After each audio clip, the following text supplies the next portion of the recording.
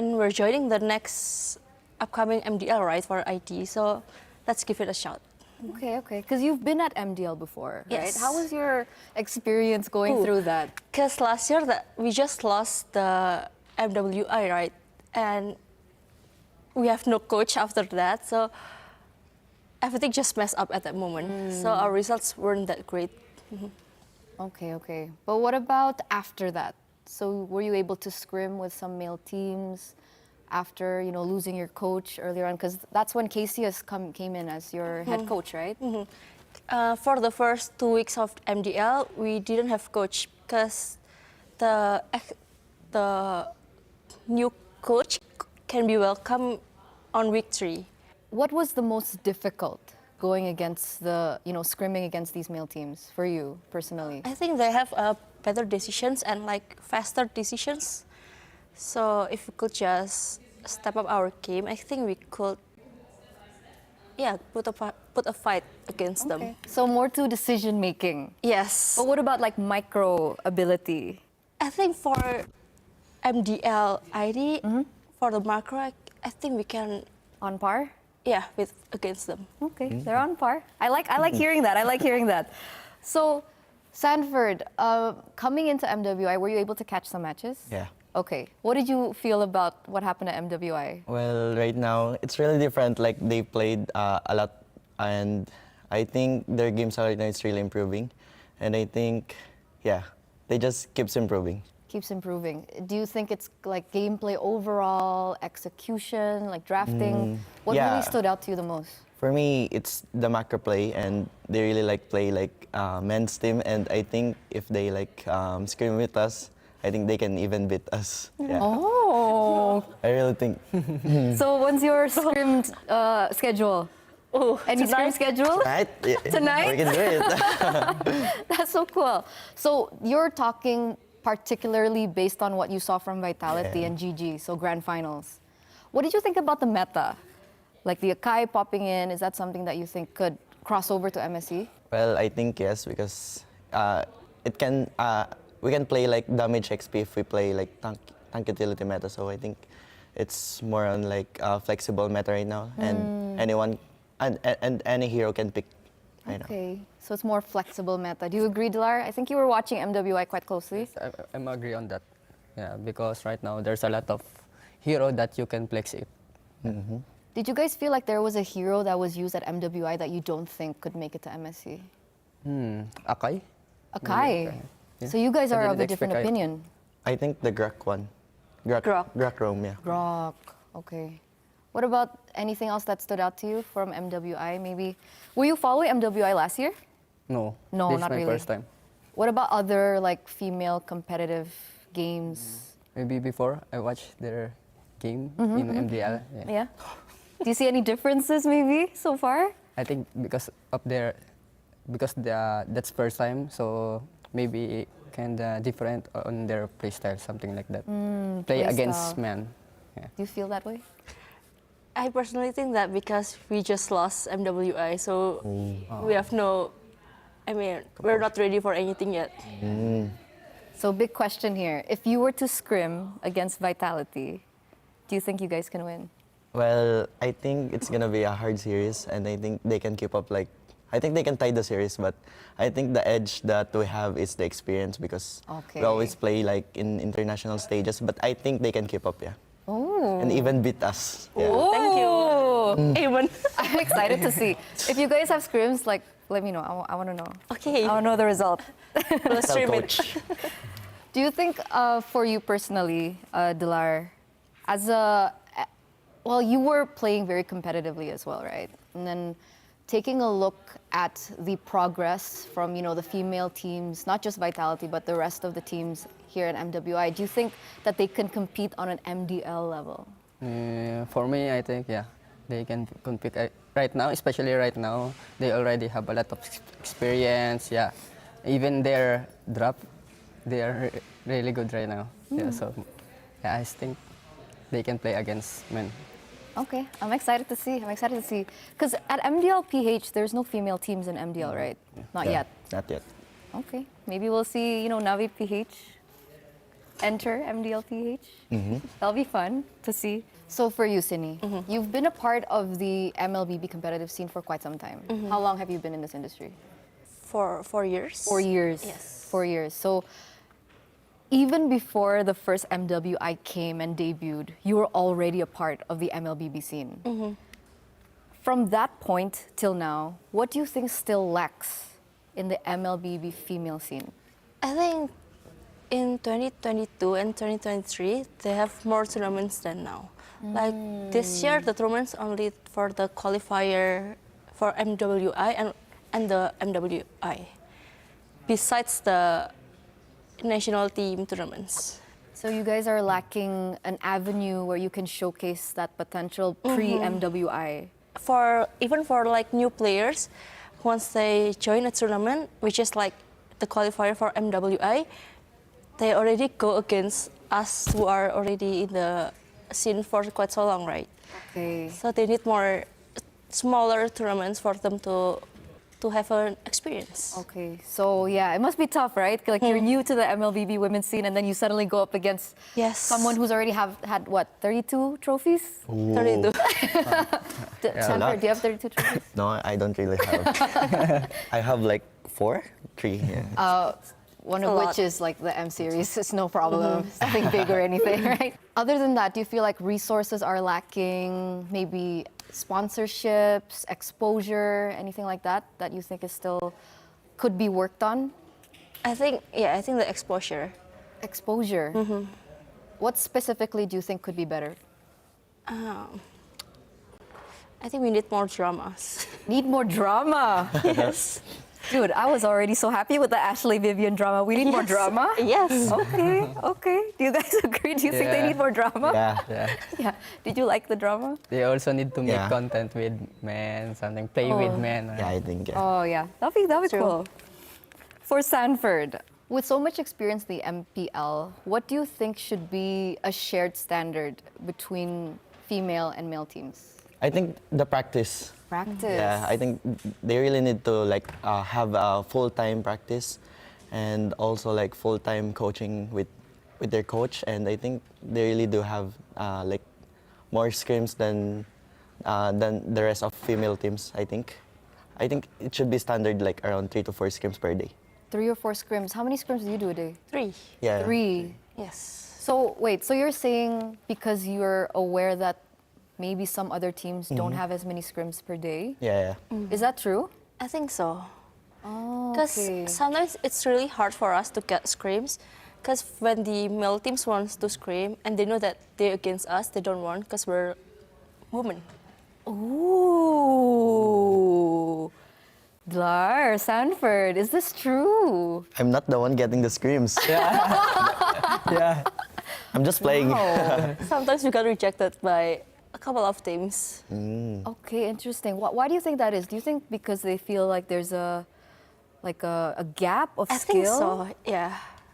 So what would help bridge that problem? What needs to be fixed there? I think, yeah, as a woman, I think we need to prove ourselves more. Like, maybe for next time, which is like MDL, if we could win against a male team, I guess they'll recognize us more. Oh, very interesting. I wasn't aware that this was a problem. Do you think that there is a big structural gap, Dlar? I mean, we were talking about sometimes like the female teams getting rejected in scrims, but do you think there's another gap that you yourself notice? Maybe in the other way, they also have a gap, but based on their performance, especially the team vitality, I think they can play or scrim with the men team, maybe in the future or maybe next season, something like that. I like that. Let's hope. I hope we don't hear the same problem next year, okay? All right, because I mean, our women need to improve, right? And if you're going against the same team over and over, at some point there will be a point where you hit a certain threshold, right? Because you can learn, you can also learn from them. I like that mindset. Now, I have a really spicy question for all 3 of you. I'm gonna ask you last, but let's start with Sanford first. What's that? Do you think that there is a difference of play style between female and male players? Is there actual a difference based on gender? I think before, yeah, because they don't have enough courage to play like the mechanical heroes. But right now, I think there's like a little gap, but not so much. Like it really depends on the player, on how they will play. Like sometimes there's a player like playing comfort heroes, and I think they must go out with their safe zone. But I think they can play like mechanical heroes like men's. Yeah. So I think there's just a little gap. It really depends. If you're saying that there are people that you think have been really good mechanically, can you name three female Three players that can play. Oh, that you think, damn, she's really good? Vivian, Vivian, okay. Ramichi, Ramichi, and wait, Nicolette. Nicolette. No, Me? You're given. You're given. He's the top one. He's champion, so he doesn't need like recognition. So I think, Okay. yeah. No need recognition, already champion. Also, you recognize Vivian. She's also the champion. That's true. Yeah. Uh-oh, Sanford. Sorry. I always watch him play. I watch her play Cho. So I was like impressed. Okay. How can you play Cho like that? Like, yeah, it's impressive. Okay, okay. okay. What about you, Dilar? For me, yeah, top one, Chini. Because it's just right next to me, right? No, because it's really hard to play mid lane. You need a good positioning, reflect, yeah, something like that. How to react with What's your different favorite situation. hero that she's played? Kimi. Yeah, Kimi. Okay. yeah, I Much agree. better than Sanji. Oh! So I'll trial for liquid Oh. next time. Okay, let's do it. That would be so cool. That would be so cool. So, okay, Sini. Sini, Vivian, Vivian. and also Fumi Echo. Oh. Yeah, because before, back then, I play against her in ranked game. And Ranked? I felt that, she play like man. Oh. Yeah, something like that. In Indonesia server. Because technically you both are sharing the same role, right? Yeah. XP laner. Yeah. So, what did you think was so special about Fumi? I think her mechanics, because I saw her play Arlot. Yeah. Sanford, you know. Yeah, she can really manage the dashes. Yeah. She's really good. But what about the first question? Do you think that female and male players play differently? What's the difference between men and? Like, do you feel like there's a difference? I think react depends on the situation, something like that, and aggressiveness. Aggressiveness is different. Yeah. Like, in what way? In what way? Like, because most of the men are pushing their limit and maximizing their hero. Depends on the situation, something like that. Yeah. And yeah, that's all. That's it. Yeah, that's it. What about you? How do you feel about it? For me, also like trial. Dilar. Because the response, I guess, like females, like they need to think first before reacting to what is happening. I think. Okay. And also the decision making. Yeah. So is that like a good thing or is that a bad thing? It is actually a bad thing, though. It's a bad thing. yes. Why? Like sometimes if the enemy does something unexpected, we also need to respond it right away, right? Oh. Yeah, and I think females is lacking in that way. So like reaction time is a little Yes. stalled sometimes. That's what you notice. This is primarily for Dlarsky. Okay. Okay, ready? So since you've been watching MWI and you've been following, right, all the games, what do you think was the most surprising thing about the meta? I think their draft. Anything. I did it. Actually, I don't expect that they will pick something like Akai in the first two picks, something like that, or. So you don't like Akai? No, Yeah. I like Akai, but it depends on the team composition, something Right. like that. Okay. Yeah. So maybe they are prioritizing Akai so they can also play like Arlot, something like that. Or I think that's it. Just the Akai pick was like really weird Yeah, for you. I didn't expect that. Because I think we had a lot of unique heroes. What else did we see? Glue with the flame shot. There was? There was? Yeah, glue with the flame shot. Really? Who was playing it? I forget. Oh, the Myanmar team. The battle for the Terror third place. Queens. Yeah. The XP. Really? Oh, she brought flame shot. Flame shot glue. Really? Okay, talk about that. I mean, you're an EXP later. Well, I think it's because of when you like use the ultimate, like the grub, and then you are like just gonna press the first skill and then flame shot. I think that's the combo that she wants to do. Yeah. So it's like a cheese thing. Yeah. Can that be applied at MSC? I don't think so. I don't think so. Well, let's see. Okay, so that's what surprised you guys the most. If you were to coach an MWI team, Dolarski, are you interested in coaching? Would you consider coaching? Yeah. Yes? Ooh.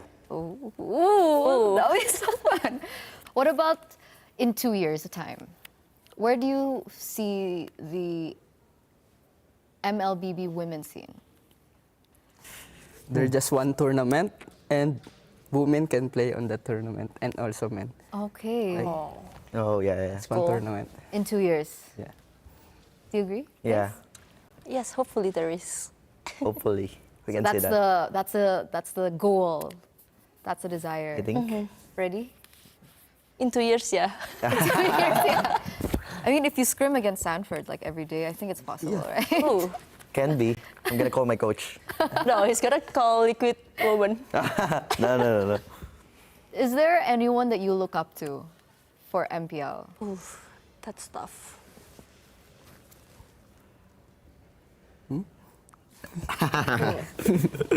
For me, I think Sans is a good mid laner. Who? Sans. Oh, Sans. Gila Sans. Yes, a good mid laner. Oh. He always won in the laning phase, isn't it? I think. Gila. Laning pace. Yeah. Okay. Right? Yeah. He's good. I'm agree on So that. when you started MLBB, was he the one that you kind of looked up to? I don't think I look up to, just that I think he's a good player. Oh, so she looks up to herself. Oh, what a We need to- confidence. Yes, with the confidence ourselves. Oh, okay. If the time comes, like you versus Sans, you'll not be scared. Yes. A lot really of, good mindset. A lot of times happen Oh. during ranked. I mean, if you look up to someone, Yeah. it's hard for you to go and pass Toe to toe, beyond yeah, that, yeah. right? It's Yeah. really hard. Okay, so for players, you mentioned Sans. What about teams? Is there a team that you feel like you can learn from or that you can look up to? For teams,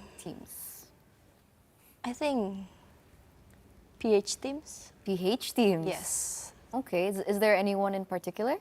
Liquid. Oh. Because Sanford Here. here. Because I'm first year. Because Sanford's here.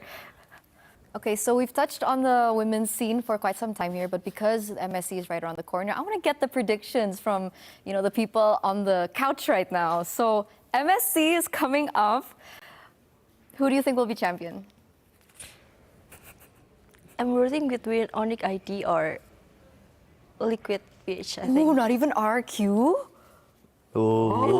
And RRQ. And RQ. That's a lot of champions. Okay, what about you, Dilar? It's an easy question. Onyx. Team Liquid. Village. oh, Not even- Not because Sanford is here. He's wearing an Onyx jersey, guys. Yeah. The audacity. Of course, I'm supporting Onyx, and I'm just talking about. I'm honest, Oh, okay. Okay. So unbiased prediction is Yeah. TLPH. Because this is Sanford meta, just like what Birico said. Is it weird to ask Sanford what his predictions are? it's really hard because Okay. I don't want to jinx. Let's say Yeah. you make it to the grand finals. God willing, right? Who do you think you'll meet up in the grand finals with? I think it's either Onyx Page or Onyx Indo. What's up with like the rest of the teams? You don't think like RQ can make it or Team Spirit, etc., etc. The favorites. Well, it's because it's because those two like scream in secrets, and I really think they really have like a meta right now that we don't know, and I think it's really hard to face them, and so I'm looking forward to Onyx. So do you think that's your biggest obstacle for MSC?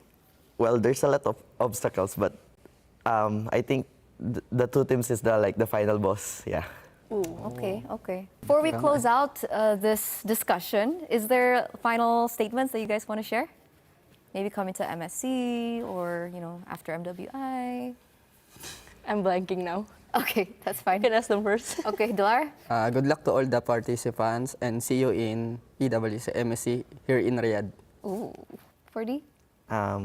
See you in the EWC, and I hope we don't get like knockout in group stage. Yeah, I really do hope. Yeah. Good luck for all MSC teams, and I hope that there is more plot twists. Okay. So thank you once again, Sini, Dilar, and Sanford. And we're awaiting MSC to see what exactly we'll be expecting. More drama, more hype, we're pretty sure. So see you in the next discussion.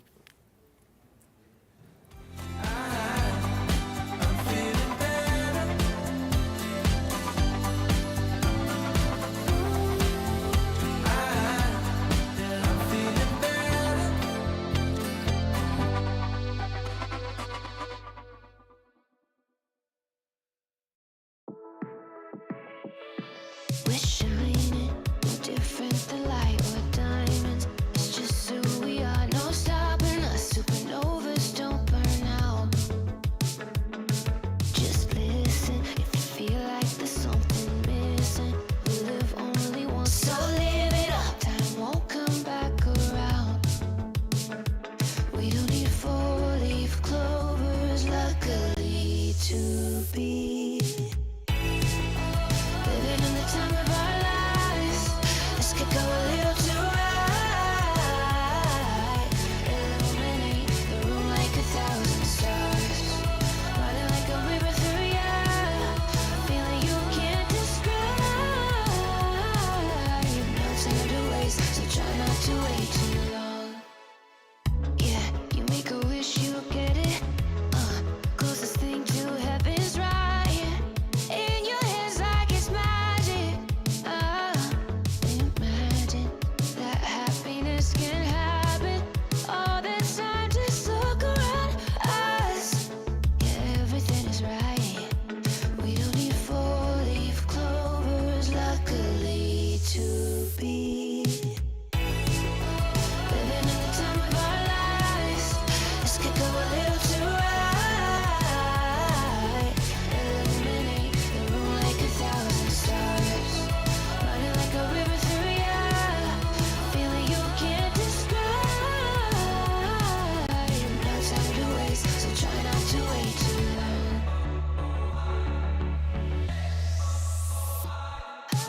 No, don't waste your time. Don't waste it. Take it. There's no time to waste, so try not to wait.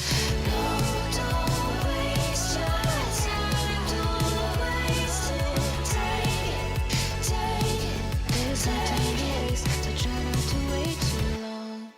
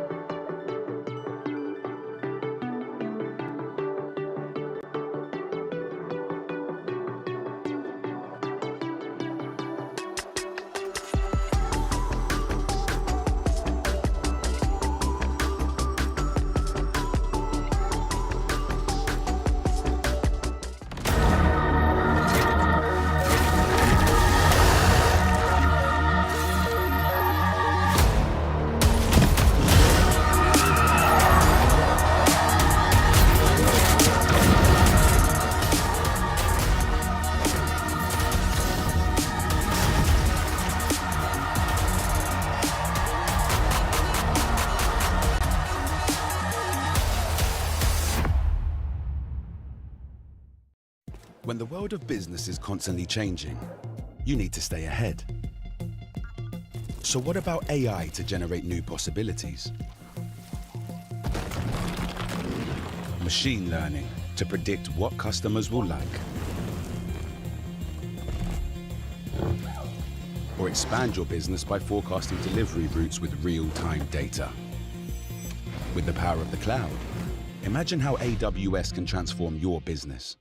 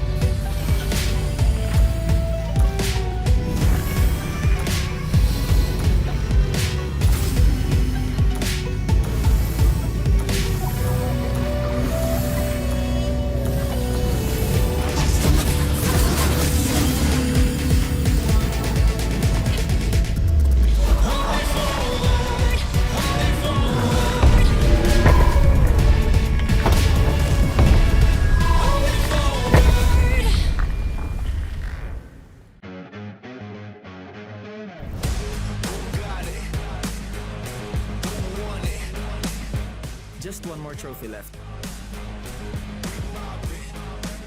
Nobody expected this. That's fine. This time, it's our year.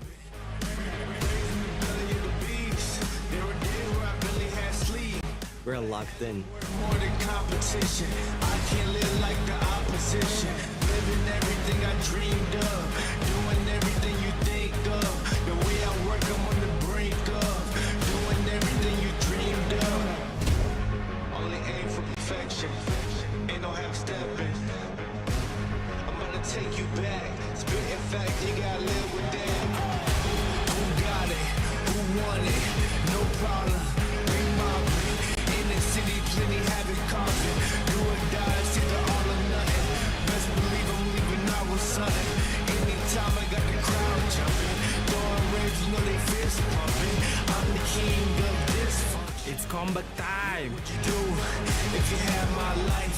Work like Everyone knows who will win MSC 2025. just to have that ice. Lot of dudes still trying to have that price. In the yo, cooking about to add that spice. Nowadays, dudes never had that fight. When the first boom, better burst your pipes. Pipes.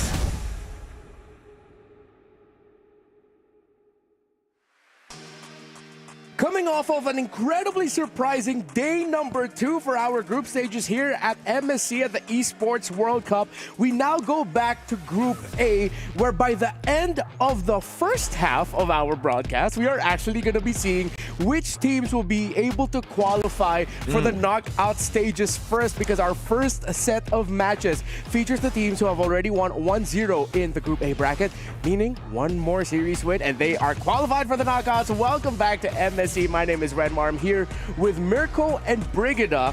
And have you two recovered from what was the surprising results and outcomes of yesterday's matches? Yes, I've recovered. I've recovered very well. I don't know about Mr. Brig. Yeah, I'm glad you asked, because like I was there when You were the casting? most unexpected upset actually took place, and it was just last night. I can't believe that we witnessed it as early as day number 2. Yeah, to give a little bit more context of what we're talking about, if you missed it, if somehow you were not online at all for the past 24 hours, on the Philippines, reigning world champions were taken down to the 0-1 bracket of Group B after losing their series against Aurora, Turkey, who looked very good heading into MSC. But it's not just about them. We will be able to discuss about the storylines of what happened for Group B yesterday. But again, have to go back to Group A. And through this, I think it's time for us to also look back at what happened yesterday in terms of the Kia top plays. There were a lot of highlights, a lot of surprising picks. Leomord, Gold Lane. We saw the Leomord Gold Lane, the Masha XP back again, and it was mainly Zace who was, trying out different stuff. But even in the Aurora Turkey, up against the Onyx Philippines matchup, we saw the Selena picked up 3 games in a row. Now, before this, we kind of expected the Selena to be a wild card pick. We'll see it from time to time, but 3 games in a row is wild. Yeah, but I mean, even for Team Flash, the Leomord, the surprises they decided to bring in yesterday, I was sort of expecting this, but you know what I probably was not expecting to see yesterday was the fact that they started the first game in their series with that orange buff steal. He walked straight to that orange buff, and I feel like that was one of the most unexpected things or rotations I've seen so far throughout yesterday's matches. But just as we thought that was surprising enough, yeah, the upset happened, and I don't know what to expect anymore, especially heading into day number 3 where there are crucial elimination matches on the line. Yeah, who knew that Rosa was an absolute monster of the Selena? And who knew that Coach MTB and Dexter would be able to unleash the latent potential Aurora has had all this time? In an interview yesterday, Apex 47 did mention, he was like, well, the coaches came in and they really just helped us master the basics. All puns intended, because that's what the coaching staff focused on, and it worked out so well for them. Meanwhile, Indonesia's RRQ looked very good yesterday, very textbook. Very textbook indeed. I mean, they didn't really need to do much in that game. It was literally just also I don't want to go back to it, but mastering the basics. They have mastered that with the help of Kescute. Their drafts were phenomenal, and they just stuck to whatever they had in the early game. It was a composition built for early setups, neutral objectives. They got the neutral objectives, and unlike a lot of Indonesian teams, RQ are more of a team that like doesn't want conflict. If they get what they want, they'll just stick to it, and then they'll just build off of that lead. Yep. And I believe for like the other teams who lost, though, their first few matches have already revealed much about what they have to address. I feel like this is most applicable for teams such as Jianfeng Yaoguai, Area 77. And it's going to be very hard because they'll only have like a day to adjust because they're having their matches tomorrow. But hopefully that'll be enough time because it's now or never for them. Yeah. Remember, under the banner of the Esports World Cup is MSC. Well, they're sort of like together, MSC and the Esports World Cup. But I think it's time for us to update our club championship standings because that is one of the things that we really have to look out for. RQ at the 12th. Their win yesterday puts them just a step closer to being able to, you know, get more club championship points depending on how well they perform at the knockouts. Team Spirit also, I'm pretty sure, very happy as well with their victory yesterday against DFYG. And I'm looking at other organizations. Oh, wait, no, yeah. So Team Spirit and RQ, those are the ones that we're looking out for as of now for the club championship race because Team Vitality is still lording everyone. Yeah. I mean, we're still in the second week, right? Yeah, of like the 4 weeks of the Esports World Cup. But Team Vitality, they're looking too good at being the only team at more than 2,000 points. Yeah, just winning recently the MWI, that was a massive one. 1,000 points, so half of the points came through from that win alone. Yeah, remember, it's a lot of bands that are going to be given to the teams. A total of 27 million are up for grabs with the grand prize of $7 million up on the board. Team Vitality looking good. Meanwhile, Team Falcons, last year's club champions, actually, they're getting the points, but they haven't gotten that win they need yet to be qualified for the status of being worthy to become club champions by the end of the Esports World Cup. Now, if you want to feel like a champion yourself by contributing to our successes in esports, then go ahead. Please vote for us at the Esports Awards. esportsawards.com/vote. We're nominated for 3 categories. We've mentioned it so many times how amazing it's not just even a year, it's like a year and a half plus ongoing. It has been for MLBB. We thank you. Again, day number 1, we already broke viewership records. We're getting closer and closer to inching to that 2 million mark, and hopefully you could tell your friends to join us so that we can get some more eyes in here and to enjoy all the stories and the action that the teams bring to the table here at the Mid-Season Cup at the Esports World Cup. Now, I think it's time to also recap just very quickly how the format works so people understand how we are right now from the group stages moving forward into the playoffs. Yeah, we got the group stages here. This is where we're at. We're at day number 3 with a double elimination, best of 3 in the group stage. Again, so teams losing on day 1 and day 2 can still come back today and tomorrow to make it to the playoffs, where it'll be a brutal, classic MSC format of single elimination. Yep, and especially for a lot of the viewers, I think they have their eyes set on Group A because Group A, for some, they may have labeled it as the bracket or group of death. And if you're already in the lower bracket, that just increases your chances of having to go through all these champions, all these MPL champions around the world. So it definitely will not be an easy task for those already in the lower bracket. Yep, champions all across the board. You can even make an argument for Virtus Pro in Group A as a champion of the wildcards, you know? So that's true. It is the champions group, if you look at it. This time, the prize pool for MC, 1 million for the first placers. But similar to what I've said in the past, echoed in the past, if I ended up in second place, I would not be complaining. Definitely not, man. That's still $500,000 happy. US. Third place, $250K. I wouldn't be complaining if I was third too. I mean, to be fair. But yeah, this is life-changing money here for every single player. We saw just how much that impacted SRG last year with a win, right? Oh man, they were living life after going back from Riyadh to Malaysia. Yeah. And if you look closely at the 5th to the 8th place, that means just making it into the knockout stage means you will be assured of $100,000 US already for the teams. At that point, that's somewhat close to MPL prize pool for the what we would call the quote-unquote big three regions in Indonesia, Malaysia, Philippines. But yeah, just making it to the knockout, you're already like, all right, let's go. MPL trophy. Yeah, that's enough motivation for me.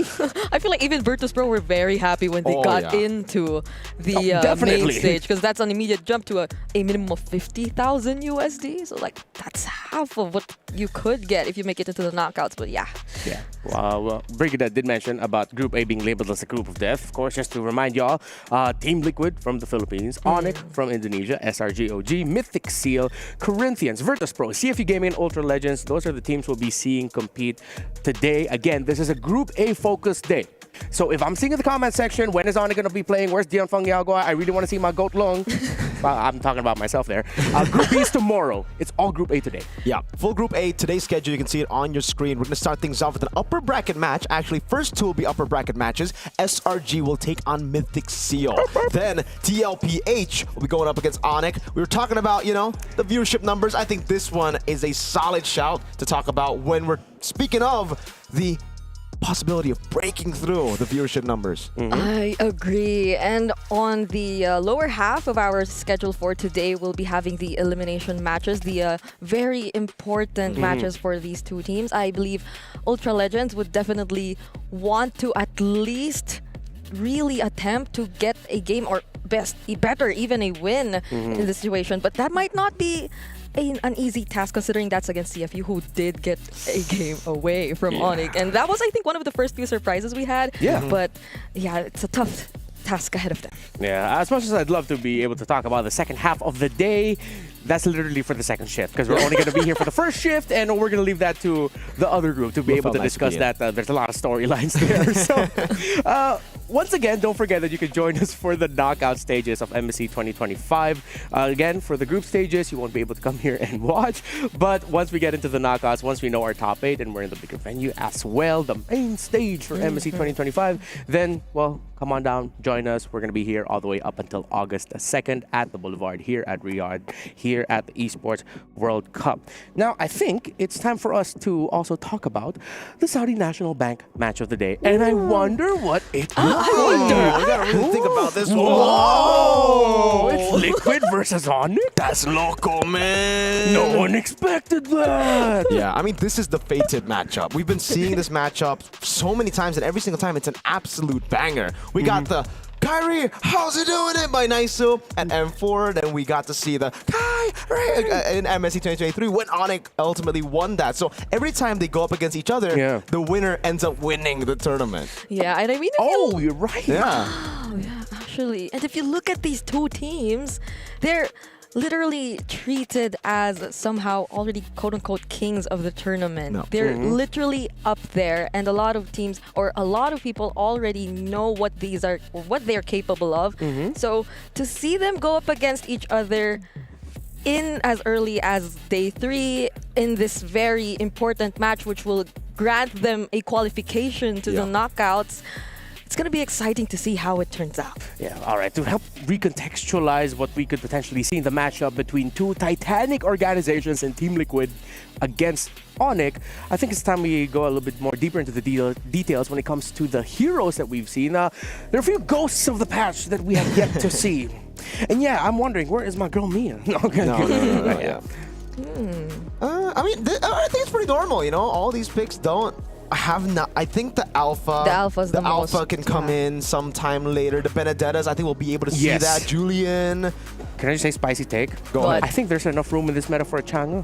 Chang'e. Okay, I will. Yeah. With attack Chang'e? speed. Sure. Attack speed Chang'e. Oh. Yeah, but it's a hybrid. It's attack speed for the first 2, and then you go into the big magic defense items later on. We totally did not lose to that terribly last night in our ranked games. Okay, so personal experience there. Yes. But I think for the most part, yeah, I've been hearing a lot of shots for Dairot too up against utility junglers. Oh, yes. So that might come through. That was a way that Onyx was able to counter the utility junglers back in MSC 2023 with boots and XP. Yeah. I think for me, it's the Rafaela that I was, at least when the patch was released, was thinking that it might come out more than we expected it to because of the new passive. But apparently it's not enough just yet, or teams really just don't consider picking it up. Yep. So we're not seeing any Rafaela so far. Yeah, it took a while for my boy Akai to become a staple yet again, you know. So I mean, I can hold out for Rafaela. You know, if there's another one also that I feel like could show up, and this might be, you can hear them. They are ready. I think those are the seals. The seals? And that was caught on camera. Hopefully Odette shows up. I'm just going to leave that out there. I think up next now, so that we can further contextualize our discussions about the team specifically, let's look at the Aramco Power Rankings. I think we can update a little bit, maybe, with some. I think Aurora especially aren't just fighters anymore. They go up to Dark Horse after their performance yesterday. Yeah, I think so far we've been seeing this around Untouchables, Dark Horse, and Fighters. I would put Onyx ID a bit higher up there, and like I don't want to disrespect them, but I'll put Spirit over VP. You know, I don't know what VP's doing down below. I mean, I think even Renmar the other day before VP did play, he mentioned something about, yeah, I think there's this great macro coming in from VP, and we saw them actually get a game away somehow still during their first series. So there probably needs to be some things fixed or tweaked here and there, but I also think that VP might still be able to find a way to adjust. Why so hesitant? You can just think, just say it. Just No, go because- ahead. Just go ahead. I mean, we Remember, only have 3 categories. She's so. the kind one here. all right, yeah. Yeah. Just a Yeah. little bit more, vindictiveness. Okay. All right, moving forward.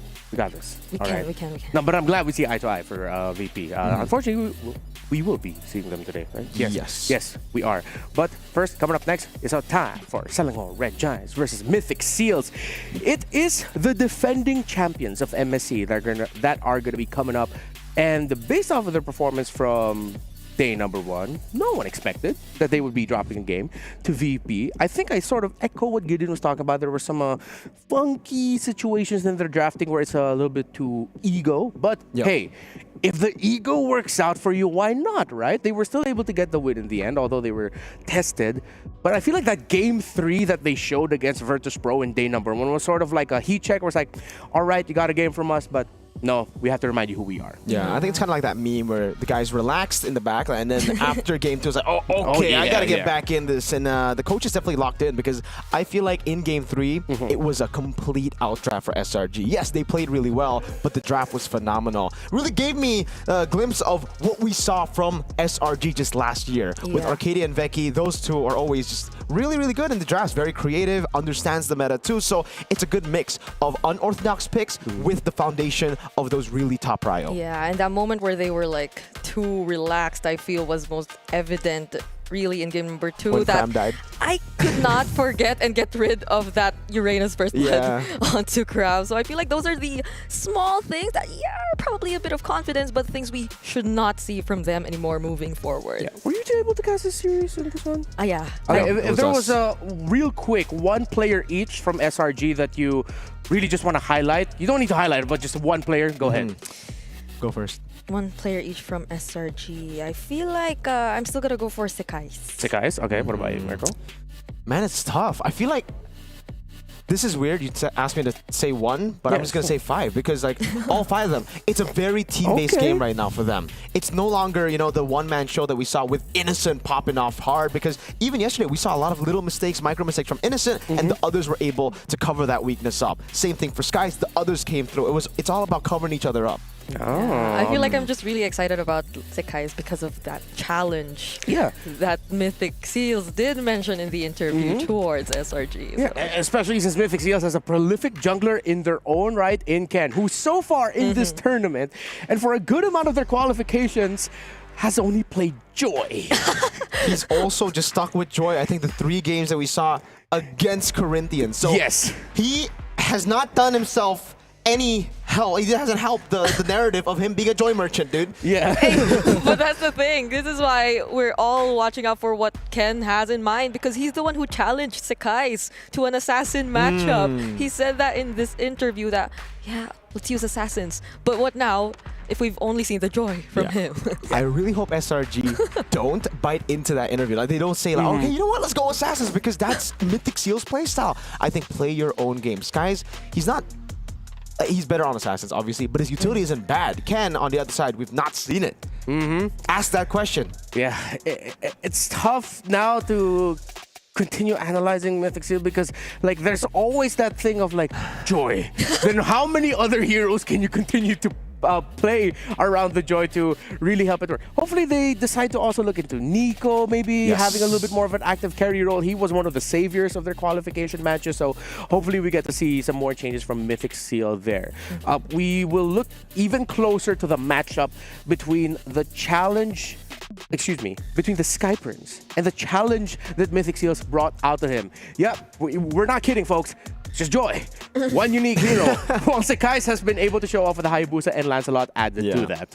You might be thinking, all right, but talk about the other times that he's picked other heroes, though. No, legit, in the grand finals of MSL MM Season 1 that I got the pleasure to cast with Renmar and LaFell, all the wins came with a Joy. So we're not joking here when we talk about the Joy and how important it is to Mythic Seal. That's why I think for SRG, respect it. Pick a Frederick, pick a way to just counter the Joy. It's okay. Yeah. I don't know why Corinthians didn't do it, but yeah, do it. Yeah, well, Mirko got to mention it. We were able to cast the finals of MSL. So let's look a little bit closer into the journey of Mythic Seals and how they got here to MSC at the Esports World Cup.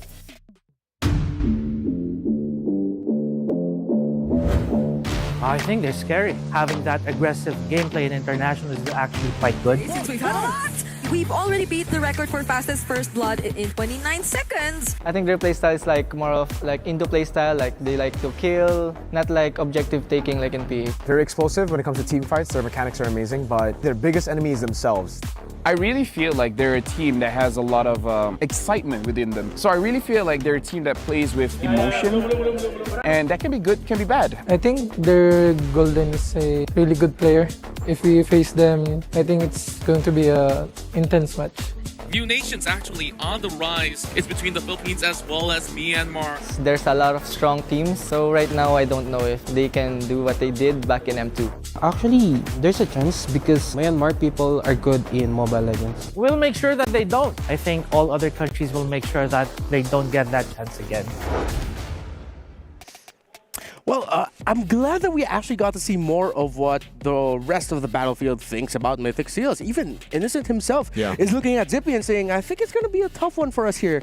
But I feel like based on what we've seen so far, it's hard to agree with Innocent in that case. Because based on what SRG showed compared to what Mythic Seals has showed so far here in MSC, I would be surprised if even Mythic Seal would be able to get like a game out of SRG in this state. Oh, yeah, I mean, in a way, I agree with you. Mythic Seal, they're weird because they dropped the game against Corinthians, but they're the type of team to actually rise to the occasion. For me, it's always weird for Mythic Seal and just the Burmese teams in general. They would lose to teams you wouldn't expect them to lose to, but then they would win against the teams you would expect them to win against. Yeah, I mean, being the kind person, you know, I wanted to have that mindset, but there are just some matchups which really make you think that, yeah, it might be a little hard for them too, but ever since yesterday happened, I'm just going to double down on this entire idea that, yeah, maybe teams can.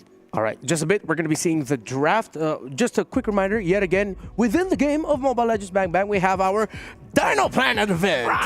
It's a really fun event, although there are some mechanics out of it that, you know, can be frustrating in game for me personally. But I know a lot of people enjoy it. That's cool. Join us. Really good prizes. I just got my Jawhead skin yesterday. It's really cute. Man. I am still very far away from the Popple and Koopa skin, but I will keep playing so that I can get it. Join us for the All-Star 2025 Dino Planet event.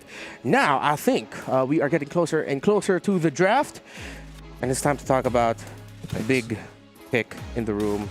You did mention SRG OG might just give the Joy and just think about counters for it. What about you, Brigida?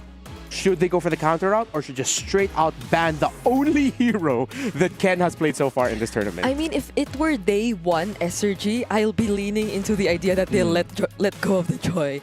But if it's SRG who wants to compete with, again, fastest game time, which I believe matters a lot when it comes to getting into the knockouts and choosing who your opponents are going to be, might as well just take it away. All right, here we are. SRG, I feel like they're leaning a little bit more towards the counter route in this regard. Although Phoveus is a very powerful pick, it could also be one of the heroes that you could show up as one of the softer responses to the Joy. And they take that out, while Mythic Seals are just doing housekeeping right now. I think for the story of the red side in MSC so far, it's really just been about housekeeping for the first two bans most of the time. It's Isan Shin, and then up to you if you're also going to ban the Baksha and the Uranus, or just give one or the other. Yeah, I agree. But here, actually, there's another route that we haven't been talking about. Skies could just pick the Joy up, right? Like, we're talking about banning, countering.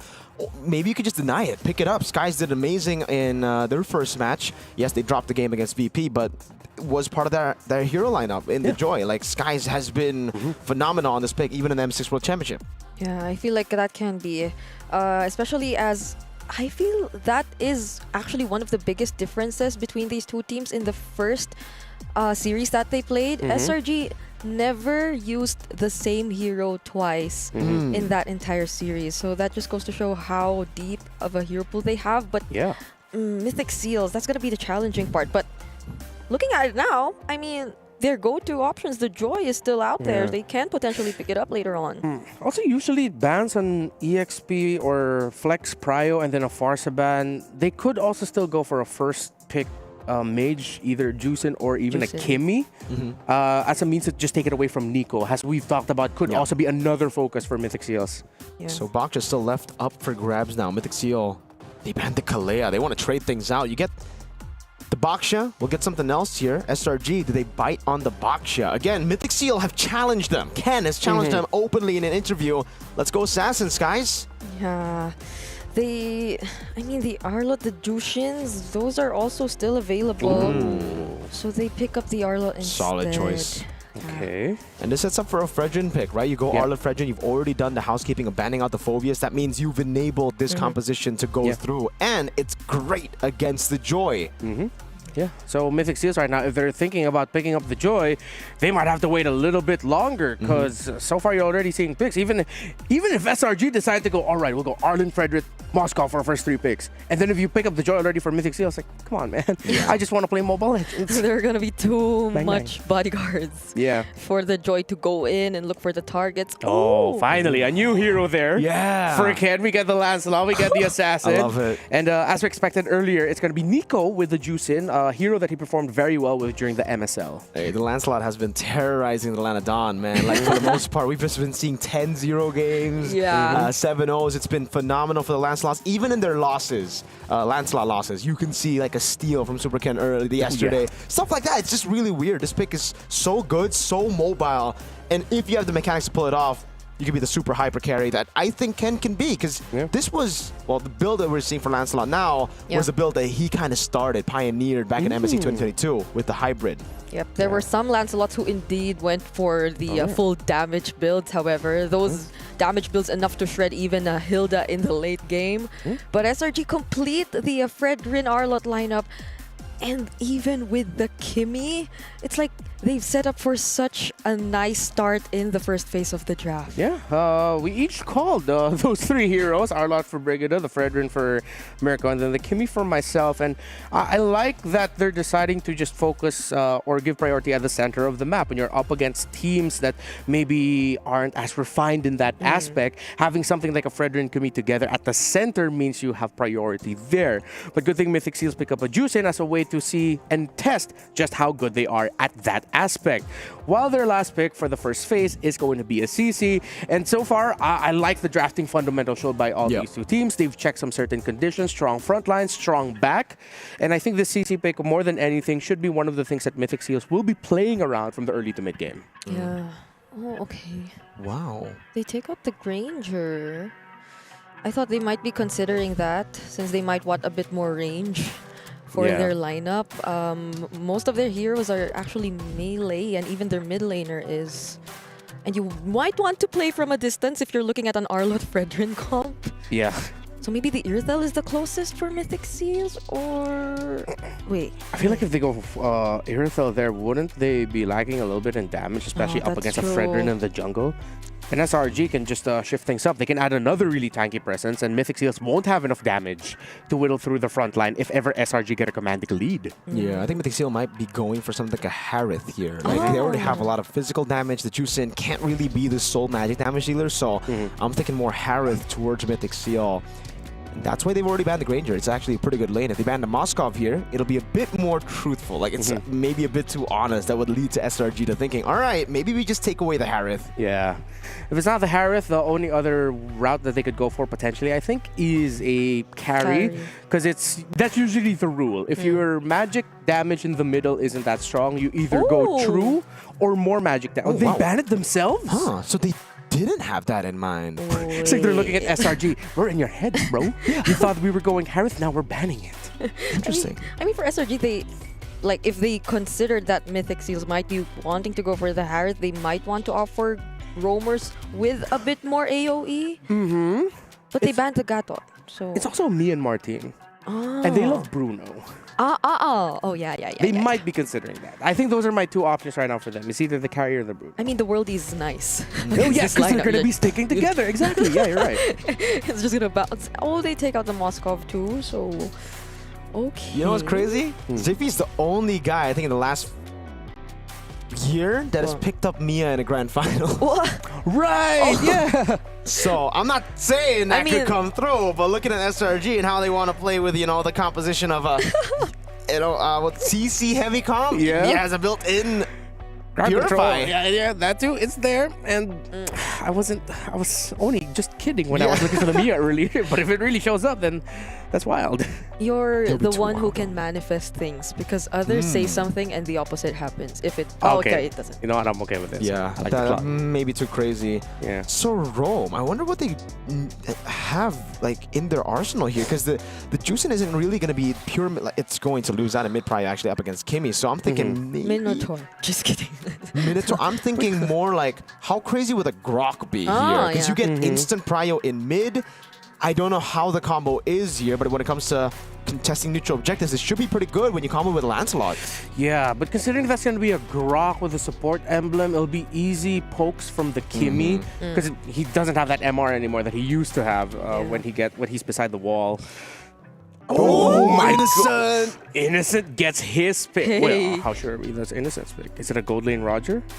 It should be. It should be, Unless it's a Fredrin gold lane. Okay, no, yeah. Let's stick with the gold lane Roger push. Oh, okay. And the Badang for Yomes. Oh, Bro, man. this lineup of SRG, just looking at it, it's so annoying to fight against. Yeah. It really is. And you'd be worried for the Claude. Like, this is a horrible lane matchup for Claude, yeah. that's why I said the Minotaur, because there's an immediate knockup. But even without the knockup, they have other ways to cancel it out, like the final slash or even the knockback from Cram. So, okay. I think SRG have drafted a very deadly composition from early all the way up until late game. Early, they might not get some crazy wins, but they will bring you down low and they will still be healthy.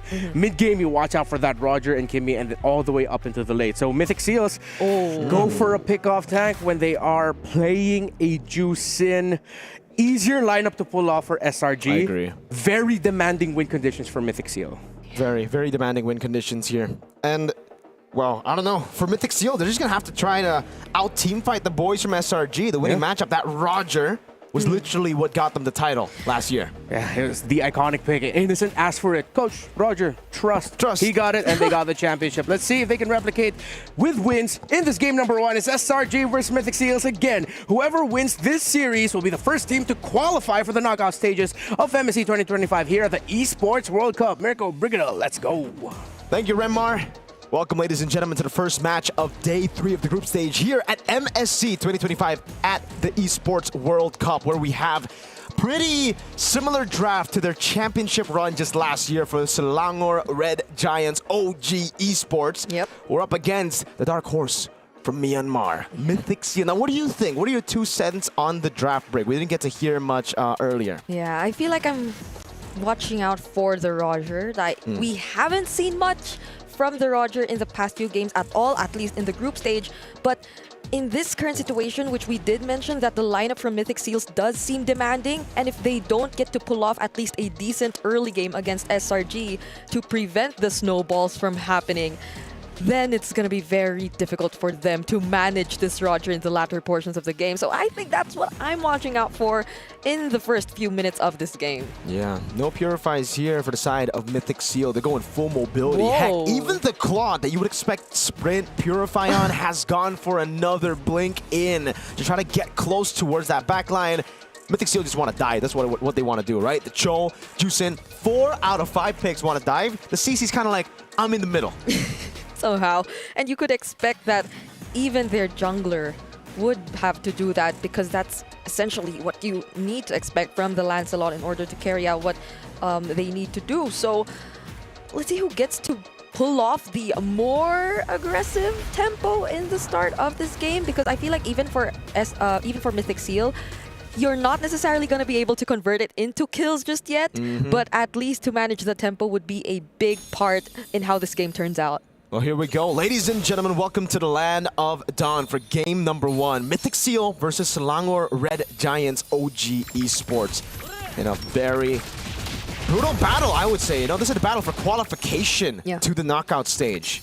It's a very important match for those who no longer want to go down to the lower bracket and might have to risk their chance at getting into the knockouts. So taking a quick look at the emblems, I feel like Mythic Seals, even with this lineup, just really want to play aggressively. I mean, even for Zippy, that's a damage line. That's a damage combination from the emblems we're seeing right there, together with the Master Assassin. Not the type of Claude to play it a bit more safe. Yeah. Or to mostly rely on mobility, I'd say.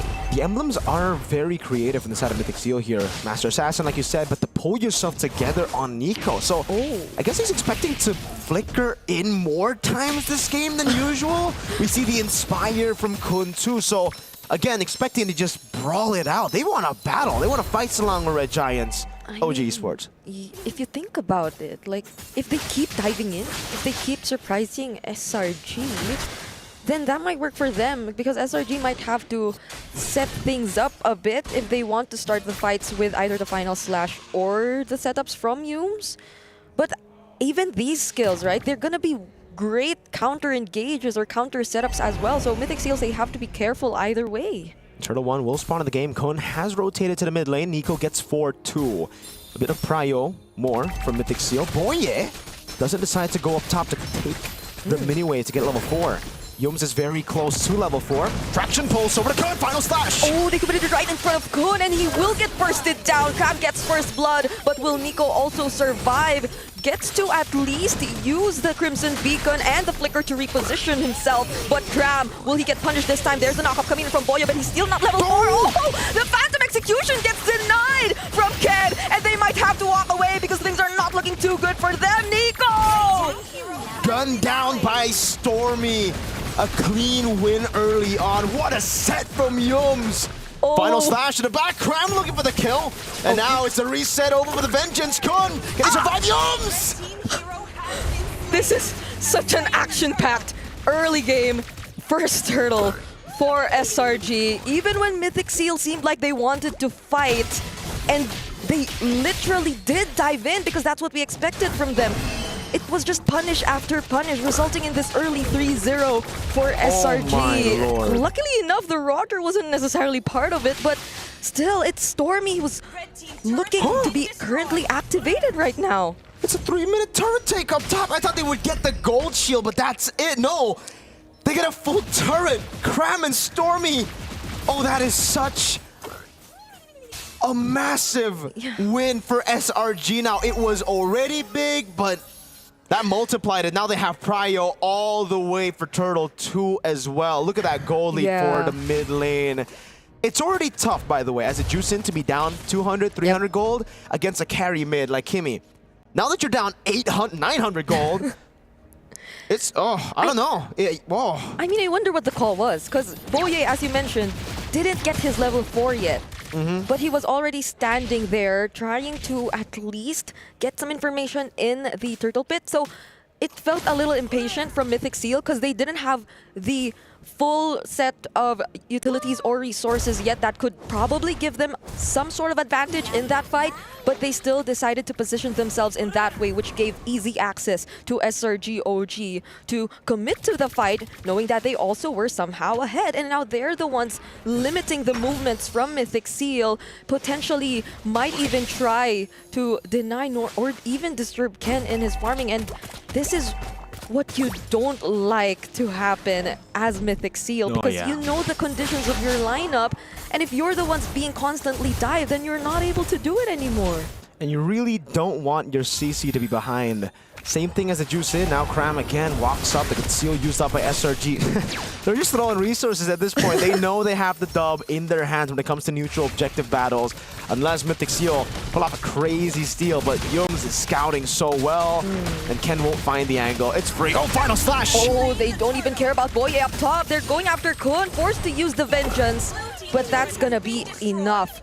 Innocent did join that, so probably it was a way for Mythic Seal to get some trades, courtesy of Zippy in the bottom lane, but that doesn't change the fact that things are looking too good for them. They're after this important objective in the mid lane, which is the tier 1 turret. Their mid clear is pretty bad without the Lancelot. He's going up top to farm up, and Mythic Seal have lost a turret. It was a turtle for turret down below. It was okay for Mythic Seal, but now that the mid lane turret falls as well, SRG, again, get immense value, but somehow find themselves in a position where they're not as far behind. I think it was 2.4, 2.5k, so they did drop it down a bit, but it also just could be because Selangor Red Giants' jungler Skies hasn't cleared any of his jungle creeps yet. So now that he is doing it, it should be back to where SRG started with the lead. Yeah, and I feel like in this situation, you'd have to think twice about whether or not you actually want to go for the setups, if you actually want to look for the pickoffs, especially as Boye, because even earlier, yes, he's able to somehow stand in front of the members of SRG, but none of his other teammates can do the same. It actually feels like Mythic Seals are quite hesitant at this point, but that might be the best way to go. If they feel like they don't have enough resources yet, they're probably gonna wait a bit more for Zippy to get the items, because I mean the backline access is there either way, but you have to be wary of the potential ways that SRG can cancel you out if you intend to go for those dives. And turrets are falling like flies for Mythic Seal. Their turrets, SRG, sieging so well, utilizing the strong arm early game composition to get everything they want and the snowball out of control. So far, 5 objectives taken, 3 structures, 2 neutral, and there's no response by Mythic Seal. They got a turret down below, but that's about it now. Cram with the final slash. Good shot, Boo.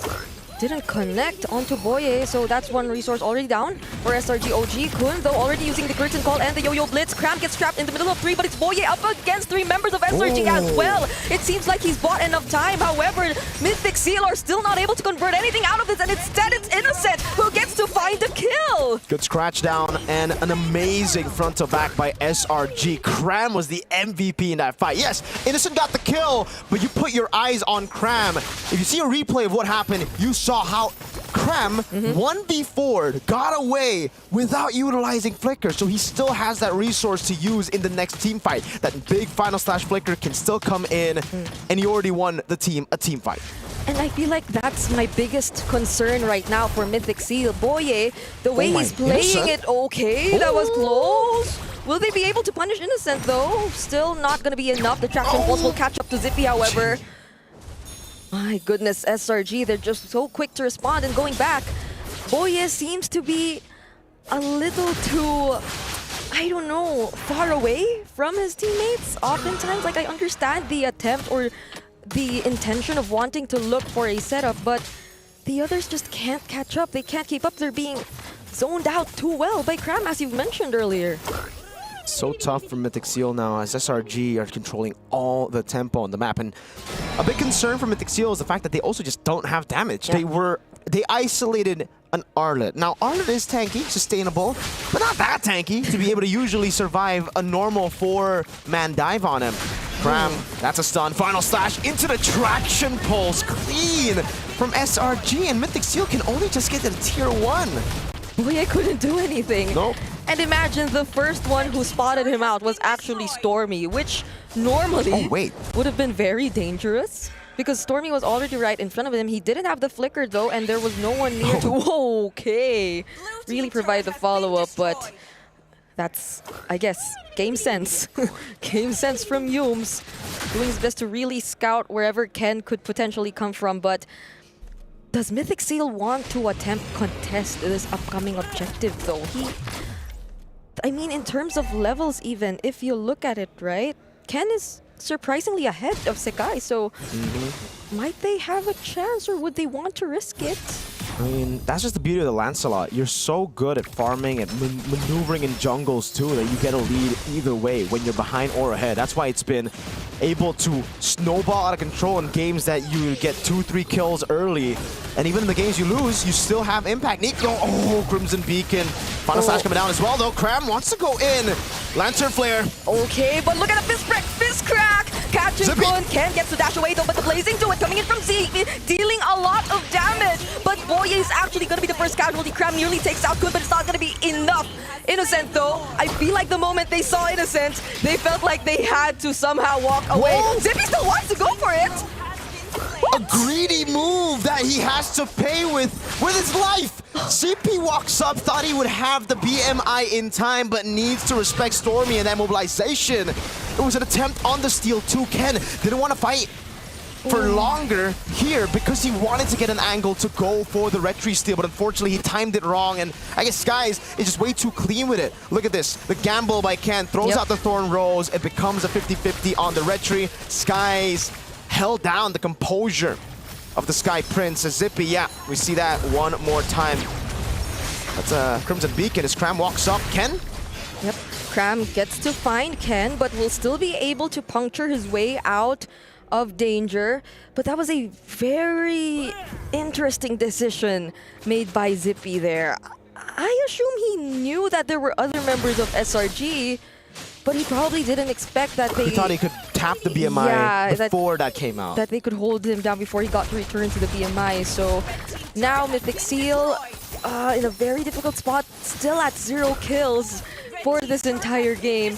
And SRG OG might just get to access all of their holy shields, or better yet, even take down an inhibitor turret away from Mythic Seal. Look at the build, folks, for you guys who want to play the Roger in the gold lane. Oh, Traction Pulse, bringing Kun back. Zippy's holding. The Lord will be cleared out here with the help of the Holy Shield. That was already half HP for Kun right away, but the final slash connects onto 2, forces out the Crimson Beacon. They didn't need to do much, but Mythic Seal already burned so many of their resources just to get away. Ken trying to defend, doing his best, but they're just gonna settle for that inhibitor turret. So clean. Selangor Red Giants OG Esports.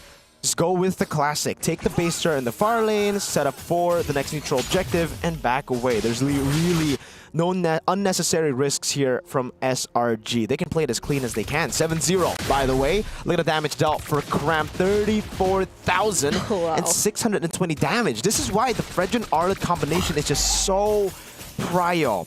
Unless there's a Phoveus open, and that's why SRG, they've done better housekeeping. They've banned out the Phoveus, they've set up for this, and Mythic Seal just seems like they didn't really have a response to it. Yeah. It looked like we were building to a response, but the last 2 picks were more of like a, aight, let's get more dive, instead of actually responding to this crazy threat that is the Arlet. There's no one stopping SRG OG from diving in, from doing their thing, and to be fair, this has been a relatively quiet or even cautious game from Innocent. It's not the type of Roger who just keeps going in. It's more of the cleanup type of Roger, which is why Mythic Seals, it seems like they just try to do so much, burn so much of their resources even before these crucial heroes of SRG OG get to join the fight, but now they might actually try to do something else.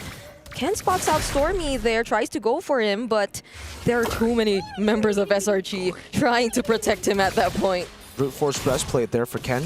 So he is going to go for the hybrid build. Should have enough damage to start to threaten a few of the SRG members. But that I'm also confused about because Innocent already gets a rose gold now. Kun walking out, curtain call down already. Oh, they come in from both sides in an attempt to surprise SRG, and they might have successfully did. Force IF Tracers right out of Sekai, and they actually take him out. That's the jungler of SRG OG. Mythic Seal are finally on the board after 14 minutes in the land of Dawn. What looked to be a stomp, one-sided for SRG, is now turning things around. Traction pulls the final slash. Oh, but they bring him back. There's no way for him to get out. But Zippy and the damage from the Blazing Duet might be enough. Innocent, though, this time around, he also wants to join the fight. It's a double kill for him. Half man, half beast indeed. Nico and Ken are the only ones alive, but they can still potentially make something out of this. Stormy trying to deal with Ken, but it's a disengage for now. 5,000 gold lead now. Selangor Red Giants OG Esports are left with. They had a massive lead, 7-0. You would not expect a team fight to go the way that it did. Mythic Seal are somehow fighting back. Yeah. With way less resources, with a wave down below that they have to constantly clear out, and now they send Ken over, but it's only to deal with one wave. There's another big Superman wave coming down to the bottom lane. I think they're going to have to send Zippy there. Yeah, Zippy takes it, and SRG have a window that is opening, but will be closing very soon. Will they utilize it to get the Lord? Okay, they're holding on to it for now. Nico already using the Crimson Beacon, a conceal from Boye as well. He seems to be looking for a target, but everyone's just sticking together. So the conceal's over for now, but Mythic Seal, they're doing a great job at holding the Lord. At this point, ever since they did that somehow of that sandwich play, SRG, they seem to be a lot more cautious now. Oh, Stormy though, right in front of Boye, already forced to use the Way of the Dragon. So could this be it? Innocent catches up again! Signature pick, a Lycan pounce, time to perfection for Innocent. Boye, final slash, dodge away from the Shunpu, but a follow for the Vengeance comes through, and that should be it for the attempt of Mythic Seal on the steal on Lord. SRG, this innocent guy. Half man, half beast. It went downhill the moment they got to Axis Ken. It was Ken and Boye who were always together anyway, but the Lycan pounce, the chase. We've seen so many unique interactions with the Lycan pounce, just catching up to anyone, but this was the most unfortunate one, especially for Mythic Seal in this game. And now they've taken out 2 inhibitor turrets even before the Lord gets to march down in their base. And now Mythic Seal are back in their base, but while we were focused on the replay, a base turret in the mid lane actually fell down. So that's another big super minion wave that will be coming down with the enhanced Lord minions. Rose Gold Meteor. That's a Rose Gold dog for Krem. Okay, has the Immortality tool. He has that Fury Hammer. At this point, I would just personally build it towards Hunter Strike or Blood Hep Seas. Can do damage, Krem. Whoa, Krem actually catches up. Traction Pulse won't connect, but Boye already using the Jeet Kundo. The other members of Mythic Seals just trying to deal with the Lord for now, especially Zippy. But Stormy, he has his eyes set on Zippy. Will they actually defend this though? They're somehow able to deal with the Lord and Krem. He's looking very low, but still gets to catch the final slash. Immortality down already. Now to BMI forward with a Blazing Duet. Zippy able to flicker up, but Innocent goes to the Lycan pounce. Now it's an all-out brawl as Ken goes to the side, stacking up onto the minion waves. As now Boye walks up again. That Vengeance almost killed Stormy. Mythic Steel hold again. It somehow took long enough for SRG OG. Krem, he tapped so much damage, and Sekai's as well. I feel like that was enough time for Mythic Seal to actually capitalize on the way they were already near the base. They had their base turret right there, and that their damage dealers were already farmed up. So they've extended this fight yet again, 18 minutes into this game. Even despite that very dominant start from SRG, 0 kills for Mythic Seals up until the 11-minute mark or so, but now things have completely changed. We're already at equilibrium. In terms of items, in terms of the gold advantage, I agree with you. There's not really that big of an advantage anymore for SRG. But the lane dominance is definitely still for SRG. They have those 2 base turrets, and fortunately for them, it's still the far lane, so they can still play with that. But yeah, they don't really have anyone that can stay in the side lane to capitalize on that fact. It's more of a forced error. Ken walks up, Boye is there too! Oh, the final slash, but then he gets to isolate Innocent! Gets to dash away, however, but Ken is the first to fall. Blazing Duel also already committed, but the damage, you can already see it coming! Stormy! Why was he there? Now they Nico goes in with the Crimson Beacon. They try to chase after Boye though, but Innocent and Sekai's, they have to keep themselves alive. They will be able to. Good run away now. Innocent has the GDS too, so that's additional movement speed. But now they're going to go for the cut onto Cram. No, they have to play it safe. It's an Evolved Lord that is spawned in the game. If they lose here in the team fight, if they get wiped here, they're done. They have to go back to the waves to manage it for Ken to respawn back in time. And again, Mythic Seal, they've just been taking gambles every single team fight. Ken has been going for some big plays with Boye, and so far, it has not worked out. The one time it will, or the one time it can in the future, it will be bad for SRG, but that's why now they're just going to go for the blitz on the Lord while they have the advantage. Oh, they're trying to burst it down. Final slash committed onto Nico. There's the Crimson Beacon though, and Zippy, he'll try to contest it, but just in time, the Appraiser's Wrath and the Retribution will secure the Lord. But will they still try to engage in a fight? Traction Pulse already committed. Stormy is also back in the game. So they just steal away the purple buff, and now they go back to defending. And the Lord will spawn instantly into the mid lane. Mythic Seal, yes, they weren't able to get the Lord. It was SRG with a massive win again around the neutral objectives. But Mythic Seal with that fight, they kind of forced SRG to not clear the waves in the side, to not set up for the wave. It's an Evolved Lord though, so they could just fight with it. Let's see how Mythic Seal defend this one. Conceal already. Yo's looking for the play. Stormy gunning them down. Lord held by Nico. Oh, they go for Kun instead. Meanwhile, Ken and the other members just try to deal with the Lord. They don't make anything out of the fist break, fist crack. So that just allows Mythic Seals to defend this game once again. Again, that's what I was saying. For the people back at home, Mythic Seal, yes, couldn't fight for the Lord. Ken was still down. He had to respawn in the game for them to have a chance at out-retreating Skies.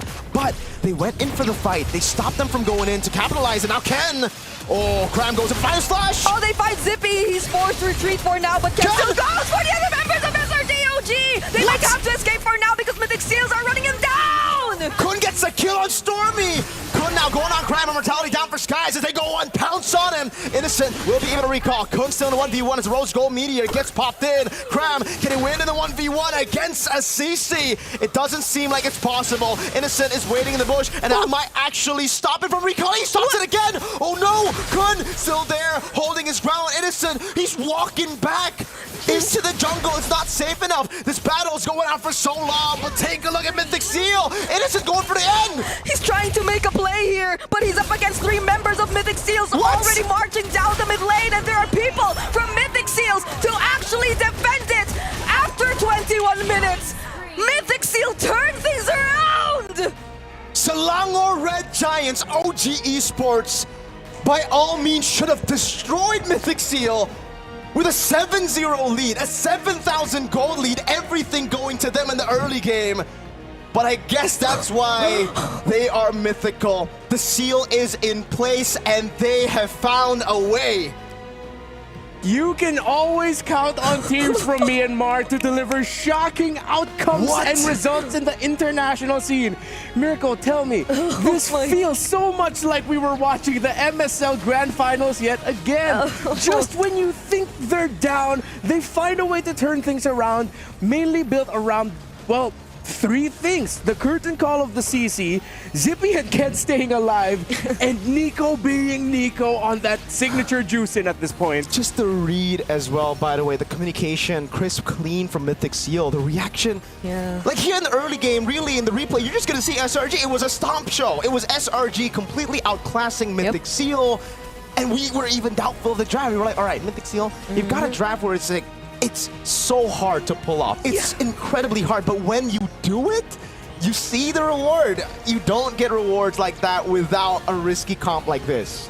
I mean, I knew that the Dark Horse thingy runs in their blood, but the Dark Horse thingy, yes. The Burmese Dark Horse thingy. The Dark Horse thingy. But like, it's different now. It's no longer a lower bracket run we're seeing even. It's literally comeback after comeback in a single series. Yeah. Folks, the Selangor Red Giants are the defending champions of MSC, and they dominate a majority of the game. Mythic Seal somehow pulled through. This is the first time I've ever seen a team willingly give up map control to just beat their heads against the wall of, we will always contest objectives, and still somehow win the game through sheer force of will and defense. Mythic Seal, wherever you are, you need to give Mythic Seal a round of applause. That was a very good game of MLBB. Yes. Not in a normal way, right? Because I think in the past, the way that we've seen MLBB games is like, all right, the PHPH macro game, the Indo micro game. This was a mix of both, and also just mythical fights going on.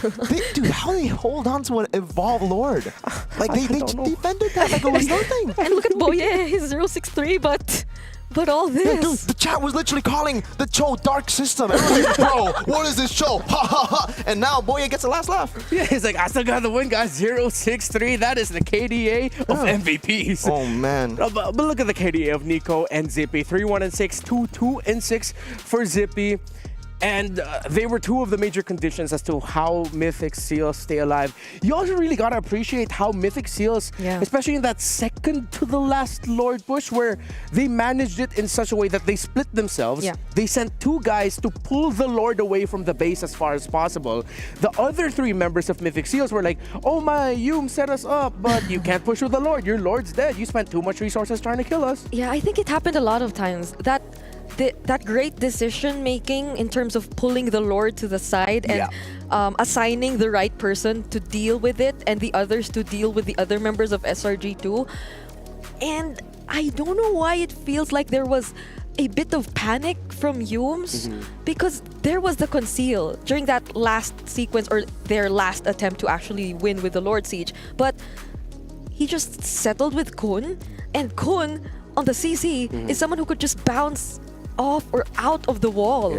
So they weren't really able to convert that into a kill, which eventually for Mythic Seals seemed like a signal for them to just go for it. They were able to fight back against SRG, and we did point out the triple flicker battle spells from them as well. I feel like that helped a lot in terms of their chasing against SRG. Yeah, I think they also got to use it in some ways to sort of bring Innocent into riskier positions, especially once they've already been locked in by the Lycan bounce. They would flicker back. Although I feel like those scenarios were just quite rare and few. I think now we have to talk about what happened there at the end, where Innocent decided to take that big time risk of, instead of going home and defending, he just went ahead and tried to go for the split push, which I feel like was the right call. Because if he went back home, it'll be 3 members that he'll be up against. He's not going to be able to defend that. Mythic Seals made the right call also to just tell Nico, dude, go back home, please. Yeah, defend. that's the thing. They didn't tunnel vision into like bringing all of their members in the mid lane and just forcing it through, because the others could do it anyway. So I like how they were still aware enough to let some other members defend, because whatever you say, the waves, they still do favor SRG OG, and that was when Innocent was clearly unable to win out on that intention, on that decision of him trying to win by split push. They had the kill lead, they had the neutral objective lead. Guys, by the way, Mythic Seal got 0 neutral objectives. That was 0. No turtles, no lords. There were 6 in total in this game, and they didn't get a single one. You know what? That's my hot take of the day. We don't need objectives. Oh my god. You only need one major objective. The enemy base. That's it. You can get the Lord, but no neutral objectives. No neutral objectives. All right. No, but yeah, it's like, this is why the first 10 minutes of this game, I will admit this, frustrated me. Watching how Mythic Seals play, it's like, why are you guys heavily contesting objectives? You can go ahead, push that bot lane, which in their point of view is their top lane, so that they have more minion wave push there, because you can see the members of SRG giving up control there, just letting the minions push that. But then it all worked out for them in the end somehow. This perplexes me, and now I am more terrified of Mythic Seals as a team and a concept. Because how can a team that willingly gives up objectives tell me win a game of Mobile Legends like that against the defending champions? That's up to Eterna, man. She has to ask the questions. That's not our job. Let's ask Eterna. Eterna's got to ask that question if they win, okay? Because we saw a mythic comeback in game 1. Mythic comeback. We'll see if SRG can pull off an immortal comeback to reverse sweep this game, because, again, this is high-stakes situation. I don't know how to answer that question, remember? I'll be honest with you. Even with the shakes, I still couldn't think about it. I was like, I don't know. I can't explain it. they won MLBB by throwing the fundamentals out of the arena. Like, how they handled this, it was great. Playing around the curtain call, drawing them to as far as they could away from the base. Yep.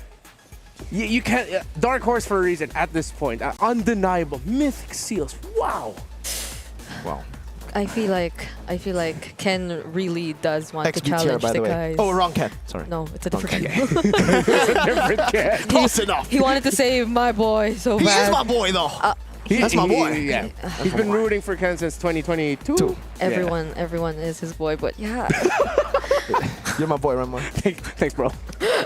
It's just, I am in a state of never-ending shock. Yeah. Ever since yesterday, ever since day one, even in day 3, a single day in the group stage just cannot go by without something as unique as this happening. Yeah, we always get surprises one way or another. Whether it's a series, whether it's a single game, or multiple individual games. So now at this point, no matter what Mythic Seals draft is gonna look like, I'm not gonna say anything. I'm not gonna say anything.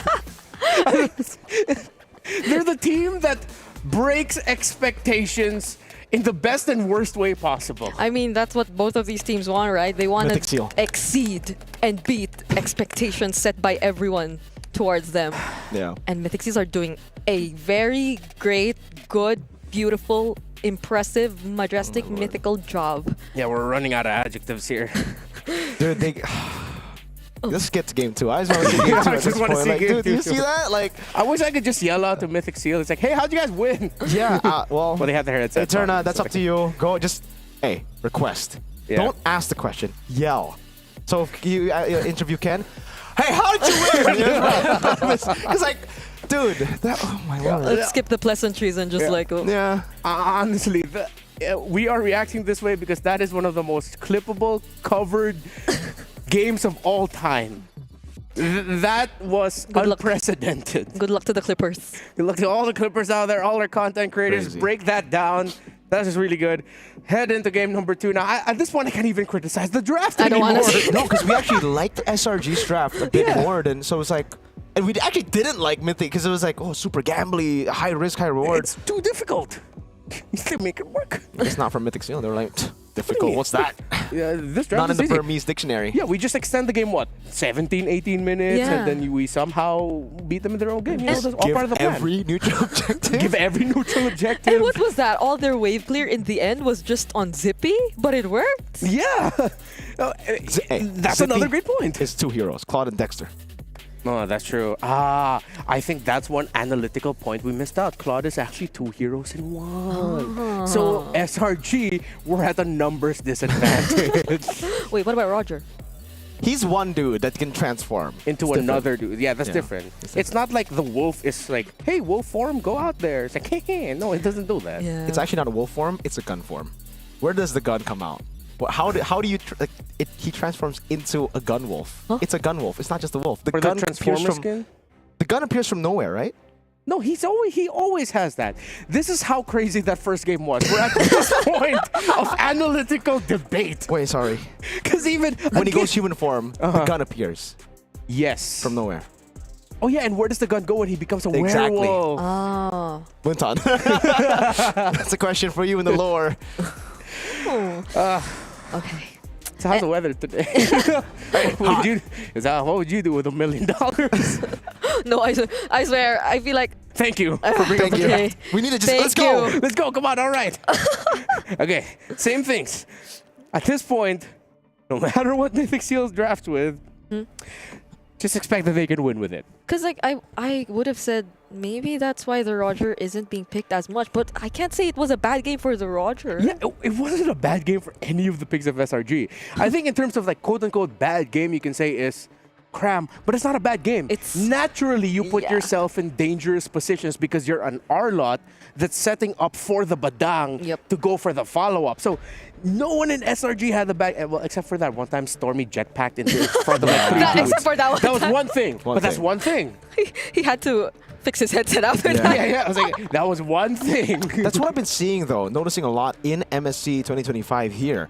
The Kimmy's, whenever they go Purify, it just seems so awkward. Curteasy yesterday, and then today it's Stormy with the Purify. So it's almost like you kind of need the Flicker, even though, yes, you have good mobility. It's another tool that grants you safety because you're so vulnerable, you're so squishy. Yeah, because it seems like a bunch of Kimmys now use the jetpack as a means to engage and go forward instead of escape. So maybe, yeah, that's something that we could consider as well for the Kimmy discussion. And I think the bans, though, are still very similar compared to game number 1. For any marksman, though, like everyone would argue, just don't dash in or don't jet back in. So. You know, there is that too. So like, okay, maybe they should think twice about those decisions. But so far, it's just exactly the same, except maybe not the Uranus ban. They take out the R-Lot instead of the Uranus. So. Ooh. So I think we're gonna get Sakai-san Assassin at this point. If it's a Uranus Prio for SRG? Because the R-Lot ban, I'm thinking, is like, okay, we're not gonna go for the R-Lot Fred combo. Or maybe don't lean too hard into. Are you a fan of changing like that much of the draft though? Like, because this is going to be an entirely different one for SRG. Because I feel like in that game, it wasn't really, an outdraft situation. They kind of won. They won hard in the early game. It was just the clinical discipline and also now they have the read on Mythic Seal of what they want to do. But it would be a gamble to go for the same draft again, to be fair. Exactly. Although usually, maybe because of just my philosophy on things, it's a little bit too much of a change. It wasn't broken. Again, the game 1 draft of SRG was not broken. It's just that Mythic Seal, they outplayed you. But then you can repeat that game multiple times and SRG will still be able to replicate those same results for the first 10 minutes of the game of them dominating. Yeah. So I wonder if they... Okay, there you go.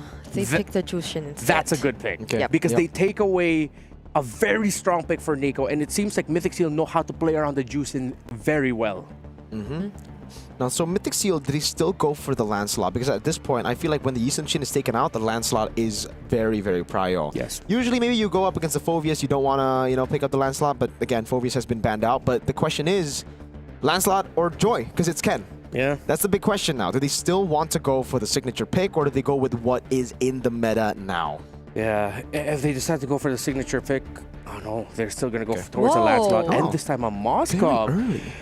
Are they expecting that SRG is going to go something like the Fanny or the Joy? That's usually one of the reasons why you rush the Moskov. I guess, I guess that's what they're expecting, because usually we do see the Fanny ban against Skies. They have left it open. The CC gets picked up with the Joy, so it's a good read by Mythic Seal. They're picking up the Moskov now. They've revealed so much already. I mean, both of these teams, it's such a straightforward way of drafting. It's so honest for them. Not unless Mythic Seals in this part of the draft decide to pick up a flex hero. Yeah, I think I'll ride on that idea too. Good flex. No. Okay, that's not flex anymore. That's clearly a mid lane. Unless Kimmy Rope. No, no, we're not going to see that. Yeah. So far, so good, I would say, for both these teams. Mythic Seal, again, I think sticking true to their identity from game number 1. Very greedy lineup. All of them need a lot of resource, a lot of gold. It's a lineup that, if it were any other day, I would be...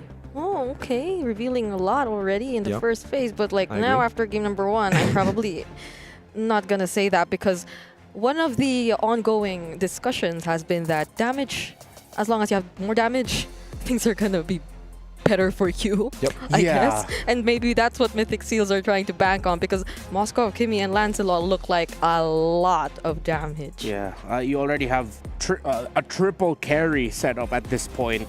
So I think it makes sense that if they wanted to lean in on this idea, that they save their Roam and EXP for last, because you get to adjust as much as possible. Clearly, it's SRG having to adjust to the 4th pick first, but then that means whatever the 5th pick of Mythic Seal can be an absolute checkmate pick up against what SRG brings out. Heroes such as the Gata Kacha are still on board. We might get a surprise, and maybe this time it's Hume's turn to play the Cho, because, well, seeing what you're up against Mythic Seal, if you have the Cho and Joy together around the center of the map, that's a little bit better for the pickoff. Actually, they banned the Gata Kacha, So does this mean Mythic Seal are going for something like a glue in their composition? What Maybe the else Lapu is Lapu that we saw from day 1, when we saw Kun on the Lapu Lapu. Glue, Hilda. But there's a CC though, but... Yeah. Oh, SRG. Oh, wow. Consider that the Franco could have come up for Boye. Oh, yeah. I'm just thinking like harder, tougher tanks, really, but up against that CC, what can you bring to the table? Not even the Kufra looks okay. There's a CC on the other side. In before SRG picks up Lolita or something. I mean, At this point, I just want to enjoy what they want to go for, right? Like, because what? They banned the Gato. They go, oh my lord. Again. Oh, yeah. Hey. Yeah, I mean, hey, it worked in game 1. KDA is just a number. KDA is irrelevant, ladies and gentlemen, all right? Oh, That is magic damage over magic damage. A lot of damage. And the Hilda. There you Hilda go. Rome against the Cho.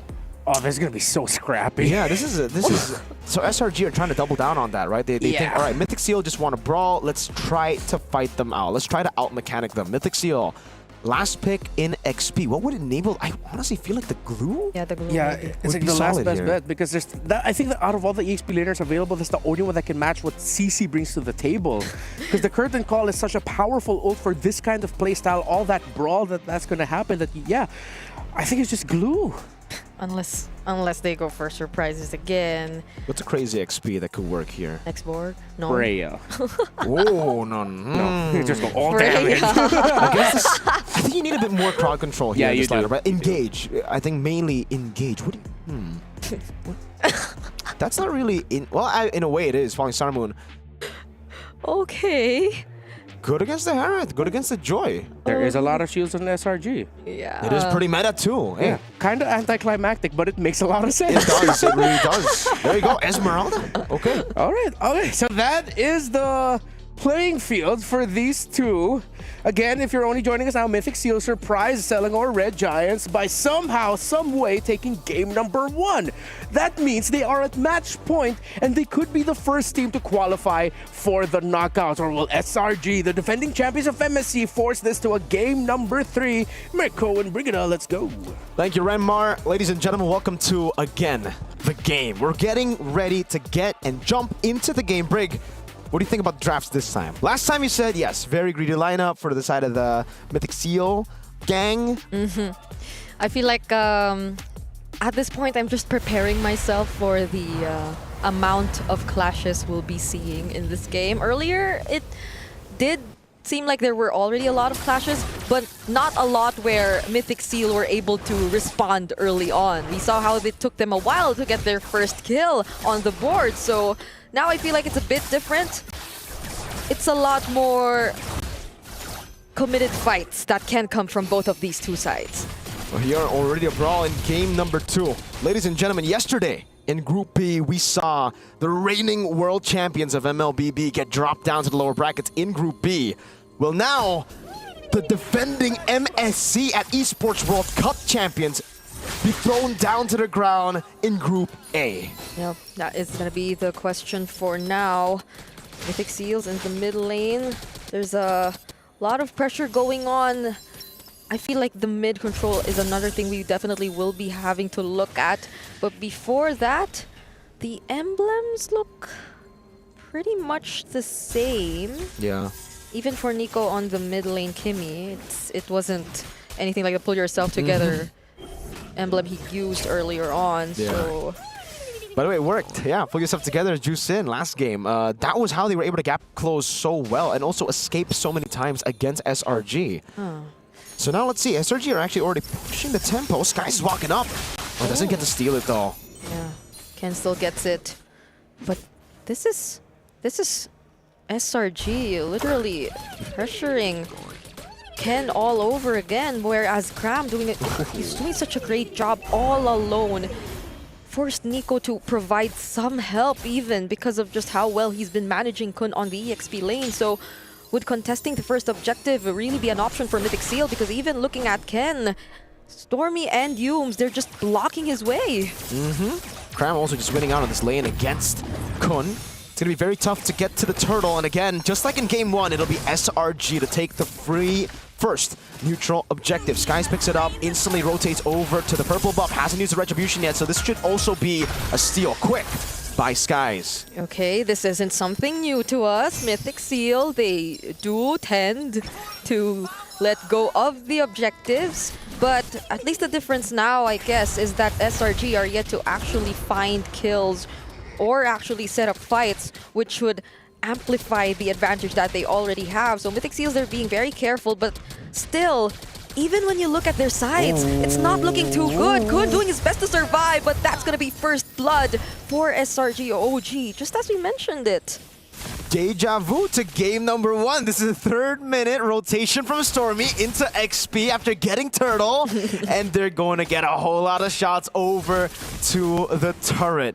Will it be a turret take at the 3rd minute is the question now, just like in game 1. Oh, it's a bit too close to game 1 here. They almost get it done. All right, but it stays intact. Okay, so this is basically a repeat of what SRG OG were able to do in the first few minutes of the game.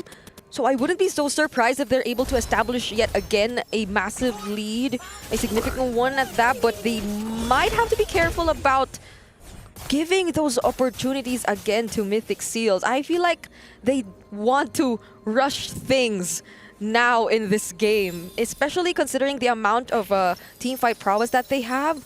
So forcing fights might not be such an issue, but Yooms, instead, he'll be the one targeted here by the way of the Dragon Thorn Throws as well, committed onto him. But Boye, it seems like the pickoff took some time. Sekai's on the other hand too, found some kills, but that's a 2-for-1 trade so far. Maybe could be 3 kills, but there won't be enough damage from Kun, and there's a respo from Cram as well. Yeah, good traction pulse. It's a kill traded in for a kill plus a turret in the bottom lane. Cram was able to get it down, so still very, I would say still advantages towards SRG. Yes, this does give Ken a bit more breathing room in the jungle. Uh-oh, Cram. Oh, that's half HP for him. Another way of the Dragon converted into a successful pickoff. That's one member down for SRG. OG Yooms also half HP, but Sekai's gains access to Ken and the other members, but will settle with Boye for now, but it's a double kill for Boye. Sekai's will he be able to secure the objective? It seems like it's a no, it's a triple for Boye actually. What a redemption from him from game number 1, but Innocent making it just in time. Finds the kill onto Nico. Gets the kill back. Mythic Seal again turned the gold lead around. SRG had the 2,000 gold lead, and now it's going to be the punish for Sippy too up top. I'm trying to think of who. Yeah, obviously it's just worth it for Mythic Seal. It was an all-out win. They lost Nico, but that's about it. But the biggest question of all, I mean, I understand. They just pour in all of their resources. I mean, who gets the last hit doesn't matter, I guess. But it all went to Boye. Like, yeah, Ken got none of those kills. I mean, got the objective. No, not even the objective. It was Kun. It was Kun. Hey, man, Ken has taken a big brother role, as was said by him yesterday in an interview with Eterna. So that's part of the big brother role. You let your little bros pick up kills, pick up objectives. You just sit on the side being like, all right, brothers, you got it, right? And really for Mythic Seal, a win is a win, right? They still just want to equalize this goal lead, get a bit more time so that they can scale up into their mid to late game power spike, which is going to hit quite big. SRG are going to have to rely on Innocent now very early on. Innocent's still farming really, really well, so don't count him out. Don't count SRG out. They still have a... Oh, wait. Zippy's actually taking a shot. All right. Just gets away. That gold lead. There you go. Big one only on Innocent. Kun. Oh. Is he actually gonna fight this? Yooms is here, but are they aware that Nico and Boye are as well? Get some vision because of Stormy. The way of the Dragon is committed on to Stormy instead. And Nico, there's the follow-up. It's not gonna be enough though, so... Yeah, I feel like SRG needs to really reset after this. We're seeing a lot more responses, reactive ones, coming in from them. So for Mythic Seal, they've already done the tough job of getting the gold lead into an even standing here. Through team fighting, they've been able to get that. Now it's SRG's turn to try to turn things around. Yeah. But Mythic Seal have the hold on side lane at this point of the game. You got to remember that the Moskov will constantly be in the side lane. Mythic Seal could actually just give turtles and trade it for turrets. Like they did in game number 1. And finally find a way to turn things around come late game. But Sekai's though successfully takes the objective. But this is going according to plan if you're Mythic Seal. Boye though, There's a lot of damage coming in from Cram. They might have to respect that, but a beautiful falling Star Moon and the follow-up damage coming in from Nico. They're able to deal with SRG, even with the limited manpower that they have. Oh, things might change this time, though, because Zippy might go in. Still won't. It's a... Okay, they don't risk it for now. But again, Mythic Seal... The problem in game one was they were just so far behind. They lost a bit too many fights in the early game that it was difficult to find any trade that was actually worth it, right? Like, turret for turtle is very, very even. Sometimes you would actually give the advantage to the turret. Game one, they were too behind to get those advantages. They were just getting wiped and wiped every single team fight. Now it's a conceal hold up. Oh yeah! But will they be able to make it though? Yums is doing a great job at zoning out Nico and Zippy. There's the Zaman Force also committed by Innocent, and it seems like Boye will be punished. So those are great responses coming in from SRG. And again, folks, remember the triple kill from Boye. Innocent didn't just pick up a roamer, he picked up a shutdown on a roamer. That's massive for Innocent. A good bounty. Ken? Whoa! Starting to deal a lot of damage way earlier in the game compared to game one. And again, to go back to the point before the team fight started, it's all about now being in a better position to come back, right? But it's for both teams now. For SRG, it seems like that game one has woken them up, the sleeping giants that was in game one. Yeah, I was supposed to say, even for Kun, SRG seemed like they were having a hard time to deal with Kun right now. The Esmeralda seems like it came to a point where it's really tanky, but oh no, Boye gets isolated. Zippy will try to provide some help, uses the Spear of Misery, but Sekai's nearly catches up. Fortunately, he survives though, and could this be an opportunity for Mythic Seal? Crab is also very, very low. But there's an upcoming objective they might have to reconsider. They're just splitting up the map. Ken doing a good job at trading on the other side of the map, while SRG trying to get Prio down below. But I think he might be staying a bit too long. The rest of the team are here. Ken has a puncture. Will be able to puncture out. Now 1-2 gets taken down, and the fight goes for SRG. He indeed took too long. And just in time, SRG got the best possible pickoff, which allows them to secure this objective without any contest. Okay, I saw that in day number one. It could have happened again, but at least it didn't. Zippy will settle with tier 2 turret down bottom. Zippy, is he late to the recall? Oh yes, he is too! They catch him even when he used the Spear of Misery. And that makes 2 kills for SRG and Daylord. WSRG, they have read through the playstyle of Mythic Seal from game one, constantly looking for trades instead of fighting in the first few minutes of the game to hold the lead down from being too out of control. SRG just make the quick rotations. They just stay decisive, and Mythic Seal were the ones to be overconfident in the bottom lane up top as well. Ken now, Innocent pops in his Zaman Force. Oh, Innocent looks like he can deal with Ken even on his own at this point. Just dodging all those punctures and all those thorned roses. But now Mythic Seal, could they do what they did in game number one in defending and prolonging this game? Oh, Falling Star Moon won't connect. But that is going to be the question, because this time around, SRG, this is a 3K gold lead, and they have to make sure they don't repeat the same mistakes they did as well in game number one. Holy Defense already down in the mid lane. Now in the bottom lane, they are going to go for the siege. Yums walks up, Holy Shield pop again. Ken walks up, Kun able to get away, Ken with a puncture. That's a lot of damage coming in from Innocent. But somehow, someway, they're still able to hold on to their inhibitor turret. So again, Mythic Seal, they're back in the same situation of just trying to prolong the game. This isn't a Claude anymore, however. It's a Moskov and a Kimi. I feel like that's still a decent amount of wave clear if you're Mythic Seal. Oh, Stormy! What? Again? Wait, they actually find the kill! That was so delayed. He ends up popping the Purify, and Boye goes in too. Doesn't want to go, doesn't actually get the proper angle. But yeah, Stormy, I think it was either like don't Purify at all or Purify earlier, right? I think that was just like a, unfortunate mistake from Stormy. It's during these moments where Mythic Seal just find the turnaround. So SRG, they must have learned from these kinds of situations.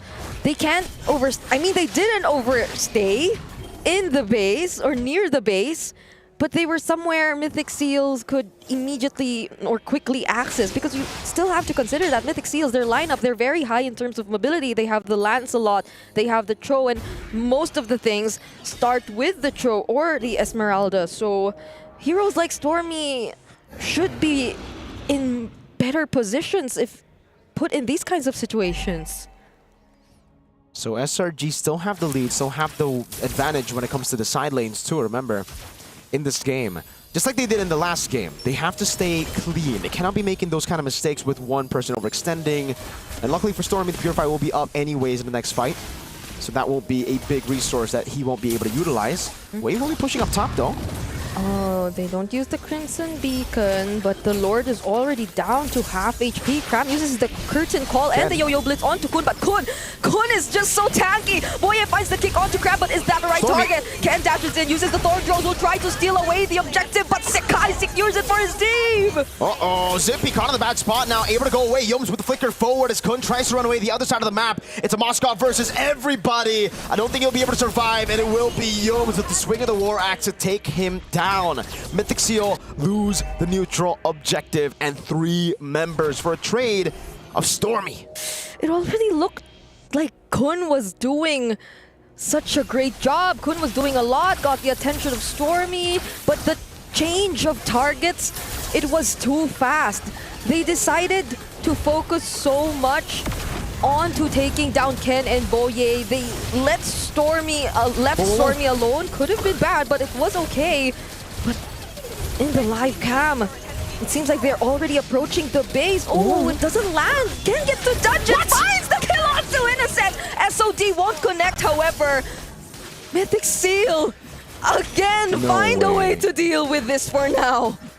Mythic Seal have found yet another angle to punish SRG. Yes, this is looking a bit too similar to game 1. I'll be honest with you. Like, in terms of the turret takes, it's mid and bot too. And the mistakes, you wouldn't expect a mistake like that from Innocent or an overextension from SRG like that after game 1, but you just saw it. They can, again, it just comes down to the reset. They've been better on the team fights too. Okay. So they just need to calm down. They gotta calm down. They gotta let a few of these fights go. It's fine, you know, in a 4v5. Oh, Kun though, he's dealing a lot of damage. Phantom Execution connects onto Cram. SOD lands as well. Nico finds the kill. Sekai might be the next target, but fortunately has the dash. Mythic Seal, something just activates when they're in this point of the game. As me and LaFell and you know from day number 1, they just need to be behind. Innocent walks up against Kun. Okay. It's all right. Both these teams are just going at it, dude. Like, SRG really shouldn't have been in that position while Innocent was down, taking a 4v5 for no reason. There were no objectives up top as well. And it's the same for Kun. There was actually no reason for him to be up in the mid lane so far up there. But yeah, oh yeah, he might be falling next into. Look at the cut. Look at the cut. They can actually. No. No. Okay. This is the point in the game where you just cannot be seen. So like, there have been a couple of questionable decisions or positions from some of these members, but things will definitely change once we head into the next objective. But SRG, it does look like they want to make things happen even before the objective gets to spawn. It looks like they're scouting and checking wherever Mythic Seal could potentially come from. They're on the exact same opposite sides of the map though. So how will they capitalize on this situation? Stormy's up there.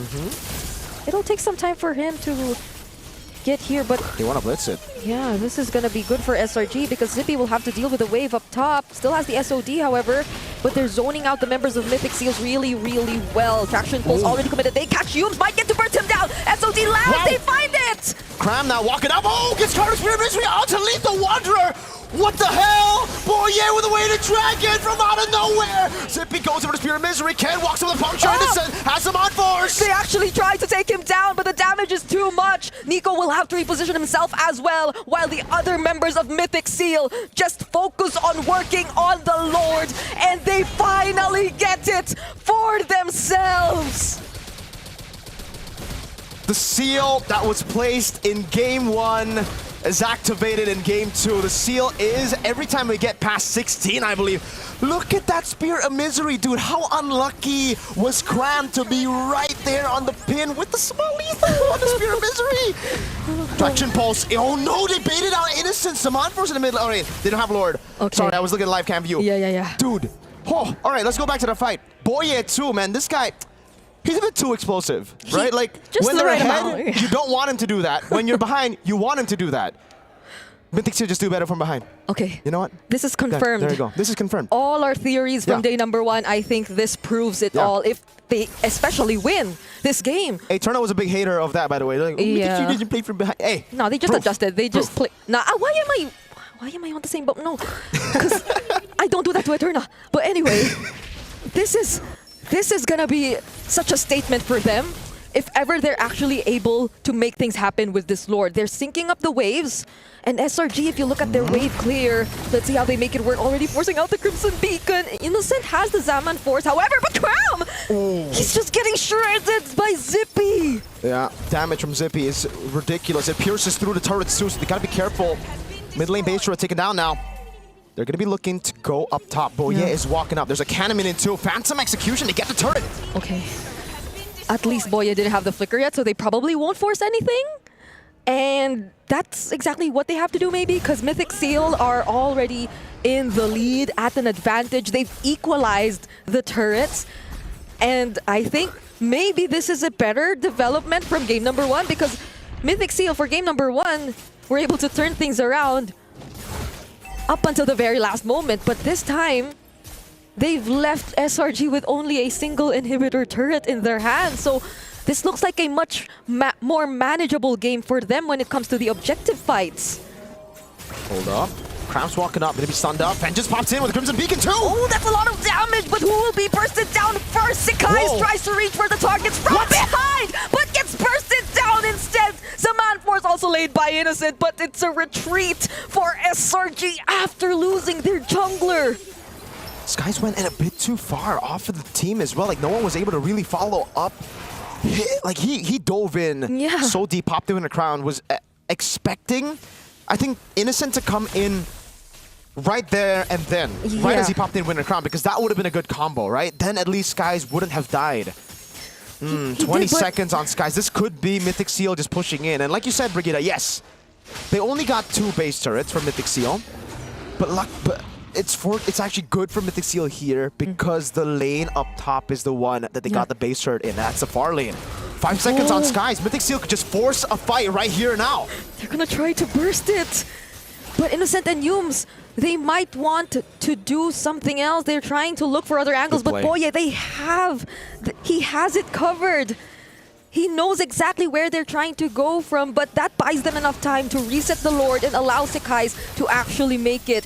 Now, what is going to be the play for SRG, OG, and Mythic Seal? Zaman Force already committed onto Kun. Might be the first casualty, not looking too good for Mythic Seals, but the damage from Zippy, you have to respect it! Knock up from the Jade Kun Down. Sekai somehow makes it out alive, but they commit onto Stormy instead. Nico finds the kill onto Stormy! Zippy goes in over to Cram. Now the damage coming down as well as the Lancer Friend brings Boye back into the bush. Skies walking up. Boye, sticking to Immortality. Zaman Force over. Boye taken down. Innocent with a kill again. 10! Gets a kill back on Cram, and it's back-to-back-to-back team fights. 2 for 2, and none of them will commit to the objective just yet. I have to correct myself. It wasn't Stormy earlier. But either way, Mythic Seal, I can't believe they're doing this. The defending champions, they are clearly struggling to find a way to end things quick, to hold on their lead, because it keeps getting snatched away from them by Mythic Seal. We're at a stalemate, ladies and gentlemen. Mythic Seal and SRG just keep going at it. They have suffered a few casualties in the battle, but it's always even. 2 for 2, 1 for 1. There was one big fight for SRG, one massive one for Mythic Seal as well. But after that, it's just been trades after trades, and Nico is doing a whole lot of damage. This is the least accurate, lore-accurate Stormtrooper of all time.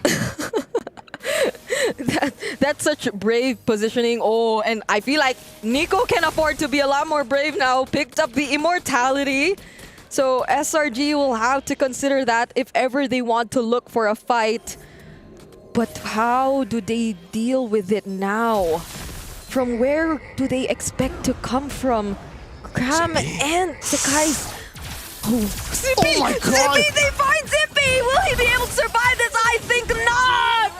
What a read by Skies and Cram to hold their position up top, knowing that there might be a Moskov looking for the play. Now they want to collapse. Oh, they're looking for the kills, but they have to escape for now. Kills might not be the way to go. Innocent finds Ken, and it's 5 members of SRG marching towards the base. They'll do their best to try and defend, to hold the minions on the side. What? But Nico could only do so much, but actually, Kun buys some time, but at least SRG, they still have a wave marching down bottom. Nico's literally trying to make things happen, but he can't anymore. And we equalize the series right here.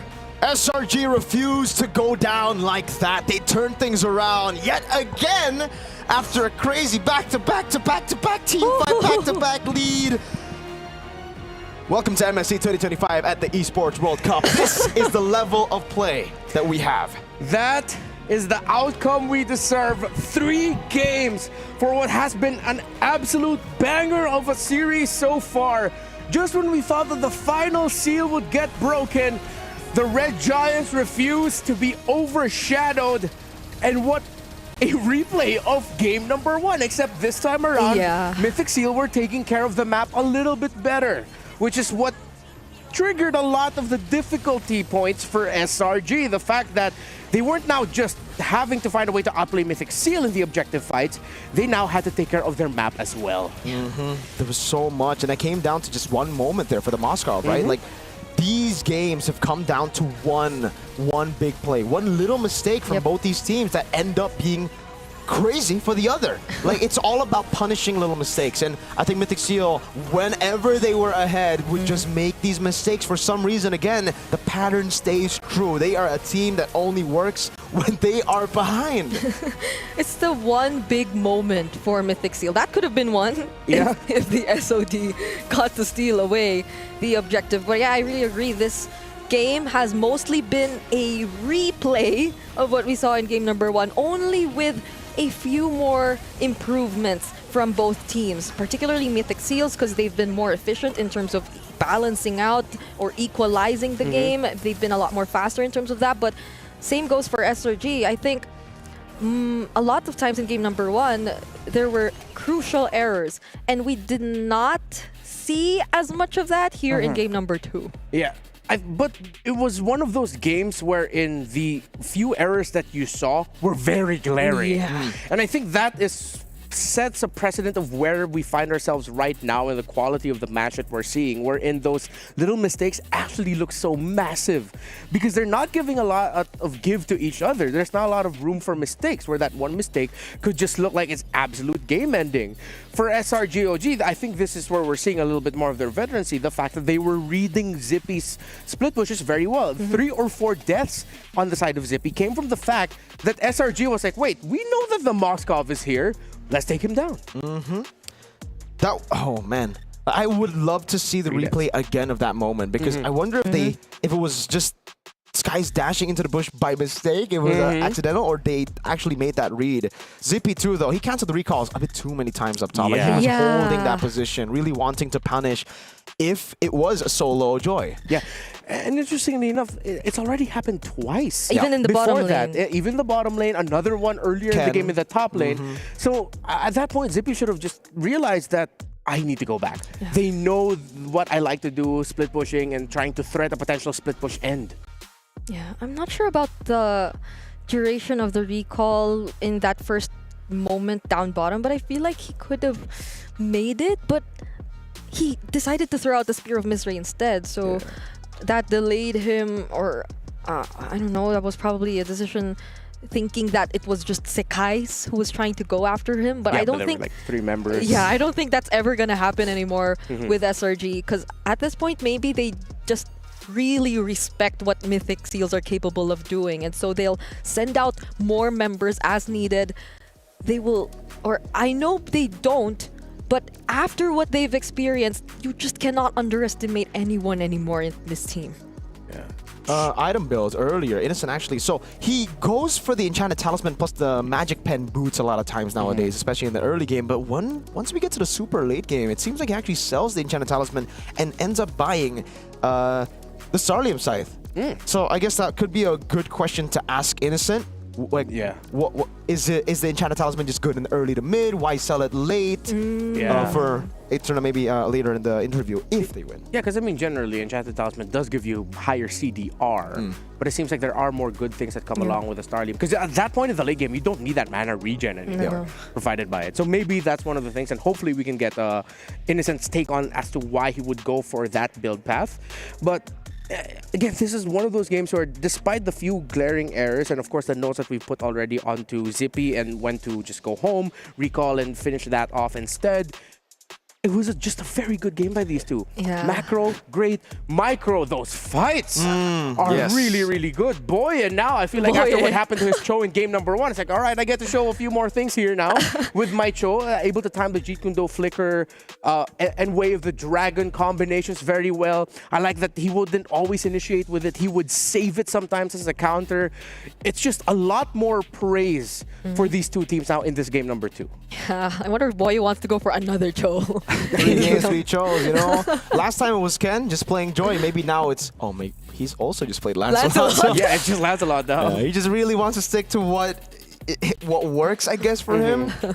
Now the question is, will they actually just take the Joy? Because he got what he asked for. Assassin battles. Guy's obliged in game number 2. And it worked out for SRG. Yeah, and we also saw a lot, I think, so far in this series where the effect of having a juice in these long, stretched out, micro-centric fights, just how much utility she provides with that crowd control and the constant threat that she has with just bringing out the Lantern Flare, that we're gonna really have to look at the mid lane as the main contention point now for these two teams.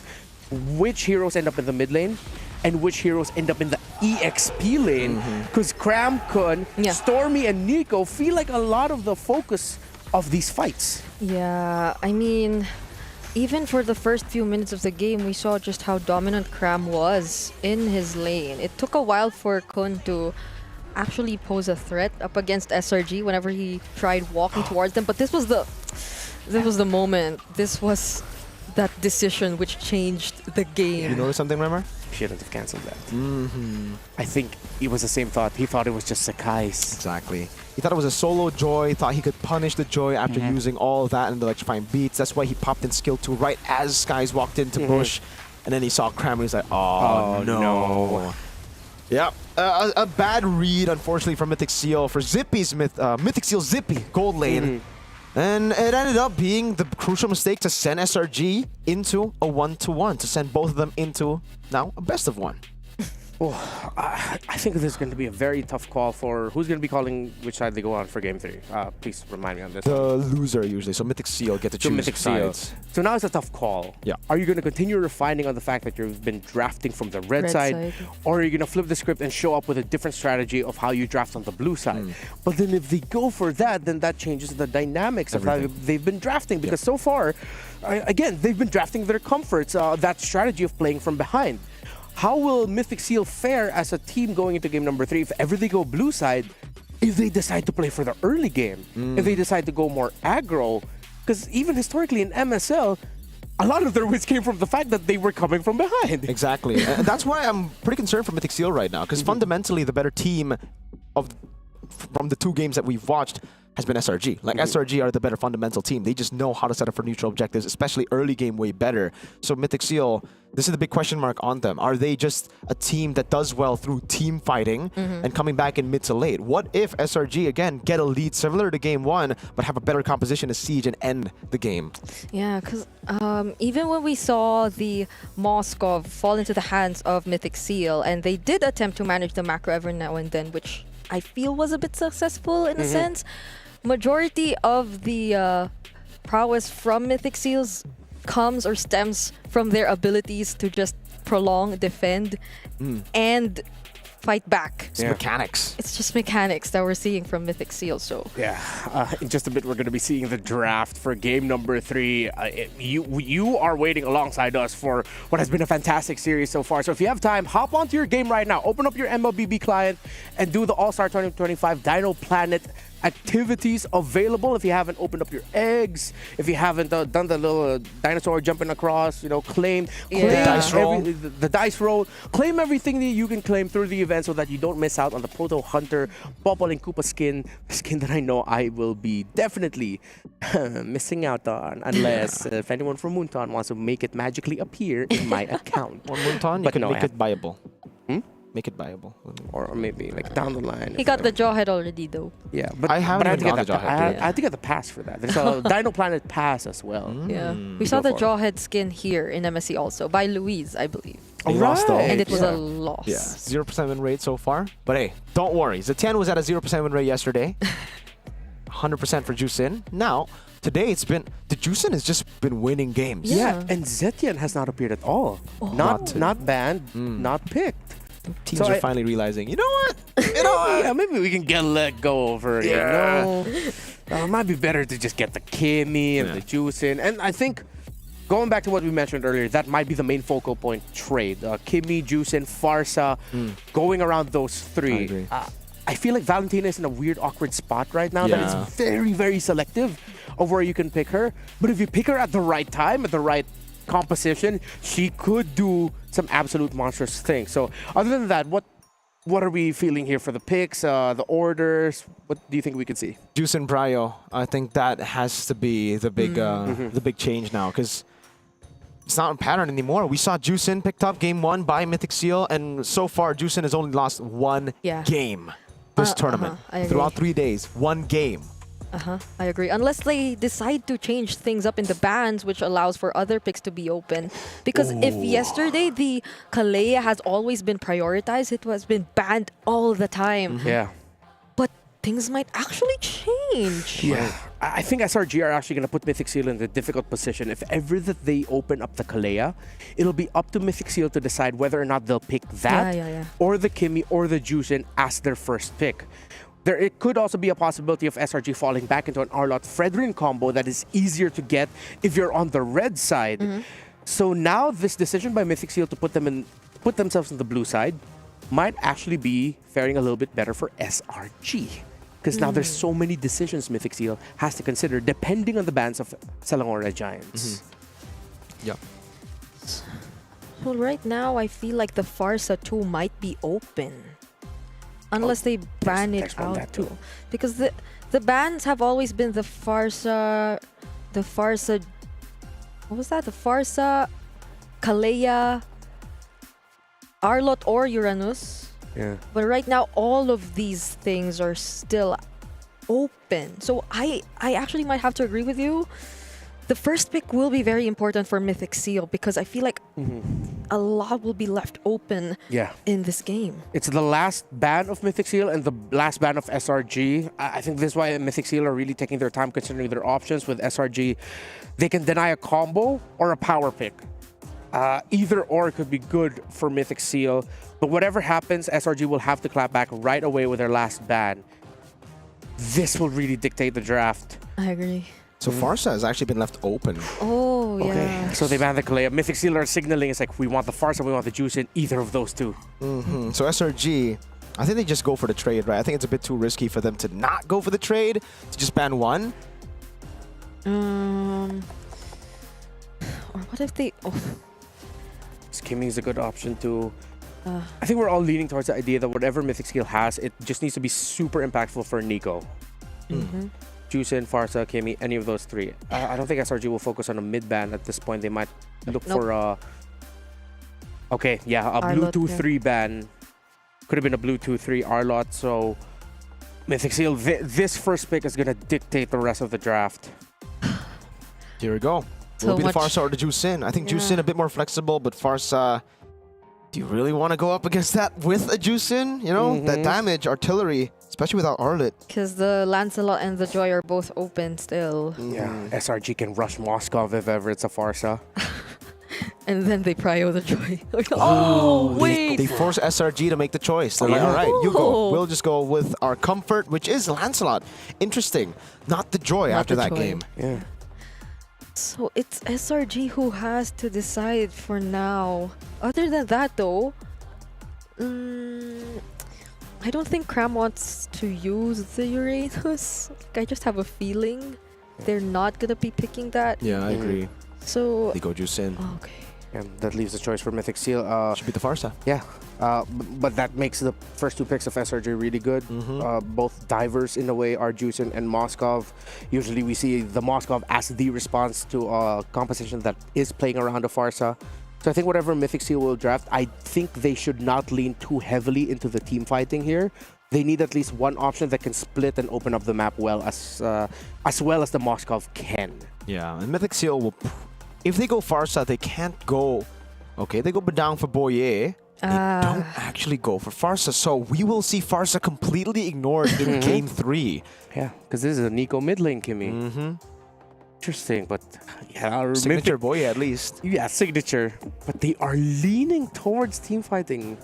Okay, that's my only note going to be now for Mythic Seal, so that I don't have to repeat it later. Just make sure you take care of your macro. Yeah. This is also a really good way to shut down the Joy pick. That we saw very far away already for SRG. Like, it was going to be the Joy up against a Lancelot here. We just want to go assassin. So Badang usually is already a good way to deal with it. So now I feel like we're gonna be looking at the EXP matchup, which is gonna matter a lot for both of these teams, because the CC is still there for SRG, and they're the first ones picking after the bans if they want to replicate what they've been doing for the past 2 games.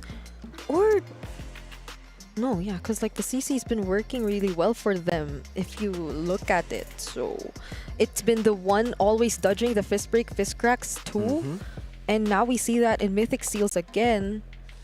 But let's see if Mythic Seals lets that through, because they have a chance to take it out and change the dynamics of the EXP lane matchup. Yeah, good Harith ban. There you go from SRG, taking away a counter against the Joy. They've already picked up Moskov as well. Yeah, the CC gets taken out, so... Cram. I'm gonna have to think about heroes for him, because he has just been doing better on carry heroes over the Uranus's enabler picks.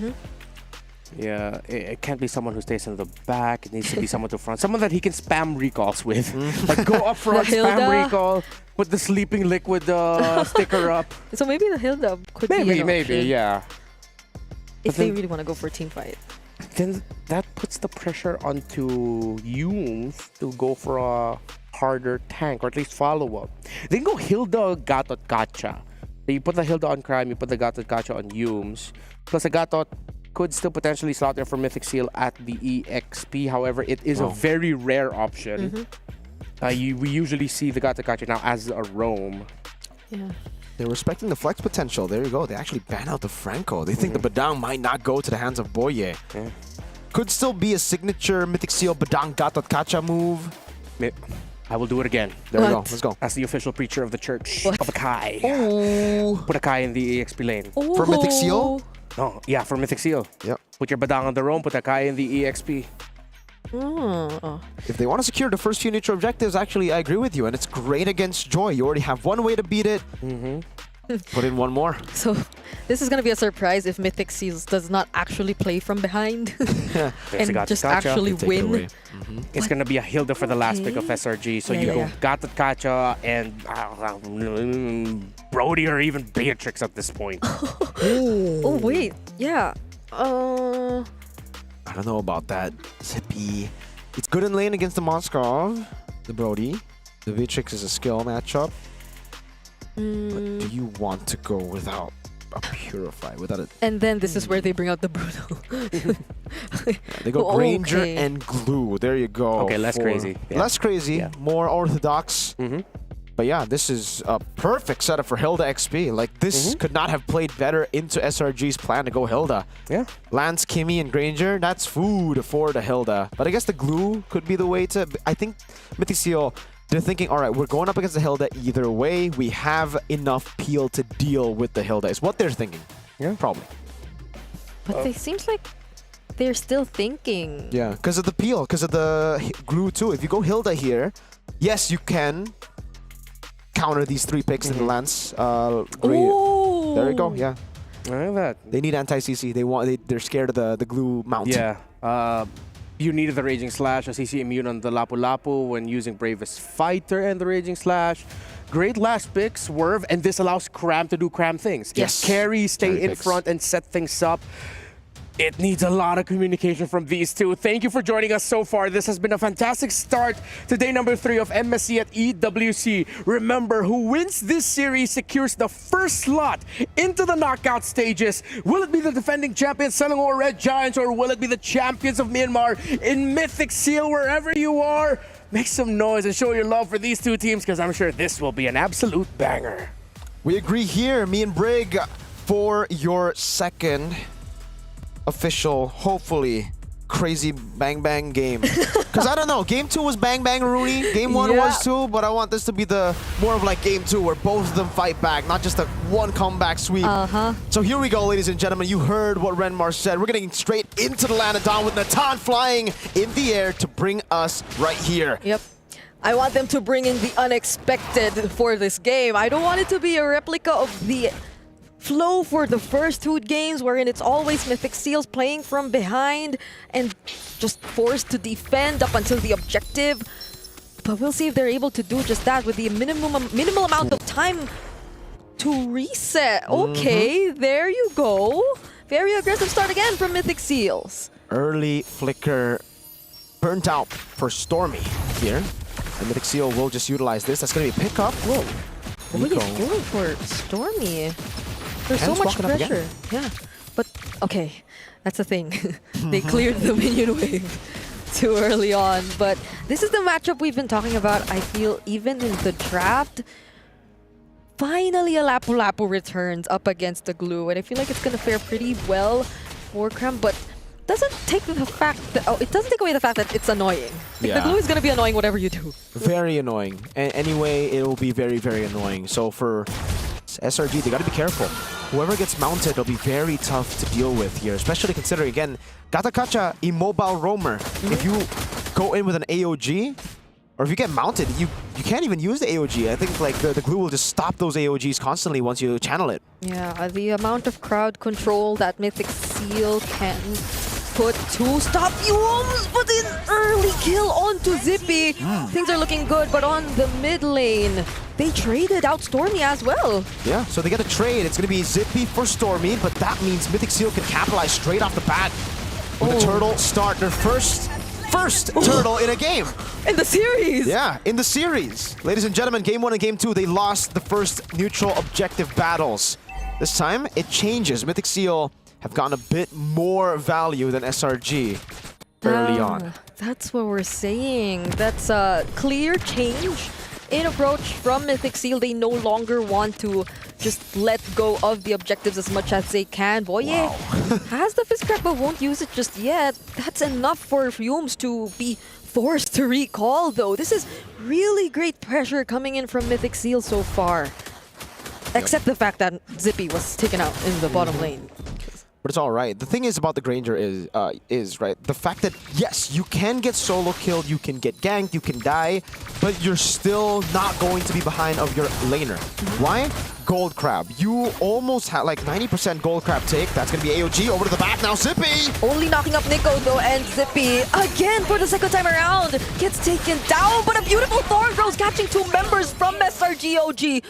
Again, Boye gets the double kill though. Unfortunate for Mythic Seal. You would not want those kills to be on Boye.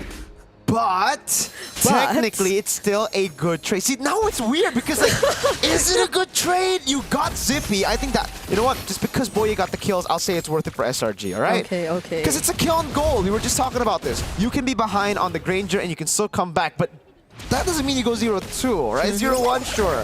0-2, that's the limit. If you go 0-3, that should be where it ends for you still being able to hold the lead through Gold Crab and minions. Yeah, it could have been somehow balanced out if some of those went to Zippy or to the damage dealers for Mythic Seal. But then again, it will still allow Mythic Seal to keep the pressure going. This is going to be another very confident game from Boye, and we're seeing it time and time again. Now even Kun doing a lot to annoy not just Cram, but now even the other members of SRG. This is where they intend to fight. They want to bank on the idea that they can really make use of their team fight capabilities considering their lineup.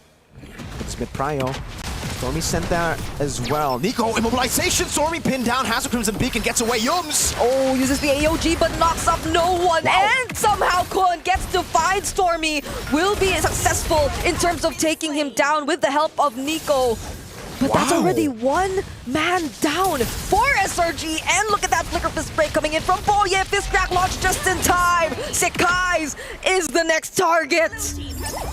Kun is clean on this glue. Wow, what a rotation by Innocent landing the SOD. Did you see that mini sidestep from Kun to dodge away from the second skill of Joy? Yeah. Clean gaming and great response from Boye to punish a no mobility Joy at that point because he missed that skill. Now Mythic Seal are the ones capitalizing on a turret up top, and they could break the mold. The pattern that has been Mythic Seal do better from behind. Mythic Seals have been scary when they've been very consistent in terms of taking back the lead when playing from behind. But this version of Mythic Seals seems a lot more terrifying for me because they're able to do this great of a job in the early stages of the game up against SRG OG and even being the first ones to convert into a structure. So it's actually SRG who's behind right now.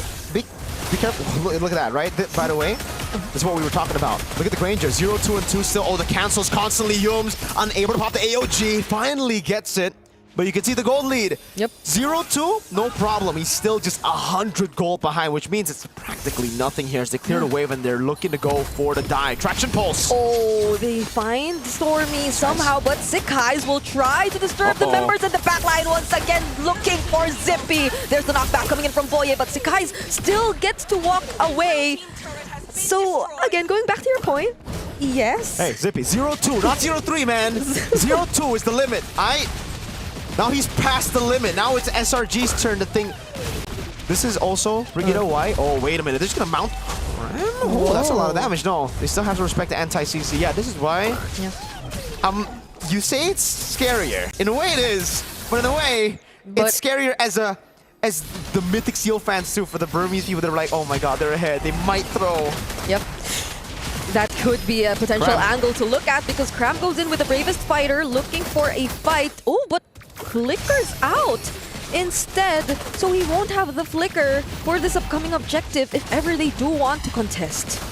Should be a free one, but Innocent is building up, and this is just giving me a lot of flashbacks to the M6 World Championship when they were up against CFU, down, losing in the early game, but then Innocent came in with one SOD, one Innocent moment, turned things around. I think I remember that moment. But then Mythic Seals, they're gonna be careful for now. I think they too are well aware of the fact that even when things are looking to be good, Innocent has been managing the waves well, and their gold laner hasn't been in the best position so far. There's always Sekai's hunting him down. So even if you want to think that they could do well in terms of prolonged team fights, Sekai's just denies them of that because they immediately eliminate one of their major damage sources. So that 100 gold lead that existed earlier has just ballooned into a lot more and could grow into more if they don't get to watch out for Zippy from this point onwards. The big win condition right now is a capital INNOCENT for Selangor Red Giants OG Esports, and that's what they're banking on. They're just holding the other side of the map. Every time Mythic Seal make a play, make a move, they send Innocent to play cross map, get minions. Yeah. Now for Mythic Seal, can they stop that from happening by either going bot, catching Innocent, or pulling off a 4v5 and winning before Innocent gets there? Yeah. I mean, Ken was already there, so Innocent didn't try to force a fight, knowing that there was Ken. So it seems like they're trying to actually respond to the pressure right now. If you look at where Boye and Ken are going, they find Innocent. That happened in just the blink of an eye, by the way. Yep, just like in game number 2 when SRG were the ones to beat or to kill Zippy on the Moskov, now Mythic Seal do the same thing. The Lancelot's so mobile and the Badang so good. Oh, wait! Oh, forced to use the flicker because they have no Crimson Beacon. Stormy, that's 2 kills for Mythic Seal, and they have a Lord. They can take this Lord if they want to. Still, Sekai's is alive, however, so they might want to engage in a fight instead. Yums has the AOG as well, but will they decide to go for it? Sekai is already being poked down pretty low. Oh, Crab jumps in! Oh! Ken in the back, that's a Spirit of Misery from Innocent, but all of them are down. It's just Cram. His Brave Spider cancel almost a steal from Innocent, but Ken secures it with Retribution now. It's Cram mounted on Zippy, finally gets those stats racking up. 3 in a span of 1 team fight. Mythic Seal are well and truly the ones holding a position to send SRG down, but mainly to make it to the knockouts. Man, Ken on the Lancelot. Whenever he picks a hero in game 1, everybody should just settle and say, all right, that's what he's going to be playing the entire series, because he gets better every game. Yeah, and honestly, you see how Yums struggled in terms of using the AOG at that moment too. Like, Boye timed his crowd control skills so well, which denied SRG of that potential knockup, because those 3 members which were left, Cram, Sekais, and Yums, they clearly seemed like they wanted to contest, but hold on, Ken! Will he be able to get himself out of this? It's a no, but Cram! Okay, they go for the Brave Spider in. Innocent gets a shutdown. The flashbacks. Flashbacks, M6 all over again. Just a different team though. Mythic Seal, you cannot afford to be doing those things up against Selangor Red Giants OG Esports. They're a team that knows how to punish every small mistake. And that wasn't a small mistake. That was a pretty big one. That's a bounty to the pockets of Innocent on Moscow. If I were Mythic Seal, I probably would not want to pick a fight in the purple buff of SRG OG, or in any position where you sense the connection too. I mean, it's just Cram who could give Innocent all the information. And to be fair, that SOD which landed on the objective earlier was a very close call. Like, that could have been something, or that could have been a steal, but now they go for Yums. Will he cast the AOG though? He gets to, and Sekais does not find the kill on Zippy this time. But you can still see the damage racking up. Like, SRG are building towards some crazy damage in the late game with the Joy and the Moskov. Question is, will it be enough? Can they get an angle on Zippy and Nico? So far, they have been able to get on Zippy. Nico has been very good in the back. So, yeah, damage dealt here. Wow, it's actually Karam amongst the Mythic Seal boys. That's high. 38,000. I mean, even from the very beginning, we saw just how much he wanted to maximize that passive from the Kimi. And to be fair, I feel like Nico has less problems to think about compared to Zippy. Like, Sekais has his eyes set on Zippy and not Nico. But that can potentially backfire too. Nico still is a decent source of damage, and if any, he's the one who's always forcing out the Crimson Beacons. He's the one always pressuring Stormy, and if you actually look at Stormy, this isn't such a good position to be in as the Jushin. Ken has done a good job at, managing the waves down below, so it'll be a slow push here with a 4.5k Goldie for Mythic Seal. They want a team fight. They're confident in winning a team fight. They have been winning team fights.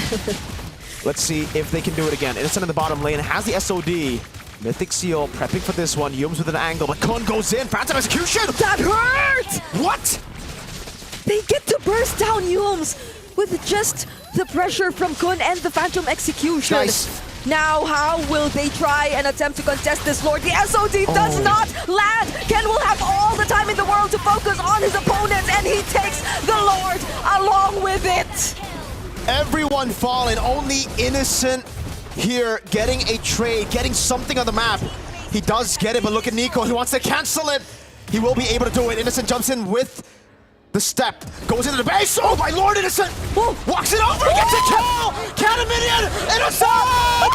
He cannot do it, not in time! The base open! He's tried everything to save this game! There's another wave now in the bottom lane. Innocent looking for clear. Kun holding it. Can he do it? There's the Lord. It has already spawned. They might have some time. They might get to buy some time. And he forces a reaction out of the other members. Will he actually go for the SOD?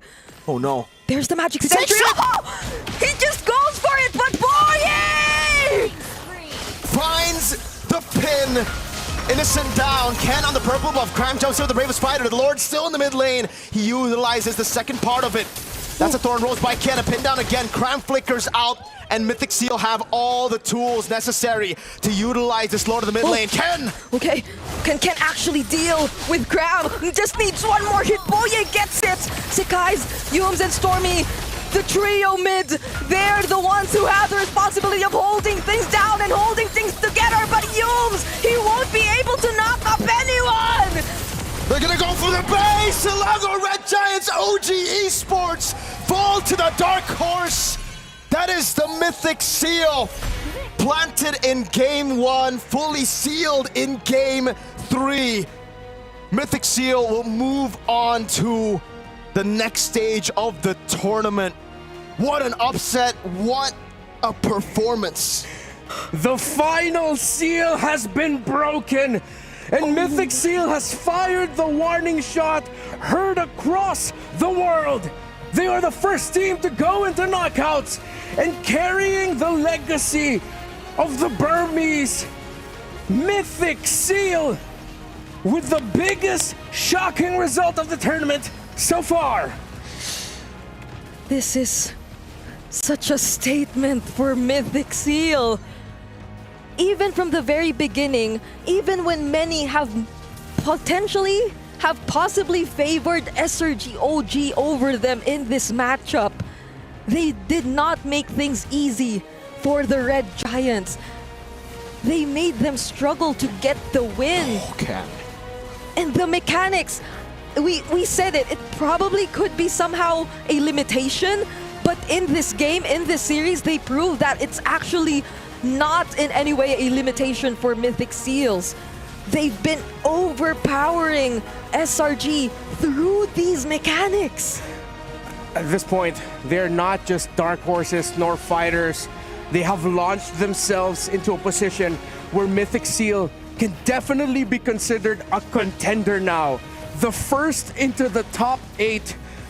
When I put them in my top 8, I had conditions for Mythic Seal to improve in certain aspects, and they did just that. We'll now toss it on over to Eterna with what seems like to be Nico and Ken from Mythic Seal for the interview. Thank you so much, casters. We're here with Nico as well as Ken, and apparently Ken is translating? No, I'll be here. Yeah. I'll translate So, it. okay, so Ken, the glorified translator. Anyway, so welcome to the knockouts. How are you feeling about this? What does this mean for you right now, and what does this mean for your region? Because this is a major upset. You just knocked down the defending champions, SRG. ပထမဆုံးတစ်ခုအနေနဲ့နောက်ကောက်စိတ်ကိုတက်သွားတဲ့အတွက်ပြောပါအရင်လည်းပြောပါပြီးတော့လို့အတင်းကြီးနဲ့ဆော့ထားပြီးတော့ပြန်မလို့တည်မလား2-1နဲ့နိုင်တာဆိုတော့တော်တော်ရင်ခုန်မှုကောင်းတယ်ပေါ့နော် We're very happy and we're very pleased with the result, but we still have more to show. And I feel like today we haven't showed our best performance. I think Game 3 was where we really showed our real performance. So I'm just really happy that we won, and I'm more excited for knockouts, for playoffs. Yes. Okay, excited for the knockout. So the thing is, this is a little bit of a flashback to M6, right? Because you guys were also able, well, Falcon Esports were the ones to take down SRG as well. So what does this mean for your region? I think this just shows just how like good Burmese teams are. Like even though we qualified here, it was really hard, like fighting local teams. I feel like most of them can compete with the S tier teams here. So I'm just happy that Myanmar is getting the recognition it deserves. We hope that you guys will keep supporting Myanmar MLBB. And for international fans, I hope you guys watch Myanmar MPO as well, because it's really nice. It really is. It really is. Everyone is still shaking right now. Nico, do you agree with that? Do you have maybe a personal statement towards everyone for your region?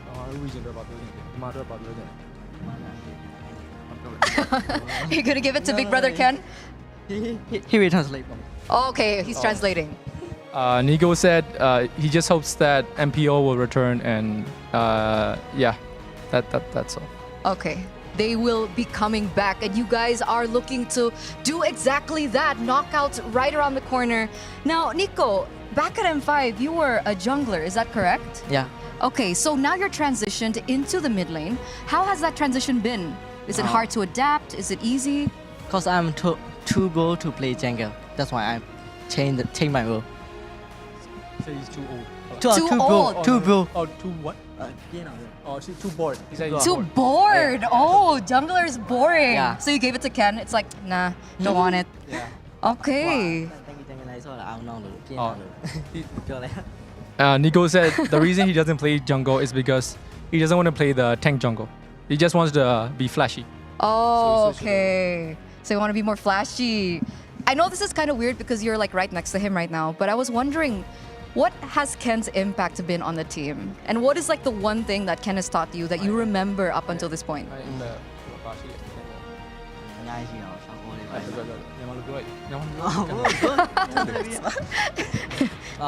Cái lúc mà chúng nó được tại gia dễ gì đâu cô ý đeo phải bảo chúng nó được còn lòng đợi cô ý đeo phải bảo đấy rồi cái anh ấy nếu mà rồi sau có thì mà cái này thì tiệm quay được bơi lòng thay bên này là chúng nó được lia lòng tôi mà lúc này mà cái là để còn lòng cái lúc này mà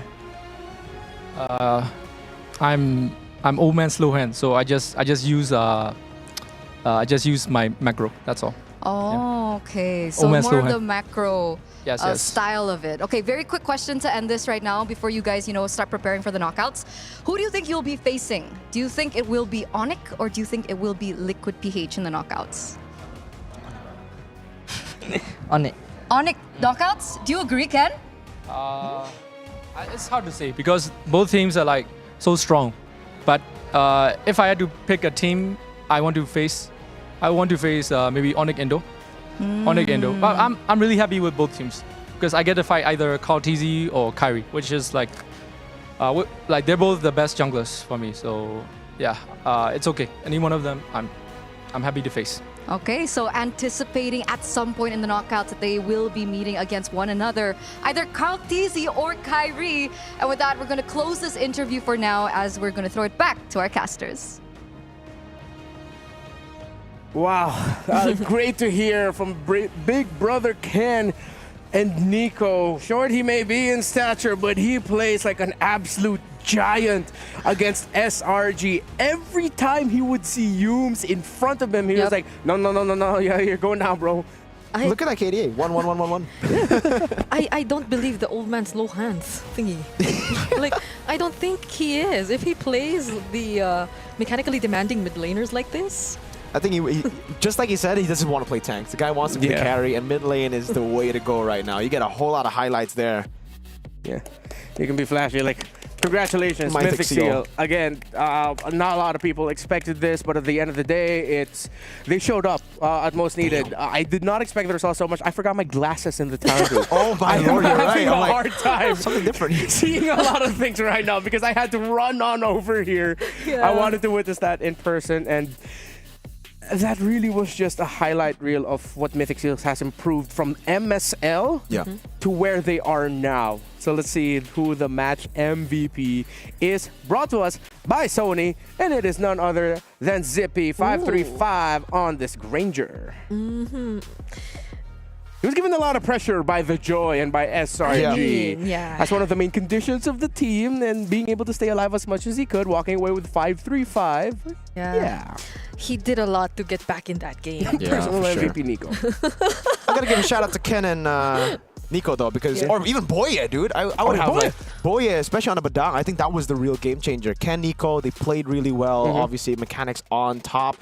Kun on the glue too, dude. Like everybody kind of deserved it. Yeah. Everyone. I can't decide. I think Mythic Seals, they all work together so hard to make this happen. They are very together. It was I think we talked about how they just wanted to go for the team fights, and so they did. Like there was macro still. Like I don't think you can get as far without any macro, but the team fights were what really mattered for Mythic Seal, and I'm such a fan. I'm such a fan. Yeah. Which one? I'm pretty sure Mythic Seal earned a lot of fans today, and they are not going to be missing out on the knockouts. And if you do not want to miss out on all of the MSC goodies available right now in the MLBB in-game client, just purchase the support chest for 20 diamonds. You can also purchase multiple support chests for a chance to get the pass and for a chance to get more prizes as well. It has been a terrific start to this Group A upper bracket. We still have one more, and it will be our match of the day between two titanic organizations in MLBB. Team Liquid, who are also gunning for club championship points alongside Onic. So this doesn't only determine a lot of what the picture will look like for the knockout stages for MSC, but how potentially the club championship rankings can look like for the Esports World Cup. Don't miss out on this marquee matchup between Team Liquid and Onic from Indonesia. We'll be back in just a bit.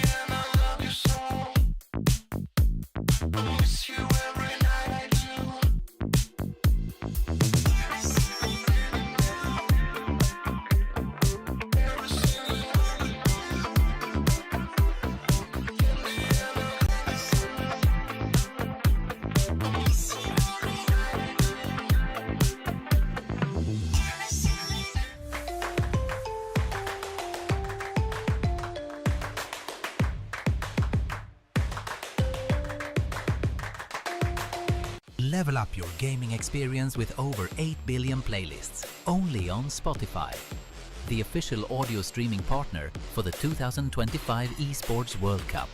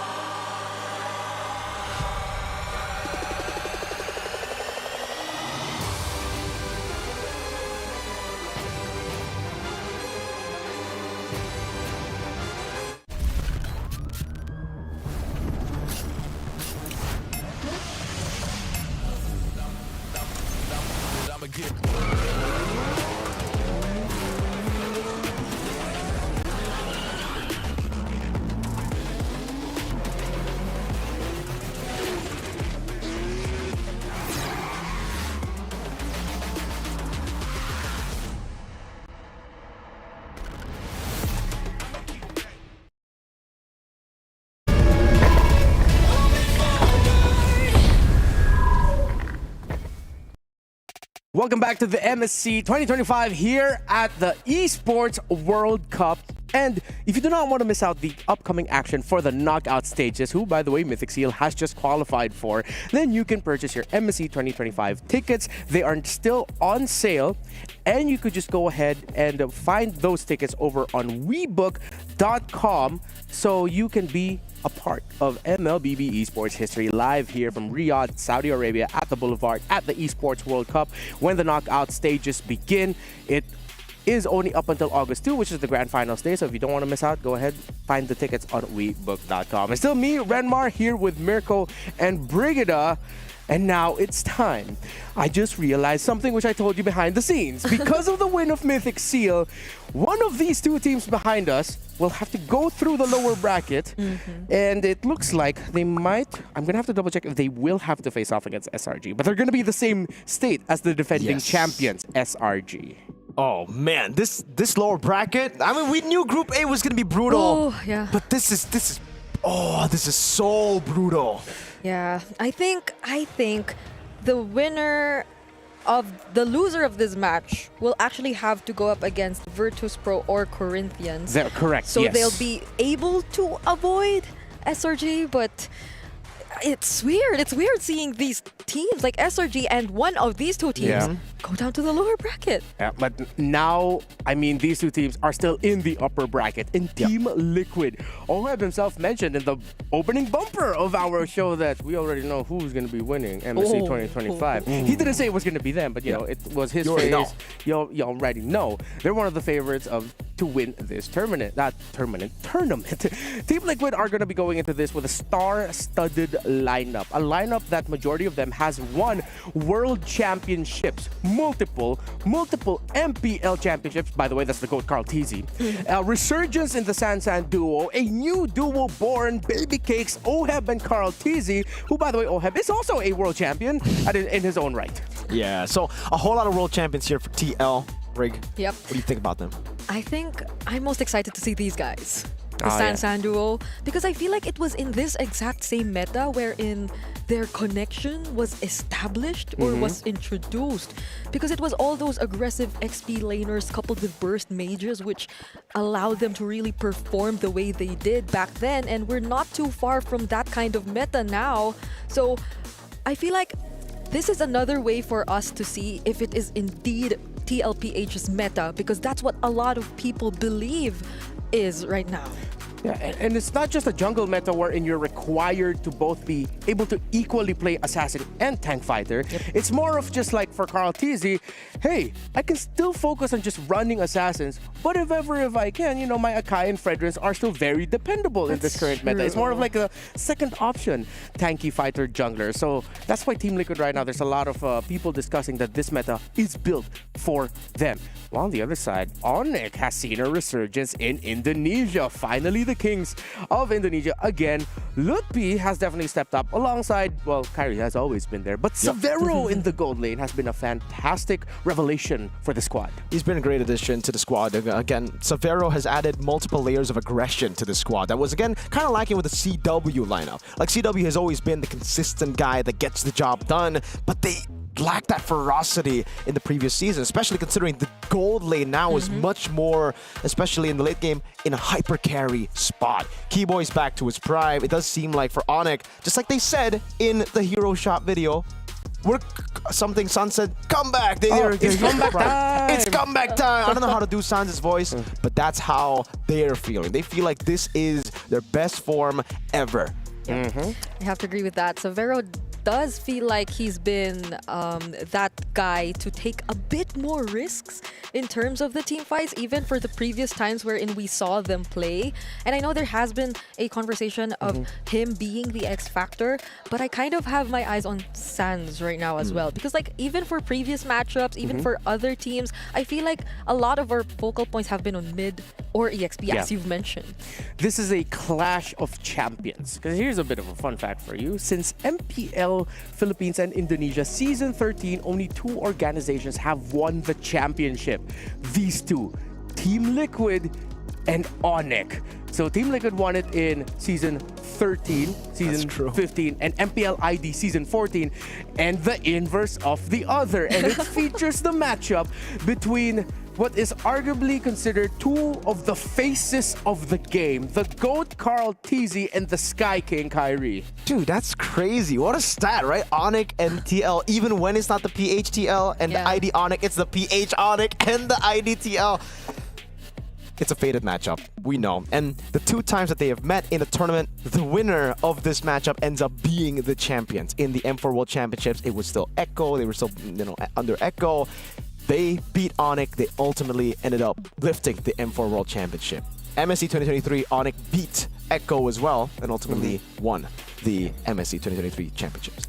So this could be a determining factor for who could be the champions of the tournament. But again, they could still meet in the knockouts. Exactly. And if you don't want to miss on anything MSC related, again, please look for that MSC 2025 pass available. 20% off all throughout this event. It's only available for a limited time until August 7th. So if you want if you want your hands on that Nathan skin, it's a fantastic looking skin, by the way. Very worth it. Although it's very difficult to play Nathan right now, but if you can make it work, I mean, it works out. It's really good. But there are also really great goodies to get. You can get your avatar border, which features MSC 2025, and those are limited, and those usually only come back when the next MSC is back. So go ahead and purchase that pass. Now, I think it's I'm trying to imagine what this matchup could be. I'm just imagining like a setup battle against JP and Keyboy. Bro, Sans versus Sanji with the mechanical. Ooh, it's like across each position, you could imagine just a crazy battle between the opposing forces. Yeah, honestly, it's crazy. That's true. Because even when you mentioned that Carl, if ever he doesn't want to go utility now, he still can go for his Fragrance and Akai's. That's true. But the way he's played the first series, at least, it does really feel like it's Assassin Carl TZ back again, because I feel like there has been some sort of hesitation, especially in previous MPL seasons, when it comes to him using his assassins. But now that doesn't seem to be the case at all. All right. I think it's time now to look a little bit closer into what this potential story could be between Team Liquid Philippines and Onyx Indonesia.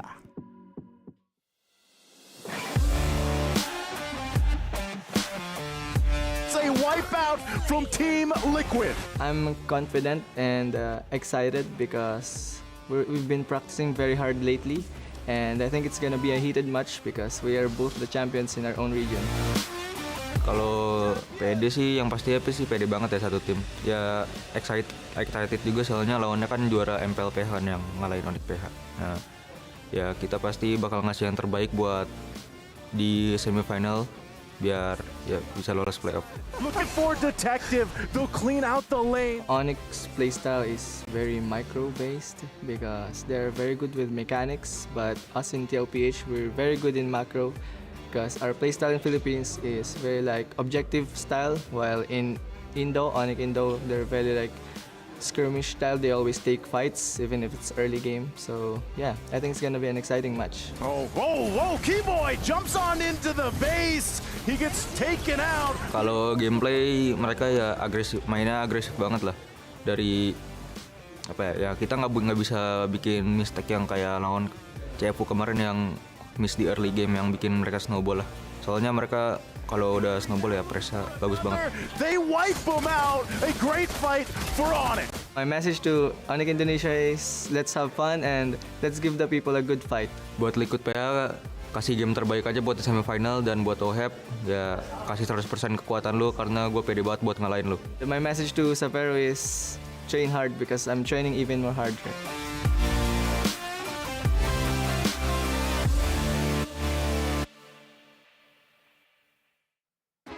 The defending champions of the Philippines, Team Liquid, goes up against the defending champions of Indonesia, Onyx.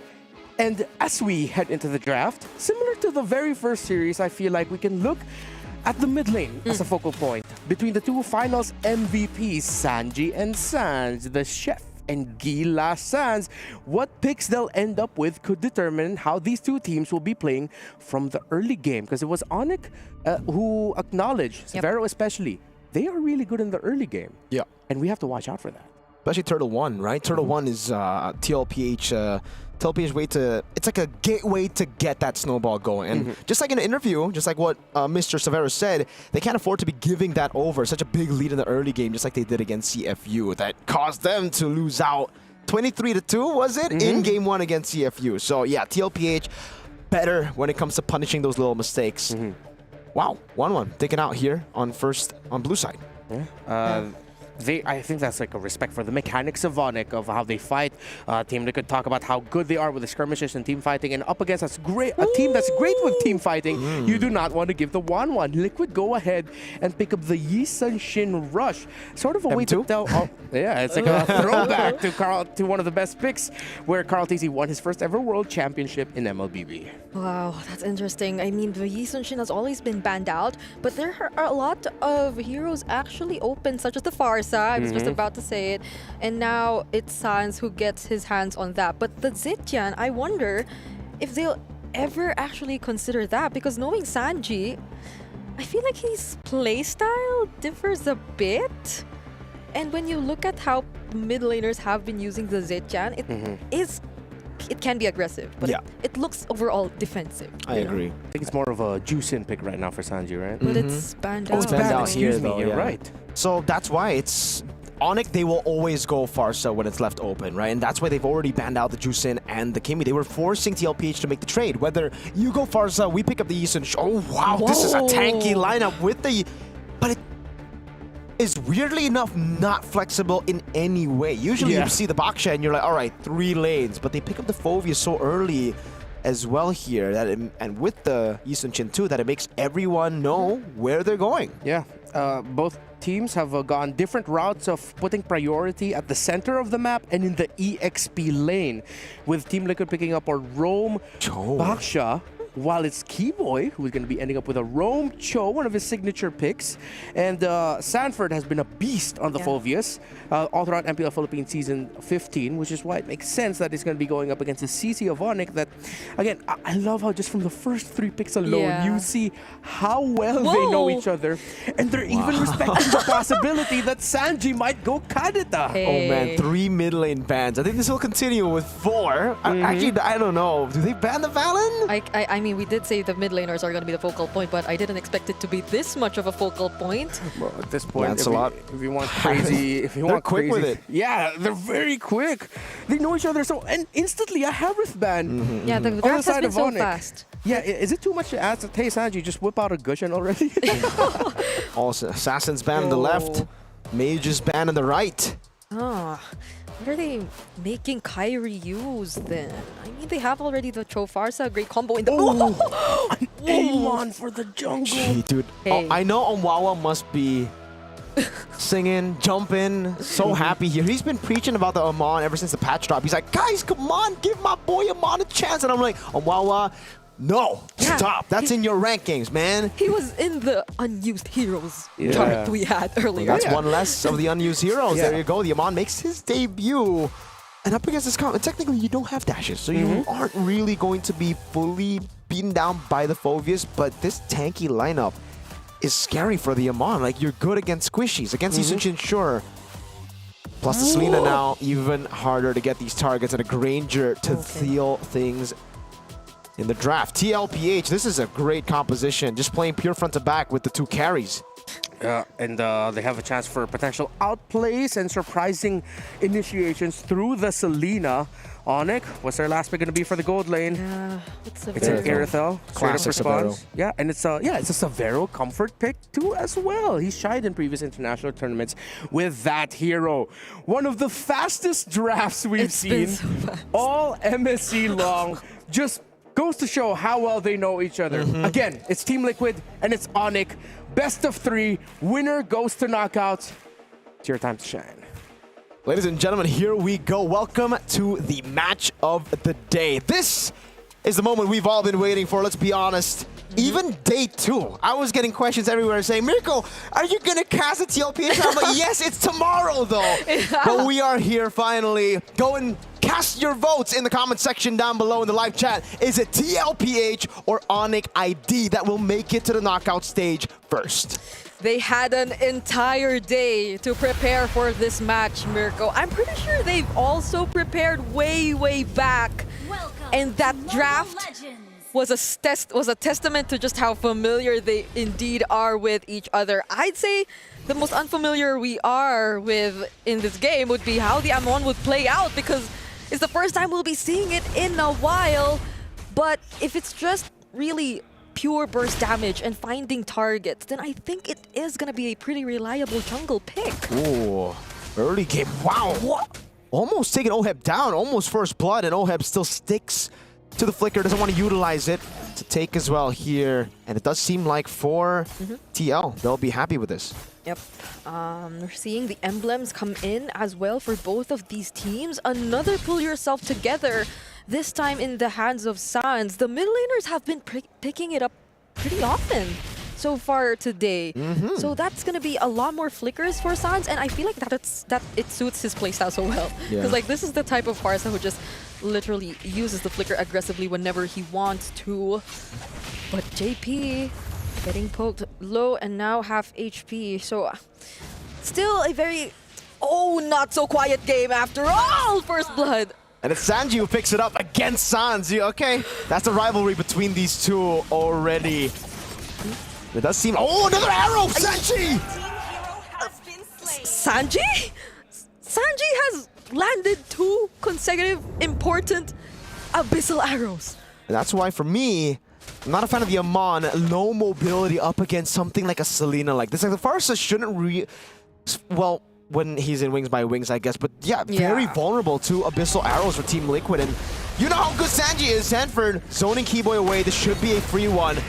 Might be actually a kill too. No, Keyboy respects it. Oh, Wings by Wings from Sans. So that's why he went pull yourself together, Brigida. Sans knows just how deadly Sanji can be, and they've literally won out the early game through Mr. Sanji. Yeah, I mean, you'd be torn between the Purify or the Flicker, but you just have to pick one.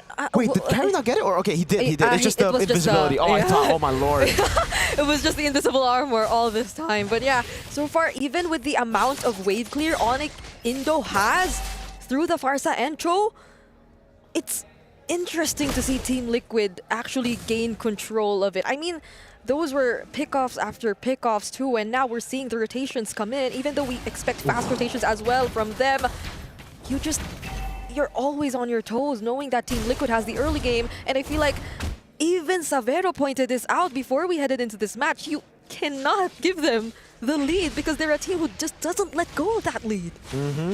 But it's not like they were giving the lead. It's Sanji forcing the lead out of Onyx. And you know, sometimes you just can't help it. When an Abyssal Arrow lands twice on 2 prio targets, you just gotta take it and try to come back in Turtle 2. And that's what Onyx are doing right now. That's why they're playing super safe, extra safe, after seeing how accurate Sanji can be on the Selena in the early game. So let's talk about these individual lanes, because it's interesting to see that the Savero hasn't actually been winning out this lane entirely. You'd expect the Irithel to be the counter here. Both teams have been rotating into the bottom lane. Oheb doesn't have Purify, so could be an angle to gank, but JP is just too clean with those rotations, always covering these angles of attack away so that Onyx can't get Oheb. I mean, it was great that he was able to recover, because earlier on, I think in the first minute of the game, there was an early rotation from Sans, and we saw Oheb being poked down very low. So it's great that he's able to at least come back in this game, manage his lane a bit better, but he fully respects that this matchup might not indeed be that favorable for him. Onyx ID have their eyes set on Sanford. They might try to burst him down. There goes the third airstrike. Will he get away with this? The other members of TLPH actually make it! And Sanford survives. Sans able to flicker out of the Abyssal Arrow earlier. Kai joins in. Abyssal Arrow landing!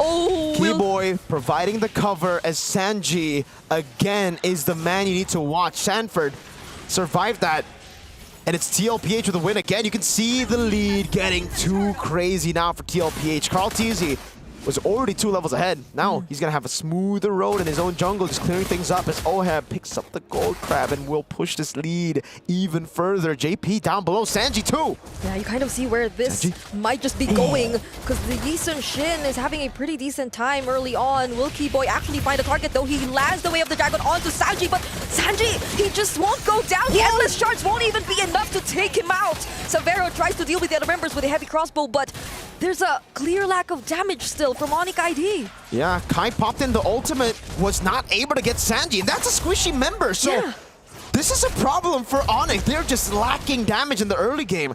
All of the kicks have not resulted in kills, and it is really bad for Onyx. They kind of need a snowball going for this jungle. Savero's doing damage at least. They were almost able to get a few kills, but almost is never enough. TLPH have been the absolutes in game number 1 so far, and that's a concern for Onyx.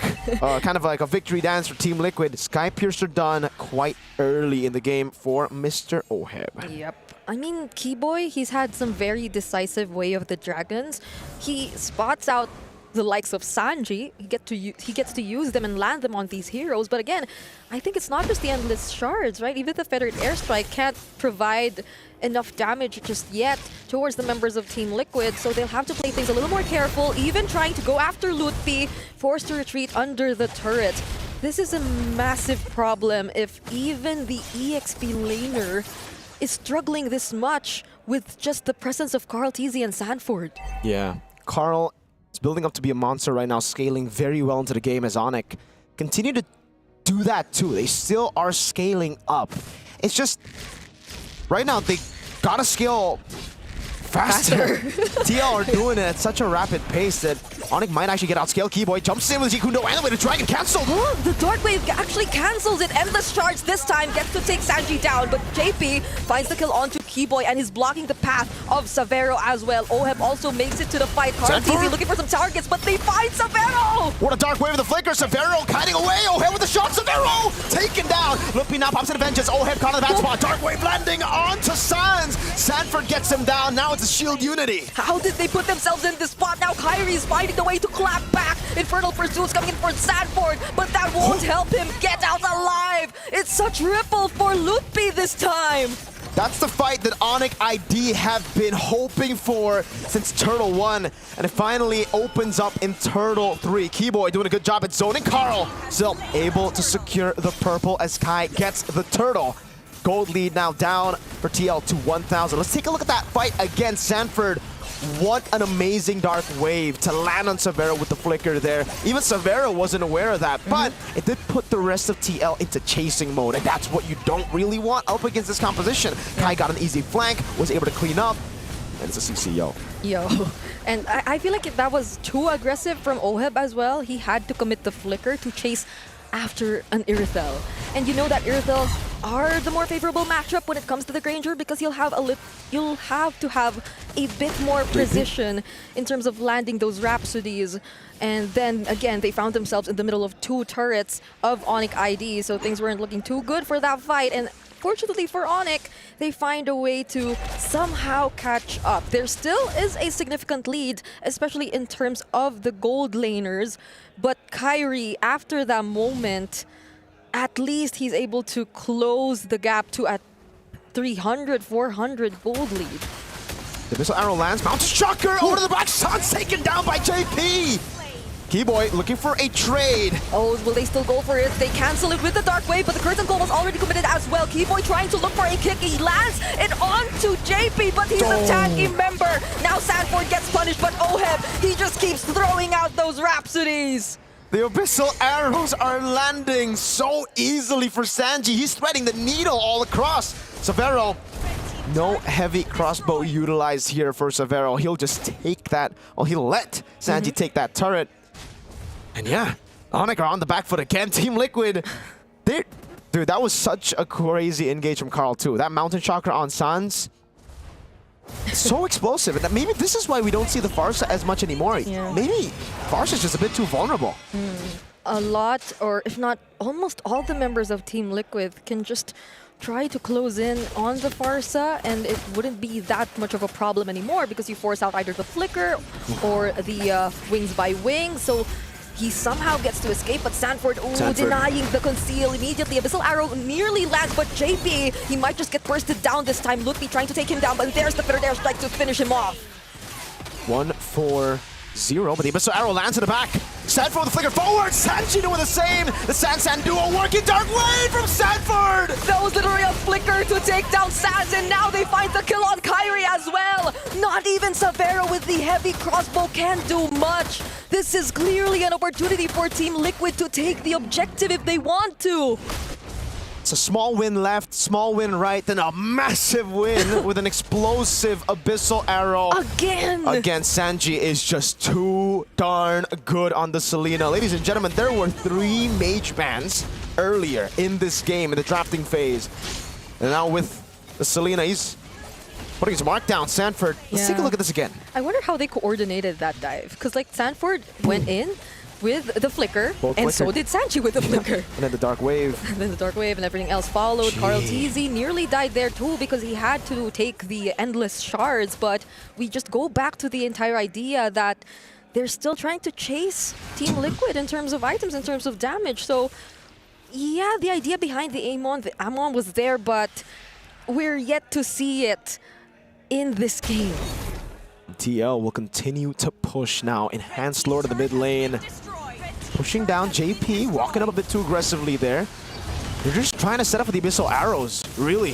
Litpi's doing a good job though. Curtain call. Oh, he gets to use it on Sanford and JP, so they might have to retreat for a bit.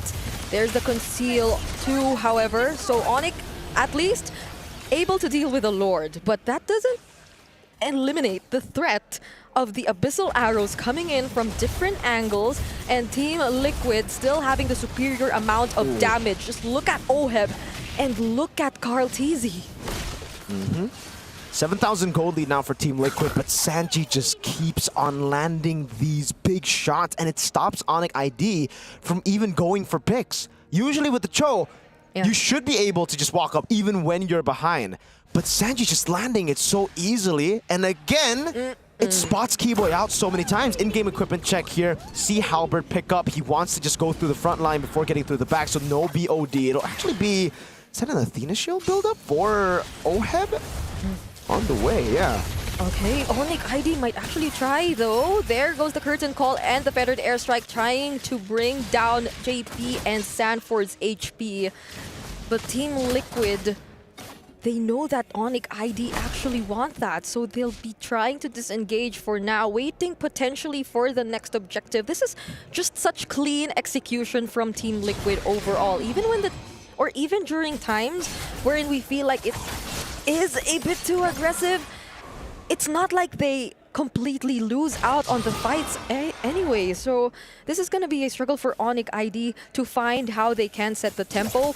We did see how Boye did try to do that though with the Cho that was playing from behind, but it's a different lineup right now for Onyx ID. And it is an Athena shield, right? So good against the Amon and the far side. That's literally the only 2 dudes that can get to Oheb right now. He's so safe in the back. That's what we said in the draft here for Team Liquid. They're just playing a proper front to back. It is a very honest front to back, but it works, especially when your backline's so good in the early game. 007, Carl TZ, Oheb 4-1 and 4, Sanji continuously landing shots, and Sanford and JP peeling for the team. Twilight Armor picked up by Keyboy as well. Lutpi, I feel like whoever he decides to use the curtain call on will be such an important decision, and he might decide to use it now, but maybe not, because Team Liquid decides to engage in the fight. They go for Lutpi and try to burst him down, but the flicker! Jade Kundo from Keyboy, is that gonna be enough? Endless charge already committed. They don't get any kills until now! Sanford down. It's gonna be traded for Keyboy now as Oheb walks up, picks up the killing spree, another stack on the Sky Piercer. Onyx forced back. That was a pretty good fight, I would say, for Onyx. They only lost their roam for the XP, and it was because of Kai. He zoned 3 of the carries behind as he walked up, tried to go for the endless charge. I think it was a mistap. He wanted to go on Carl TZ, but he did land on Oheb in the end. The Athena shield stopped that from happening, stopped the kill from happening. Now Abyssal Arrow lands on Lutpi. A few shots over. Oh, could they stop this from happening though? Oh, even with the Athena's shield, gets blasted with the endless shards. Sands will still survive, and Savero this time making things happen, but Carl TZ finds the kill onto him as well. Such a back and forth. This is the battle that we've been waiting for, and now we know why we've been waiting for, why this matchup has been so anticipated. Team Liquid, for the majority of this game, are holding on to the lead, but it never felt like too big of a lead for Onyx to just stay in their base. They were constantly walking up, farming as well, finding their power spikes, and now it's Onyx on the Lord. They're the ones, the Sky Kings, marching in. JP with a shield unity, Sanford with a Dark Wave. Oh, but Keyboy nearly fights Sanford though. but he gets to keep himself safe, but that will not keep them alive. There's a difference. Carl TZ trying his best to find the targets to deal damage, but will he be able to, though? Both Sanford and JP have been taken down.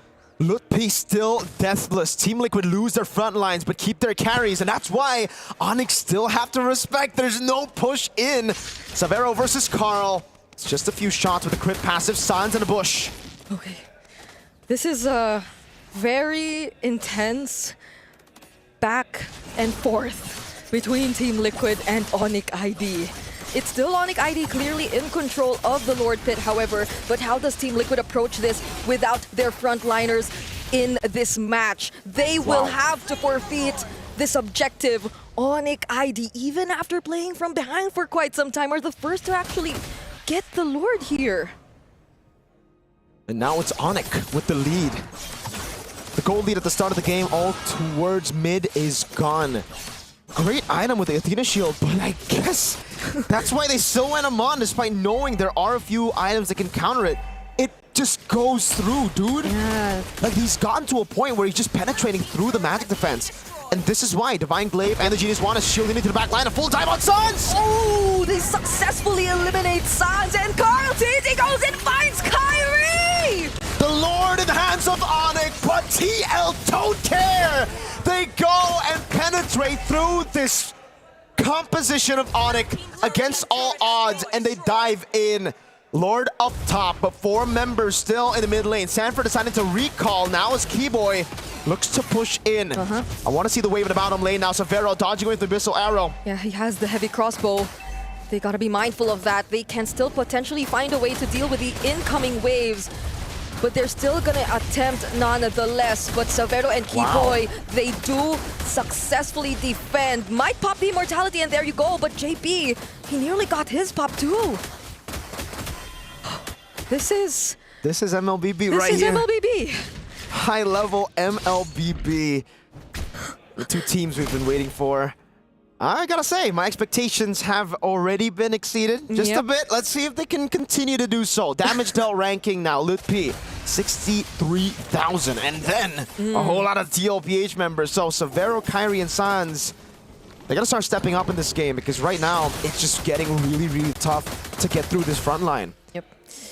We did see, however, the potential angles from which Onyx ID can work on to find at least an advantage in the fight, because again, if the curtain call is landed onto either JP and Sanford, or both of them better, then you just keep them from protecting their teammates or setting things up for Team Liquid themselves, then that just gives easy access to Kyrie, which I feel we saw earlier in the top lane, to look for his targets. There has been some targeting issues in that instance, but if it were otherwise, then things could potentially be better for Onyx ID this time, especially as they only lack a single item for Kyrie to complete his build, and Savero, on the other hand, has completed his, even has the Wind of Nature. So I like how the gold laners really acknowledge that they have to keep themselves in the fight, much to a point where we also see an Athena's shield, but proccing the passive is gonna be critical for OHEP. Holy Crystal done for Kai, Divine Glaive for Sans as well. So we were talking about them having to get more damage to actually go through the front line. There you go. Holy Crystal, Divine Glaive, they have more penetration, they have more brute force damage on Kai with the Holy Crystal. Good Shenpu from Keyboy, might be going for the pick now, goes for the Jikundo, doesn't actually end up going for the Weighted Dragon. Good Abyssal Arrow stops Keyboy in his tracks. Yep. But the wave up top is favorable for TL. That's slow push. Yeah. And Lutpi at least still has his curtain call, and they didn't want to go for JP. They knew that there were other more important targets to go after. They block Keyboy, they deny him of his attempt, and somehow Sanji finds Savero, might be punished too, but Kyrie, he's next. There's a flicker from Sanford, but Keyboy and Lutpi, they baited him out. Now JP caught in the tough spot. Lutpi walks back up. Keyboy looking for the Jikundo. Will be able to get it down now with the Shenpu as well. Immortality down for JP. Lutpi zoning them in the back line. It will be JP falling as Lutpi continues to the chase. Doesn't have the curtain call just yet. Pops into vengeance. Chases down the goat. Carl buys the immortality and gets away. Keyboy! Oh, but there's a flicker. We have the Dragon and the Fettered Airstrike. Still has the Traceless, however, but Kyrie gets the last hit. Wave up top crashing. Onyx need to deal with it. That's going to be a whole base turret taken down. Can they go for it in time? No. It'll be a base turret take for Team Liquid, but Onyx win the fight. Oh, what a back and forth from the two champions. This 20-minute game, I feel like it hasn't been that long even because of just how the back and forth has been like 20 minutes, going. I agree. It doesn't feel like 20 minutes, but okay. That was such a play from Sanji, yes. But I feel like Team Liquid could have been a little more careful because they already had the Lord. But there was still a flicker from Sanford to try and engage for Onyx ID. So that might have cost them this situation that they're currently in. And now in the live cam, they're still trying. Okay. Yeah. This is insane, MLBB. It really is. I don't know if you guys caught that in live cam view, but JP popped into conceal and had a battle of invisibility. Like JP was trying to catch Kai. Kai was invisible. They were just sidestepping each other, dancing around. Takes two to tango, and both of them knew the assignment. Gold lead gone.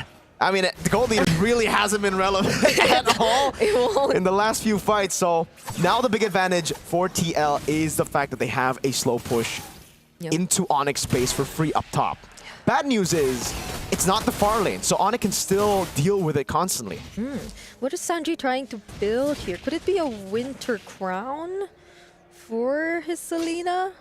So he could put himself in a little more, I don't know, dangerous positions. Oheb picks up the War Axe too, adds it to his build on the Granger. This is the point wherein we'll probably see a lot more item swaps here and there. I mean, even that clutch immortality from Carl TZ, that was definitely something. But this is going to be the 20-minute mark Lord that they are going to fight for. Yeah. Oheb has sold his boots for a War Axe, so additional sustain to deal with Onyx ID's burst.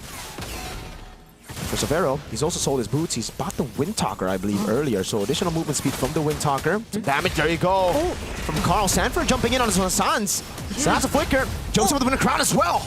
He gets to intercept the Wings by Wings, but now it seems like Team Liquid, they're feeling the damage from Onyx ID, but no, wait, it's actually Kyrie who's first to fall. That's a lot of damage coming in from Severo. Nearly takes down JP, but he survives.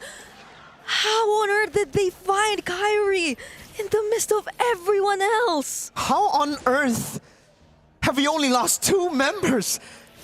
One from each. Kai dying, yes. Sanford dying too. The Battle of Winter Crowns and a missile arrow landing. If he was ready for that, that could have been different there. But yeah, Sanford jumped in with the Infernal Pursuit and then popped in with the Winter Crown. Same goes for Lutpi early with the Curtain Call.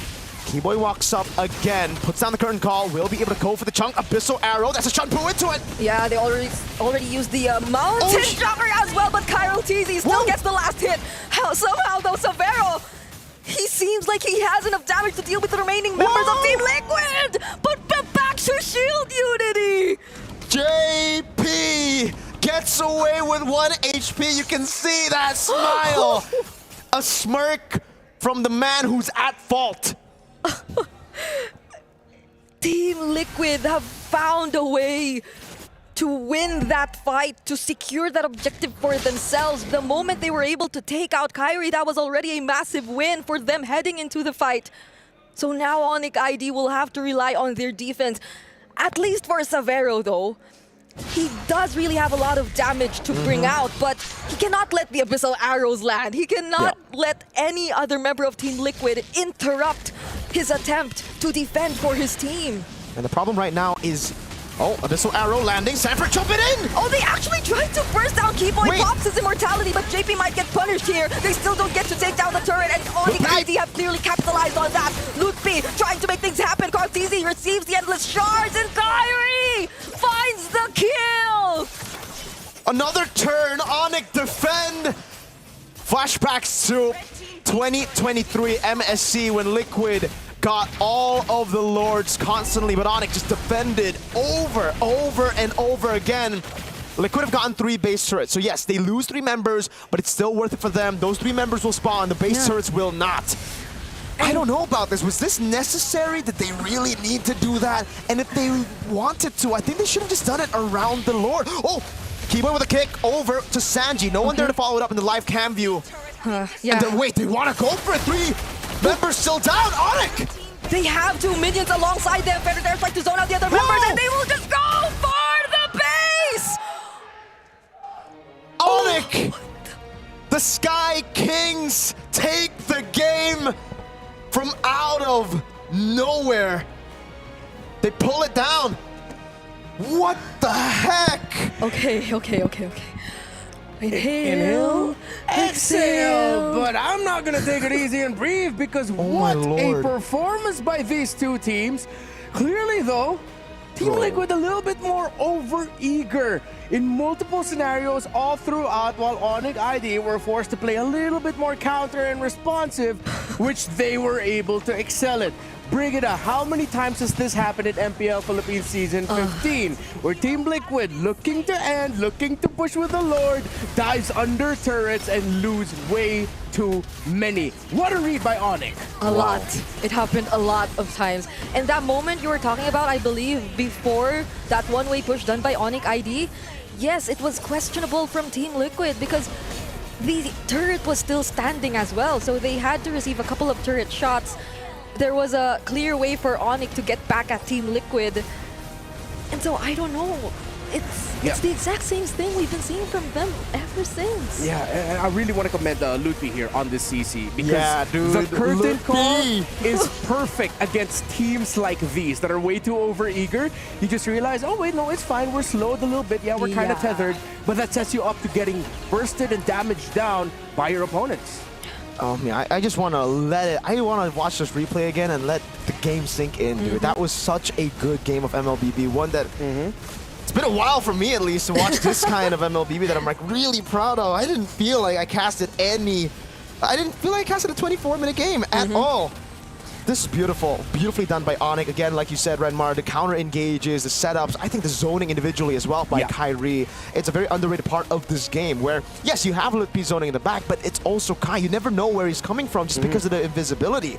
And multiple times you get to see the micro plays constantly from both these teams going at it head to head. My favorite was actually during the live cam view while we were in the replay because JP was concealed, Kyrie was concealed. Both of them were just like dodging from the shield unity. JP trying to get it. Yeah, they were just trying to find each other. Weren't able to find each other, however. But I think what I also really appreciate about Onyx here is that every time that feathered airstrike by Sans comes up, you sort of see this instinctual, all right, let's protect our captain, guys. They just put up a wall enough to stop the cavalry or buy time for themselves. Meanwhile, for Team Liquid, the signature Team Liquid playstyle.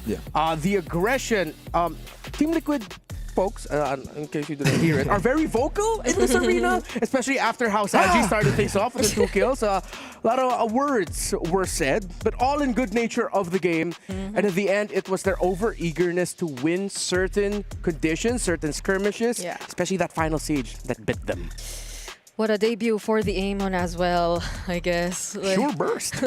It's sure burst. It did struggle a bit in the first few minutes of the game, or it lacked in terms of the damage, but once it built those magic penetration items, I mean, the mere fact that you're able to force your gold or the opponent gold laner to build an Athena's shield, that's probably something, right? Because like, it could have been more damage for Oheb too, I guess, but then you literally forced them to play a bit more defensively. And this is where you get to see why mid laners have been going pull yourself together even on heroes that you wouldn't expect them to, right? Usually you see the pull yourself togethers for the Petrify mid laners, but here, back-to-back games, Nico in the previous one with Jusin, here, Sans with the Farsa, goes pull yourself together for the Flaker. That was Keyboy, by the way, the one that goes, ow! That's his thing, he does it every time in MPL ID. Yeah, so back to it. Pull yourself together helped Sans. He was getting caught way too easily in the early game, but it got harder as the game went into the later stages just because of the stacks. You gotta understand the pull yourself together change here. With the change, you actually stack up the cooldown. Yeah, and for people wondering, how come there's no Purifies on the side of Team Liquid Philippines? Well, more priority is on repositioning than it is just being able to take away crowd control effects. You're gonna want to be able to avoid certain things before they even happen instead of actually cleansing it, and especially since you're going up against a Farsa, that repositioning is incredibly important. You saw just how closely contested this game was. Team Liquid Philippines, hopefully they had enough of a heat check though. Because again, too over-eager, and clearly Onyx are ready for that. Yeah, there have been a lot of times. Some have been good, have been in sync with the other teammates. The San connection, we see that. Even Carl TZ dashing in every now and then.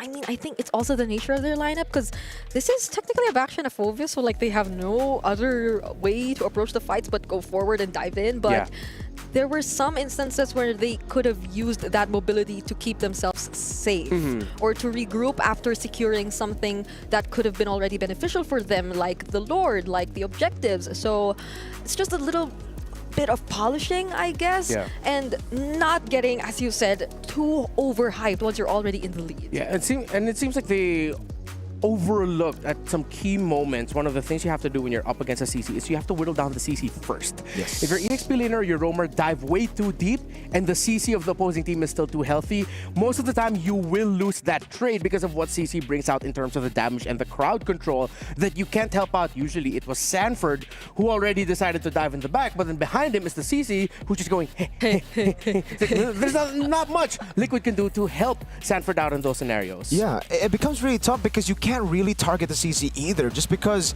Onyx drafted for a composition with too many carries, too many ways to deal damage, so you end up targeting Lutpi, Kai, Sans gets free hits all around, Savero too. That was the moment. Yeah, also a bit of a head scratcher for me as to why Sanford decided to go with the flicker in that scenario when, again, they already have the Lord, they could have backed.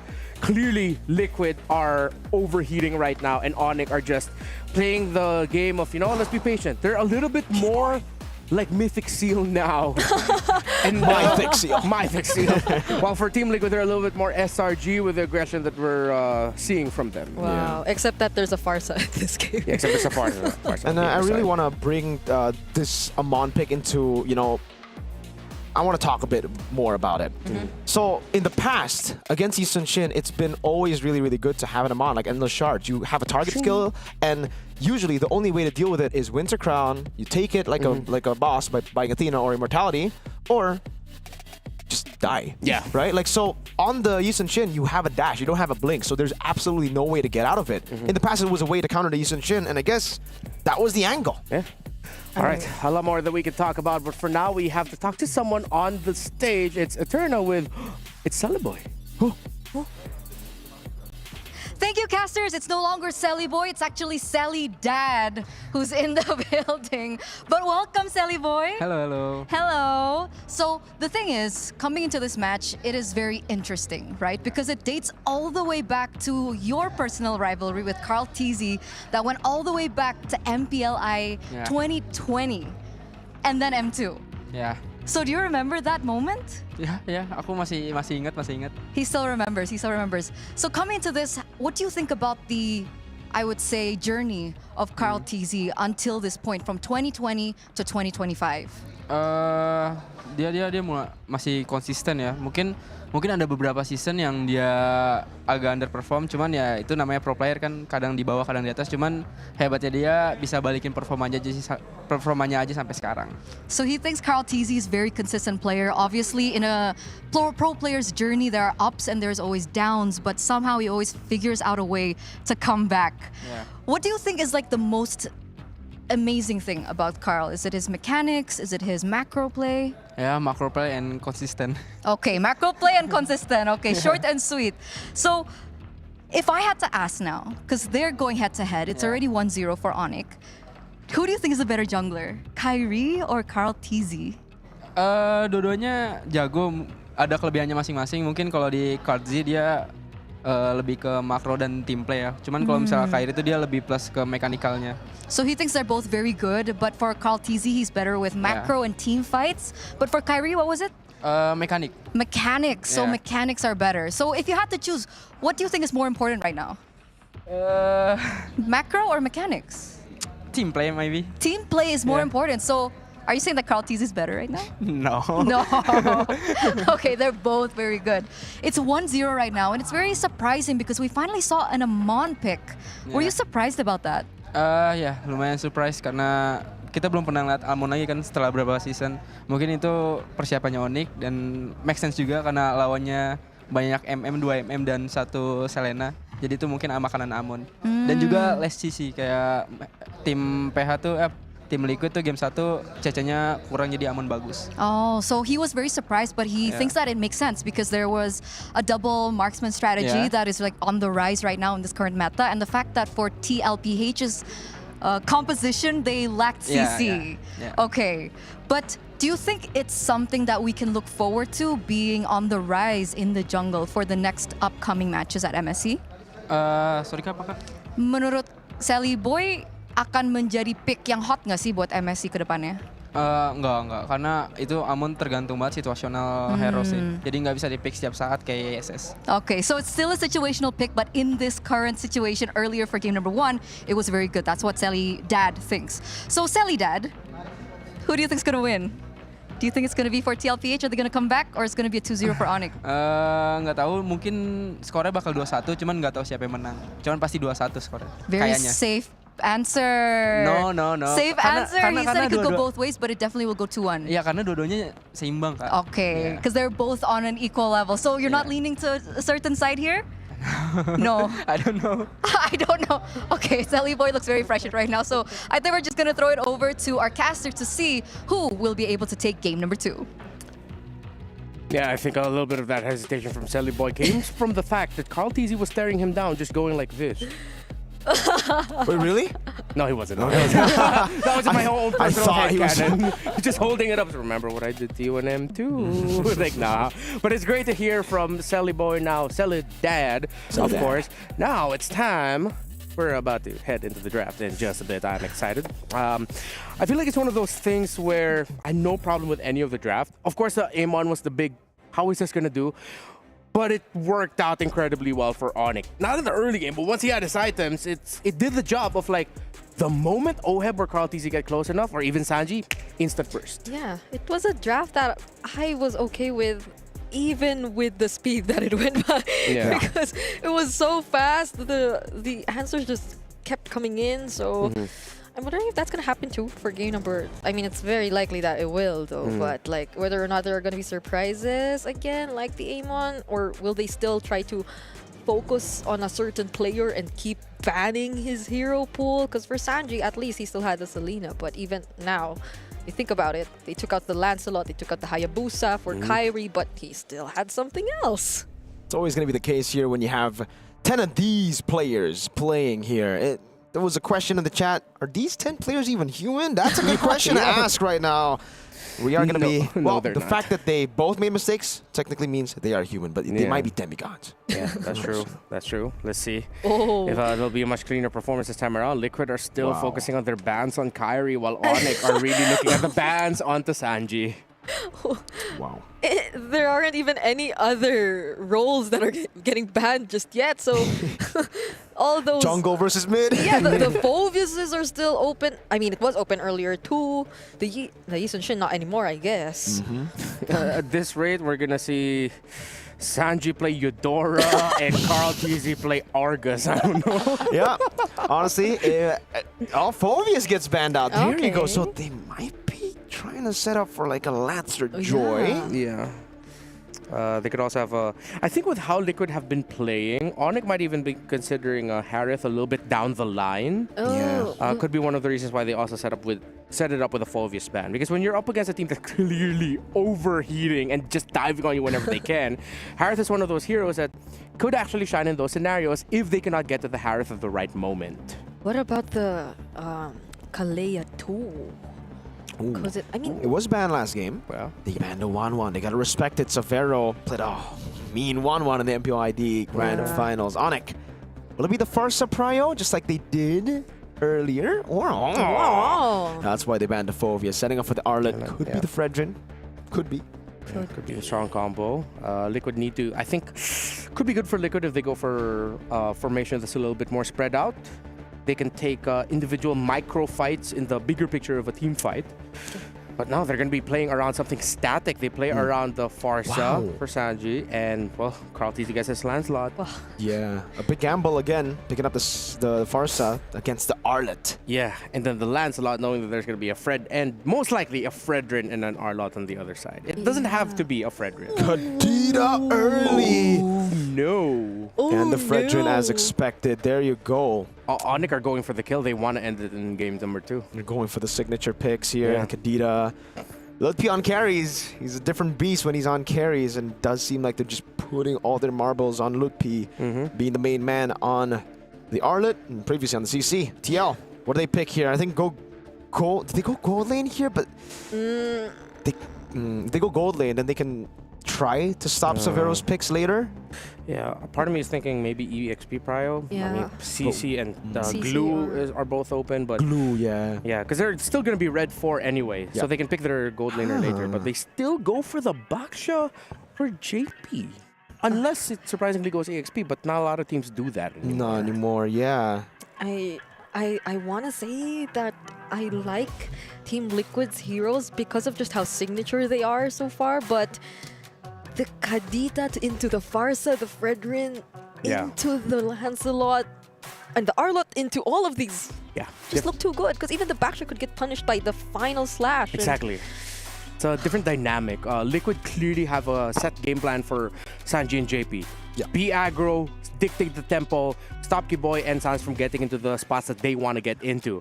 But then you're up against so much crowd control, one of them being a Petrify even, if Sans decides to go for it, or if maybe even Kiboy ends up becoming the Kadita surprisingly. So Liquid still same, they need to temper their tempo. Still trying to think of what like Onyx want to pick in the gold lane. Do they just go for like a safe Granger if it's not banned out? Because they already have a crazy amount of...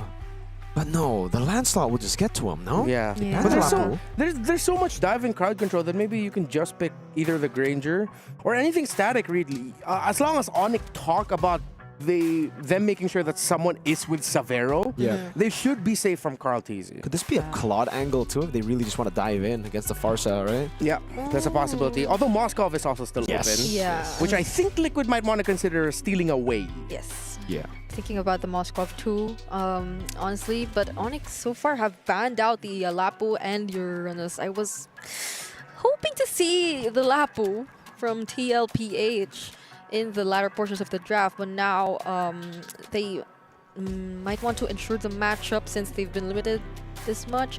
So is it gonna be the Moskov or the gold lane pickup here for Oheb, or...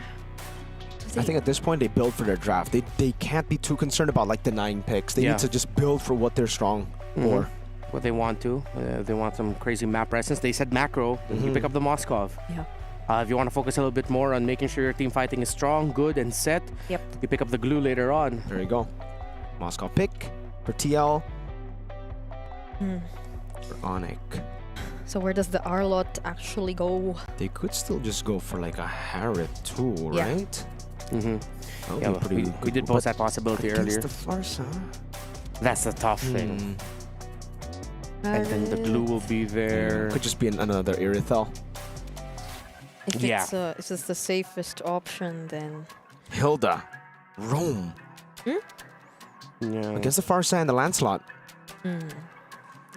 There you go. You see the players go for the high fives. It is going to be the Claude for Onyx to dive in, breaking this front to back.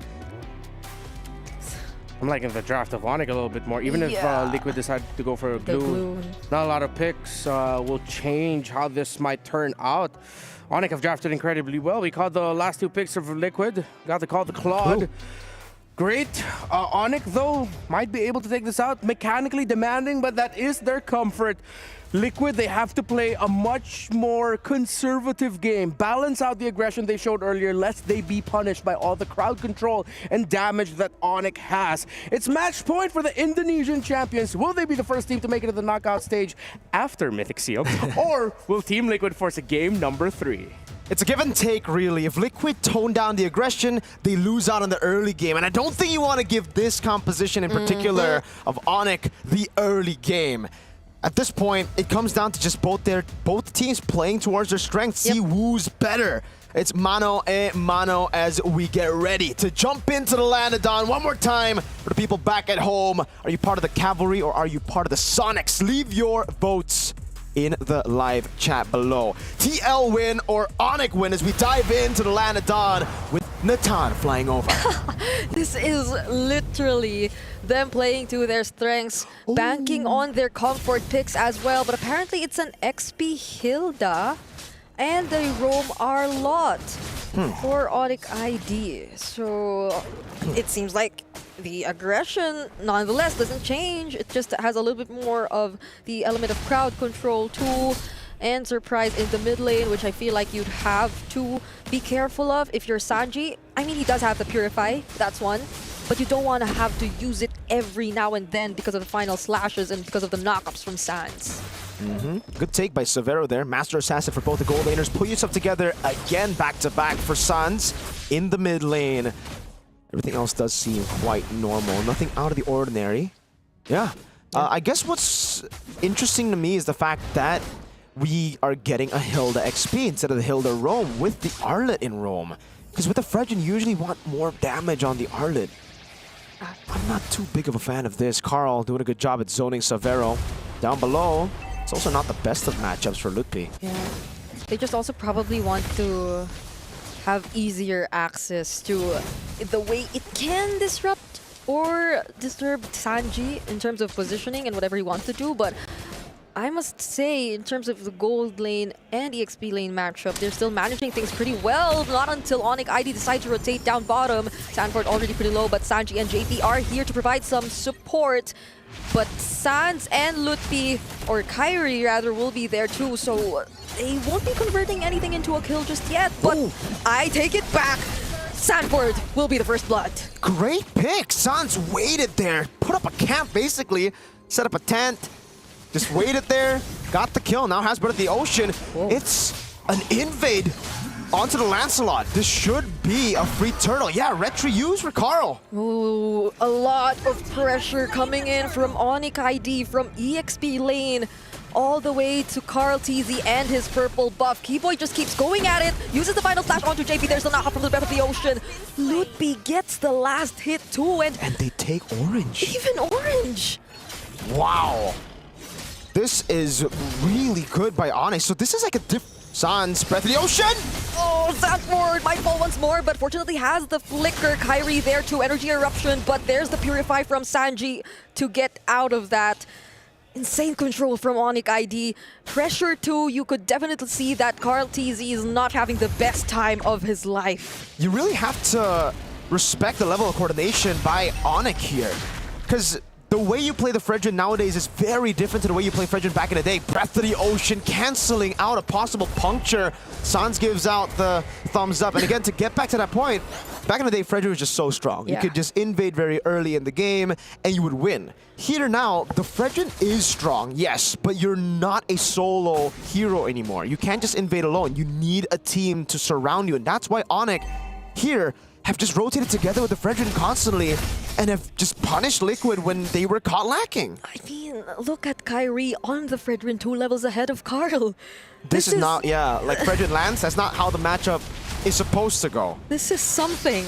Onyx ID have seemed to go into this match with a clear picture and idea of how they're going to deal with Team Liquid. I mean, that confident pickup on the Kadita in the first phase of the draft, that to me already seemed like something from Onyx Indonesia, and now they're showing us how it's done. Not even Sanford gets to go out of his lane first or as much. And even if he does, like, he'll be just there to provide additional support to his teammates, to Carl TZ, who's clearly being disturbed most of the time whenever he tries to attempt to go for his jungle, and Kyrie denies him of this. Oh, look at that two-man knock-up with the Breath of the Ocean. Final slash also committed onto Sanji. He couldn't even use the Fenrir Strike. Blazing new win from Severo! And the Breath of the Ocean, Onyx ID! That's a 4-1. They've lost their utility jungler. Keyboy jumps in, looking for the stun, able to get it. That's the Breath of the Ocean again. Ludwig charging in, and Oheb is forced back as Onyx go for the turtle.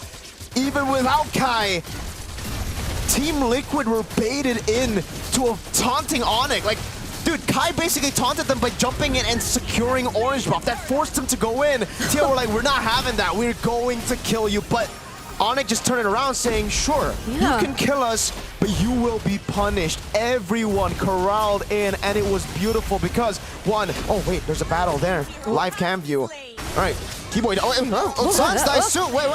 Wait, Carl TZ, can he get out of this? He might actually do. BMI out for Savero. So Team Liquid do find some kills to catch up.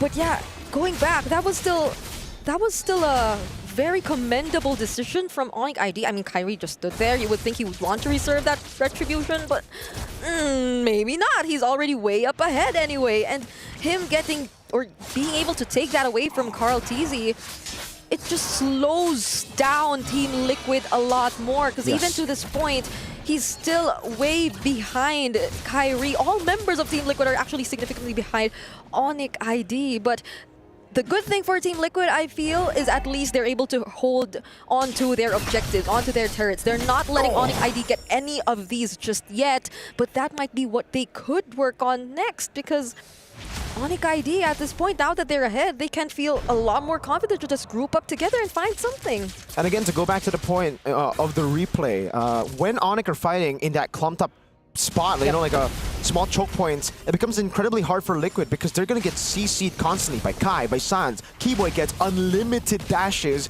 and their AoE is ridiculous with Savero. Again, the Arlo with the final slat, it's just too much AoE. You have to try to fight Onyx in a big spot on the map. You don't want to be in those clinch points. Lippy's just split pushing on the Hilda. Hey. There you go, a free turret down below for Onyx ID. That kind of reminds me of Kirk. This is kind of like how he does or plays the Hilda. But yeah, I do agree. This is also why Team Liquid has or was forced to have the Purify on Sanji and Oheb. When things get too messy, it's almost a guaranteed way for Onyx ID to get the pickoffs because they can just layer their crowd controls after one another. Sanji already uses the wings by wings, and they can only do so much, get some information. Every now and then, they can't really confidently go in for the contest as of this moment. Nope. I think the one thing we can talk about Liquid is the fact that they have really good clear. Lancelot, Farsa, and Moscow. So they have a plan B here. If Onyx ID get a crazy lead, Onyx will still have to team fight their way into a victory. Like, there's no way they can just purely siege with this kind of composition. They're gonna jump on Sanford. Oh, look at the chain, CC. We just mentioned it, but there's a split somehow. Sanford gets to walk away, but Onyx ID, they seem to fear no one. Even Sanford looks or can be a target for Onyx ID at this point. Even if you look at the items that Savero currently has, just needs one more item to complete that Trinity build, and you could already expect the damage, his potential to shred down even the tankiest members of Team Liquid. To think that we already saw the Blazing do it too once in this game, I believe, and it was already dealing a decent amount of damage, so Team Liquid have to be very careful about this. Sans goes in, bursts down JP, might actually finish off the kill. There's the counter predators like coming in from Sanji. Carl TZ, he doesn't land the Phantom Execution onto Zavero because he's still at the BMI, and Keyboy still finds him! A mount down as he brings him back under target. Keyboy still getting the kill! But now Lutpi, it's Kyrie who tanks the turret to ensure Lutpi gets away. Keyboy for Carl and JP. Sanford walks up, Breath of the Ocean landing now with a knockup too. Blazing away from Savero! Oheb won't be able to make it out alive! San duo, they have to walk away! And as you've seen it, that Arlot, that was... I don't know if it was just a roam Arlot anymore. It literally had decent amount of damage too. It was the one able to get that last hit onto Carl TZ, dived in, took that risk, forced the fight even under the turret for Team Liquid, but yet again, JP, he could barely move, he can't do anything with all these final slashes and Breaths of the Ocean. Kyrie wants to go for more, for the airstrike coming down as Keyboy goes for the side, able to go for the stun now. Constantly putting it down, another vengeance on Carl, he jumps in, almost, maybe getting the kill! saves the game for Liquid. That's a breath of fresh air. Okay, I apologize. That was a surprise steal. Too much of a surprise from OHEB. I can't even recall if there was anyone who could have gave out the information to him. But it was such a well-timed spear of destruction, allowing Team Liquid to still stay in the game, although they somehow still are, no matter what you say, but it clearly has been under control for Onyx ID. Now they will attempt to take this in this mid lane turret, but there are too much members from Onyx ID trying to keep it together. And all the while this was happening, Mirko, I did not notice how well managed the bottom lane was for Team Liquid. So that was probably also something OHEB was able to do, and now he's working on the other side of the map as well. 3-item power spike, 10 minutes and 47 seconds to claim it. And this is looking good for OHEB. Looking good for Team Liquid too. They've bought a bit more time. Remember, Onyx ID, they're kind of fighting against the clock here. The composition should get outscaled. Should. I'm not sure. We'll see, because it should, right? The Farsa should have a better late game than the Kadita. Everyone, except for maybe the Claude, right? So it's a battle of prolonging the game, and OHEB literally got them a get-out-of-jail-free card with that steal. Yeah, and Team Liquid at this point have also probably realized that they should be picking where the fights take place, because in those very narrow spots, it's clearly Onyx ID who gets the advantage, and I think we talked about this earlier too. So now that they have a bit more room to move around the map to decide on where they will be choosing to engage Onyx ID, then they can potentially be the ones to position themselves first and not get taken by surprise as much by Sans. Still is a major threat to Team Liquid. We can't deny the fact that he is, but I think that's another thing too. Like, they have to be careful on who they're letting or who they're assigning to check the brushes, the members of Onyx ID, because even JP can get bursted down, and we've seen it happen a lot of times in this game. So that's something Team Liquid definitely has to consider in the upcoming seconds or minutes of this game. But so far it seems like all they want is just to manage the map and the macro before the next fight breaks out. Yeah, because they know OHEB.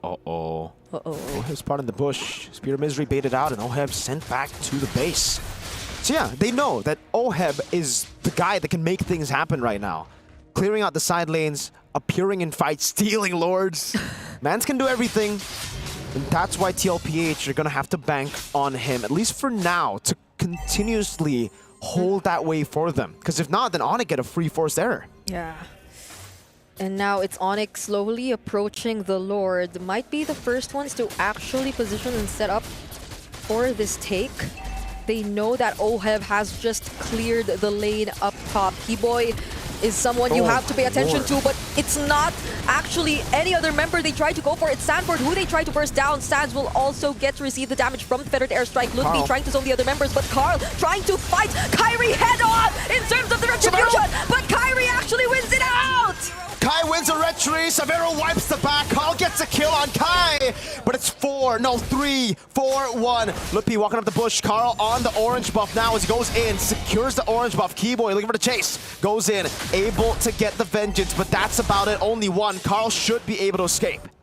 He has all his skills intact for him to make it out alive, but can they still save the game? Final slash picker committed on the Sanford. There's the Breath of the Ocean. Chain CC all over again, and Savero with a free hit. There's still some bit of sustain, but it won't keep him safe. Phantom execution from Carl! Jumps in with a puncture, saves the day again. Feathered Airstrike coming down too. Mid lane base turret will fall. That's an SOD landing. OHEB gets a Spear of Misery, pins him down. Sans falling. T-Boy as well. JP's the one who gets the shutdown. OHEB didn't get a kill, but TL get 2. Okay, so after that, Team Liquid have somehow still showed some signs of life. They're definitely fighting for this. They want to go for the turrets. 2 members. They see and feel the damage coming in from Saji and Carl TZ as well. He fights Lupi, and now it's Savero. He's after! Carl TZ! What are you made of? 7 seconds on Sans. Carl jumps in the base.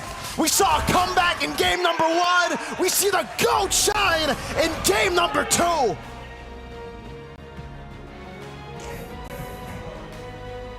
Time after time, proving why he's the greatest of all time. And this titanic matchup is forced into a game number 3 by Carl frickin' Teasy. You have to put the frickin'. It's... Yeah, because if I said another word, I'd probably lose my job. No, I was on you with that because of just how well he performed in this game. And to think that he's been constantly bothered in the jungle for majority of the game. He just looks for that one opportunity and opening to turn things around. That's great. How could you, like, how could it be better? You cannot write this stuff. This is crazy, dude. Oh my God, Carl Tusok Teasy, man. Carl Tusok Teasy. Hey, I mean, that was already such a great start for Onyx ID. Oh my God, dude. Everyone does better from behind. That's been the story of this day. The more you lose, the stronger you are, the higher the chances of you winning it. And yes, Onyx ID played such a great how to mess up Team Liquid game. All the crowd control, all the counter engage, and the fact that their timings were on point, where Liquid just looked like they were like, man, why can't we get our flow going? Why can't we get in the zone?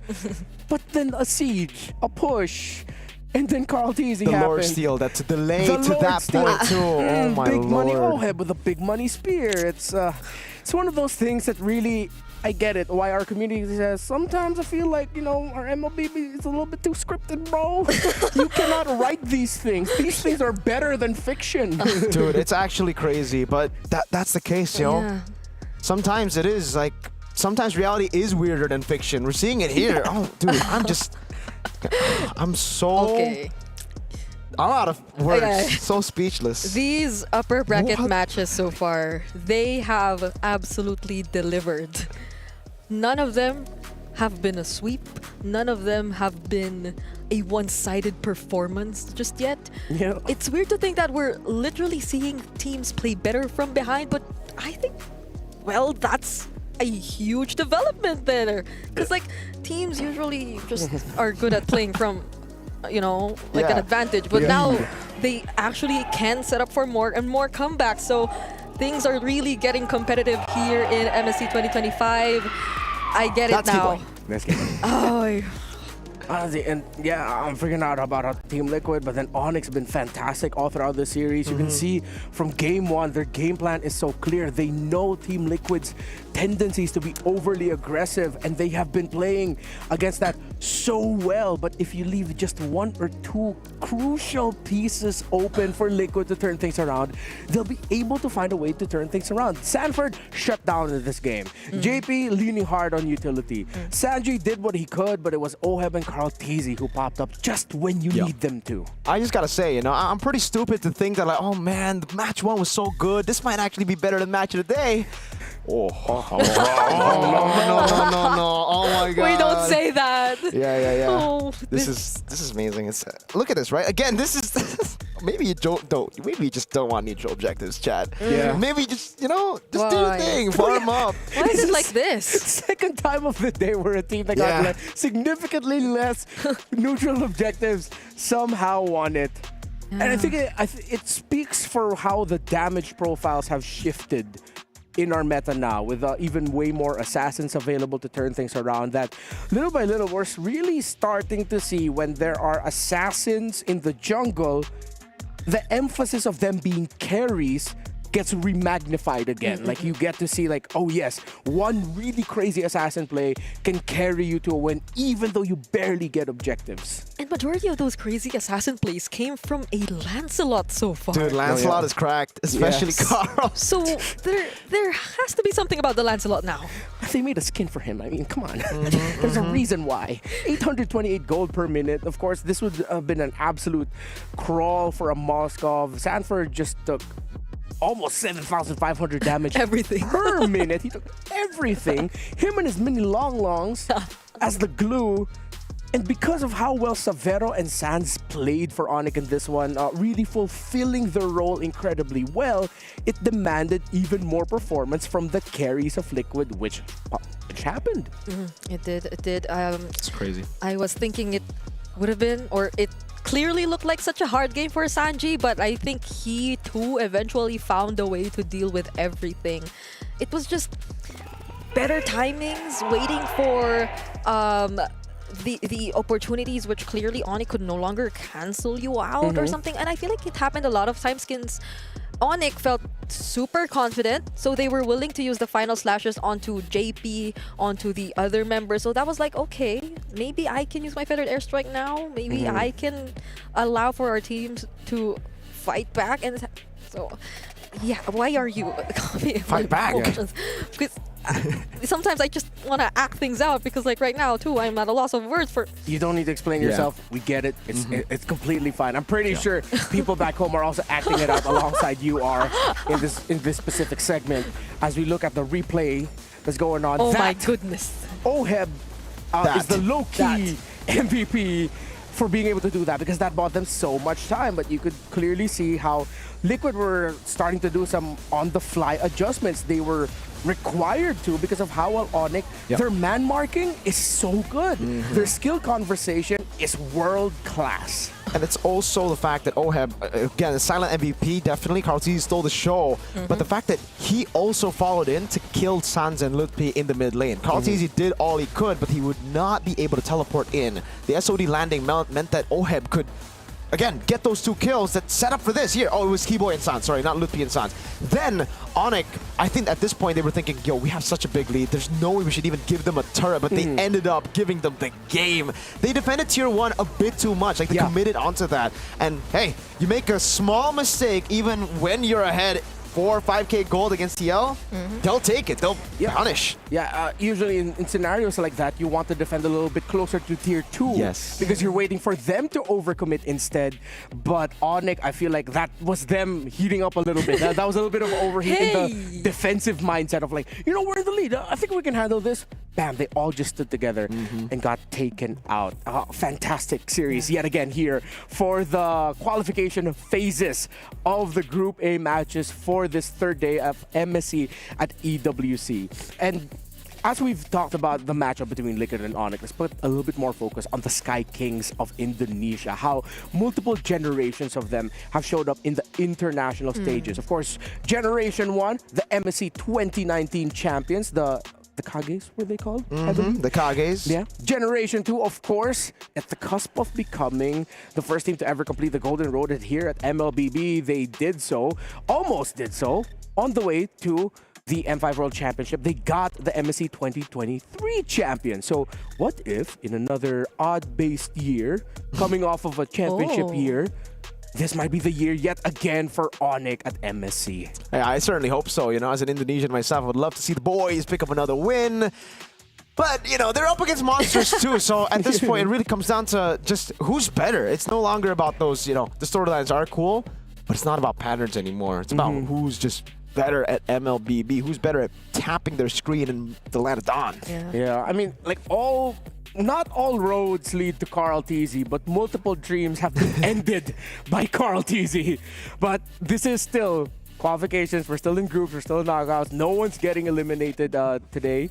So now heading into this game number 3, I think now we have to discuss about the Lancelot and the Assassin pickups and know how that is going to change the picture of the draft. Because I think as great as Onyx was around that Fredrin, I'd want to see them consider changing the tempo and just go, all right, let's just go Assassin versus Assassin again. Maybe not the Amon, although it was great, but you know, some really crazy stuff. But before that, it's time to watch a little thing that we've prepared for you.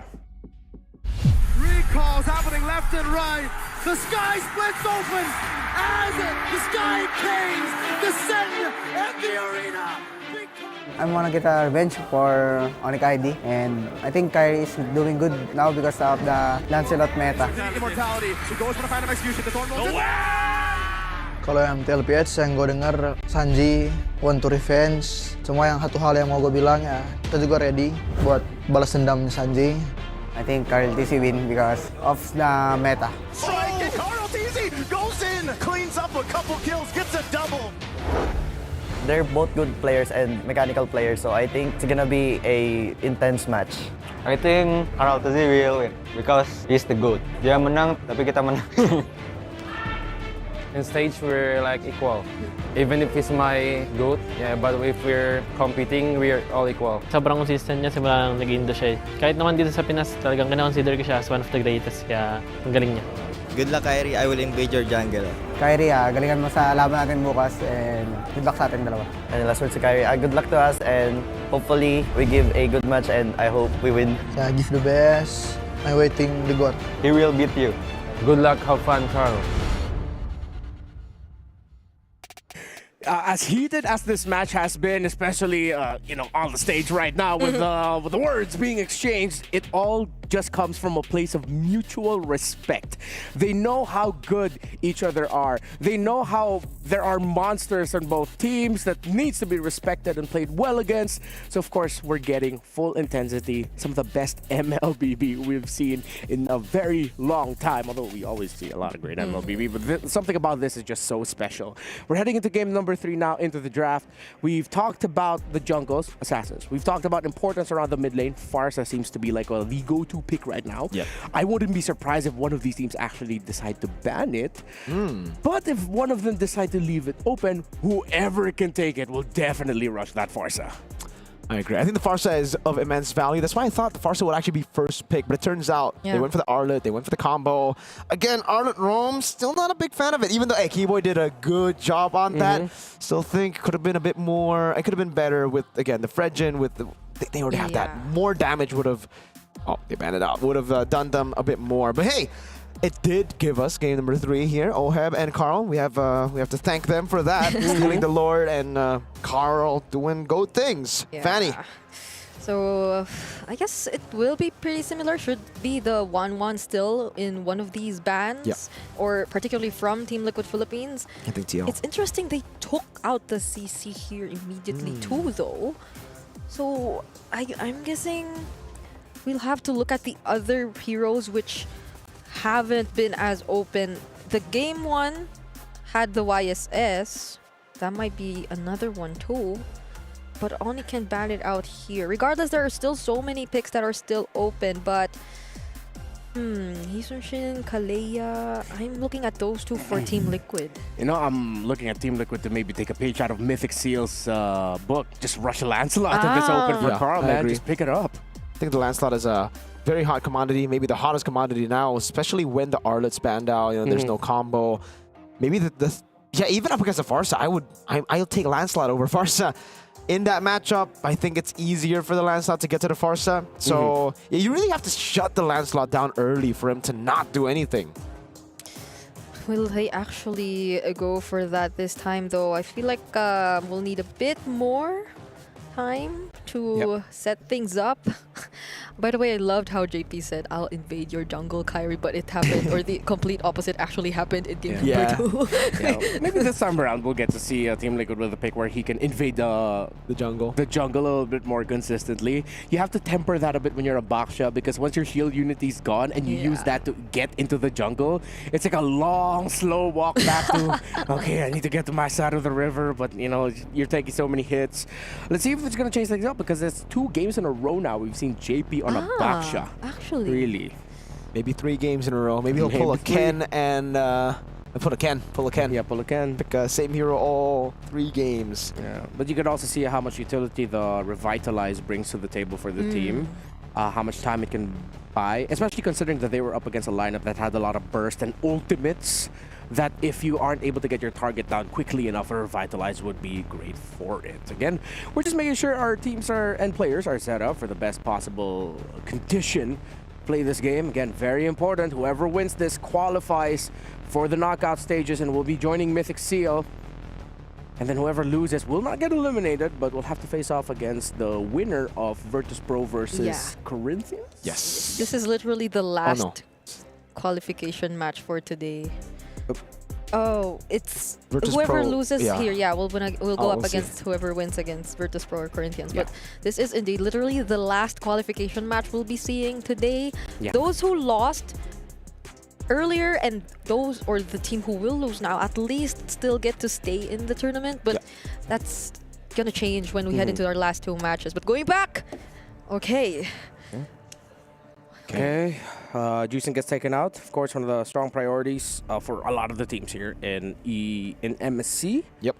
As we wait for the bans and the picks, I think it's a good time to remind our viewers how the pickings will work later on at the end of knockout. So the 2-0 teams will pick teams who have ended the group stages with a 2-1 record. So 2-0 teams pick from the pool of 2-1 teams. There is no region or group lock, and the fastest total game time win will dictate the selection priority. So when the 2-0 teams start picking which 2-1 teams they want to go up against in the first round of knockouts, that order will be decided through fastest total game time wins. Right. So Yi Sun-shin gets taken out, and Kimmy gets taken out. Okay, so it's like Onyx low-key trying to bait the Farsa rush. Or the Lancelot. Or the Lancelot. Or the Lancelot. Or Lancelot. Because they took out the YSS anyway. Oh yeah, that's true. And it's usually on Red's side, right? Like the ban on the Yi Sun-shin. But isn't there a slight Oh, right, the 1-1! That was often banned out because they don't want it to end up in the hands of Severo. Now ends up in the hands of Oheb, a 1-1 that has a 100% win rate in MSC so far. Oh. Now I think for Onyx, this is a good pick by TL just because it confuses Onyx. They only have 2 picks here, right? And it's weird because if you want to go Farsa Lancelot, obvious prio, the Phoveus is still open. They could counter the Lancelot and just shut him down. But if you go Farsa and something else that's not Lancelot, that means it's a Lancelot for TL too, and maybe a Phoveus there. Yeah. So that's why the only confirmed one is Farsa. Now they're really thinking about this, like what to go for. They go for the double counter on 1-1. Yeah. Okay. Heavy counter immediately Should be Lance. picked up. So could or should be Lance here. I was worried about the Phoveus too, since I feel like Could be both of them. can still go up against the 1-1 nonetheless. Could be the Lance and Phoveus. Or Team Liquid can pick it up here instead for themselves. I think if it's not going to be the Phoveus now, I'd be quite surprised. But they don't go Lance. They're going to go for the slow front to back. They want to play around Oheb with the Fredrin in the jungle. And they go for the Lapu. It's good to dive against the Farsa and Irithel, but playing for the 1-1 when there's already a Farsa Irithel is very difficult. Yeah. And this puts a lot of pressure into what the mid lane pick for Sanji will be later on, because so far there's not a lot of hard catch right away for this Irithel. With how Team Liquid Philippines have built their lineup, it's sort of like a slow front to back that they want to do. But they're up against so much burst, and an Irithel they desperately need to catch. It's a huge gambit that might come back to bite them. And Onyx can just go Lance right now. If they want to contest neutral objectives, it's still good, but they go Esmeralda first. Why have the answers been so straight to the point? I mean, like Yab and RC, man. Irithel to the 1-1, Lapu or Esmeralda to the Lapu-Lapu, and it's been Onyx answering these so far, like answering these picks, countering these picks. Team Liquid Philippines, it seems like they're drafting in a way that's just according to whatever plan they had in mind heading into this game. So not entirely sure if they're fully able to consider the lineup that Onyx has right now, because the way it's looking real good. Yeah, this Esmeralda pickup, along with the picks that they already have, they're already taking out the Selena. It's sort of like Onyx trying to bait Team Liquid Philippines into considering even pairing up their lineup with a low Yi in the mid lane. But considering they already have an Esmeralda and they take out the Karita as well, yeah, they're trying to force him like, go low Yi, go low Yi. And if that does happen, that might actually be tough for Team Liquid. Could still be a Valentina too, right? You can steal the Feather Airstrike, try to utilize it against the Irithel. The Down gets banned out. Kyrie can still get his hands on Haya. That was banned in game number 1 with the Lancelot, so now it's open. Hayabusa would be really good for them, considering they'll be playing a tight formation, but it's a tight formation that has one overly aggressive diver in the Lapu-Lapu, which increases your chances of dealing more damage into the 1-1 and whatever the mid lane pick will be. And if they do get the Hayabusa, though, you'll have to consider your pick if you're Sanji, although there's a lot of pressure on your pick. Wait. So from assassin to assassin, are we actually going to utility? Utility. We're back in M4, baby. Because like right now for Onyx, they feel we already counter your carry. Like, why should we go for more carries? We can just play for the far side Irithel. If you want to play for 1-1, we'll double down on our far side Irithel instead of putting in new picks, getting in new carries. Okay. Gatot and Valentina, there we go. I like the Gato Gacha pickup. It actually would have slotted in very well for Onyx, but Team Liquid pull it off away. At this point, Kid Boy, he can shuffle things up. He can still go for the pickoffs. Could actually be an Akai There's still a Rome too. Kalea. Yeah, it could be an What? Akai Rome. Or- Kalea still available, you mentioned there, Brigida. Lots of flexibility here. Unless... Well, they could even go Kufa and you can't blame them for it. You're right. Although Sanji gets to take away or copy whichever ultimate he does go for, so... Yeah, I think Onyx have really doubled down on the Whoa, disruption. okay, so it is Akai Rome. Yeah, Akai Rome, and they bring back the Amon, which fared very well in game 1. This is dangerous for the Valentina in 1-1. Brigida, what's happening to you? She's passing out right now. Oh, sorry, because the Is Amon that into the PTSD? 1-1 is like...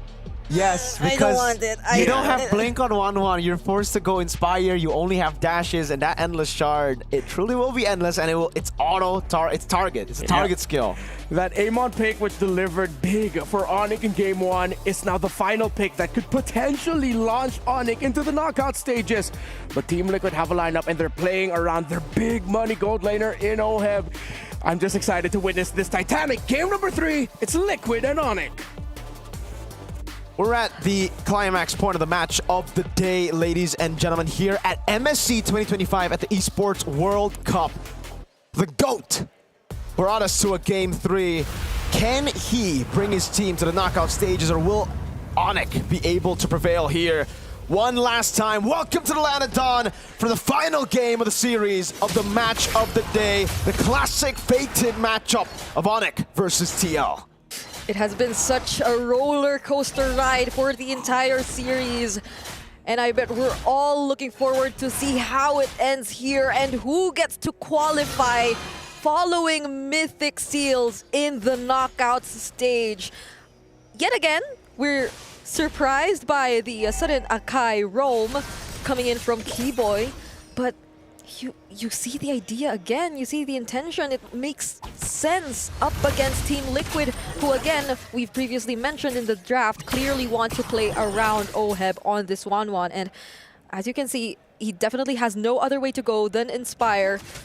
So hopefully he gets to keep himself safe, because for sure the Amon in the later portions of the game is going to be a huge problem. But in as early as now, actually, I think the bigger problems are the laning matchups. Yeah, Esmeralda just dominating the Lapu Lapu. Lippy up against Sanford. He's got to be careful, man, because Turtle 1 will be super important for both these compositions. Yeah. If Onyx were able to come back with this composition in game 1, what can they do with a lead? It's gonna be very tight for Sanford to get out, or to try and get out of his lane. Because again, the first few objectives are going to matter a lot. That's a pull yourself together for Oheb, by the way, on the 1-1. So we're seeing the need for the Inspire to be available often for him. It's clearly an escape mechanism, but also a way for him to survive, because you amplify your lifesteal once you get hold of your Inspire. This is going to be an immediate burst on the Turtle for Team Liquid. So Onyx ID, maybe they feel like they don't need to do much just yet. It's a clear advantage for them lineup-wise anyway, and even wherever you look at the map. Yep. There's no real reason to, force out neutral objectives when you can't, when you're in a position where you're not strong enough. This is the thing about the Akai Rome. You are very good, I think, Turtle 2 onwards. Turtle 1, pretty mid, pretty bad, actually. Because without the ultimate, you're useless, straight up, on the Akai. You need that ultimate, especially up against the Valentino, who can just steal it away once he gets level 4 for Turtle 1. Yeah, I think the only thing I personally do like about the Akai in the early stages of the game 2 is the amount of damage he can actually bring out against anyone who he sees on the map. But from Team Liquid, I feel like they just are very cautious about where they position themselves at this point.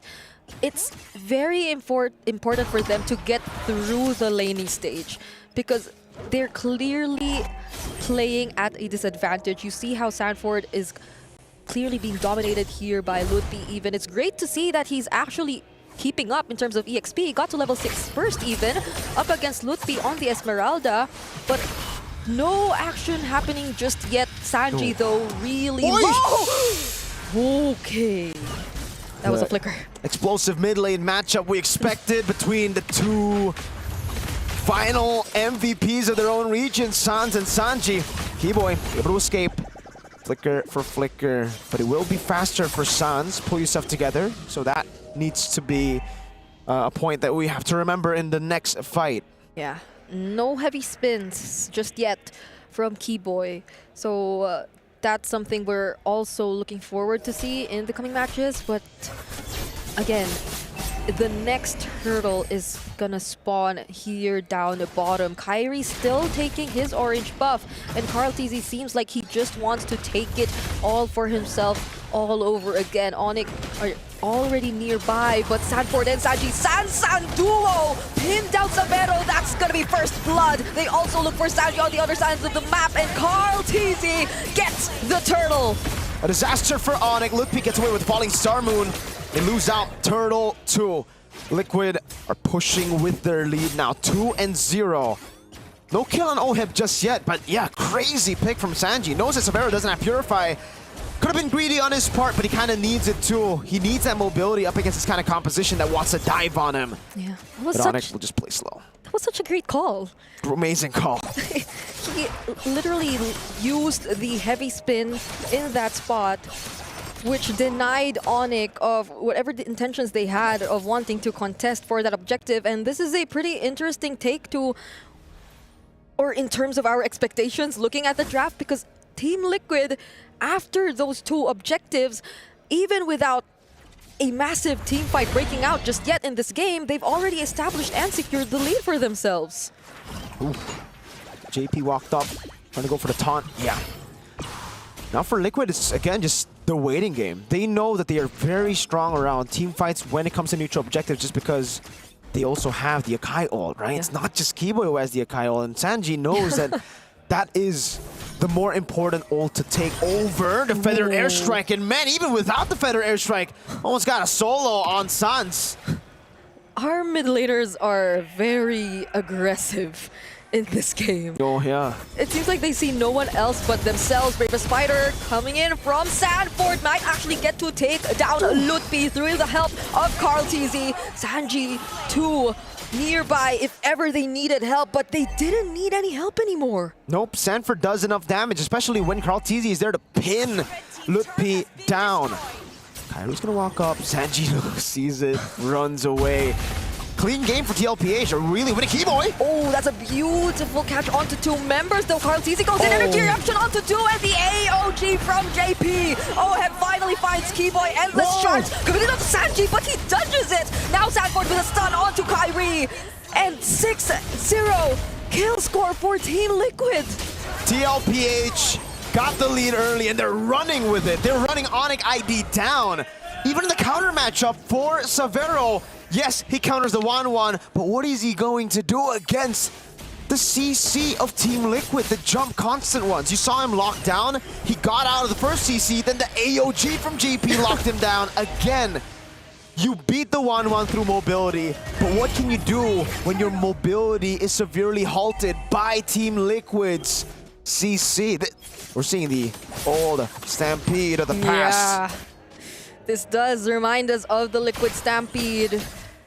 That signature playstyle you know of the Cavalry, and it's not looking too good for Savero that you mentioned. 0-0 on the Irithel for a supposedly winning lane matchup. So it's gonna take a lot more time for him to actually rack up on those items, on those goals. He's actually 2K behind Oheb in this point of the game. So we clearly see how Team Liquid have been able to play around this lineup. That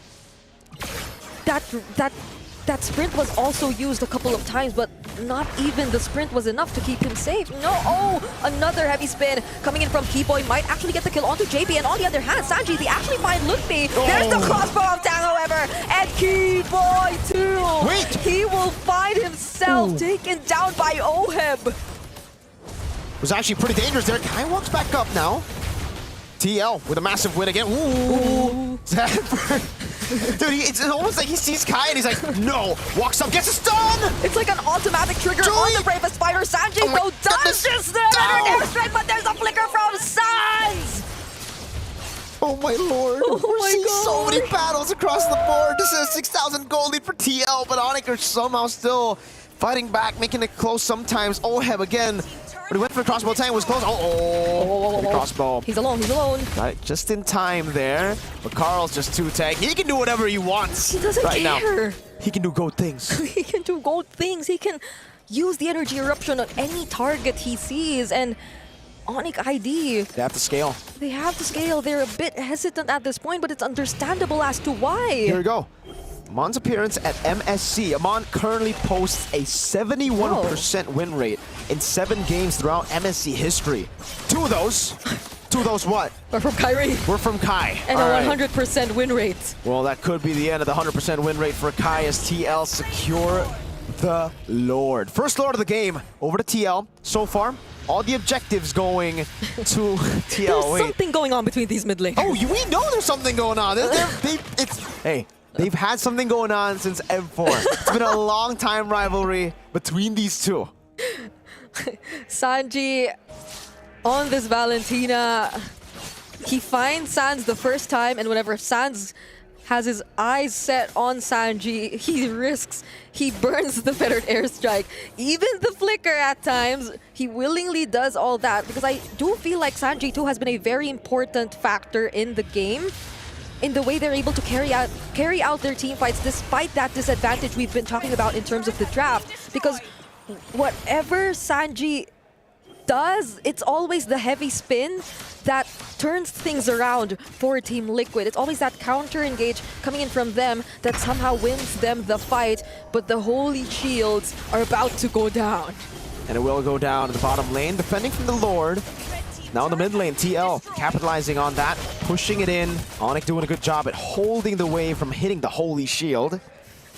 And comes back to TL again, playing things super slow. Look at the goal difference by SNB, 8.5k for TL. So really no unnecessary risks needed for TL. They can just constantly dive in. Sanford, bravest fighter. Oh, is this gonna be a successful attempt? Actually just goes away and tries to disengage, but Carl Teasy, he does seem like he actually wants more.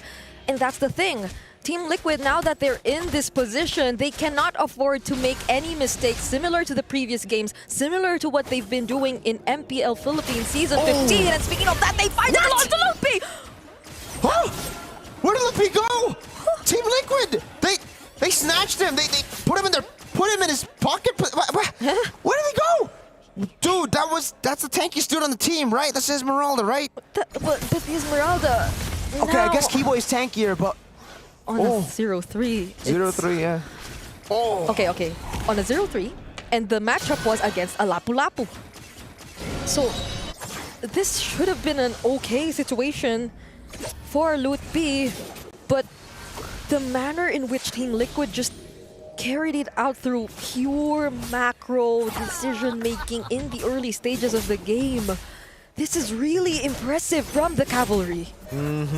Incredibly impressive. And for Team Liquid, they also have learned from Game 1. It was a bit too scrappy despite the lead, so they toned it down. We know TL are a very aggressive team, yes. But like they said in the interview, what they really shine most with is early game aggression into macro plays, utilizing that lead to just win it out simple. So here, Team Liquid are doing exactly that. They are en route to closing this game, and the only shot that Onyx have at coming back with a 10,000 goal lead on Team Liquid really would just be on a Liquid mistake. I cannot see Onyx even forcing out big plays anymore. It's a passive roam pick on Keyboy, and not much engage on XP. Sanford! Oh, goes for Savero, forces the heavy crossbow, but the stun lands onto Lutpi still. This time around, though, they won't be able to burst him down like a while ago. So Onyx ID will still have all 5 members for this upcoming defense. Here we go. 11,000 gold lead building up. Liquid Stampede running wild on Onyx ID here. Sanji's feeling it, walks up the face, dashes forward, splashes Onyx with damage. And the Lord is still coming in. TL, let's see what wave, how they decide to tackle this siege. What kind of wave manipulation do they end up doing? Is it just going to be the 3-wave? No. I think it's a hold on bot. Yeah, it's a slow push on bot as they push in mid and top first. Let's see how this works out. Yeah, they're gonna sync up the waves, and they all have their utilities and battle spells intact. So Onyx ID will have to be very particular in how they defend this. But Kyrie, he might have put himself in a very difficult spot. Gets taken down by Sanford, and there goes the AOG from JP. There's a flicker from Keyboy. Somehow keeps himself alive, but not even the damage from Severo is enough. Sanford, too good at video games. Gets it down, Carl. Oh, will they still actually try to fight this? Because even right under the base, the cavalry won't let up. And this might just be it as Team Liquid secured the win. The Liquid Stampede is back. Liquid with a win, a reverse sweep up against their bitter rivals. First game with a comeback, second game, another comeback, but for the side of Liquid, all smiles for the Cavalry here. And Onyx will be sent down to the lower brackets to battle for a qualification to knockout stage. Game, set, Cavalry takes the series. A titanic matchup. And yes, spicy as they are, sportsmanship at the end of the day. They know how good both of them are, and they just really want to show their best. And in the end, it was Team Liquid with their best foot forward in their last game. And it feels like a character arc for Team Liquid, indeed. Because they've learned from the mistakes of Game 1 and even the mistakes of Game number 2, despite having losing matchups in both side lanes. Yeah. They stuck out with good decision-making and macro. This is a different version of playing from behind. There was no behind at all for TL. They all the way from the start just won it out, and it was beautifully done here. It really gives us a glimpse of the M4 Echo form, right? Like the Liquid Stampede, it just stomped from the early game towards the end. And dude, Sanford on Lapu, oh my, come on, bro. Did you see that? Like Kai was walking up trying to be like, yo, what's up, man? 4v1. Nah. Sanford with the bravest fighter. Yeah, and that was a Lapu Lapu that was struggling against an Esmeralda. But everything changed when Onyx ID decided to pull the trigger on a 5-man rotation to the middle of the map, to the objective, and then they were punished. Before we continue talking about it, we have Eterna with Carl Teasy, the young GOAT, on stage. Thank you, casters. We're here with the young GOAT. Congratulations, being the second team to secure knockouts. Carl, how does it feel right now, or is this something normal for you? It still feels normal, but it's Onyx, so I feel really good. You feel really good. I mean, we were hearing it, right? A lot of battle cries, a lot of shouts, even from game number 1. What was going on there? We just made a little mistake on the game 1 and we bounced back. Okay, so a little mistake in game number 1, bounce back. Was the Amon a surprise pick for you, or did you see that coming? Yeah, it's a surprise pick, but it gave us a really hard time, so I might consider trying it, maybe. Ooh, a Mon pick for Carl Teasy. I guess we're waiting here. Now, a lot of people have started making comparisons. Kyrie versus Carl Teasy. And now the big debate is the face of MLBB. So with this win, does this make you, Carl Teasy, the face of MLBB now? I think not yet, but I want to be the face of MLBB. Maybe winning MSC. Winning MSC to complete the cabinet? Yeah. Okay, it looks like you're on the way, already securing the knockouts. So how were you able to bounce back from game number 1 to game number 2? Because, I mean, looking at the players earlier on, I think Oheb was feeling a little bit down too. On game 1, he made a mistake on the Lord, but his game 2 Moskov, the spear, really made us bounce back and give us energy and hype because of his steal. Oh, is that why you guys were screaming? Yeah. Because of his steal, that was really crucial. Crucial steal. Is it true that he's not feeling well? He's saying he's not breathing well, but I don't know why. Ever since we came to Riyadh. Maybe because of the weather.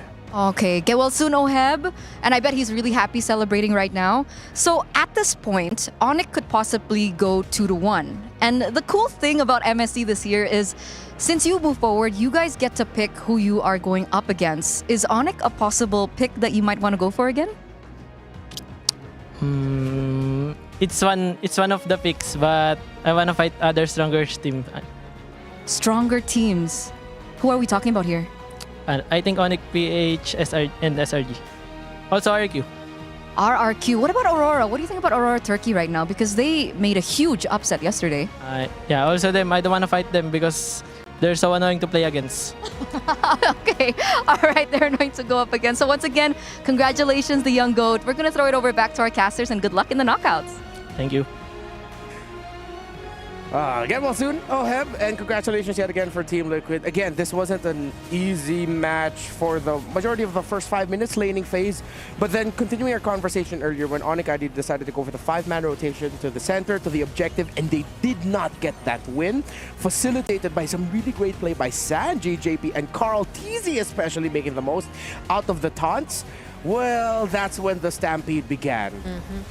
This was such a Liquid Stampede style of playing the game, and to think this was even with the lineup that they had, which again we kept emphasizing wasn't really that advantageous even on the side lanes itself. So clearly maybe we can answer the question now if it is their meta or not. Yeah. And it does look like it is. Yeah, he got to shine with an assassin in the series with his Lancelot, and then even with a championship-winning Fredrin, World Championship-winning Fredrin. So yeah, definitely their meta. One last, we have to see who the match MVP is, and it is none other than Oheb, the man who got that Lord Steal at game number 2 with the Moskov that Carl TZ said definitely gave them the energy to be hyped yet again. But his 1-1 in this game number 3 was really good. Yeah, the 1-1 was great, dude. Like, this was so hard for the 1-1. We gotta emphasize that. This was a Farsa Irithel. That should have been a 1-1 ban in itself. Like, you see Farsa Irithel, you don't want to go 1-1, but they picked it up first. So they saw the counter, and they picked it up, and they did really well because the whole team just played around it. And this is a good example of how they play, how to play with the 1-1 well. Rotate down below, constantly give him farm, shove the Irithel back, and I think Irithel went like 0-2 before the big team fights even started. So yeah. Yeah, and with that, Team Liquid secures their slot in the knockouts alongside Mythic Seal of Myanmar. That's 2 out of 8. No more qualifications for knockouts today, but up next we are going to be seeing eliminations from Group A. That's going to be Lafel, Naisu, and Gideon taking care of you. But on behalf of Mirko and Brigida, thank you so much for joining us for the very awesome first half of day number 3 here at MSC at the Esports World Cup. We'll see you in a bit.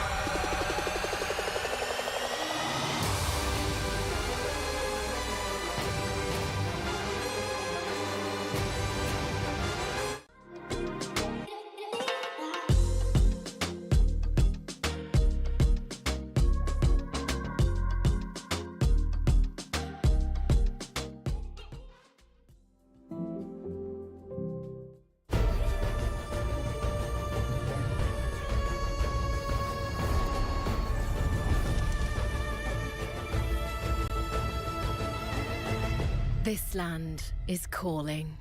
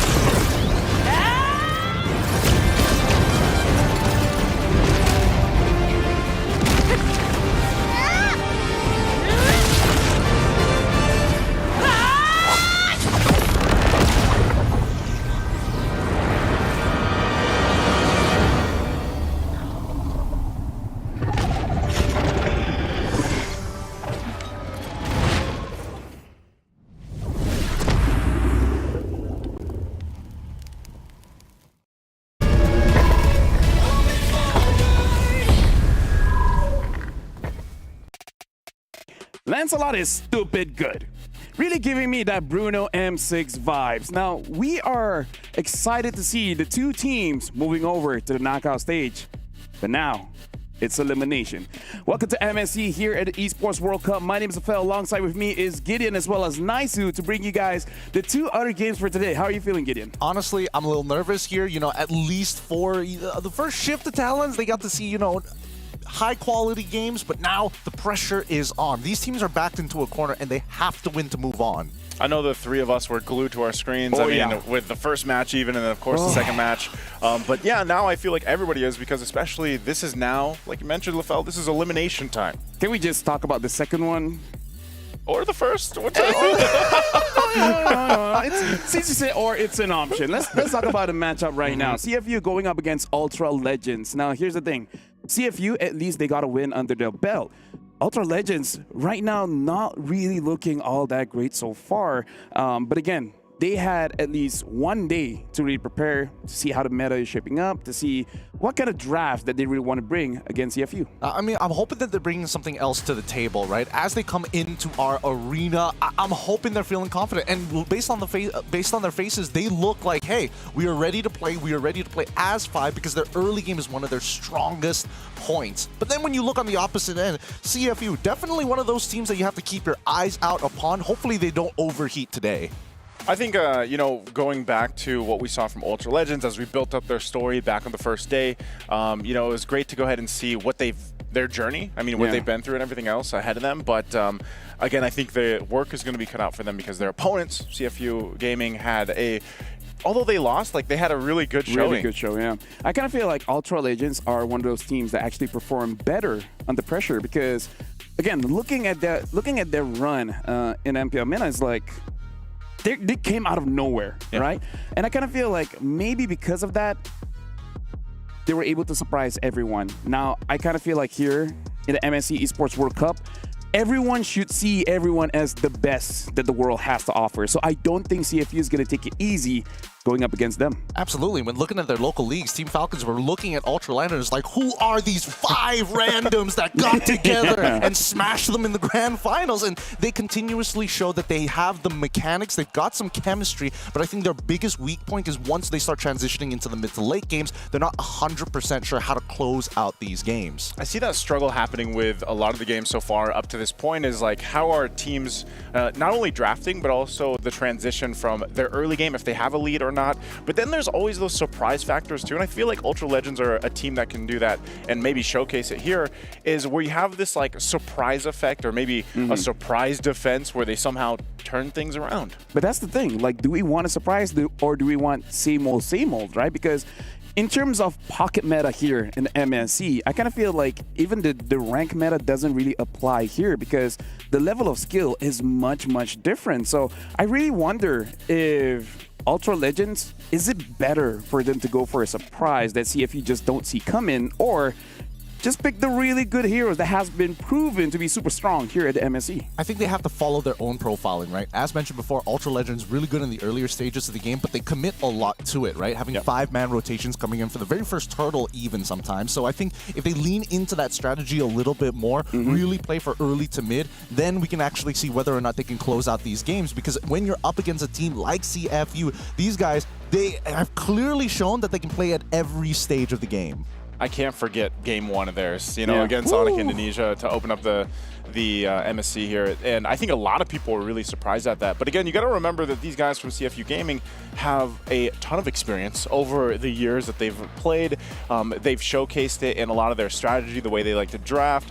Even I feel like they have a lot of the cases where it's like their early and mid game is really good.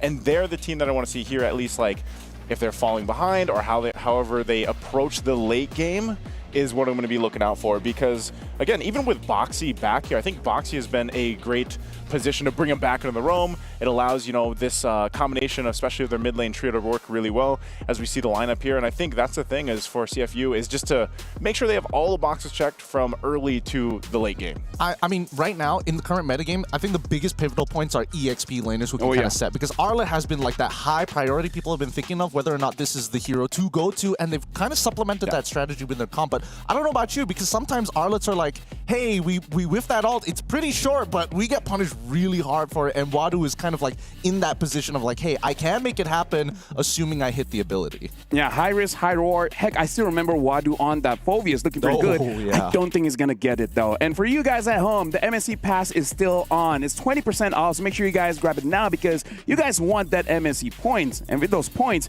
you guys can get yourself skins, including the previous MSC Atlas skins. So make sure you guys go on there. Hey, there. There you go. He's got it. He's got it. You know what? Love this guy. Speaking of love, CFU.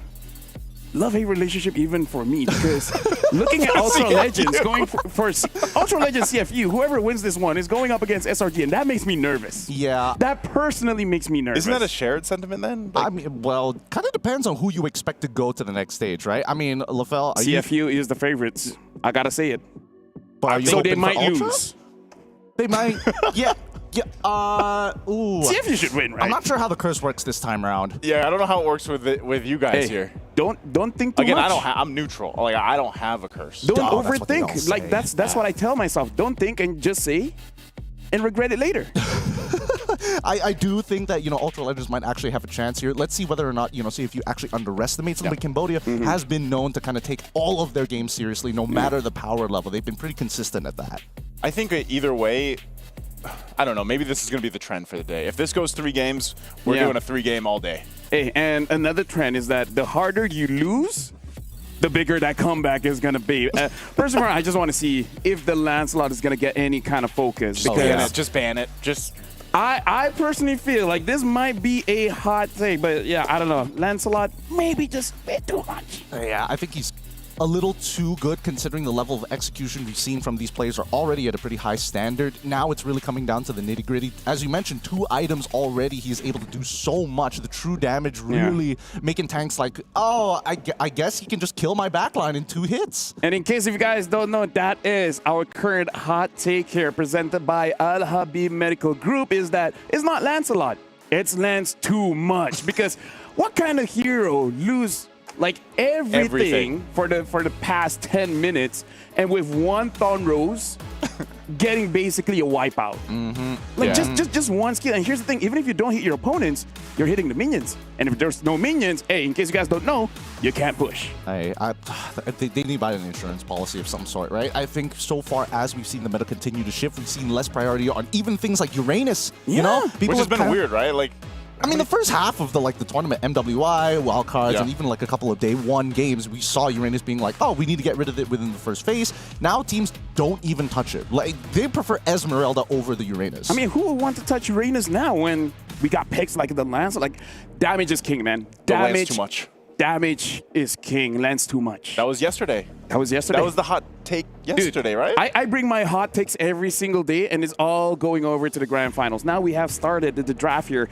I like this Kalia ban because that does indicate that they might want to pick a assassin in the jungler, and they don't want to get caught. And I think that at this point, but it feels strange, right? Because I feel like for Ultra Legends, they probably want to be the ones who pick it up for themselves rather than CFU. Because we've seen Detective kind of play a little bit of everything, right? His Fredrin definitely going to be his main foundational point for the squad. And I want to see whether, Ultra Legends can actually influence the side lanes to get something going for them. Because really, it boils down to the mid trio and one of the side laners.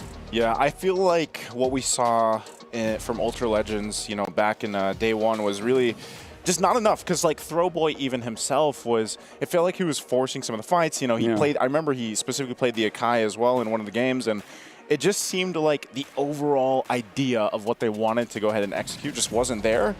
So maybe, like you mentioned, LaFell, like this time frame that they had was been a day or day and a half where they've been able to go ahead and find some adjustments for them, and being priority pick.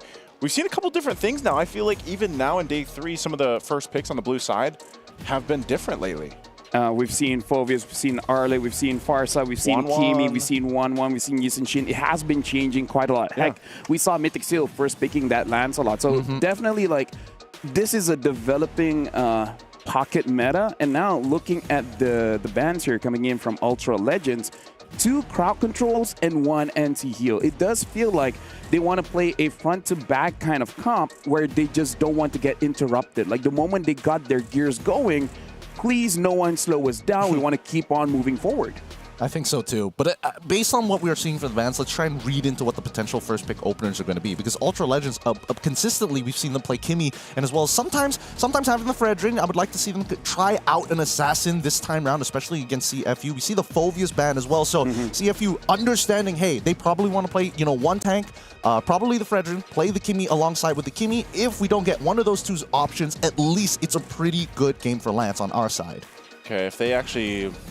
if they don't take the Kimi here, like if it is going to be priority, Kimi or Arlet. There's 1-1 available too. There's 1-1. I just see that either going in the hands of CFU on the first pick, because even OP likes that. So they go with the Arlot instead. And this is what I was saying, and we talked about this a little bit, is just the Arlot's great. And the final slashes can be awesome, but man, do you need to be able to have the follow-up through that? Otherwise, you just put yourself sometimes in a bad position. Yeah, and like, you look cool, but even my mom says sometimes being cool is not enough. You got to be funny as well. Wise words. And wise sometimes words. That's pretty good. Sometimes he does look funny. What if you don't have either?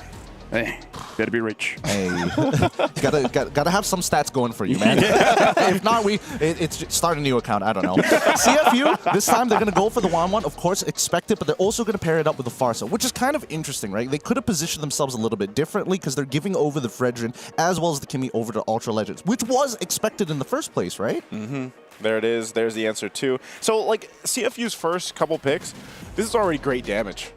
Profile, spread out. You already have the Farsa. Here it is. Here's Uranus. It's coming through, man. First phase. Somebody's going to have a stinky finger. Either way, I kind of feel like this Farsa pickup is really to make sure that you protect your own 1-1. Because, again, that's just one of the picks that the 1-1 doesn't want to fight against. This is a good time for CFU to ban out gold laners just to make sure that this 1-1 is not going to get interrupted. Because the thing is that Ultra Legends, they have the Fredrin. And that's kind of what you want with both the Arlet as well as the Kimi. But the 1-1 kind of likes going up against the Fredrin as well, because in her eyes, it's free weakness stacks. Absolutely. And I think, naturally positioned well against the Arlet, assuming that you can either face them off in, like, not really a 1v1 scenario, but definitely trading abilities 1 by 1, right? You don't want to deal with both Arlet and Fredrin at the same time. Could this? Do you guys think this is just going to be jungle Uranus? There is a chance. Like the flexibility of that, right? Like Yeah. if it is, like, because then what if that's a new thing? Fredrin Uranus. Like could you call him utility? Like No, he doesn't really. I kind of feel like if he's a jungler, it's more of a zoning kind of jungler where you want to play for the turtle, but you want to play in an extended fight. You know, grab your stacks, grab your stacks, grab your stacks, and then once everyone's there, you go for a fight. Because I kind of feel like having a Uranus inside of the jungle incentivizes fighting, but it's continuous fighting. You can't stop. It's kind of like having Alice in the jungle where you want to keep on fighting even when it doesn't really make sense. Sounds more like a breakout of pink eye to me, but I think for the most part, for the most part, at the end of the day, it works well and synergizes. This is like an old combination of Uranus plus Farsa, right? Yeah. You slow down your opponent, shred their MR, Farsa gets good feathered airstrikes down. So really, it's just how do we stop this feathered airstrike? That's the key point for Ultra Legends. And I think even for the side of CFU, they understand that, right? Let's get rid of the Lapu Lapu, make sure that we have ways to ensure that our Farsa can kind of hold her ground. Actually, now looking at it, Uranus will make it very difficult for Fredrin to survive a very long fight as well. Yeah, that's why. So I think it's still flexible, but you can see like Ultra Legends goes and bans out a couple of the more junglers. The Cho is going to be picked up here for the roam. Really good, really good. I like this a lot. Because with the Cho, not only do you kind of force Ultra Legends to show their entire hand without giving a free EXP, you're still, again, there's still a good amount of junglers available. Worst comes to worst, you still get the Hayabusa, and that works in your favor. Ling also kind of works decently well. Oh man, Ultra Legends are prepared for it. Moskov gets locked in. Let's see, are they going to get another support? Are they just going to sacrifice the Arlen and say, hey, you got to figure it out in the EXP? Just hold it down, basically. I think they would, but they go with the Esmeralda, so okay, they pick up the Esmeralda. If this is going to be the Uranus in the XP lane, then that's the classic matchup that we've seen in many years. So will this last pick for CFU will actually tell us where that's going to be ending up going? I wouldn't mind having a CC here, honestly. Yeah. Right, CC good against the Esme, good against the Arlet, good against the Fredrin. There's a lot of matchups here that the CC does well. Just put Uranus inside of the jungle. Because if Uranus is in EXP, what do they want? Oh, we haven't seen this in a while. Yeah, this is... I was thinking about, like, where else are they going to get sources of damage unless they wanted to throw Cho into the EXP, but I think Lucas is pretty well positioned here as well. It does very well in the 1v1, whether it be Arla or even into the Esmeralda. Later in the game, he's going to start falling off, but having access to Flicker is huge to kind of rip the front line and back line into half. Well, Gideon as well as Naisu. This is what I like about MSC this year, is the fact that we have a developing meta based on everyone's region, because I don't know what the number is, but I kind of feel like our unique hero picks are definitely up there. So good luck for you guys to cast this one. And remember, this is an elimination match. Well, thank you, LaFell. This match is going to be really difficult to see whether or not these teams have what it takes to go far, because the way that I'm looking at it, it all boils down to, can you land more ults than your opponent? That's the bottom line. It is, man, and I can't wait to see this unfold, because like LaFell said, the meta has been evolving, and I think it's going to continue so as we jump into game number 1 here in this best of 3. Again, an elimination match. Will it be Ultra Legends getting the first blood or CFU Gaming? Let's find out here. Ultra Legends going to be on the blue side, facing off against CFU on the red side. Mina versus Cambodia for our first elimination match. And immediately, Dark Lord in trouble. Dark Lord, yeah, he's going to be fine. He did have to pop the Purify, though, too. Actually, on both sides across the map, a lot of early aggression. I guess this is what we can expect from both sides, but yeah, they're going to have to check that in. And also, I don't know, I guess I've asked this so much over in the Philippines on desk, but how do you feel about the Lucas in the jungle? I don't feel too great about it, I'm not going to lie. Mainly because the only reason why you want to have Lucas is so that when you are contesting neutral objectives, the CC immunity is always such a powerful tool, and he's great at creating space forcefully. There's nothing you can do to really stop that, which is great for OP side, but now, Rice Cream, is he going to be okay? I think a one hit on this actually pops the Flicker, so good thing he does. No first blood drawn just yet. Gonna have to play this slow. Again, CFU committing a lot of battle spells very early on. They need to find some sort of trade back, because once level 4 starts rolling through for the side of CFU, Ultra Legends, I think they are the ones who have to take the first step back, right? Because Rice Cream, he doesn't have the Flicker, so there's no guarantee that they can cancel out the Feathered Airstrike. I think he should be fine here. And he's gonna be fine then. That's what I like to see with the gold laners, man, right now, is a lot of that kind of 1v1 action, because they know that for the majority, you're not going to be joining the fights, unless, of course, you're a Moskov, which we've seen that quite a bit. You know, one Spear Destruction towards these objectives will get you there. So, meanwhile, the teams will go ahead and set up for the 4v4 on this. The level 4s are available. Boxy doesn't have the kick yet, but the Feathered Airstrike will come down. Boxy takes a little bit of hits. Wadu trying to zone them out, but it's already going to be the first blood for Rise Crim. Throwboy does fall, but Detective will get the turtle. And it looks like we're going to take a quick little break here, but looking at it, they trade kills across the board and then an objective for CFU. A little awkward to call the pause in that fight, but we'll see, because this might just be the first time we might actually use our rewind system. Finally, it's been years and we've been asking for it from Munton since forever. If it does come down to it, we'll leave our marshals to handle that. But in the meantime, yeah, coming to those level 4s, I'm surprised that Ultra Legends were fighting for position, right? Yeah. It really comes down to, can we take control over that river brush connecting into the mid lane? And it's such a powerful position because now Farsa either has to play on the far end by Tri-Brush to get access to her Feathered Airstrike without getting disrupted, or has to walk through purple side. Either or from purple side is a very volatile position when Flicker's available for that Arlet. At the end of the day, Lucas still at level 4. I'm expecting him to be the one to secure this upcoming turtle, but again, big assumptions here. So, depending if we jump back into this game or not at the current time, like, he did secure it, I believe. He was able to secure the turtle, but that's the thing. You have such an advantage around the Feathered Airstrike early on, and I think they play that well. And it would have been maybe a little bit different if Boxy was actually level 4 and he had a kick available, but him and Wadu did a good job at just zoning out Ultra Legends. Oh, whoa. I hear sounds. Okay, we're back into it. So Rise Crim will go down. It's a double for Detective. Okay. So jumping back in, yeah, he got 2 kills and he did get the turtle. Oh yeah, so we're not pulling it back this time round. Looks like a little unfortunate for Ultra Legends. I'm not sure who called the technical pause in the first place. Regardless, CFU will get this initial push onto Pharaoh's side as Box CCCCC is going to be on this top side.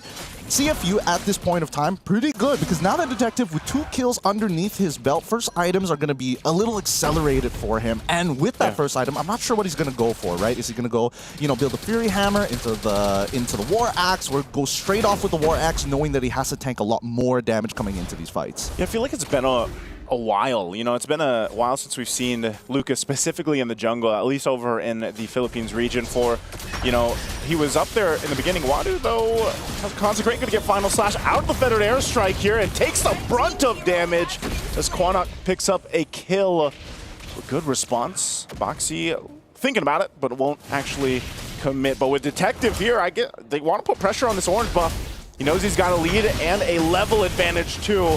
Gonna go for Throwboy. There's the kick. Not the angle they're looking for, though. Now Dark Lord gonna join this fight. Boxy is in trouble, though. Gonna get Final Slash. Rise Crim, whoa! Detective goes down. They find Boxy as well, and it's a big pickup for Ultra Legends. Ah, that was such a huge whiff from the Beast Bomb. Maybe if that connected, they could have done something else. Opie was about to get the Feathered Airstrike back online, too.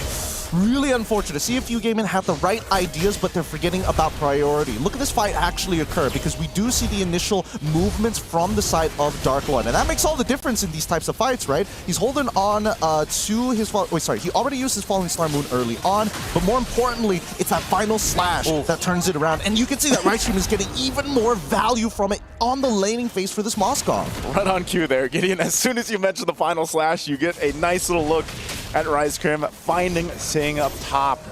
And now this second turtle of the game is going to be up. Little traction pulse thrown out there. It's still going to be controlled by CFU for the most part, but they're going to have to fight for this one. Boxy once again trying to zone them out. There's the Feathered Airstrike. Wadu gets the turtle secured though, but they're in trouble as Boxy's going to fall. And there you go, Appraiser's Wrath to come down. Throwboy's out of the picture, but Wadu still on the hunt. It's a big trade here. 1 for 2 right now, but CFU, they get the objective. This little hungry boy. They're, again, Ultra Legends, they are currently up with the lead, and they want a little bit more. I guess they do. Opie in trouble, but Wadu trying to cut them off. The Dark Lord, he's burning. What? Wadu. What's going on? I think he was thinking like, all right, I could take a bit of damage. I still have this. Flicker. I got this. And then Quinnock hits his passive stacks, and it's like, fight me. Fight me. Try me again. Do it one more time. Hey, man.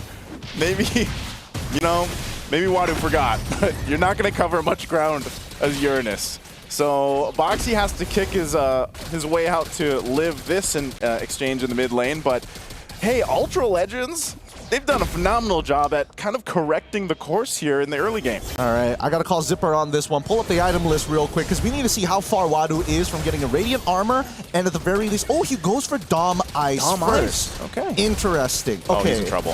He's in a lot of trouble. Yeah. Because again, this Dom Ice is not going to help him much. He's just getting punted around. Okay, he's going to go ahead and use that Consecrate. He still survives. Somehow, someway, Detective's going to join the fight, jumping on in, looking for the Blast Wolf. Land it though, but the Feathered Airstrike will pick up the kill anyway. Detective still working on Rise Crim, and there's the kick also from Boxy. Rise Crim is still running away, but finally the Detective will pick up a kill. Can Throwboy get here in trouble as Spear's gonna be coming down to join the fight? Pharaoh will go anyway. It's a whole-on brawl in this bottom lane. As Opie's still alive, Pharaoh and Throwboy working on Wadu. Wadu is tanking up, but gets taunted back, and there it is. They pick up another kill, and it looks like they're gonna go for this turret as well, as Opie is just forced off. He's gonna drop down the Feathered Airstrike, but I think Ultra Legends is gonna be happy with that fight overall. Are they happy? I'm not even 100% sure about it, right? They do end up losing in Tier 1 topside. They will secure this turtle. At the end of the day, is this really helping with their current game plan of scaling up fast? Quinnock is actually in a very good position. Rice Crim, yes, he's great, but Dark Lord in particular, he's got to be really careful, right? I think the pressure is starting to get to him. Those Falling Star Moons, they matter. Oh, that final slash is going to get him kicked into the turret. They're going to fight it anyway. The Traction Pulse and the Star Moon comes down. They finally get the turret. Spirit Destruction just lobbed on through. But it's an objective, ultimately, which Ultra Legends gets, and that's what they needed. Yeah, because majority of the lead is going over to Dark Lord, but he's not the main carry for the squad, right? A lot of it really boils down to whether or not this Moskov can start scaling now rather than later. Wanwan has been a non-factor for a majority of these fights, only being eliminated once, and you can tell the gold lead isn't that far away between both of the gold laners, right? It's only the 100 to 200 difference so far, and Opie is comfortably scaling, right? He's already gotten his second item ready to go, and right now we really need to see Wadu start building into the Blade Armor as well as the Radiant Armor. He needs it so bad so he can start peeling Quinnock without fearing him. Good eruption there, but still not enough Feathered Airstrike. Drop down in mid lane. They'll get blasted to bits. Crossbow tank popped off as well. Wadu holding the front from Throwboy. They find Dark Lord, and they're going to be able to find Throwboy as well. Ooh. And Appraiser's Wrath will not have enough damage to pick up anybody from CFU. Yeah, unfortunately, Pharaoh a little bit late to the fight here. CFU Gaming was able to recuperate and regroup a lot faster despite the initial damage being thrown out from Ultra Legends. Boxy is playing a strong game. Let's look at this replay one more time, right? Because we see Boxy start off by taking down Ice Cream to ensure that Opie is going to be fine. The Feathered Airstrike got max value onto Rice Cream as well as Quinnock, which is the big issue, right? Ultra Legends must understand, if we are going to initiate these fights, it's very ult dependent. This is tough too, you know, ult dependent or not and everything else. Ultra Legends, now they're starting to get picked apart. And it feels like, you know, they're going to have to kind of hone back in. And this is what I was mentioning back when we were opening up the segment here was, you know, they kind of need to hopefully refine their mid to late game transition. And so far, we have to see that happen because the Lord is up now. Ultra Legends is fighting for space. They're trying to fight for, you know, the fact that this Tier 1's almost going to fall here. And CFU knows to punish this. They might initiate this fight. They're going to drop down a Feathered Airstrike. Again, the flicker forward. Spirit Destruction to follow through. Pharaoh joining the fight. He's going to go ahead and help out, but the crossbow tank popped off on Dark Lord. He tanks up a ton of the hits, and now they're still going to be going as Quinnock's gone. A big blast once again. They have to retreat under the Tier 2. They're just going to fight it out anyway. Throwboy keeps them in check. Now Opie looking for his own opening. It doesn't have the Feathered Strike just yet, but they'll force him off. The Lord is for the taking for CFU. Really nice play coming in from CFU side. They initiated this fight understanding that if they can push them in between their Tier 1s and Tier 2s and nobody is there to actually clear the wave for their mid-Tier 1, that's such a powerful position. Once Quinnock goes, they know they've got the green light. Once the final slash come Rice Cream comes out, then they can do whatever they want. That gives them the passport that they're looking for to disrespect Ultra Legends battle lines. Now, Wadu in a phenomenal position. I've seen both of his item pickups, the Blade Armor as well as the Radiant Armor. He is in a phenomenal position and Quinnock cannot deal with that. He greeted out for this guy Piercer, but until he has a Divine Glaive, he's not going to be able to cut through. And like you mentioned, you know, that's what Wadu really needed. He needed to be able to go ahead and be that kind of just front line for the most part. And Aboxy's been doing a great job too on this Cho, as difficult that it is to sometimes find those angles. He's going to go ahead and get traction pulsed in onto the turret. He could be in trouble. Tries to get away, but the turret's still going to be worked on. They find it finally, but there's the crossbow of Tang as the airtime is there. Still under the turret. Sing not able to pick up Throwboy though. So they traded out the 1-for-1, but the objective's secured. Shields are going to be popping up here, and they still have to deal with the Lord. These conversions from CFU are so very, very good. I got to give it a Rice Cream.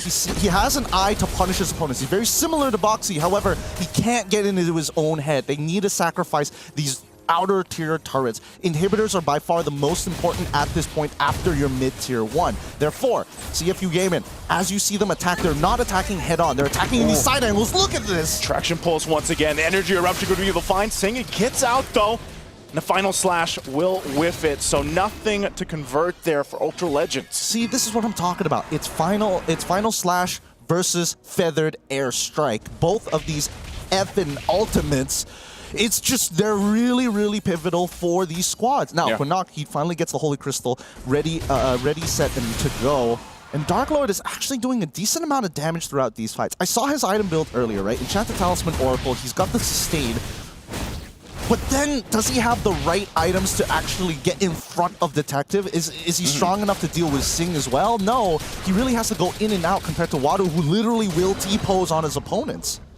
Yeah, I think even at this point, they're just forcing these fights. Look at this, Rise Crim pops the conceal, goes in with the final slash. He's able to find 2 though, but Pharaoh is out of the picture. Not the timing that they were looking for. Even with that final slash, this has been the constant struggle that we've seen from the Arlots that are picked up so far through MSC. Now the base turrets are set here. CFU's gonna work on the mid turret. Detective takes quite a bit of damage. Now Wadu has to jump on out of the base. The final slash again will find Sing. A good pickup and a response from Ultra Legends. Do they want more? They stop OP from the feathered airstrike a little bit longer. Throwboy will jump on forward, but that might be all they get. Marksman for marksman on either side. Seeing you gotta be careful, right? Because it's really hard to react to the final slash. Even though you have an inbuilt Purify, you're still going to get disposition unless you got really fast fingers. Even if you're dispositioned for half that second, that's more than enough for Ultra Legends to really jump upon you, because their whole lineup, every single person, has CC.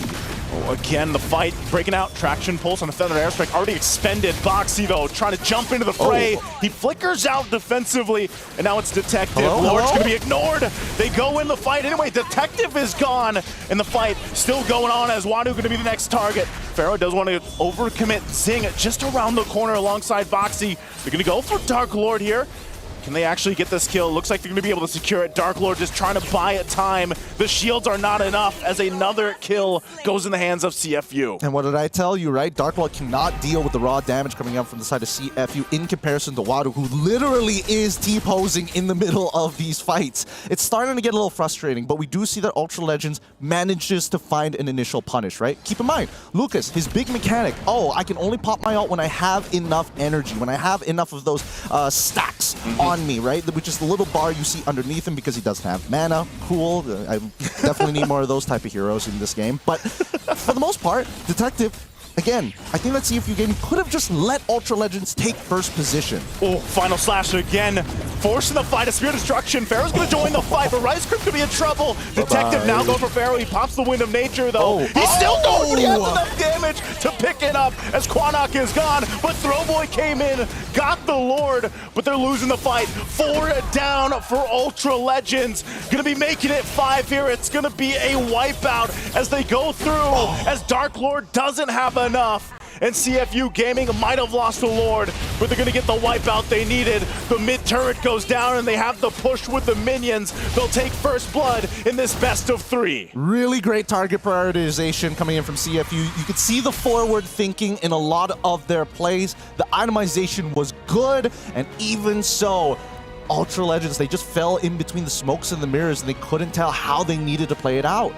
I kind of feel like, to describe this game, it's close but also very scrappy. And I kind of feel like it's a very hard game for either marksmen to really shine, because every single time they're in the fight, someone's targeting them, and they're more often than not, they're the first to actually go down in the fight. And it's hard to make a team fight look good when your marksman is the first one to go. Absolutely. And I think, you know, they were trying to overthink this, right? It's like, oh, we got to worry about the final slash. Oh, we got to worry about the feathered airstrike. And then all of a sudden, I think CFU came to the realization of like, actually, we don't really care about the final slash. I think if we can get Zing into that back line, we can make this work because OP, every single time, even if he just lands 1 or 2 shots of the feathered airstrike on Quinnock or Pharaoh, they're basically down to like 1/3 of their health. Yeah, and it worked out too because, you know, we mentioned it back in the early to mid game where like Zing, aside from getting that ganked once, like he just had a pretty good time just farming up, and then he goes in and uses that advantage of I have my items, I can get the positioning I want to.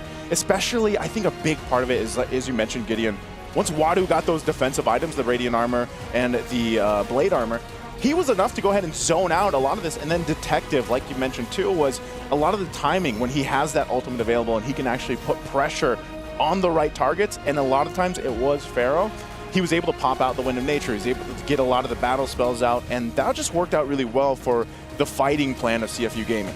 And I gotta say, like looking at the draft, there's no real counter for Zing on his 1-1, right? No one, like the longest range that you have is honestly the Kimi. And even Kimi, you can't really finish off the 1-1 all that, like you can't do it every single time. In comparison to CFU having this Farsa, the moment you see the Moskov, just open up your feathered airstrike, you don't even need a full combo, just hit him once, and he's out of the fight. That's the thing. Ultra Legends, honestly, when in terms of the diversity of the styles of CC that they have, really it's Rice Cream who's the one who can reach forward while everybody else kind of locks you down in space, right? Nobody really has that ability. And even from the opposite side, Boxy, these kicks are all based on, oh, you make the first mistake, I'm going to make sure that you're going to remember it for the rest of your life. You always feel like Boxy, he had a couple kicks that were like off angle, but also most of the time he was able to just go ahead and start things up enough to, and that's just kind of the mentality I feel like Cho players have to be in. It's like, okay, I'm going to go, if I get the kick, that's the best case scenario.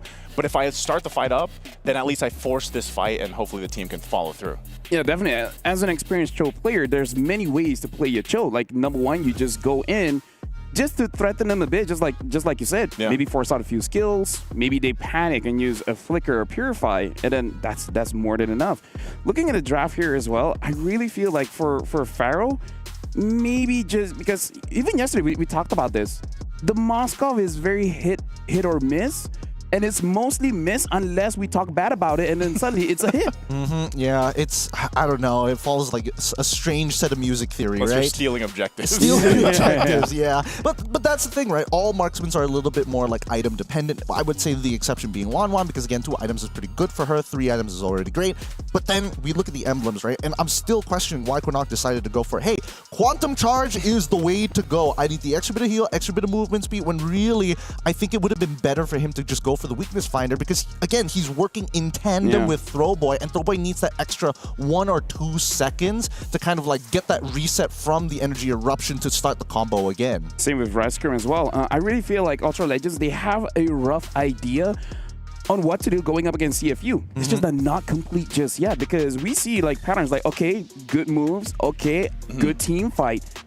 There are moments, but again, just that missing piece. I really feel like if Pharaoh had a better time in this game, it could have been them winning this one. Oh yeah, it totally could have, right? And let's talk about the items here. This is where I have a bit of a bone to pick with Dark Lord. As much as I didn't like the fact that he was missing some pretty pivotal falling star moons, his build is very traditional in terms of the rank setting, right? He goes for the Enchanted Talisman, the Dom Eyes, into the Oracle. I would have liked to see a bit of a switch up here. In terms of the anti-heal, I get why he has to take the Dom Eyes this early on, but I think that the Oracle could have been switched out for a Athena Shield, or maybe even slowly built up eventually to a Blade Armor to deal with Zing for the most part, right? Just absorb a bit of the damage and eventually you can get the Winter Crown later, or just go for the Winter Crown early, right? Because everybody on the side of Ultra Legends were really worried about it when she was up in the air, throwing his, in that crossbow of Tang, and then chaining it together with everybody else, especially on the squishier targets. I would say Winter Crown, but I kind of feel like Zing didn't do too much to warrant that Winter Crown. But yeah, I kind of feel like there are moments where the Winter Crown could really help out the fight. I mean, looking at just the overall damage and everything else, it was kind of like, yeah, Zing didn't really show up till like later on. But then, I think Gideon mentioned it already. It's like that was why it worked so well with OP, because if you just land 1 feathered airstrike, you're going to bring people's health bars down enough where then you have that good synergy between the crossbow of Tang, where it's like now it's a lot easier to go ahead and get that off, get those resets in and everything else. And yeah, you know, Dark Lord, as you're supposed to be, you know, alongside Throwboy, it's like, you're not tanky enough to go ahead and take that damage, for example. Yeah. Sorry, I just saw Pharaoh did less damage than Rice Cream. Yeah. So that's Dark Lord at least did 84,000 damage. Now that's very impressive, and especially considering OP is the highest damage coming in from CFU, 85,000. So honestly, Dark Lord did a lot in that game. It's just that, like you said, maybe some different item options just make sure that he can stay in the fight longer. Yeah. And maybe we could have seen a different kind of result here. Yeah, again, it's not about going in and out of the fight. That's something that Ultra Legends don't really want to do. If they take space, they want to hold that space for as long as possible. In terms of macro, they could have shifted their attention down towards Moscow's side of the map, and I think that's what they really needed to do. Like, sacrifice a couple of these objectives. It really doesn't mean much to you at the end of the day. Work on your economy, and eventually you can look to outscale CFU, because that was the main idea for Ultra Legends. Now, this is a rare sight. Seeing the mid laner as the carry, sure. But mid laner as the rich guy. Oh, yeah. We definitely don't see this every day. The mid laner is the rich guy, is the carry. I mean, why do an Boxy's as wingman? Like, it still makes sense, but my God, let's talk about OP, man. Like, he got a lot of gold in this game. That's why I say, you know, it's interesting when, or as much as we've seen, like, for example, the Farce does not go through so much, or still these mid laners that are so proactive, and I feel like OP is that guy. I mean, when we saw their journey videos back on day one, you know, he was the spokesperson for that, and it was, you can see it in his gameplay, and I mean, the most apparent to me so far was even on his Kimmy. It was phenomenal. Yeah. So now that he gets his hands on the Farsa here, and you know, running with the emblem set that he did, he had the lethal ignition. Like, he had so many opportunities to work with space. A lot of times it was him just joining these fights, walking up, and he was very active on the feathered airstrike. I mean, just look at these off angles, right? It kind of forces Ultra Legends to kind of pick and choose which side of the battlefront that he must address straight away. And I think, well, let's not forget about OP's gold, right? He's getting a lot of this gold because, again, Zing not farming as hard, you know, getting caught off every once in a while, and then there's Detective with the Biju bomb vest ready to just jump at their opponents, because that's the thing. The only time we see a Detective end up dying, it's either he makes a silly mistake like, oh, I'm 1 HP, I walk back into the fight, or I don't have my ult, maybe I'll just try and create some space and then realize I don't create as much space without the ult form. Yeah, and I gotta say, like, OP has basically played every single role. Maybe some of the other roles' habits bleed into the mid. Is like, I need to farm, right? Yeah. Right, and like minions are good, right? I need items, right? I need to carry, right? Like, I really feel like it does help him out a lot, understanding how each role thinks, making it so that it's easier for him to actually capitalize on everyone. Yeah. I think looking at the positioning here too in these highlights, it's just like, you know, he does a really good job at just finding the right place to set up for the most time, and dropping down the feathered airstrike, and even dropping down the stuns. Like, it was good enough for OP, and that really shows just his experience again as a player. Yeah, I think at this point, Ultra Legends, if they are going to try and bring this 5v5 against CFU, they need to make sure that CFU Gaming is questioning their macro. Do I have to split them, or do I have to stick together? That's the main thing that we need to see from Ultra Legends. I mean, right now I want to bring it back to everyone coming here, coming to the MSC, into the EWC. Everyone has their own stories, has their own struggles, and I kind of feel like for Ultra Legends, I want to see, like, how did they get here? So let's actually check out the road to EWC for Ultra Legends.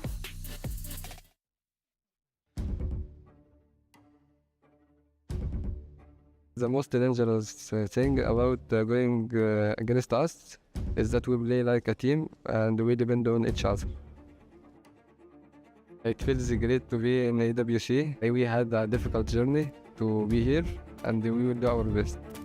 Of course, it's a great honor because it's my first team win and I won it and qualified to this EWC.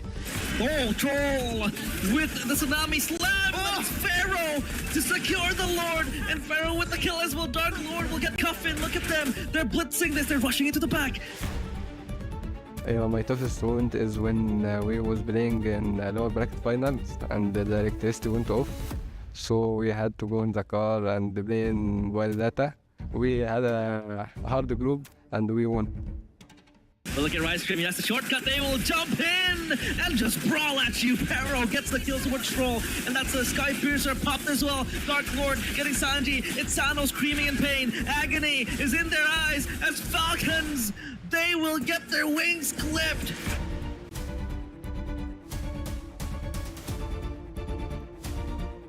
It is very motivating to represent Egypt and MENA here in EWC, and we will make them proud.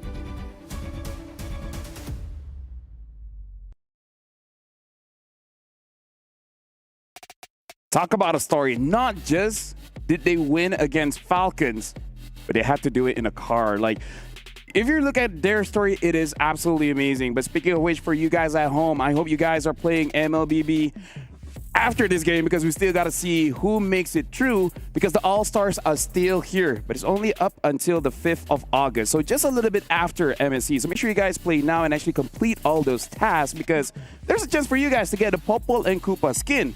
Make sure you guys do it quickly, because, hey, when this is over, no more chances. And now let's talk about this game again. What does Ultra Legends really need to do in terms of the draft or the gameplay for them to get a win against CFU? I think a lot of it comes down to, can they make CFU question their decisions, right? They need to start posing multiple different problems rather than having to go head first every single time and say, if we win the 5v fight, it's a simple answer, but sure. But when you see CFU kind of doubt, and especially when they overheat, because they are prone to overheating each individual player, that's where you see more and more mistakes start to show, and that's when Ultra Legends can capitalize. I think for them, it seems like that this isn't good. The main thing that's not going to change is that they just like to fight. I think both these teams like to be a little scrappy, like to go ahead and for the fights. And so maybe as they go in for the second game draft here in just a bit, they build a lineup that is going to give them the best chances to win those scrappy fights.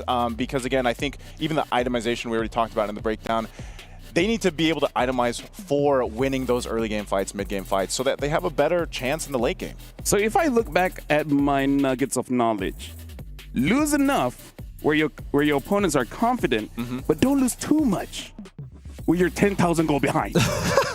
that's good knowledge. Like between 1,200 up until 2,300. I feel like that's the sweet spot where your opponent is like, I can 1v5, and you're like, I can punish him. You know what's crazy though? Yeah. We've seen like turnarounds after 10K deficits and 0 objectives. Kills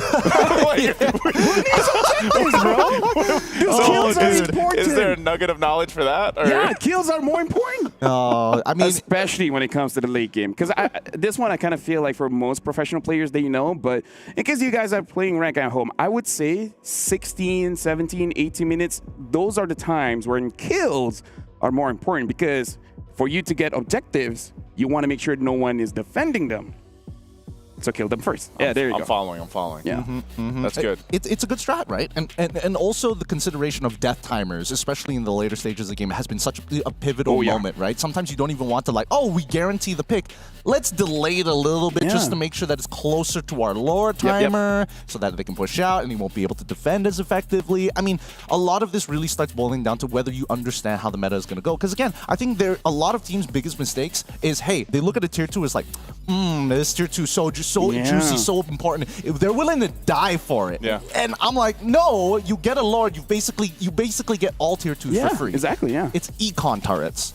I just feel like a lot of the teams right now, even in the matches today, they're willing to fight under tier 2, tier 3, tier 3s even into the base with the Holy Shield still up, and that seems to be a game plan for a lot of teams right now. I kind of feel like macro is definitely good. That's the preferred way to approach a game, but I kind of feel like everyone is getting a good understanding of how to move around the map, where it comes to a point where who has a better fighting comp. Because I feel like if we go back all the way even before MSC even started, we see a lot of teams having very interesting drafts where you can play the side lanes, but then eventually you come to a point where you have to fight. You have no other options. I'm remembering a game where I remember like a Fanny, a Moskov. I believe it was against, who was it again? Fanny and the Moskov on the same team? Yeah. Was this yesterday? Yeah. Was it DFYG? No, it was another team. But either ways, I will refresh my own memory. But the game looked pretty good. And even we said, hey, they could go all the way. But macro ain't enough. You need strength in the fight. Here's the thing. I think right now the meta really punishes you when you're trying to play like these big split pushes, mainly because there's a lot of like mechanics that kind of prevent that. Oh, you got a really good split push. Oh no, there's the holy shield that kind of defeats the entire purpose Aurora, of by the it. way. Now I remember. It was Aurora. Aurora? Yeah. Oh no, that's fair. That's a really good point as well. Yeah. But that still comes to the initial problem of like, oh, I'm gonna proxy a wave, and then I walk up into the river, I get the extra torrent movement speed, and I get to be part of the neutral fights, and then walk back without losing anything at all. I feel like there's just been a really, like, I am also a fan of the meta right now. I mean, we think back of last year, MSC's meta was very staple. Like, it was a very solid just game plan every single time. And now I feel like there's a lot of breathing room for different things to happen. You know, you still have your standard picks as we get into this draft here, but also you have these more, kind of unorthodox strategies that seem to be working for specific teams out there. Yeah, especially looking at mid. I kind of feel like mid has been stale for quite a while, but now we're seeing a little bit more. The Kadita, for example, is looking pretty good. Like, maybe if you look at the win rate, it's not super high, but if you look at the game itself, she does her job. I think Onyx definitely is a big proprietor of trying to change certain bad win rates around for a lot of these heroes, whether it be Zetian, the Kadita. It makes sense. But so far, I don't know. I'm on the opposite side about what this meta offers for the mid lane. I feel like it's pretty narrow because you want to play traditional front-to-backs, and it's really punishing because you need to not only coordinate, but the level of execution is just so high for Kaditas to be able to get some real profit. You will get one person, but you're never going to get two, never going to get three. In comparison to if you play Zetian, if you play things like Farsa, just tap, tap, tap, you've gotten three people down to at least a third of their health. Yeah, I'm always... you know, I would always love to see some of the lanes, for example, like the mid lane, like the gold lane, to have some of these more options. And I know there's teams so far through MSC, speaking of Team Flash, you know, like that, like to bring some of these picks out to the gold lane even. But again, in the mid lane, I'd like to see, you know, more of the other heroes pop up. Maybe we do as we get through the group stages here and then into the knockouts. But so far, this stuff like Kadita today was great to see. And, you know, the fact that Farce is still open, I'm wondering if that's even priority. Phoveus as well. Phoveus as well. Kimmy is still up as well. You have a lot of these options that both the teams can go for. And that's why this first priority pick for Ultra Legends is actually going to be pretty pivotal here, I feel like. How confident is Ultra Legends in playing Cho? Oh, never mind. I don't need an answer to that one because, again, they have the Farsa on their side because the big trade-off at this point is whether or not I want to give you Kimmy and kind of like eat it for the early game, right? That's the major issue 90% of the time. And the only way to kind of divert that pressure is if you have a duo, or at least your roamer in this case, that can utilize Concussive Blast so you can clear the waves extra fast so you don't have to interact with her. I mean, at least at this point, they have more range, able to actually go for the gold layer, which is definitely a big problem in the previous matchup, especially considering that they don't use an assassin inside of jungle. I want to see if they want to go... definitely CFU favorite here, personally for me. I think it's everybody's favorite. I feel like Judge and Lancelot, pretty good opener. Yeah. You go with the Lancelot. Yeah, interesting. So it should be a Phoveus here. Yeah, he's got the 59% win rate right now, so that's definitely something that Ultra Legends wants to go ahead and build the rest of this lineup out dealing with, because there's only so much you can do against the fact that Lancelot can just Thorn Rose. He has all the mobility in the world, especially with the Phantom Execution and the punctures and everything else. So, but then you add that layer of protection because the Jushin does that so well. We've seen some of the teams that do pick this up do great at peeling for their junglers or their gold laners, and that's something you're going to have to deal with if you're Ultra Legends. They take the Uranus, and then they go with the Granger.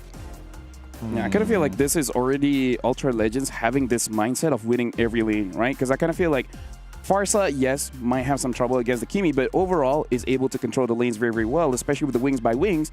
Able to go gold or EXP, just make sure they win it out. And now having the Granger as well as the Uranus, it really feels like, let's just win off raw mechanics. Let's win off the lanes, and then we're going to be looking good. And now CFU picking up that CC, so can fight back against this Uranus. I guess, unless they flex the Uranus once more, which I think in this particular case is not the worst thing in the world, mainly because your matchup against CC is already pretty terrible, but more so, until Lancelot gets 2 items, he kind of does nothing to you, right? You kind of just absorb pretty much everything. And we don't see a large amount of burst damage coming out from CFU's side. They have the Jushin, and I think that Ultra Legends right now need to kind of skew the draft to make sure that their mid duo is able to not only move first, but in doing so, kind of opens up the option saying, if you get Irithel, for an example, if we let Irithel through, if there's a worse matchup for this Granger, we can actually double down and kind of buffer your lane while keeping the others a little safer. Yeah, I like the focus too on. I mean, damage-wise, I feel like Ultra Legends has that covered. Just with those picks alone, the Uranus, if it goes in the jungle, then maybe that's going to be best for them against the Lancelot. That might be their game plan, but I feel like still Ultra Legends waiting for the last couple picks here from CFU to balance out. But then again, what do they put in the roam to make sure that they're able to go ahead and peel out as well? Because some of the roam picks are obviously being banned out. They're taking out a lot of the utility that we're used to seeing. So again, what's left there for utility roam for Ultra Legends to make this work? Honestly, that's a very good question because worried that there's no crowd control here. And if you let Lance just do whatever he wants, like you said, Naisu, he has all the mobility in the world. And I don't know if it's because of the relationship with Odette and having to run away from her. Her swan song. She doesn't like it. It hurts. She's singing again. It's like, oh, you know what? Puncture all the way. Hey, if I was Lancelot, I'm like, hey, you do you. Let me just go buy milk for a bit. You do you. Some say penetration is key. Hey, look, I think that at least for Badang on this side of the map is able to kind of, it's more of a denial than anything else, right? When you look at the Ultra Legends side, they would like to have the extra bit of disruption because, oh, you can dash all you want, but if you happen to cross my fist, then we can knock you out of position and maybe even get a free cancel if it knocks them out of the way to not get another stack. So his puncture doesn't go entirely through. Hayabusa gets locked in for Ultra Legends, so they're telling, hey, I'm sorry, Dark Lord, if you're going to play Uranus, you're just going to have to eat it. Just deal with the GG, that's all you, dude. Okay, there's the answer. It's a Hilda roam. So no crowd control. No crowd. No crowd control gang here. So what are we going with? Damage. Yeah. That's... Killing them is the biggest CC. Hey. Death is the best CC. Because they're not on the map. They're not on the map. So they're technically crowd controlled to death. They're not even in the game. That's a good way to look at it. I guess that's the hot take. Killing them is the best CC. Hey, man, Ultra Legends with the Beaver comp, man, because damn. They got to try their hardest here. I don't know, LaFell, do you like this comp? Here's the thing. What I'm actually looking out for is that every single team, when they see a Lancelot, they pick up the Hilda. Has it worked? No. But hey, one day we'll see it work. But now I got to throw it over to you guys. And just to remind everyone here, CFU already has game number 1. One more win.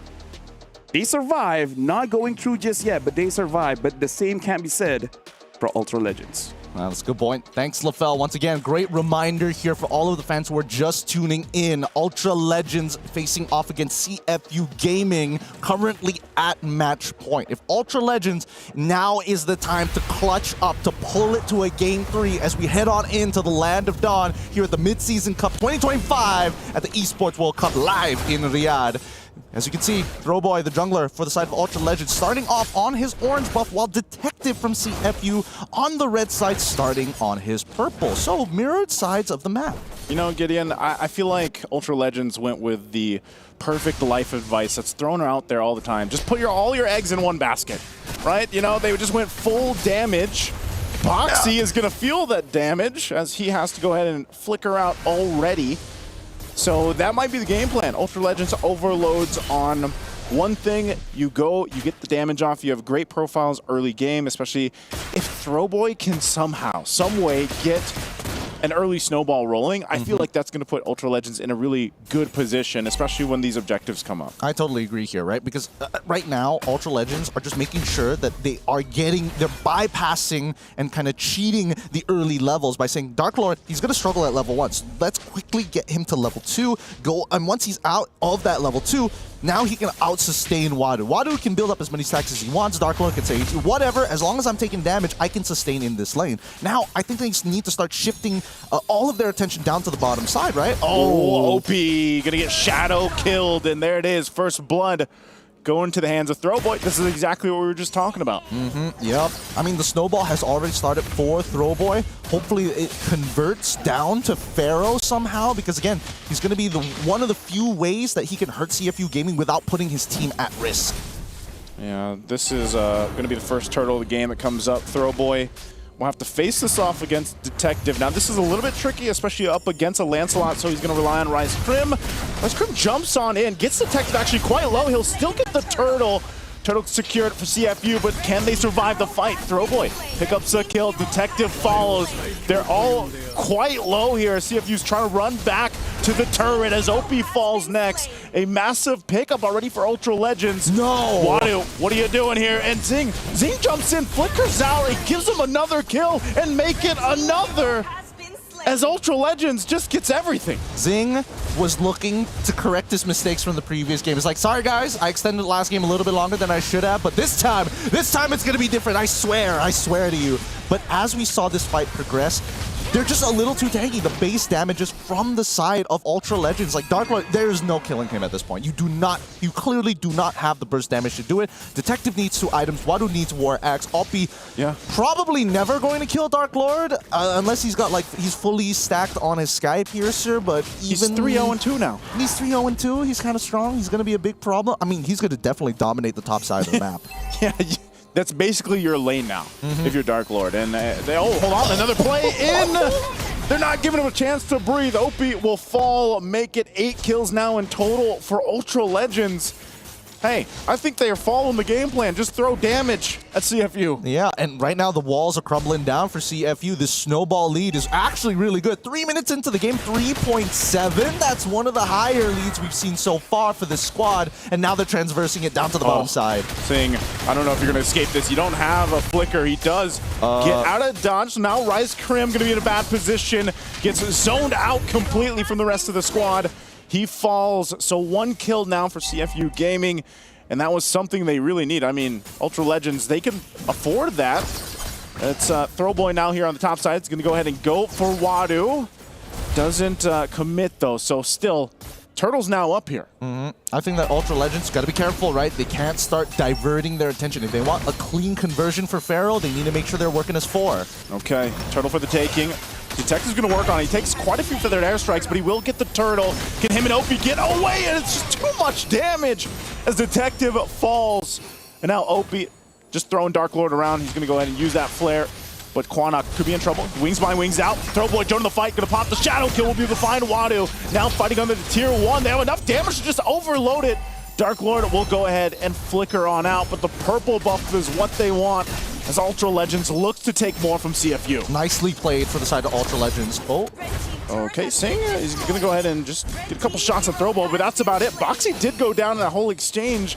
So this was all for the fight here. And another Opie. They are just falling apart. 5 minutes in. Run them down. That's how Ultra Legends should be playing this game, right? We don't care about these turtles. Turtles give you a little bit of EXP, maybe a shield if you're not in a fight, but who cares when you've got the base damage just to fight them underneath turret? Goodbye again. They're just sitting ducks at this point, mega sitting sharks as they pick up 2 more kills for Ultra Legends.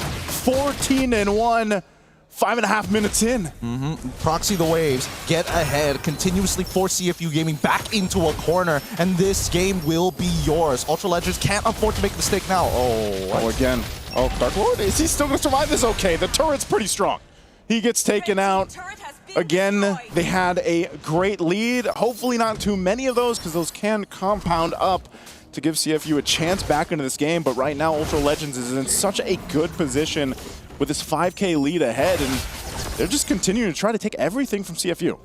Ooh, Detective going for Purple Retry this time around. Wants to attack the max health and steal some, knowing that a majority of the members from the side of Ultra Legends actually have some pretty high max health. Now, Quanaka's going to get pushed back. He pops a feather strike. He sees Detective, and he's like, nope. I'm going to go ahead and stop that, but Throwboy, does he give the call? He goes in with a shadow kill, and the damage is too much. Overloads him. They pick up 1. Conceal on the run. They're trying to disengage out of here. Opie in trouble. Detective's going to jump in to try to distract them. He goes in. He does survive, allowing CFU to get back. But they might want more. Quanok, is he going to actually go for this? Again, CFU not in a good position to really do too much. This is a death march coming in from Ultra Legends. Nothing to lose, everything to gain, and CFU are feeling the wrath. Every single time they walk into their jungle, they're seeing 3 to 4 people. Oh, good flicker from Pharaoh. Good flicker. He's still going to be alive again. Oh, Detective will go ahead and pick up the kill anyway. They desperately needed one. Pharaoh was out of the picture. Quanah could be in trouble. Opie, they flicker forward. They're able to find Rise Cream. This is a chance for CFU to turn things around. Dark Lord, quite tanky, but he goes down anyway. 3 picked up for CFU. What is this hero? What is this Lancelot? 1 HP, jumps into 2, chunks out Quanah down to 1% of his HP, walks away, and I mean, I get it.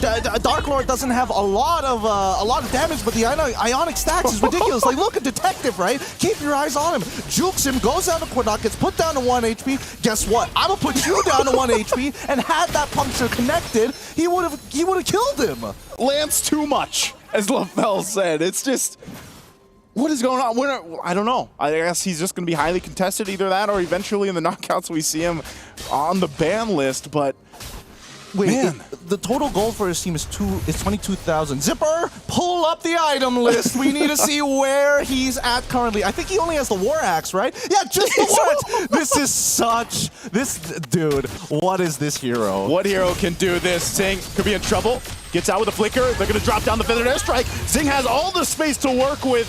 And now Detective and Opie trying to make it the way to the fight. He's got the Thorn Rose.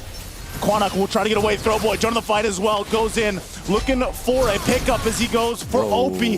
Doesn't have the shadow kill. Now he's going to be able to pop it. Picks up Boxy. Looking for more. They still want to go. Wadu's quite low, but Detective will finally get taken out. Now Zing left to his own as he falls, and CFU is falling apart in the jungle. Wadu's going to go ahead and jump away. Does he escape this? Feathered Airstrike, drop down, one more hit. He's burning though. He'll get it anyway. Quanah picks up a kill. Thank God he took Lethal Ignition. Oh my goodness. If he didn't have Lethal Ignition and then with the last 2, that would have hurt his soul. Quanah's confidence would be tank.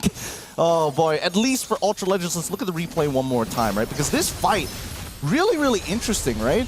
They managed to get so much off this from the side of CFU, and the late addition of Throwboy coming into this. And keep your eyes on Throwboy, right? Look at how long he holds on to his quad shadows. I got genuinely worried for him because he goes out of the fight, goes in, and then uses his ult. So he's got no more shadows to jump through. This is his most vulnerable time, and the damage that came out from Quanah, just because they were standing too close together, is what caused CFU Gaming to drop it and not clean up the mess. Yeah, I was almost expecting him to pop it earlier too, but you know, they're taking the Lord right now, so that's just going to be a Lord over in the hands of Ultra Legends. They have fought hard for this, and a lot of these the fights are still scrappy, even here in Game 2. But they want to hold on to their lives here. Again, they're facing that elimination. It's match point for CFU. They've come out in Game 2 swinging. They got a phenomenal start. Now they have this Lord in their favor, and they can go ahead and start to knock on these turrets of CFU, hopefully in the base. But CFU has shown us that even this lineup, even down this much gold, there's somehow, some way still potential. I don't want to say it's all just the Lancelot, but it seems to be the case. And maybe you can have an answer for that. Now Throwboy jumps on in. They force him off the tier 2. Feathered Airstrike's already down, so they'll clear this out. They might not lose this turret just yet. As they keep it up. So, but still, they got to deal with this Lord. So eventually, they'll get to the base turrets of CFU. They got Holy Defense, right? The Holy Defense should be more than enough. If they want, they can probably like hold on to the Lord just outside of it, but it's not worth it considering Quanah's damage. Oh, again, the charge is in. They're going to force it anyway. Pharaoh quite low. There's a spear as he falls. Zing follows through. He flickers forward till he'll fight Pharaoh. They're going to be forced to fight anyway. Zing's still alive, but Dark Lord's going to jump in. Waits for that as Zing goes down. Now Detective. Does he join this fight and force it a little bit longer? Throwboy just went to the mid lane. He's going to be fine. Goes for the orange buff. Will take it. Dark Lord still tanking so much of this. And I think that's all CFU gets. They lost 2, but it's a 2-for-2 trade. Okay. Zing, he's forgiven now. He's forgiven, right? He takes the shadow from the SOD, is able to make the play. Although there was a bit of an overcommitment with the flicker on top of it all, but it's savable. It's salvageable, right? Looking at the items, Detective now, he's already up. He's close to the endless battle. You can't escape the shadow kill. Opie, he'll survive, but man, Throwboy 9-0-8 now. I feel like he's just having one of his best games so far that we've seen him. Yeah, he's having the time of his life, some may say. And for now, that time is starting to run out here because as CFU Gaming, if they're able to defend another Lord push, the feathered airstrike onto Zing, so good. Okay, they're going to go ahead and go for this middle base turret. Throwboy is a threat enough. They'll get forced off of it.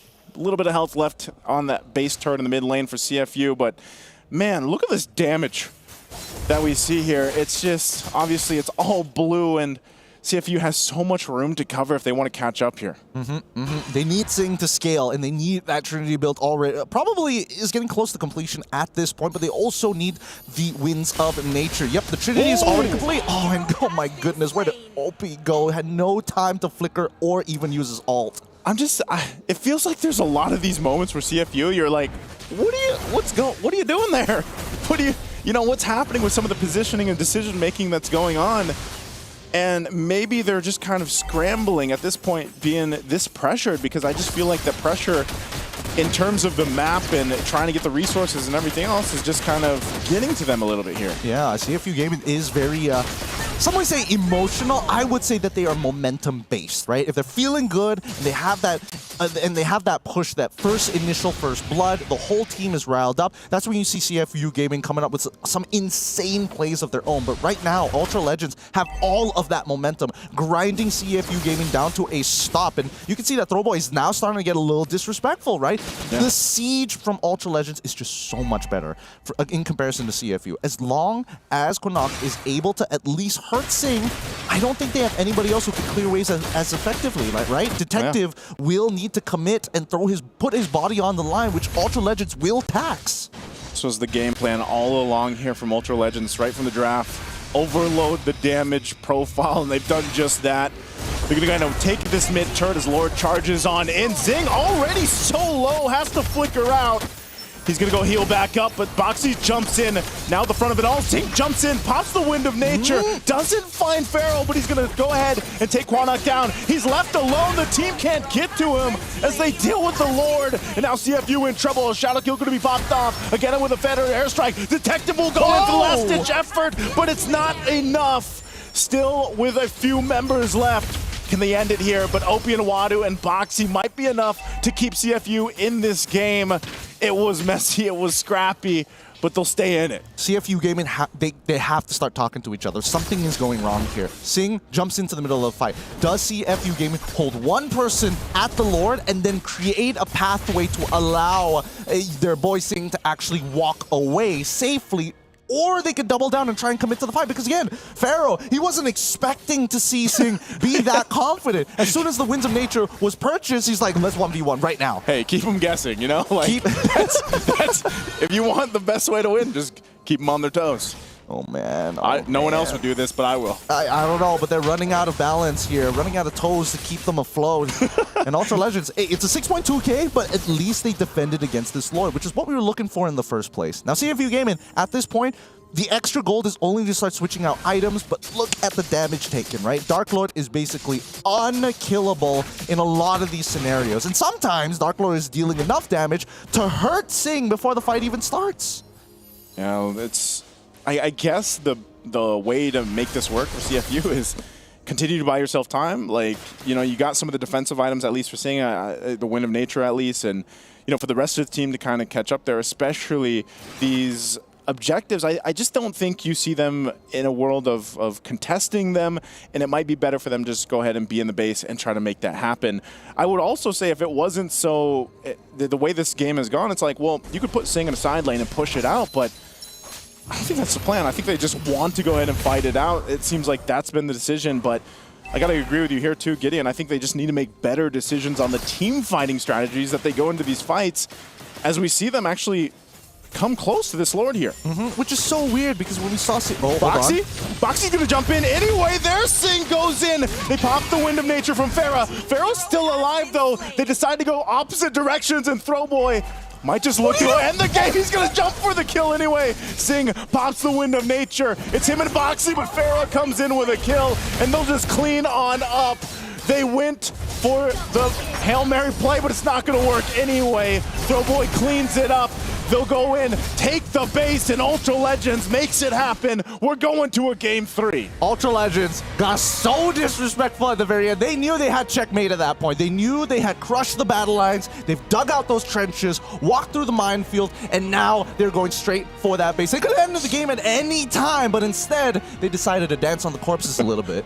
I gotta say, like in that game, I had a lot of questions, but it's all the same questions. What are you doing? What do you do? What do you doing? Oh, dude, I gotta say, Zing on that Moskov played like a Thomas. he went 1v5. He won it all. And here's the thing. I like that my hot takes or my nugget of wisdom is looking good, because I think yesterday I was like, damage is kind of good. Damage is king. Yeah. And I didn't thought that it would have all 5 damage dealers, because I kind of feel like of all the roamers, I would put Hilda as a damage dealer. She kind of does a lot, you know, from her first kill all the way to her ult. And here's the thing, CFU Gaming, I kind of feel like you don't need to be an analyst to say they were not coordinated. Like, what was Zing doing? What was Detective doing? What is everyone doing? I almost felt like it was all like, each of them was like, I got this. And then, like, another time it's like, no, I got this.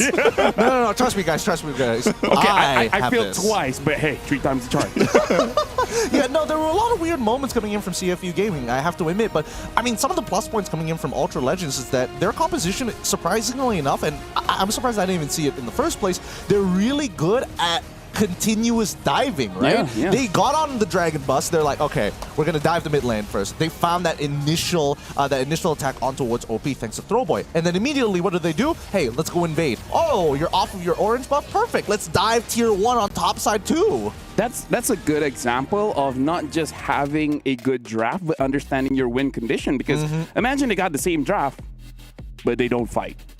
What if they try to play the macro game, right? I like that no matter how quirky your draft is, as long as you play it as intended, hey, it's gotta be looking pretty good. Yeah, I like it because we all called it in the draft before we even jumped into the game. It's like, yeah, you're gonna put everything into damage, and you're gonna look to get this snowball going, and Ultra Legends did that exactly. So props to them for making it work, because there was a very tiny window where I was even like, oh man, like, yeah, it's still a Lancelot. Like, he's still somehow doing crazy things with, what do you have? Just a War Axe, right? Just a War Axe. Like, just a War Axe. And it's like, yeah, if that gets too out of hand, then you're going to have trouble. But Ultra Legends does a really good job at starting strong and then continuing to put the pressure everywhere they need it to be. Also, a sprinkle in of, you know, what's happening? What's going on? What's going on? Like, so that just ended up working really well for the lineup and the strategy for Ultra Legends. I gotta say, I only see like 32 kills in ranked games. Yeah. We don't see this kind of score line that much. I don't know if this is like the highest kill count in MSC so far, but either way, that's pretty high. 32 kills. Think about the difference between when we see, you know, some games that are like, you know, 6, like there's still some games that are like 4 to 6 minutes in. Maybe there's like 2, 3, 4 kills.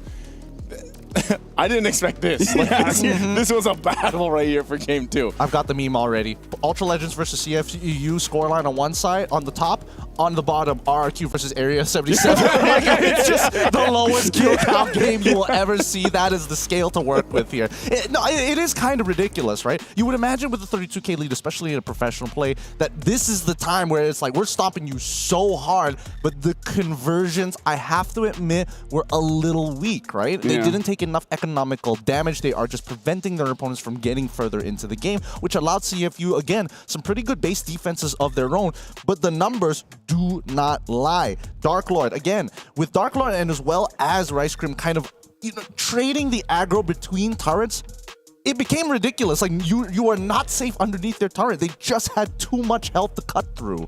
I gotta say, it does look like Ultra Legends is kind of like someone's asking, like, when do we fight? And the answer is, yeah. When do you fight? Yeah. Just go, you know, and I feel like that's gonna, I don't know, I feel like maybe this is the best strategy for Ultra Legends, maybe moving forward. But then again, it's like, how often can that work? Look at this. Look at across the board, the numbers here. Dude, 22 most assists, 10,000 damage taken per minute, 48,000 damage dealt per minute, 926 gold per minute. Rich guy like almost 1,000. You know what's really funny about this? What's funny? If Ultra Legends get eliminated, at least Throwboy will have some of the best jungle stats of the group stage ever. Because even when we're talking about some of the best junglers around the world, nobody has hit 926 so far within EWC's very own MSC. And then comes to the question, why'd you use the Fredrin? Like if this is what you guys got, why did he use an Akai before? Why? I guess out of respect. Out of respect. That's why this one, it's all about disrespect. This is about desecrating graves. So lose enough that your opponent is confident. And that's why you slap him. Yeah, keep them on their toes. Keep them on their toes. Let them not know what's going on, right? The Don't let them know element your of next surprise. move. Yeah, because, I mean, you see how they play. For the first time, we're seeing that Ultra Legends literally do not care what your game plan is anymore, right? You got to react to us because we will always make that very first move. And admittedly, you know, Ultra Legends definitely, you know, put their foot too hard on the gas and may have broken the floor sometimes, but generally with the lead that they have, it's almost impossible to make too many mistakes. Like when you're seeing Throwboy, every time he presses his ult, he's almost guaranteed to kill every time. Gideon Naisu, I kind of feel like if we have a tier list, right, for heroes, I kind of feel like Moskov, he doesn't fit in the tier list. You just got to put a few faces there. It's like only them. Yeah. It's weird because it's so hard to utilize. We're so used to seeing Moskov be picked up so much, right? Yeah. But I feel like he's just in this weird position where it's like, especially when you play it like this, Yeah. you're very aggressive.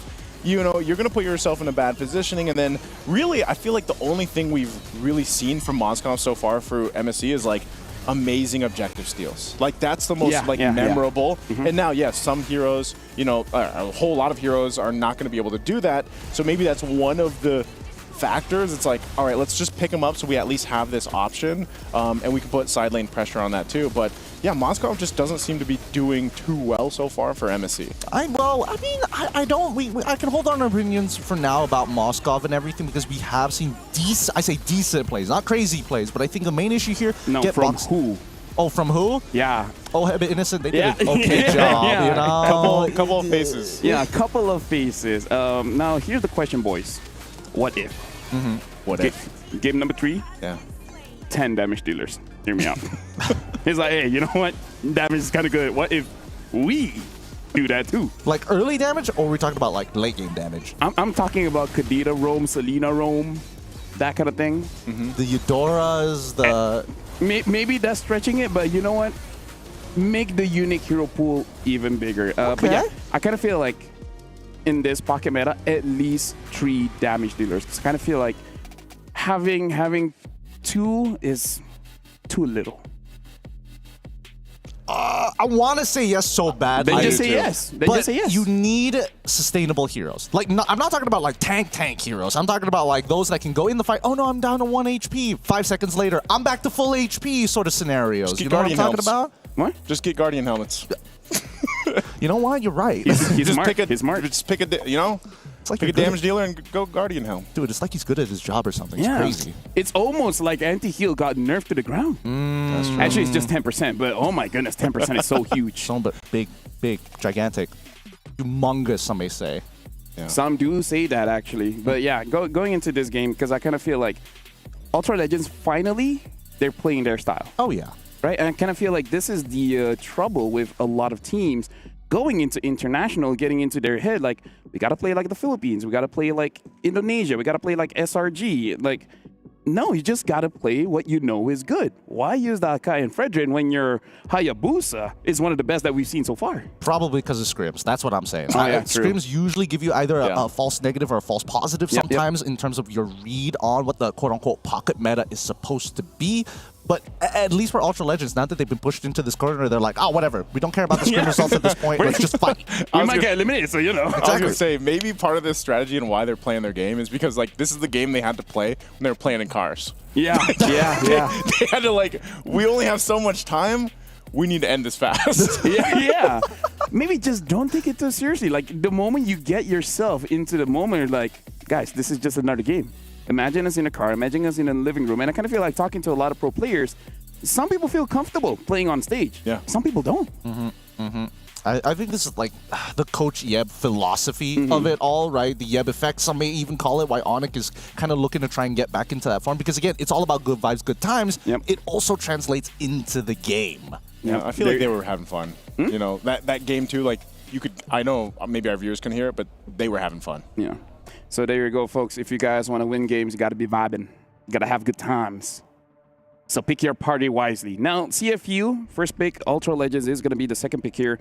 Still banning out the Kalia, and now CFU is going to pick ban out that Matilda. Now I feel like maybe they're taking their first pick because the Farsa looks pretty good. Farsa is looking kind of juicy this time around. I mean, both sides have played a really mean Farsa, so I wouldn't be too surprised if it becomes a priority pick, and CFU was like, nope.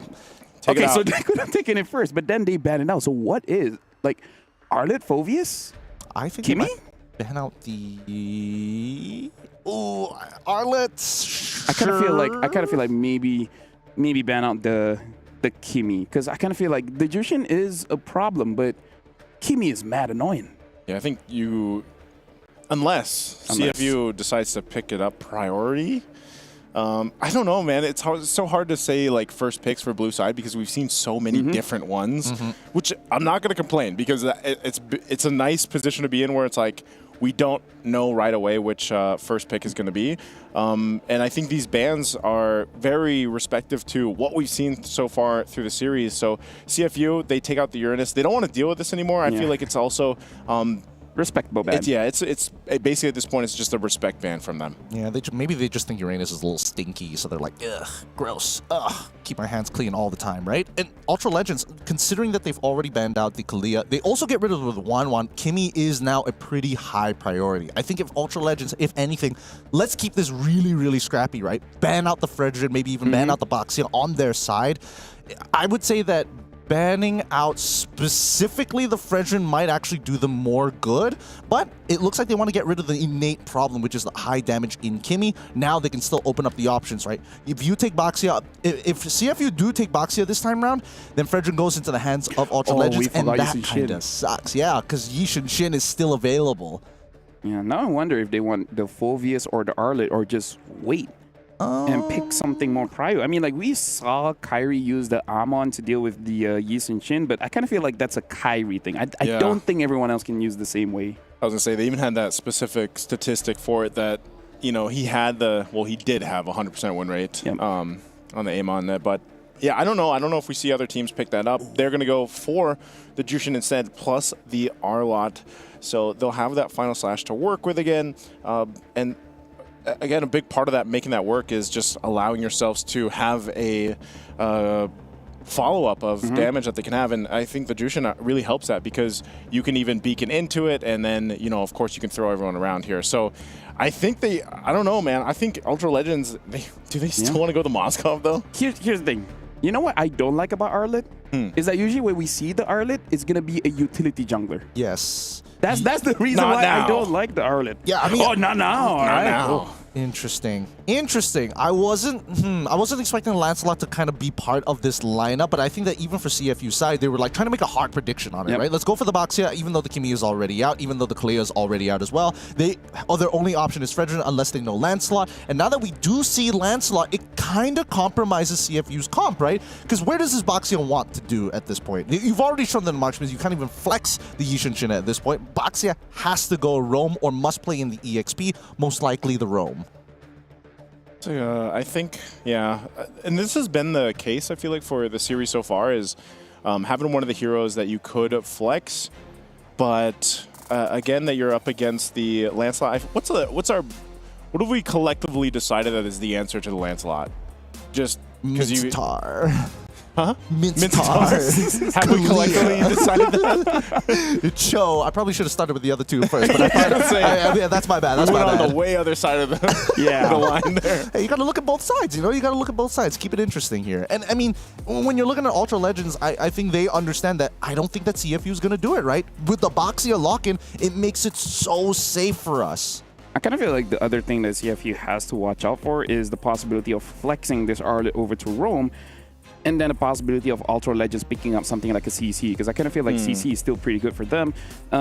Ultra Legends, if they ban out the Phoveus, I would say it kind of forces this Boxia to maybe go to the EXP. Yeah, so they ban out the Fovea, so they're trying to make sure that this Boxia is in Rome. Yeah, because other than that, it's like what, Lapu Lapu? Yeah, Lapu Lapu, which we saw earlier today as well. I think CFU, they go and ban another gold laner. So this might just force, a Moskov again over in the hands for Ultra Legends, unless we see something different. They're going to hold that for the last pick, though. So a glue comes through, though. Why?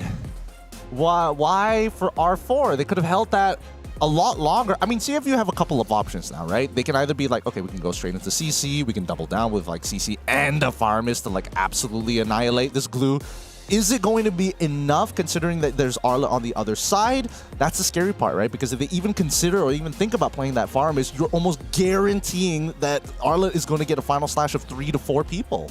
Yeah, I kind of feel like the glue is mostly because they're thinking that CFU will not have enough damage or forcing out that Theramis, etc., whatever other picks that they have in mind. They pick up the Eve as well as the Hilda. So again, it looks like, doesn't matter if it's right or wrong, every single team. There you go, we can hear them. Yep. You fight against the Lancelot with a Hilda, and now another new pick, another unique pick is that Melissa, which I guess can protect you from the Hilda as well as the Boxia. So maybe just want to make sure that you're okay with that.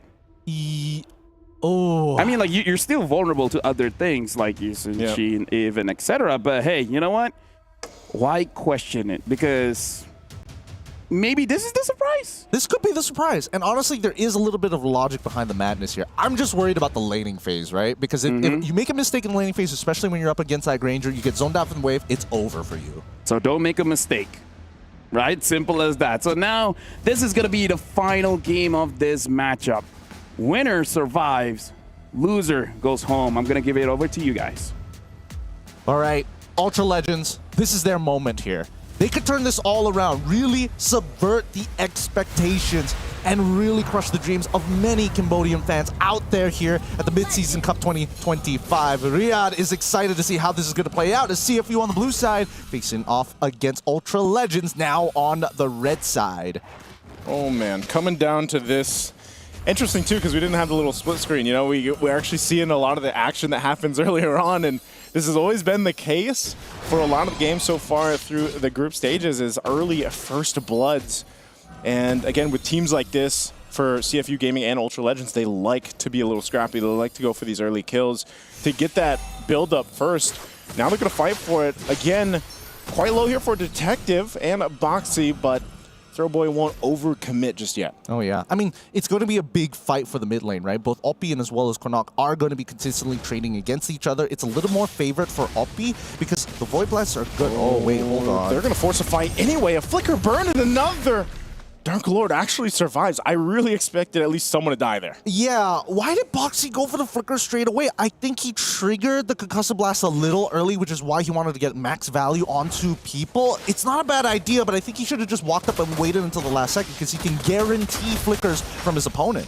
Yeah, interesting use. No. Detective's going to jump in. He already knows his angle is there. Sing lining that up. Now, Detective going to be in trouble, so goodbye as well. The 1-for-1 as both junglers go down. Really nicely played by Detective there. He saw Throwboy use everything, right? He already used Puncture on nothing, the air, so he goes on to cooldown. He saw the Thorn Rose. He also saw the Phantom Execution, so he can guarantee that this Turtle Bolt is going to connect. Now, this laning phase, which I've been a little worried about so far, seeing slight advantage, of course, but not enough to guarantee the win. Pharaoh has been playing a strong laning phase. Yeah, interesting too that we get to see this Melissa in action because I'm really wondering how it's going to work when these fights break out later on. But so far, you know, not too much in the gold lane. You see some rotating here happening for Zing.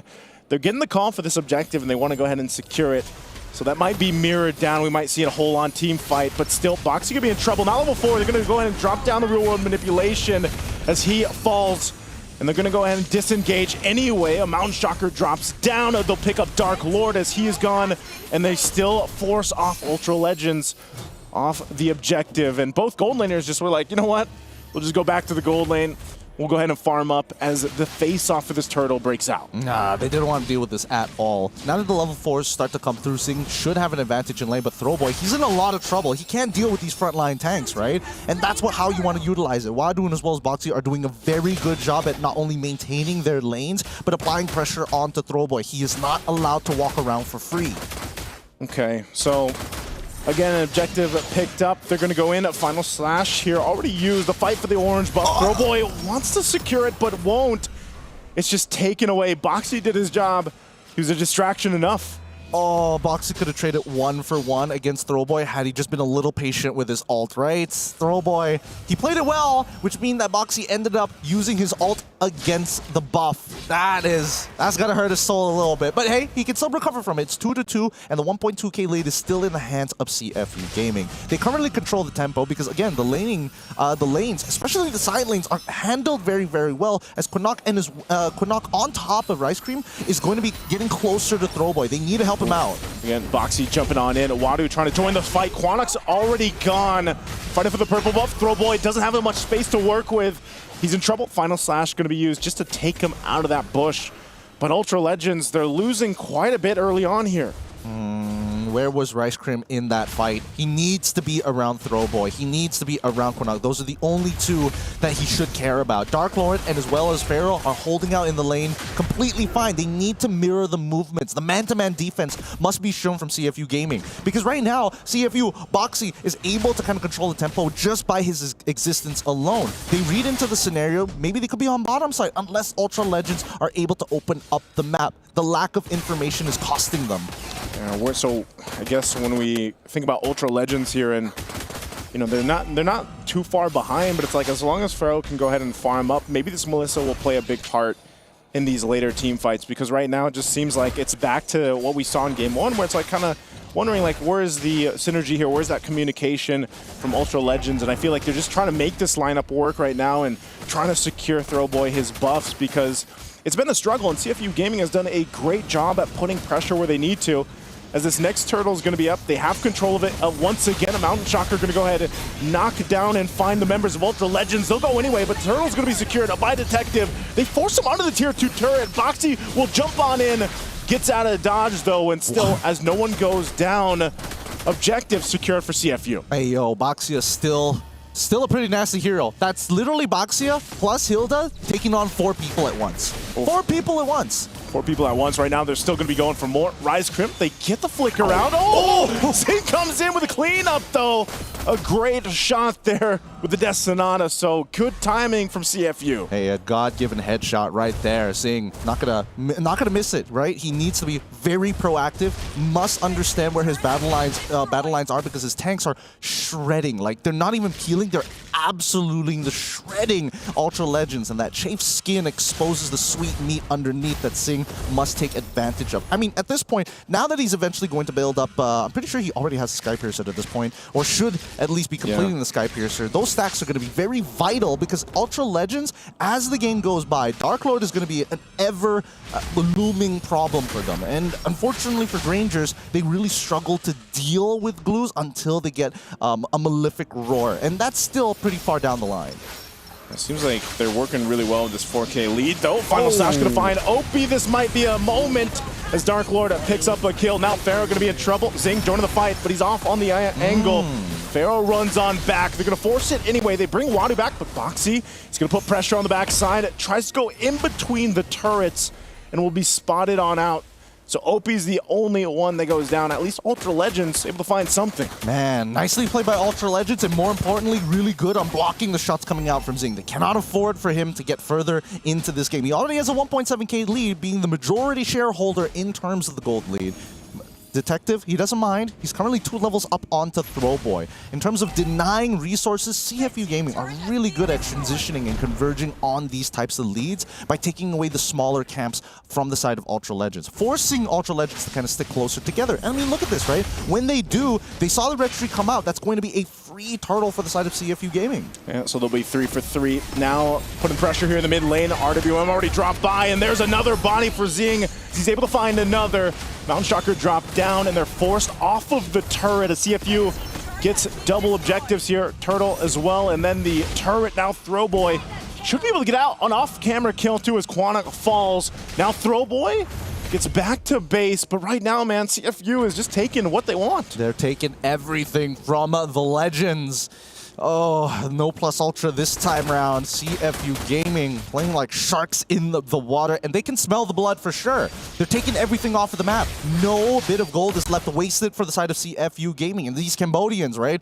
Detective already at level 12. Sing already at level 11. They need to just play around the RWM. Because again, Ultra Legends, they don't have any answer to the RWM other than Pharaoh. And even then, Pharaoh doesn't have enough items. Yeah, and if he's caught in it too, it's like, you know, you can still technically get damage even if they go away. So trying to hold on what they can. Throwboy trying to clear out this lane so they don't lose too much of the turret here in the tier 2. They're desperately trying to hold on. But again, they can't really do much. Quanok gonna be in trouble. Opie gets taken down, so at least they find something again, but they have so much ground to cover here. You know, how many more times can they do that? No, they should stop doing that, right? Why was OP using his RWM when literally none of his teammates are nearby? They know that they've cleared up the top side, therefore by process of elimination, I wonder if they're on the bottom side of the map. Conceal's gonna be used. Rice Crim, the next target. He's overloaded. Can't even use the final slash. And now Ultra Legends in a tight spot. Detective goes in, but he backs off. Boxy as well, I guess. It's just CFU being like, you know what? We won't get more. I don't understand why Detective didn't traceless into that, right? He could have killed Throwboy. He definitely could have forced Pharaoh to use his ult, but even with the two crits from his range, he should have been able to kill Pharaoh in 2 hits, no problem. So, I don't know. Kind of weird there. A little bit weird, but either way, it's a safe play from Detective, right? If you're not chasing for these kills, you might end up giving away your lead. Because keep in mind, he is 3 levels ahead of Throwboy, and the Lord is coming up. So the safe option is now, might just be the final nail that CFU Gaming could ensure to get an inhibitor turret early on in the game. Does Ultra Legends want to actually contest this despite being down so much here? 7,000 gold behind. You can see Throwboy's just going to be on that bottom side. Maybe puts pressure, but as soon as he's spotted, actually, you know what? CFU's just going to go for this anyway. They blitz the Lord. They see Throwboys down there.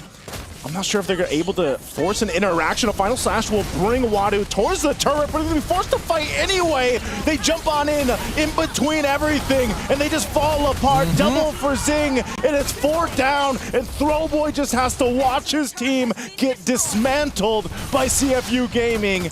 The shield's going to go ahead and pop as well, but they got even more. The Lord and the kills. They can almost guarantee an inhibitor take. Look at this fight, right? This is what we want OP to do. Drop the RWM when your team is nearby. With the Traceless, Detective, and the Mountain Trucker, most importantly, he can guarantee positions, but the extra movement speed can allow him to sneak around into that back line. The anchors of Ultra Legends, if they get caught in the RWM, it's a guaranteed win for the side of CFU as they hit checkmate angle 10.3k. This is going to be a tough one. Even though this is only that first Lord, they still have a couple Holy Defenses online. This will take so much work for Ultra Legends to go ahead and stay in this game, because it seems like CFU is just willing to go ahead and force these fights. I would be surprised if Rice Crim actually goes for a final slash and forces it. They should just hold on, clear these out, see if they can buy themselves some more time. I'm waiting for the RWM, and here it comes. There it is, concealed. There's the final slash. It's going to be on Wadu. RWM already dropped down. They force it in anyway. Dark Lord jumps in, separating from the fight here. As the Lord is still up, they're forced to go heal back up. Ultra Legends is still alive, but Dark Lord bought so much time. He'll flicker on towards the turret. As the Lord was cleared, Ultra Legends managed to stay true. No one falling. Quanok jumps on in. I think they'll follow through with this. They have to watch out for these shots coming out from Sing, though. But they stay in the game. They held on. They're looking for more. They find Boxy. At least 1 on the board now for Ultra Legends as they pick up a kill. What are we doing here? CFU Gaming, I get that you got disrespected and you are not going to take that lying down, but you cannot be throwing away these freebies over to Ultra Legends out of pity. This is tournament lives on the line, and if Ultra Legends are able to scale, then this game ain't going to be looking so easy despite the 11k gold lead. Luckily, it was just Boxy, right, and nobody else, because their entire crux of the composition from CFU Gaming is on the RWM. Your RWM, make sure you hit the anchors, you rush on in, turtle boat in, whatever you need. You can even start off with the Mountain Shocker to guarantee information to make this combination work. So just chill. Mountain Shocker going to be dropped down. Detective at half health. RWM forcing them to back off again. Zing goes in, picks up one with a Destinado. Are they going to be looking for more? Wadu inside the base. A conceal was used as well. They got the waves pushing in mid and top. And without Throwboy, can Ultra Legends stay in this? Again, Turn Lives up for grabs here. CFU ready to fight. They're going to force Rice Cream on the defensive. They're held back, but Zing goes in forward anyway as Quanok has to go back to heal up. They got to clear out the minions. Quanok, there's the final slash from Rice Cream, but he's gone. And now CFU, the shark bite is too much to handle as Ultra Legends has to bow out of MSC. And that's the momentum we were looking for. Once the sharks smell blood in the water, they're going to be knocking you right out of the surface. Nicely played by the Cambodian squad as they take this game 2-1. Yeah, congratulations to CFU. They survived this onslaught. But yeah, like you guys said, unfortunately, this is it for Ultra Legends. And I gotta say, in that game still, a lot of questionable plays, but still, when Zing has a hero that he can just focuses on his own positioning and just staying back, definitely looks much different compared to something like a Moskov. In this game, CFU Gaming looks much more comfortable. Oh yeah, so much more comfortable, right? You saw that flicker at the very end. You saw the way that he played the laning phase. And more importantly, I feel like it was kind of... I'm not sure whether the weird moves were because Zing was like, hey, give me something. Give me some information. Boxy, walk up. Die for me if necessary. Opie, drop down the RWL. I will make it work. Because it just feels that he has a certain aura around him when he has that comfort pick. Yeah, it was pretty apparent. I feel like CFU, even with the lead that they had, there was still some decision making where it's like, yeah, what's going on here? And I feel like Ultra Legends, if they would have somehow, some way not to been so far behind with this kind of lineup, maybe they would have managed to stay in the game a little bit longer. But ultimately, it was the same story for CFU, where it's like, we have this kind of lead. Let's go ahead and take some of these risks. Let's make some of these fights happen, and be a little proactive on the RWMs and everything else. And maybe this also was just one of those games where it's like Zing's like, I might have made some mistakes the previous game. Let me come into this game and have a redemption arc of my own. And I feel like he did just that in Game 3. Yeah, here's the thing. I feel like there's a lot for us to talk about, but now we got to go over to the interview with Eterna. Thank you so much, boys. That was such a roller coaster of a match. Congratulations, Boxy, for that win. How are we feeling at this current moment right now? Good. Feeling good. So he said he's feeling really good because this is one more step getting closer to the playoff. Oh, that was a very long translation there.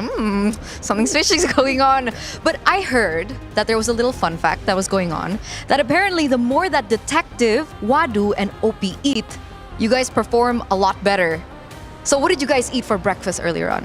ចឹងគាត់សួរថាដោយសារតែ OP មួយ Detective ញ៉ាំអីគេព្រឹកហ្នឹងបានគាត់ធ្វើបានល្អជាងហ្នឹងធ្វើបានល្អជាងមុនអញ្ចឹងព្រឹកមិញគាត់ញ៉ាំអីគេ គាត់ញ៉ាំបាយ Oh, he said they eat rice. Oh, they ate rice. With what? What did you eat rice with? ញ៉ាំបាយមួយគេ ញ៉ាំមួយប្រហុកឆ្ងាញ់ He said that they eat something good. Oh, they ate something good with Yeah. rice. Okay, keeping it secret. Okay, some secret recipe there going on. Boxy, you've been, you're a veteran. You're so shy. Is this, why? ចាំមិនបានអៀនមែន មានអៀនណាបង He said no, he doesn't. Oh, he's not shy. Okay. Maybe I'm just reading too much into it. Here, so next up, you guys are going to be facing SRG. What do you think about their performance so far? Because everyone feels like SRG's performance has been a little bit shaky. អញ្ចឹងគាត់សួរថាយល់យ៉ាងណាដែរចំពោះ performance របស់ SRG ដែលសារតែប្រកួតក្រោយគឺយើងនឹងជួប SRG ហើយ SRG ឥឡូវហ្នឹងគឺមានអារម្មណ៍ថាគាត់លេងអត់សូវល្អដូចកាលមុនណា យ៉ាគាត់ឡៃលេងអត់សូវដូចកាលមុនអញ្ចឹង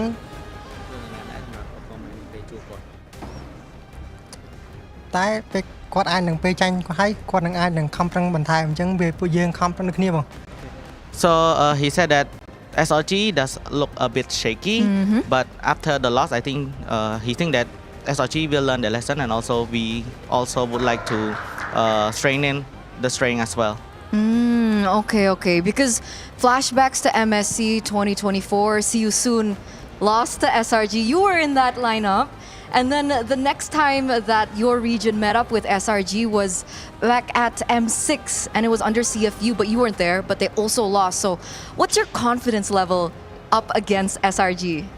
អញ្ចឹងគាត់សួរថាកាលមុនពេលដែល CFU Gaming ចាញ់ SLG នៅ M6 អត់បានលេងទេអញ្ចឹងលើកនេះបានលេងជាមួយនឹង CFU Gaming តើទំនុកចិត្តមានប៉ុណ្ណាដែរពេលមុនជួប SLG ក្នុងចិត្ត100%បងលើកមុនគាត់សំណាងបង So that he said that this time it's 100% confidence and last time they were just lucky. Oh, they were lucky as in SRG were lucky. Yeah. Interesting. Okay, banking on that. Very spicy. So with that being said, what is your message for SRG because it will be in another elimination match? Okay អញ្ចឹងមានអីផ្ដាំផ្ញើទៅ SRG ដោយសារតែប្រកួតក្រោយគឺបើសិនជាឈ្នះឡើងទៅ play off ចាញ់គឺយើងធ្លាក់ មានតែ good luck បង So only good luck to SRG. Just good luck, nothing else? Come on, Boxy, give us something. You said it was just luck earlier on, nothing else? good luck in airport Oh, good luck in airport. Okay. I'll get you next time, Boxy. I'll get you next time. But once again, congratulations for moving forward here at the MSC group stages. Hopefully we'll get to see you in the knockouts as we're going to throw it over back to our casters. You know what? Shout out to Eterna. Yeah. Right? I kind of feel like she handled that very well. Because, hey, Boxy ain't shy. He ain't shy. He ain't shy. And he ate. He ain't. He ate. What did he ate? He ate like rice and etc. And something good. Yeah. I can only assume it's camel. I don't know. What else? I'm pretty sure they're not eating sand. So that's the only possible meat that I can think of that is special. I mean, for me, I just ate omelets, yogurt, fruits. Did you have it with rice? Did you have rice?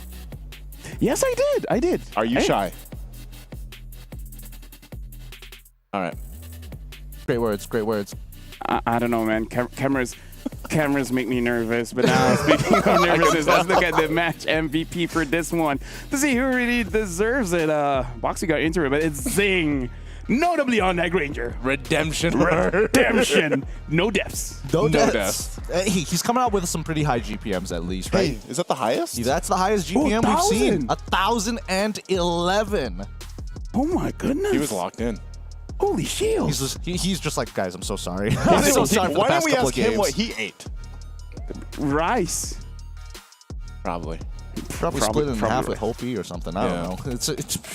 That's probably why it only happened like in the latter half of the game. It's like finally it digested. Or it just be like, I legit don't know what this is, but damn, it's good. Right? And then for you guys at home, again, there's a lot of teams left here. Some teams are going to get eliminated, but hey, make sure you guys grab that support chest. It's only 20 diamonds, and it is a way for you guys to show support to your teams, and more importantly, for you guys to get some goodies for yourself. Make sure you guys support us as much as you can, and after this, it is going to be another elimination match. Now, we're going to see if today is just going to be full of 2-1s. We're going for a short break, but after this, it is going to be the final series of the day.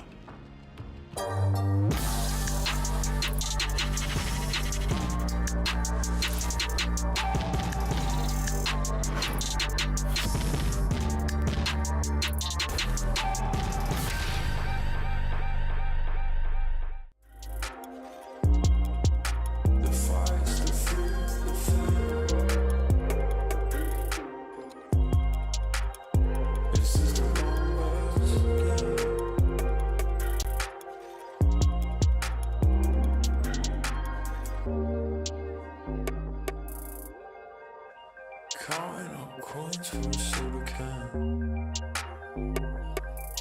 and there's nothing going on, no game plan, no plans.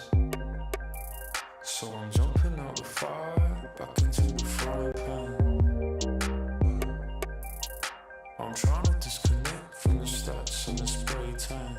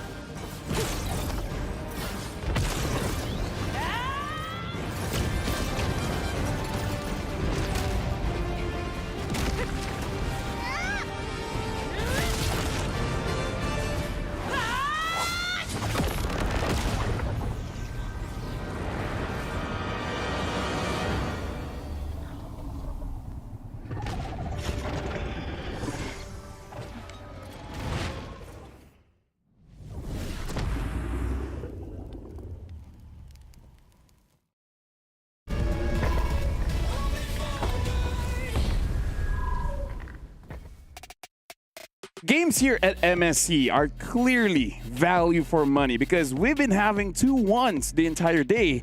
We gotta see if Corinthians going up against Virtus Pro will have the same story. Welcome back to MSC here at the Esports World Cup. My name is Phil. Alongside with me is Gideon as well as Naisu. And I gotta say, throughout MSC, not just today, we've been having a lot of games. Oh yeah, it's a lot of games, but it's a lot of fun as well because we're seeing the length and breadth of a lot of these teams. At least they get to show a bit of their personality, you know, especially since it is an elimination match. Can't wait to see the personality here with our two teams today. Hopefully we get to just have a full day of 3 games. Hey, you know what?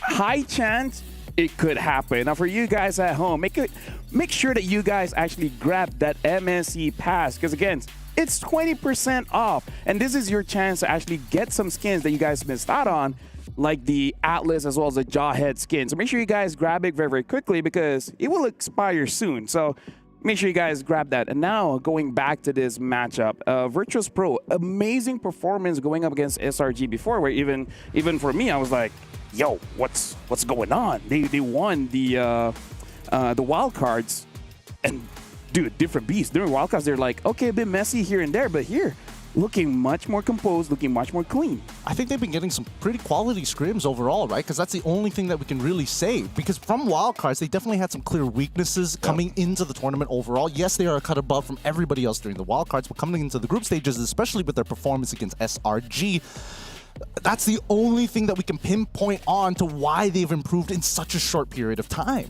Yeah, we're just going to dive in a little bit more on Virtus Pro here. Like, I kind of feel like looking at the players, looking at the lineup, I really feel like they have a very good grasp of the meta, and they've been practicing a lot ever since wildcards.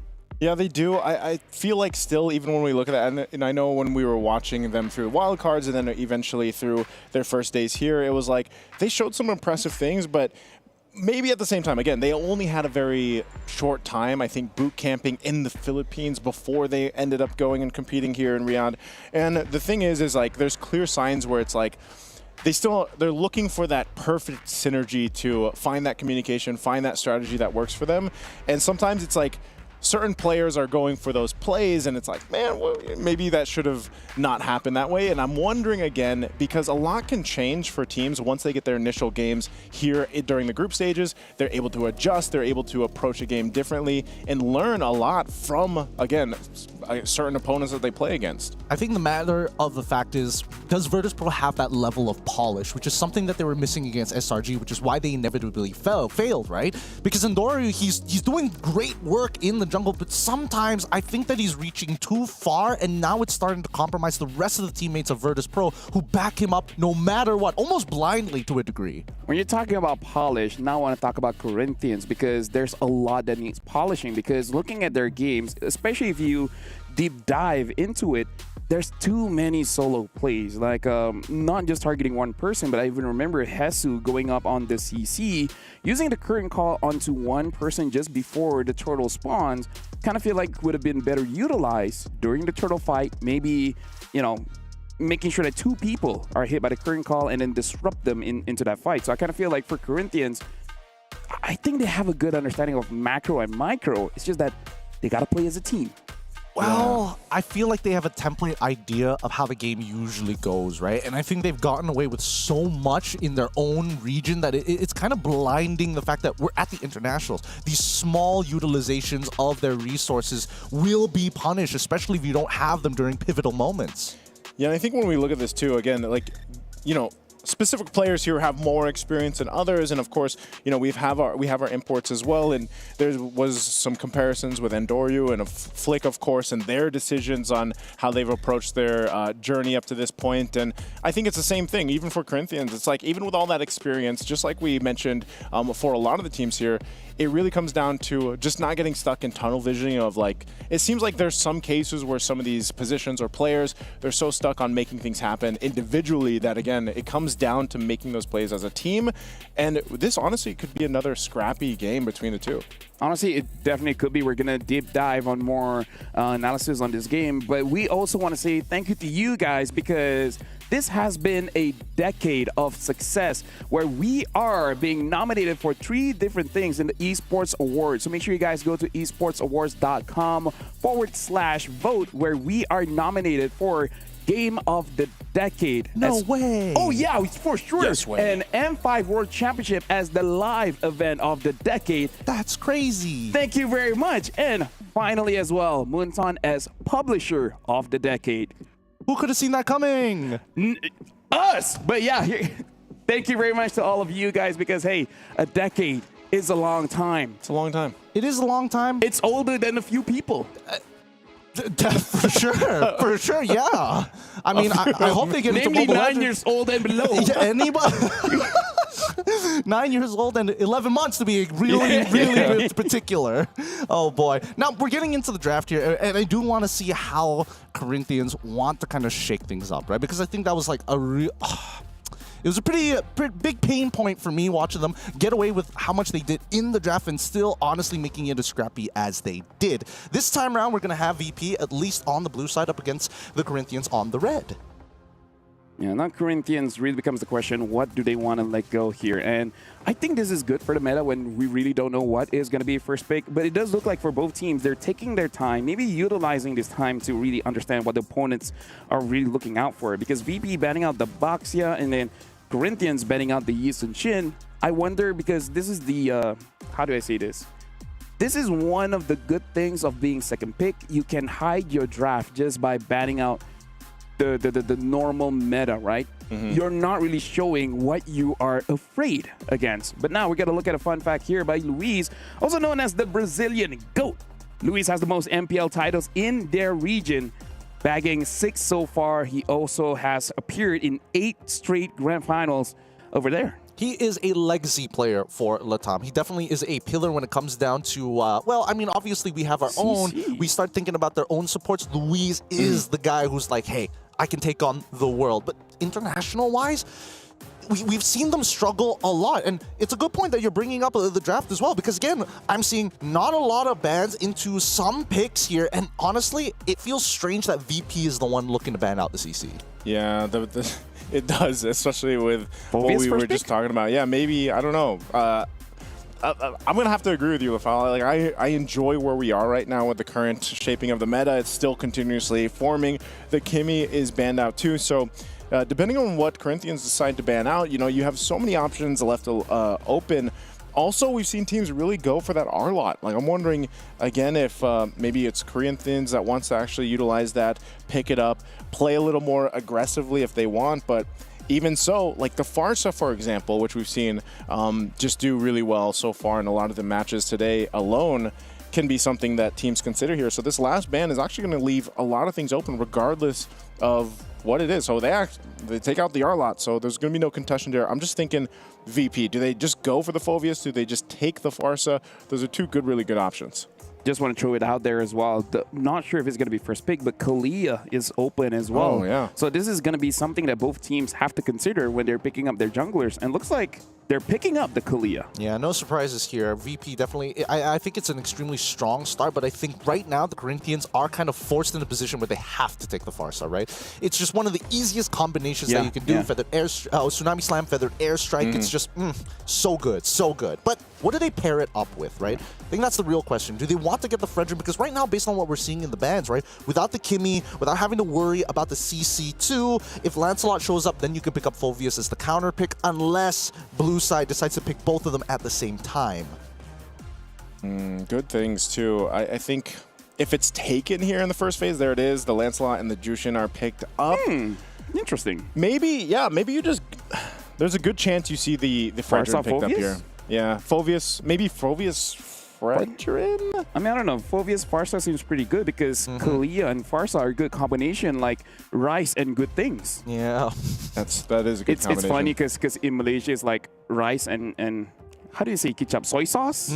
Yeah, like that's one of the combinations for Malaysia. But now, yep, the Phoveus does go through, but instead of the Farsa, they're going for the Granger. Why is there the neglect of Farsa here, right? Maybe they want a Selena.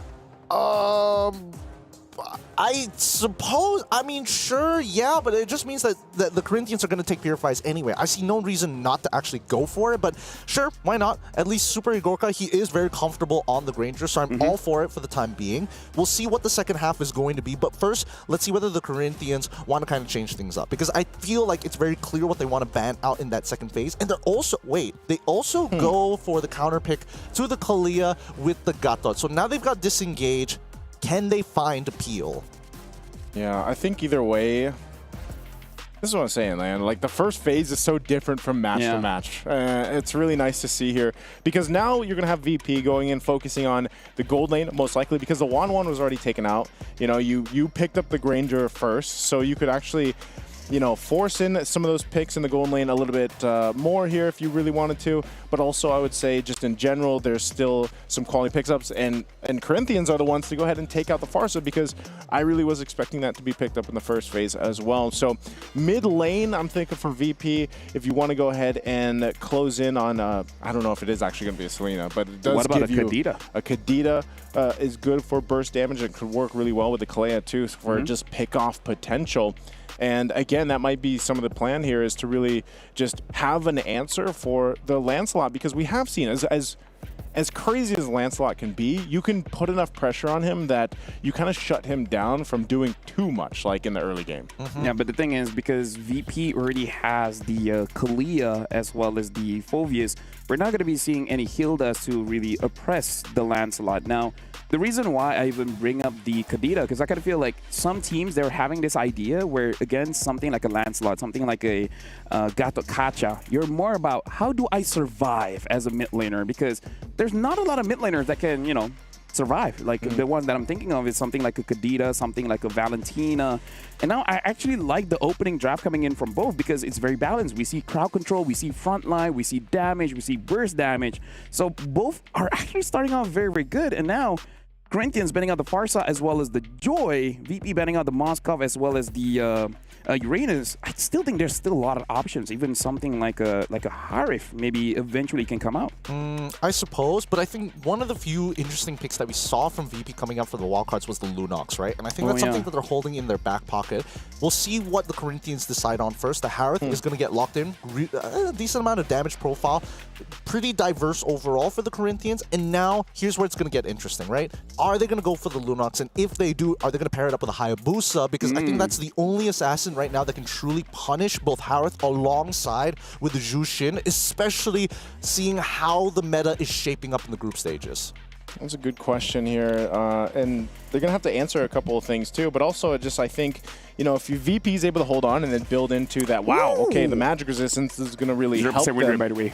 Huh? 0% win rate. 0% win rate. The Fanny hasn't done too well, so is this just confidence? I mean, I have seen a couple games where Endoryu's played it. Yeah. And there's a Selena, by the way, that you called earlier on. Yeah, Nuggets of Wisdom. Interesting. All right. So right now, VP, they've concluded their composition, but with the Fanny alongside with the Selena, on top of having the Kalia, it really punishes opponents for taking the Purify, right? You're going to get out of the initial CC, but if you get hit early by an arrow, then it gives opportunities for this Kalia to take advantage of you. If you're low, the cleanup squad is expected to be this Fanny, and they don't have much of an answer for it from the side of the Corinthians. This has been set up very nicely by Real Solo, and they go for the Edith at the very end, so a very standardized comp from the Corinthians. Yep, some CC as well as a way to handle the Phobias. Not gonna lie, another pick that I was thinking of that could actually work might actually be the Terizla, but we haven't seen any so far. But hey, Unique Heroes has to rack up here. Virtus Pro going up against Corinthians. Again, this is an elimination match. I think for both teams, they have very solid drafts. So it really is about execution, which I kind of feel like for Virtus Pro, definitely a little bit more difficult. Now I'm going to throw it over to Naisu as well as Gideon to cast the final series of the day. Thanks, Lafell. All right, our final best of 3 to conclude things off for the day. Potentially 3 matches here if we're going. I mean, we want 3. We want to see it go all the way, especially from 2 squads who want to put their names on the line to brand themselves potentially the best team in the world. As we head on into the land of Dawn, once we're done with this series, only one team gets to move on. The other gets eliminated here. Live in Saudi Arabia, we go into a tech pause. Just real quick, just a short one. It gives us some time to actually talk about the comps a little bit. Yeah, the comps, but also just to throw it out there too, in case you guys missed it, the team that wins this will be playing against Onic. That's who they're gonna have to meet. So like, you know, you focus. I'm a firm believer in what a lot of the players have mentioned. You know, they're told, you know, just focus on one game at a time, one match at a time. But I'm sure they're also like, hey, darn it, we have Onic ahead of us after this. We won, but did we? Oh, I'm on. Okay, well, we're going in. Hey, thanks, Lafell. Always love hearing your input on this. Let's jump right into it, right? Because now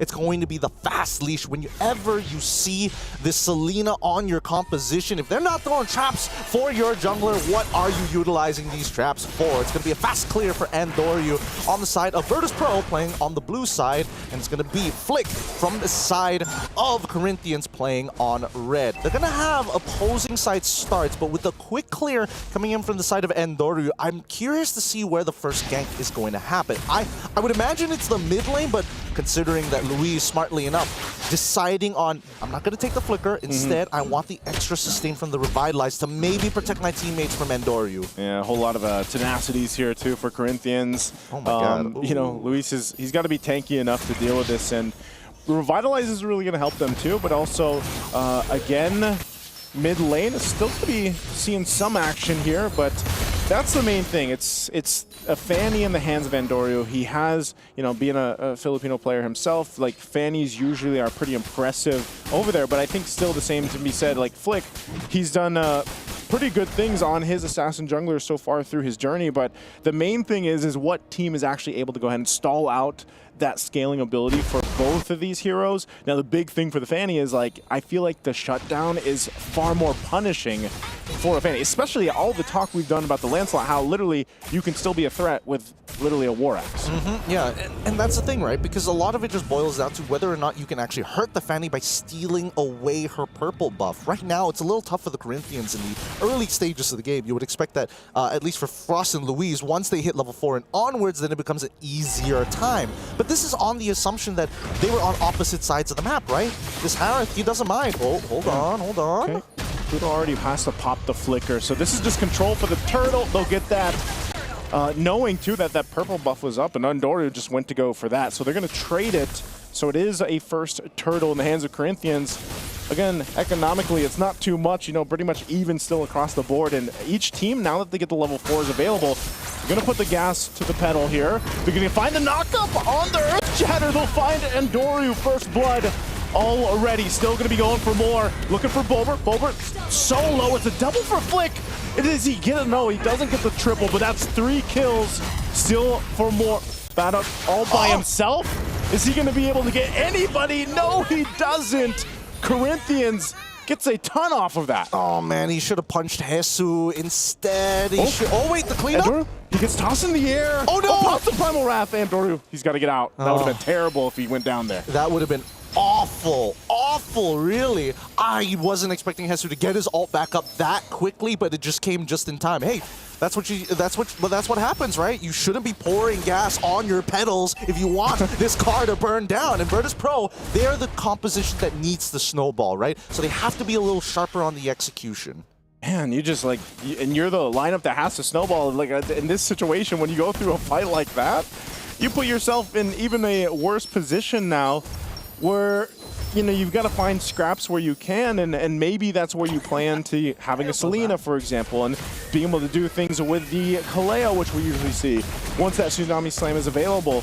So maybe it's going to be them just kind of finding these moments where they can, but Corinthians with a nice little lead. The fact, too, that Flick had a double kill off of that earlier on puts him in a great position against Endoru right now. And expect them to just go ahead and even get this next objective unless VP is able to find something before that. And right now you can see that the mid duo, right, they're not working together anymore. That both supports are opting to leave that lane. Super Igorka needs to make sure that he doesn't accidentally lose his flicker, because in this matchup, if Ubatizi is able to land his Zaman Force right on top of Super Igorka, oh no. That's a nice Abyssal Arrow. It's going to be able to find Hesu. He still has the Primal Wrath. There's the Tsunami Slam, though. He's going to force the fight anyway, ignoring the turtle. They're separated from each other. Endoru quite low, has to get out. The Flick will pick up Pluto and the turtle off of it again, as Hesu will also find one. And that's a couple kills in the hands of Corinthians and the second turtle. So they continue to win these fights. This is not looking good at all for Virtus Pro. This is really starting to hurt them. If they had a Farsa instead of putting Bobber on the Selena, this would be a different case, because at least they'll be able to apply the damage consistently. Yeah. But now, it's so volatile, right? The rotations, they keep on applying damage to Hesu, thinking that he is the weak link, but playing on this Edith is so safe, right? Especially in the early games. That Primal Wrath, they have to respect it. Yeah, it's really... And then it's crazy because it's like you have that extra layer of, okay, I'm really low, let me pop the Primal Wrath. But then even with the Warcry ammo, it's like you do considerable damage too. So then you're like double checked if you're VP. So again, they're gonna have to really consider these fights that they take. Because even if the arrow lands, it's like you're still in a precarious situation where it's like, if we follow up on this, are we actually gonna be able to convert a kill if it lands on anybody else? And when you think on it, who else is the arrows most likely going to land on? Hesu is eating those arrows and he's putting himself, or it's going to be Luis when he's there for those fights. So VP really has to play around those considerations. Yeah, I think the worst part about this is that there's no way to get immediate profit, right? Everything has some form of setup, and more importantly, it's not instantaneous. Even if somebody gets hit by the arrow or somebody gets caught by the Tsunami Slam, there is moments in the animation where if you want the big profits, Bobber on Selena needs to kind of dash through them to get the full value of the damage. And Pluto, there is the timing of the Tsunami Slam for holding them over the air, all of which Louise can just use the AoE. Okay, they're going to force a fight anyway. Pluto quite low. He'll actually go down from Hesu, picking up a kill again. And that's what I was saying, man, that you got to respect the damage that comes through. And they don't. They're forced off this. There's some cutting happening here on the bottom side. That's what Andoriu's forced to do. Third turtle's up. Flick's gonna go ahead and join up, force him off of that turret. But now with the objective up, we're gonna see Corinthians take the tier 1 up top and make their way for the turtle.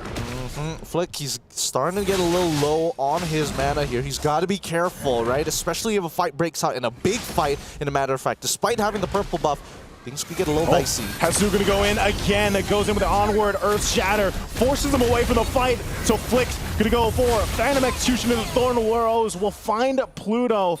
3 for 3 for the Turtles. Virtus Pro can't find anything right now, Gideon. Hasu a little bit too late on that, but still, they're completely in control of this game. Yeah, Corinthians are playing a stronger game. Their composition allows them to kind of do whatever they want at this point. And especially with a 3.9k lead, right? Flick has been able to secure a majority of his team's overall kills. And you can tell that it's starting to develop into a compounding lead. And despite that, surprisingly, Hesu is the one who's coming up with the large chunk of the sharehold when it comes down to their gold lead in the first place. 1.6k against Badcourt, who really needs his first couple of items. It's crazy because he's been everywhere. He's been in all these fights too. And, you know, again, you kind of forget about the Edith sometimes. When we get through the drafts, it's kind of like, man, a lot of teams don't like to pick it right now, but when it does, it usually performs pretty well. And so this has been a great start for Corinthians, especially with Hesu, you know, still sitting deathless. Hasn't gone down at all and is pumping out enough damage even with that gold lead that he has. So Andoru's in that position where we see a lot of Fannies or just assassin junglers in general get to, where they're forced to push across the opposite side of the map, see what they can get, kind of play catch up, because if they don't, then they're just going to be drastically behind against the opposing jungler. So Andoru is really just in that position. When you pick up a Fanny, you're almost thinking, man, are we going to see all these crazy cables and kills convert? But in this case, no, because you don't want to fall too far behind, and you're already, as a team, quite behind. Yeah, and I think the worst part about it is that Andoru recognizes that his item build reflects it. He got a Fury Hammer, but he decided to complete the War Axe first. He's even... Ooh, he stole it. Bulber. Bulber. Flick's a little...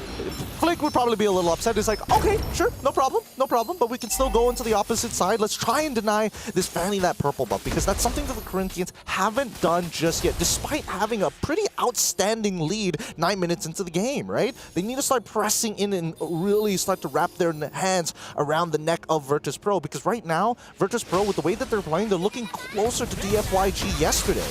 Yeah. And this could be a good position. Hesu's not going to land that one that he was looking for, so he's going to get punished. Tsunami slam, but the AOG in the backside. You're going to force the fight into the jungle. And Dorio cabling forward. They want to get space for this Lord take. They might have just done that as Corinthians. Stays together. They get the Lord. Does VP back off here? An arrow's going to land on Hesu, but Luis waiting patiently. Pop the Revitalize. They're going to punish it anyway. It's Badcott that goes down. They chose to fight, but they get punished. What is happening? What is happening right now? Virtus Pro, this is very uncharacteristic of them. Backcard decides to take that? Why? There's no backup. Dory's gonna jump in, but does he have enough damage to even get anybody? It does go for Frost, but Frost is gonna be fine. Backs off. That one hit on the turret is gonna be there, and Dory has to get back to base. And now they have to worry about this Lord pushing in. Yeah, I mean, what is gonna happen here? What's going on for VP? I don't know. I really don't know. Again, this composition is kind of weird for the side of Virtus Pro. They needed to execute hard, but they keep on fighting during neutral objectives when they didn't have to, right? Second turtle, I mean, why? First turtle, I totally understand. Give that up. Look for a side lane advantage. But then second turtle, they fight. Then even third turtle, they fight, even though they were already down by 3,000 gold, and they engage on Hesu of all people. So, I don't know. It doesn't feel like they're playing within their own skin, and Corinthians are taking full advantage of that, right? The weaknesses, he should be fine, right? Yeah, he's totally okay. And Doryu can only do so much at this point. Unless he had a snowball lead, maybe this could have been a different case, but I think that the Corinthians are trying to keep it as tight as possible. Nobody walks out, nobody is by themselves, everybody is grouped together. Is there a punish here? No engagement. I keep seeing VP, like, it seems like they want to just go for a pickoff, even though they're down like this. It's like they want to fight.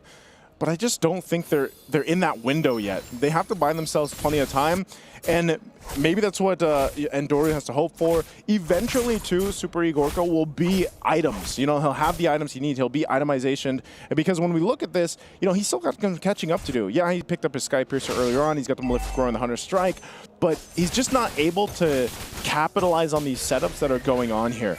Now, if they can drag the game out and maybe even contest this next Lord that comes up and convert a kill or two, because they don't have any yet, then that would be the best case scenario for them. But right now, the way the Corinthians have been playing is they have everything under control. Aside from earlier where we saw Hesu like flicker in and he just kind of whiffed that a little bit, you know, he's obviously going to want to correct that. But still, even if that happens, it's like you have nice enough lead that you can almost, and you're an Edith, by the way, so it's like you can afford those kind of overextensions in a way. Yeah, and Corinthians, I mean, really good itemization coming in from Flick's side, right? He realizes fairly quickly, I just need the raw burst damage more than anything else. Like, Bad Code is going to get in my face, same goes for Pluto, but the anti-heal is coming from another side of the map, and even if I do decide to, oh my god. Oh, they got him! Hey, you can't escape that one, I guess. Oh man, Hesu, he still has it, right? He's got the mechanics. That's why he's an absolute beast when he made his transition over to MPL Latam. He knows how to track down cables. That was a great communication on to catch Endorio. You know, you don't see that too often, but that's also why the Edith works great here. So now, off of that, they're just going to get themselves this Lord, and they'll get ready for Corinthians to push towards the base of VP. And you're still finding it. I mean, we did mention the Fanny has struggled as it's picked up, sitting on that 0% win rate, and it's not looking good here in game one. Yeah, it's not looking good at all. I think we're pretty close to a checkmate angle as Corinthians Esports has basically won every single interaction against Virtus Pro. No ground. Oh, Hesu's getting kind of low, but never mind. He's got the immortality already. He's just that far ahead. Yeah. So that won't be popped. He still has the prime wrath. He's playing on the line, though, basically, you know, even with immortality. So they get the tier 2. Dominant Force dropped down, and Lord still making its way. So I think the main goal here for them, even with this lead, almost 10,000 gold, is just to take these tier 2s out and get ready to try to make a play into this. But surprisingly enough, VP will keep them out of the jungle. I mean, we see that Opatizi is able to find the purple buff from Virtus Pro. However, Endori was able to sneak through everybody and actually go to the Corinthian side of the map to take his own, to take a purple buff of his own. So it's not like he's falling behind in any means necessary. It's just really difficult because he can't be the first person. Oh, he gets unbreakable. Okay, he's fine that one. If Hesu was around, maybe not. Maybe not. I'm pretty sure he's got the tough boots as well, but the gold lead is clear. They want to fight. Tsunami Slam on Flick. Thorn Rose, he gets out with the execute. He actually gets a kill with it, but finally Endoru comes in to join the fight. Are they going to be looking for more? The beacon already dropped. They have to go back to base.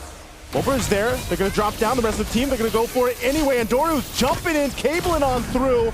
Gets a couple members low here, and Abyssal Arrow will land. They decide to fight anyway. This is a great chance for them to turn it around. And Doru goes in, picks up one. Hesu falls. This is a ton of gold going in the hands of VP. And now Luis is next. Super Igorka picks up a double kill. What a fight for VP. Beautifully played by Virtus Pro. Definitely a very scary moment for Endoria because he was thinking, should I commit to get... Wait, hold on. Oh, does he want more? Oh! He finds it as well!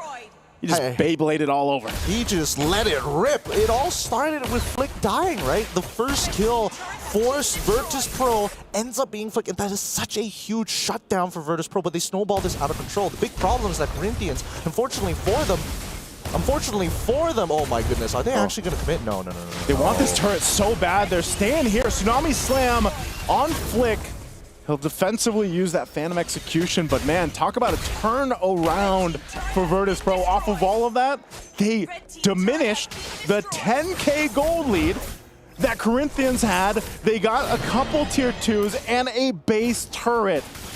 That is what you do if you want to turn a game around. Oh yeah, I mean the shutdowns, 2 mega shutdowns, one on Hesu, one on Flick, really kind of skews the favor into Virtus Pro. But on top of that, as you mentioned, the Econ turrets on the sides, all the outers are gone as well. So this big gold sweep, a 10K gold sweep for Virtus Pro, worked out only because Corinthians decided we're going to disengage.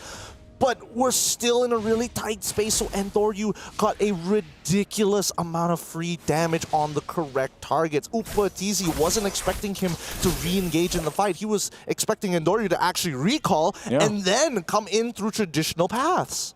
It was a great, I mean, that fight alone was one of those moments where it's like, that is the communication we needed to see from Virtus Pro, because they made that call and now they have this control over the next Lord here. And Endoryu, all by himself, he's going to deal with some damage. Can he actually go 1v2? Oh, Flick will kill Endoryu. So now VP's forced to get off of the Lord here. I'm not sure what the game plan there was from Endoryu. But why? I think he knew that Flick was going to use the Phantom Execution, just not sure when. Tsunami Slam again. They're just going to go fight it out. Dominant Force already dropped down. They're forcing him back. Bulbro picks up Hesu, but still Flick dodges the arrow. He's just going to go for the Lord, and Upa will secure it. But still fighting Pluto. He's taking the brunt of the damage. It's a double for Upatizi as Corinthians find themselves back into this game. Oh my goodness. If we can have a slow-mo of that Lord take. Oh no. He's going to get the mortality. Bad caught. Going to be gone. And under the base turret, Flick jumps on in. They want to just go ahead and march this in. The wave is pushing up top. And Endoryu, he's going to go ahead and clear out this mid. That wave is in the base here, so Corinthians, they'll have to go ahead and wait to push in with the Lord. Endoryu, he was looking for Flick, doesn't see his own purple buff, quickly goes into enemy territory to check their purple buff, doesn't see anything else. All right, I gotta back away. Nothing they could do. But man, I would like to see how close it was. The margins, because Bobber jumping in on that fight, sacrificing his life, trying to steal away the Lord, and it ended up going over to Upa, really goes to show how close these margins are. See if VP can defend against this to stay in the game as Corinthians, after losing a 10k gold deficit or gold lead, now they're marching into the base already, dealing with it as Pluto's going to be gone. Endoryu swinging on around, but the Lord is still healthy as Corinthians decide to fight out, but they're so low anyway. Super Gorka still going to be alive, and Endoryu, Flick is gone. The fight is breaking out. The Lord finally goes down. Can they end it here? They're going to lock onto the base, and they will, as Corinthians slowly but surely will win game one. Oh man, the Corinthians real happy about that, finally getting a game of their own, loud as ever as they continue to represent Latam here at MSC. I gotta say, I think I've said this before, but I have a lot of questions. But it's mostly just one. It's like, what was going on? Because I gotta say, Corinthians, they had a very, I would say, perfect game, right? The entire time, they were perfect. Only like one mistake, and then Virtus Pro, like you said, Naisu, from 10k to nothing. Like, I don't know, personally for me, looking at MSC, I really feel like for all of the players here, they got to start training their bodies, because I really feel like they have this natural talent to play basketball, because they make amazing throws. It seems like that, because how many times do you see where you lose a 10k gold lead? You end up getting back into it, and then you win the game. I mean, most of the 10k gold leads that we see are just absolute blunders, and then the opposing team that diminished that ends up winning. So, you know, it's good that Corinthians finished this, but I think it was still pretty close. Let me just say, Corinthians, their inhibitor was destroyed first before Virtus Pro. Yeah. That's how insane that turnaround is. Yeah, that turnaround. Actually, the fight was so long, right? I think in Corinthians' perspective, they're like, we're going into this fight. The waves are actually, it looks like it's in our favor. Let's actually extend this a little bit longer. And by the time the entire wipeout, they look at their waves and then realize, oh wait, it's actually pushing back into us, and thus why so much of the structures were taken away by Virtus Pro. But let's just look at the post game, right? Because this was a near perfect game for the Corinthians, and I just have to criticize what was going on for VP's draft. They could have gotten really safe combinations. Why go for something so extremely mechanical? I mean, I understand picking the Granger over the Farsa when you look at the KDA 4-0-3. Super Gorka actually played very, very well in this game. It's just that everything else, because Fanny was one of the most feared hero in MLBB. Yeah. But now in MSC, 3 times pick, 0% win rate. Still zero. I was almost thinking this was the one, man. I was almost thinking, you know, because like I said, there was just that one moment. It really just came down to that. It's like Endoryu didn't really, like, in the grand scheme of that game, he didn't do too much, except that one team fight where, you know, again, you're defaulted to just pushing the side lanes and doing that. But then it's like, like Gideon said, you go with a pretty risky draft, and you probably didn't have to do that, because if it does get shut down early on, that's where you see a lot of the struggle happen here. And that's what we saw, albeit besides that one team fight in the choke point of the jungle. And even then, it's like he was at the last fight there before the Lord, he was going, what, 1v2 for a while, and then he ends up going down. And this is something that we touched on earlier before the game even started, where some teams, they really go for the draft that plays the macro.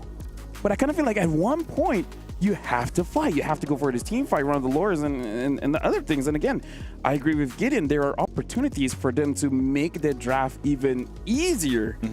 But they just got to go for this full-on, muscle-heavy, mechanical, blah, blah, blah, and just... it didn't work out. They tried to be a Terminator, right? I think it was clear that Bobber was trying his best to try and get information. And the information, it's not like it was bad. It was actually really, really good. A lot of the decisions that we saw from VP was based off of the information being developed by Bobber's network of traps across the map. And the problem is the target prioritization for me in the early game, right? Because everybody's got a certain amount of damage, very limited in their damage options, but they kept applying it to Hesu, which to me was the biggest blunder, right? They should have pivoted, they should immediately look to punish Upa, get his Purify out, and then just keep attacking him while that window is open. Yeah, it was just, again, it's almost a perfect game for Corinthians from what we saw. They were super locked in from the start until nearly the finish there. They lost it a little bit, but again, when you have that kind of lead, I think we've seen this with a lot of teams where it's like they take those chances to go ahead and try to set things up. They get a little risky in their play here, but nonetheless, like I said, they got the victory, they got that locked in, but still, I think the biggest thing, if we do want to get to a Game 3, Virtus Pro has to go with a more rounded draft that I think will highlight the way that they want to play. Because look at Super 8 Gokar. He did the most amount of damage, even though majority of the game, it was Corinthians. And we got to say, Granger, most of the time, is a very simple hero. Yes, I understand there's a very high ceiling when you're looking at amazing Granger players against like casual Granger players. But I kind of feel like keep it simple, you know? Like we've seen people try out the Moskov, one of the hardest heroes in the game, didn't work out. Benny, one of the hardest heroes in the game, didn't work out. Selena, one of the hardest heroes in the game, didn't work out. Yes, there's different, like, you know, you got your Sanjis that it makes it look amazing, but sometimes just keep it simple. Like even for me when I play a Farsa, I don't even aim anymore. I just press it and then I just get a kill. I'm like, hey, you're not good for me. Yeah, that's all you have to do. Yeah, the auto aim is pretty much good enough most of the time. It finds the right targets, especially if we got the right settings. I don't know.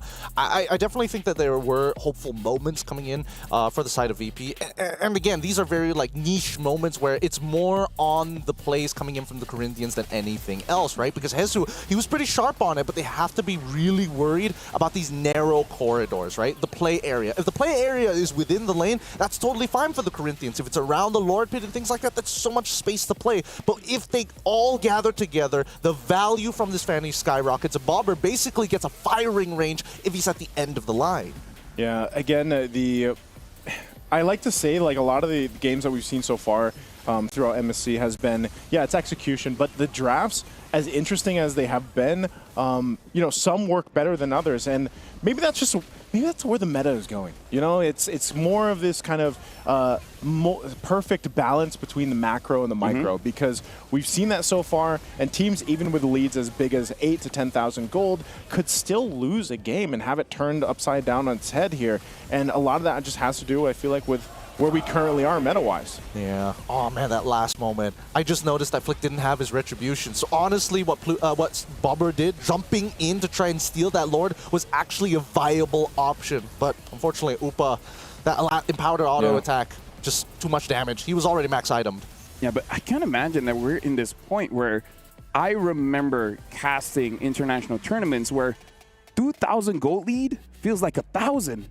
And now we're in a meta where 8,000, 10,000 is super comebackable. Like, I don't know if that's just the general meta or this just proves how this is literally the best that the world has to offer, that even with a 10,000 gold lead, these teams knows how to come back. And I kind of feel like that shows the amount of strength that all of the teams have today. Because again, this is an elimination match, and VP found a way from 10K all the way down to nothing. Like, personally for me, I'm quite impressed that kind of feat doesn't happen just once or twice. Almost every single series we have that. I think it's about consistency, but I also think it's about being able to like carefully assess the map and say, hey, this is what we can and cannot do. And I think that Virtus.pro has definitely learned from a couple of their mistakes during the wild card, playing from behind. I think this is one of their better games at not only holding the lead against their opponents, but converting it very, very quickly when the opportunity presented itself. Yeah, I think now that I'm thinking about it, it's like draft-wise, if they want to get to Game 3, I feel like the Kalea obviously starts composition really well. Again, maybe just have a better mid. I think that that would be my biggest change. I don't want to harp on the Fanny too much, but just maybe go for a better mid. Just take that Farsa. Like, take the Farsa. Why didn't you take the Farsa in first phase? Like, it was so free. It was so free. Because if I think about it, there's other options as well that is not the Selena. Something like even the Valentina, even though the Valentina doesn't have a lot of ults that... I mean, you didn't see the Edith, but the Valentina could have taken the Edith ult and also helped a lot. Another one is Eve, but notably, it is going to be a little bit difficult going up against the Lancelot. Again, this is why I'm saying the players, they're really thinking about, as a mid laner, how do I survive? And that's why during the draft, I was thinking of Selena, because I play mid as well, and sometimes this is a problem. I want to deal the damage, but I know. Going up against this Lancelot, I can't use a mage. I need something with a lot of mobility. That's where we start to see the Kadidas, the Selenas popping up. I think that at this point, like, they made an executive decision, right? Real Solo looked at the rest of the players as like, so Bobber, how would you like to not play the game, right? Just play, give us information, and Superior Gorka, you did good. You did good in scrims. I'm gonna give you the Granger this time round. Let's jump into the draft, right? And let's see whether the priority changes. I really, really hope they give Bobber one of his signatures. Put him back on the Kimmy, put him back on the Farsa, something that he's able to kind of contribute to the team, not just with information, because he's really mechanically good at the things that he touches. His Selena mechanically weren't making too many mistakes, and honestly, had he stolen that lore, it would have been a completely different story for VP. I agree. And now looking at VP, they are going to be first pick. Corinthians will be second pick, batting out that Yisin Shin, and then VP batting out that Baxia. I kind of feel like Lance is kind of good second pick, because we've seen first pick is definitely a viable option, as Mythic Seal has shown. But I kind of feel like this is something that VP has to think of, because Flick on that Lancelot, because I even remember the play when the Fanny Endorio tries to run away, even though, yes, Hesu did catch him, but the entire time, Flick hit all the punctures to chase for that Fanny. Look at the adjustments coming in for the side of VP. I think they're looking to actually pick up Lancelot within that first scenario. If they get rid of the clear, I'm assuming that at least for the Corinthians, they might even consider getting rid of the 1-1. Really narrow down the pool. Yeah, I think you have to. And if the decision is to take the Lancelot for the hands of Endorio, then maybe that also just gives them a better time to go ahead and not be completely forced in a situation where it's like, all right, if all fails, then I'll just push across the map, because like we've been seeing and saying throughout the MSC group stages already, Lancelot's going to be valuable pretty much throughout the entire game, even if he has to deal with the gap a little bit, but that usually doesn't happen for him. So they could prioritize that if it's going to be first pick. You see the 1-1 is banned out as well. So that could be something that VP wants to go to, even though, I was going to say the Kimmy, but that they're the ones to ban it out. So still up in the air is, like we mentioned, the Lancelots, the Farsas, that could be prioritized here. It's a good adjustment, right? Because they see, oh, the 1-1 ban coming up for the side of the Corinthians. It feels like they want to try and adjust and make a Fredrin jungle of their own. So VP says, oh, well, goes really well against the Fredrin jungle. Let's get rid of the Kimmy instead, because then now we can play off of the pressure. Farsa still at wide here, but if we are thinking about this Kalia ban, and hopefully we're on the right track about that Lancelot, it shouldn't be too big of a problem. But Arlot actually, okay. So maybe the Corinthians want to take Farsa for themselves, assuming that VP takes Lancelot first pick. Yeah, I'm thinking the same thing. Like, looks like the first pick is Jushin. They go Jushin instead. So Lance Farsa seems pretty good. I think so. Or Lance Phovius. Either way, or Farsa. Either way, there's a lot of good options coming in for Corinthians. I mean, like, to be fair, we've seen a lot of Jushin first pick. Has been looking good, but you definitely need a jungler with a lot of damage. So I'm thinking take away the Lancelot and force them on a Hayabusa, which, to be fair, does look good. Jushin first pick reminds me of last year. Last MSC. I just had a little moment in my brain where I was like, whoa, you know, I'm back in the casting box. Where it's like, and during that time was Jushin's debut? Yeah, it was her debut. Yeah, she had that amazing debut video. Oh, yeah. Oh, yes. Oh, I love that video. Yeah, some people loved it a lot more than others. There's Corinthians' response, though. They take the Lancelot and then they go with the Granger this time. Interesting. All right. Joy, alongside with the Phoveus on their side, this could be a CC for the Corinthians if they really wanted to. And honestly, it's not too bad because the curtain call is going to be locked. If you can like get Joy plus another core, that's already huge for the side of the Corinthians coming into team fights. And this is just unfortunate because you want that Farsa. But there's a Joy. And the Joy is pretty good going up against the Farsa. So this does ask Corinthians what do they want. Because again, like you said, CC is an amazing option at this point going up against the Phoveus as well as the Joy. Even Kacha would still be okay countering that Joy in case the Joy doesn't see the Unbreakable and then just getting caught. That's true. There it is. There it is. I think another option they could have gone for is maybe the Badang, just to kind of keep it a little more flexible here. But let's see. Now we go into the second phase, right? We have both junglers already kind of locked in at this point, and the only real difference is that there's an exposed EXP laner for the side of VP. For the side of Corinthians, they've already exposed what their support is probably going to look like. Unless we see Hesu throw it over into the EXP, which I don't think is going to be the case. But now we see the Moskov bans, and they want to make sure that Upatizi has an easier time because in game number 1, we saw VP high priority of making sure that Superior Gorka was going to have a semi-decent time, or at least play a matchup that he's comfortable with. What if he just ends up like picking the Harith? It's just a Harith Granger matchup because you see the Moskov here. They might force that just because maybe Upatizi's also favorable for playing that matchup if that's the case. So if they do go for another gold lane ban, we'll see if they do that. For VP though, they want to go ahead and focus down some of these XP lane picks. That's also just respect right there, especially with the game that Hesu just had. And then we'll see if they actually go for one more here because still quite a few options that you could throw in the XP lane. Would they actually go for a Esmeralda if Corinthians wanted to? I mean, it's an option for sure. And by the way, I do agree, like, banning out the Hive would be pretty good here because I kind of feel like in this current meta, like before this Granger dominates against the Hive, but now Hive doesn't have to be too stingy about his ult. Like, yeah, you can actually have a better matchup going up against the Granger. I don't mind it. But I don't think there's a better ban out there because it feels pretty good if Corinthians like, oh, I'll give you the Harith, but then your entire damage profile is generally heavy towards the magic side of things, and which is okay. Which is okay, but then there is an assumption here that whether or not do you have enough shred to make it work, and then itemizing becomes very easy, especially since Uranus still on the table for either side. And I think that this is probably the angle, unless we see Real Solo say, hey, I don't know about this Uranus, especially when you're playing up against the Phoveus, you're going to get sandbagged. You have to accept that fact. Well, he bans it out. Nice. So he doesn't want to deal with it.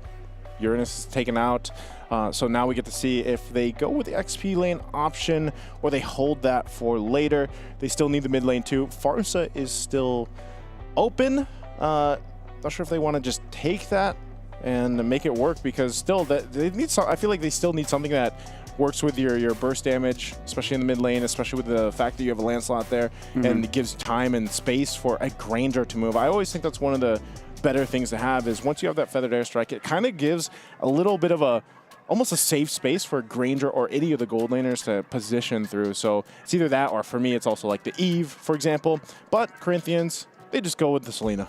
Something to consider as well is that Hilda, because we've seen a lot of teams using the Hilda to make sure that this Lancelot doesn't have free reign. VP has that option because even with a Hilda, they still have okay CC with the Jushin.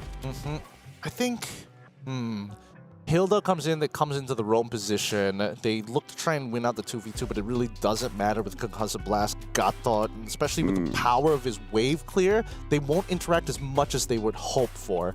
I think that's the big issue here, right? Badang gets locked in for the side of VP. I'm all for it. This way, the Joy doesn't have to worry about getting disrupted in the middle of its combinations, unless Corinthians has got a super pick. What? Is this debut? Or Yeah. This is, right? I mean, you don't even have stats for it. That's how you know it's debut. Okay, that's how we know. So, yeah, I'm actually liking it because I said that they got to simple it down, and hey, Clint's pretty simple. Why not go for Irithel? Why not? That's a little too complicated. Hey, that's very complicated, bro. Oh, We'll go no. to Hanu. You attack while you're moving, bro. It's like, oh, you could press one button compared to pressing 3 different buttons in the same cycle, plus weaving auto attacks in. Granger's moving too much. I'm gonna bola him. Oh yeah. Hey, Ranger's coming. Personally, for me, I actually do like the Clint. I do too. I'm always a fan when he comes up. Not just because we always naturally just end up doing some kind of a attempt to a Western accent, but you know, I like. Hey, no accents. Hey, no cowboy hats here just yet. I don't Anyways, necessarily. I'm going to throw it over to you guys because it looks like you guys have a lot of thoughts on this. Yeah, I definitely have a lot of thoughts of it. Don't get me wrong. I love this character. And once again, thank you, LaFell. I like Clint as a hero. Do I think it's necessarily good in this particular position, right? Because what does this mean for the squad? It means that they're very reliant on Endoryu to snowball, and he has to play towards the strong side of the map. In this case, that strong side is going to be the gold side. As we get into the Land of Dawn, with match point on the line, elimination so close for BP. Can Corinthians seal the deal here, right? They see that Clint. They know that BP is going to be moving towards that side of the map. How do they manage? Do they attack the opposite side? My guess is that they mirror their opponents because the base damages, and more importantly, if Frost is able to hurt Bobber, wait, no purifies for the side of Virtus Pro. That's a little dangerous. I mean, there's still glue on the other side, right? So it's like, oh no, he wants to jump on top of me. If I don't want to get displaced, I have to flicker. Yeah, you know, and that's what I like to call the athletic flicker, because that's what they're going to have to rely on over here. But right now, Super Igorka is doing a good job of just going and holding down the lane against Upatizi. Taking a look at the emblems here. So he's got, he went with the Quantum Charge. He also has the Mystery Shop, so he wants to go ahead and build up. What does a Clint even build up here now? It's been a while since I've seen one. I mean, there's a lot of different variations of Clint builds that you could go for. Generally, you want to have an endless battle at some point of time. Some even like to go, depending if you want like extra burst damage early. Wait, hold on, Pluto, are you okay? No, he's going to be totally fine. Some even go for Blade, make sure they go for Heptases, right? To get the initial punch once you hit level 4. Yeah, a little burst doesn't bother anybody right now, but he's holding the lane. Louis is going to charge the Unbreakable. Won't connect, though. So taking a couple shots, but still going to be relatively fine. Also, a little sidestep on the arrow. So, you know, Super Igorka, he's like, and I feel like this is a Wild West up here, basically, at this point. Oh, yeah. I mean, the Corinthians are trying to force the Matrix on top of him, but Hesu, that was some trouble. Oh. Hesu, pretty tanky, though. He's going to be fine. Takes up a lot of it. Turtle at half health. Flick's going to go ahead and jump in, and they go for it. Bober hits the turtle, and now the fight still going to be breaking out. Infernal Pursuit there, and they find Flick as he falls as well. The trade, though, the 1-for-1, but the objective goes to VP. Just quick shouts of energy, excitement, and more life being breathed coming in from the side of Virtus Pro, right? They get a winning scenario on their side. They get the neutral objective, and now with 1-to-1, they need to make sure that they can unlock Super Gorka out of this lane as soon as possible, right? The initial invade on some of the side camps, and no. Good arrow, but Bober's there to help him out. They're going to force a fight. Super Igorka has a couple shots lined up. Will force Upatizi back, and Pluto still actually alive. Now Flick trying to run away, has the Flantern right above the head. An arrow going to be able to land, and now Frost jumping back in on Endoryu. Can Endoryu escape? He does. I'm so surprised no one went down in that whole fight. Yeah, same. I can't believe everybody kind of walked away with just like a sliver of HP. It's a bit of a mistake, a little bit of a mistake, I'm not going to lie, from, no, Flick, that is danger. He's so greedy. He's dead. No, wait, no, he gets, wow, I'm surprised. Flick decided to stay that low. A great play and initiation. Can they actually go ahead and take this buff and maybe more for Virtus Pro? They go for the purple, now jumping back in. That's what they wanted. They'll back off. That's really bad for Flick. Yeah, pretty awful for Flick. Very nice for Virtus Pro, because now they're in a very powerful position of their own. Having that level up, they know exactly where he's going to be, and it gives them more incentive to start sending their troops up to that top side of the map. Super Igorka, he's doing fine against Upatizi. He even has a level lead on Upatizi because of these neutral objectives, and that's exactly the game plan that Virtus Pro is going for. Find themselves with a little bit of a lead to work with. This Turtle's coming up, but it's Corinthians that still wants to fight for this positioning to have that advantage. Luis will take some damage, have to pop the Revitalize, and an arrow's going to land. Not sure how much more he can take. Infernal Pursuit from Badcott goes in with the Dark Wave. Still looking for Luis, but here comes Hesu. Super Igorka on the other side of the Turtle Pit, and they're forced back. A couple battle spells were used. But now they just face each other off. They're going to go for a little bit of a reset here. They're going to try for the reset. Some decent ultimates are out. No Phantom Execution. Good arrow from Frost. But Luis, he still has the Game Changer. He still has the AOG, and he's about to come into within range of that turtle. Yeah, he's trying to make his way here. Fight already breaking out. Abyssal Arrow's going to be able to find the mark, and they get bad caught. There's the jump in, and Doro will get the turtle. Now they're trying to disengage from this as they lost a 2 in the fight.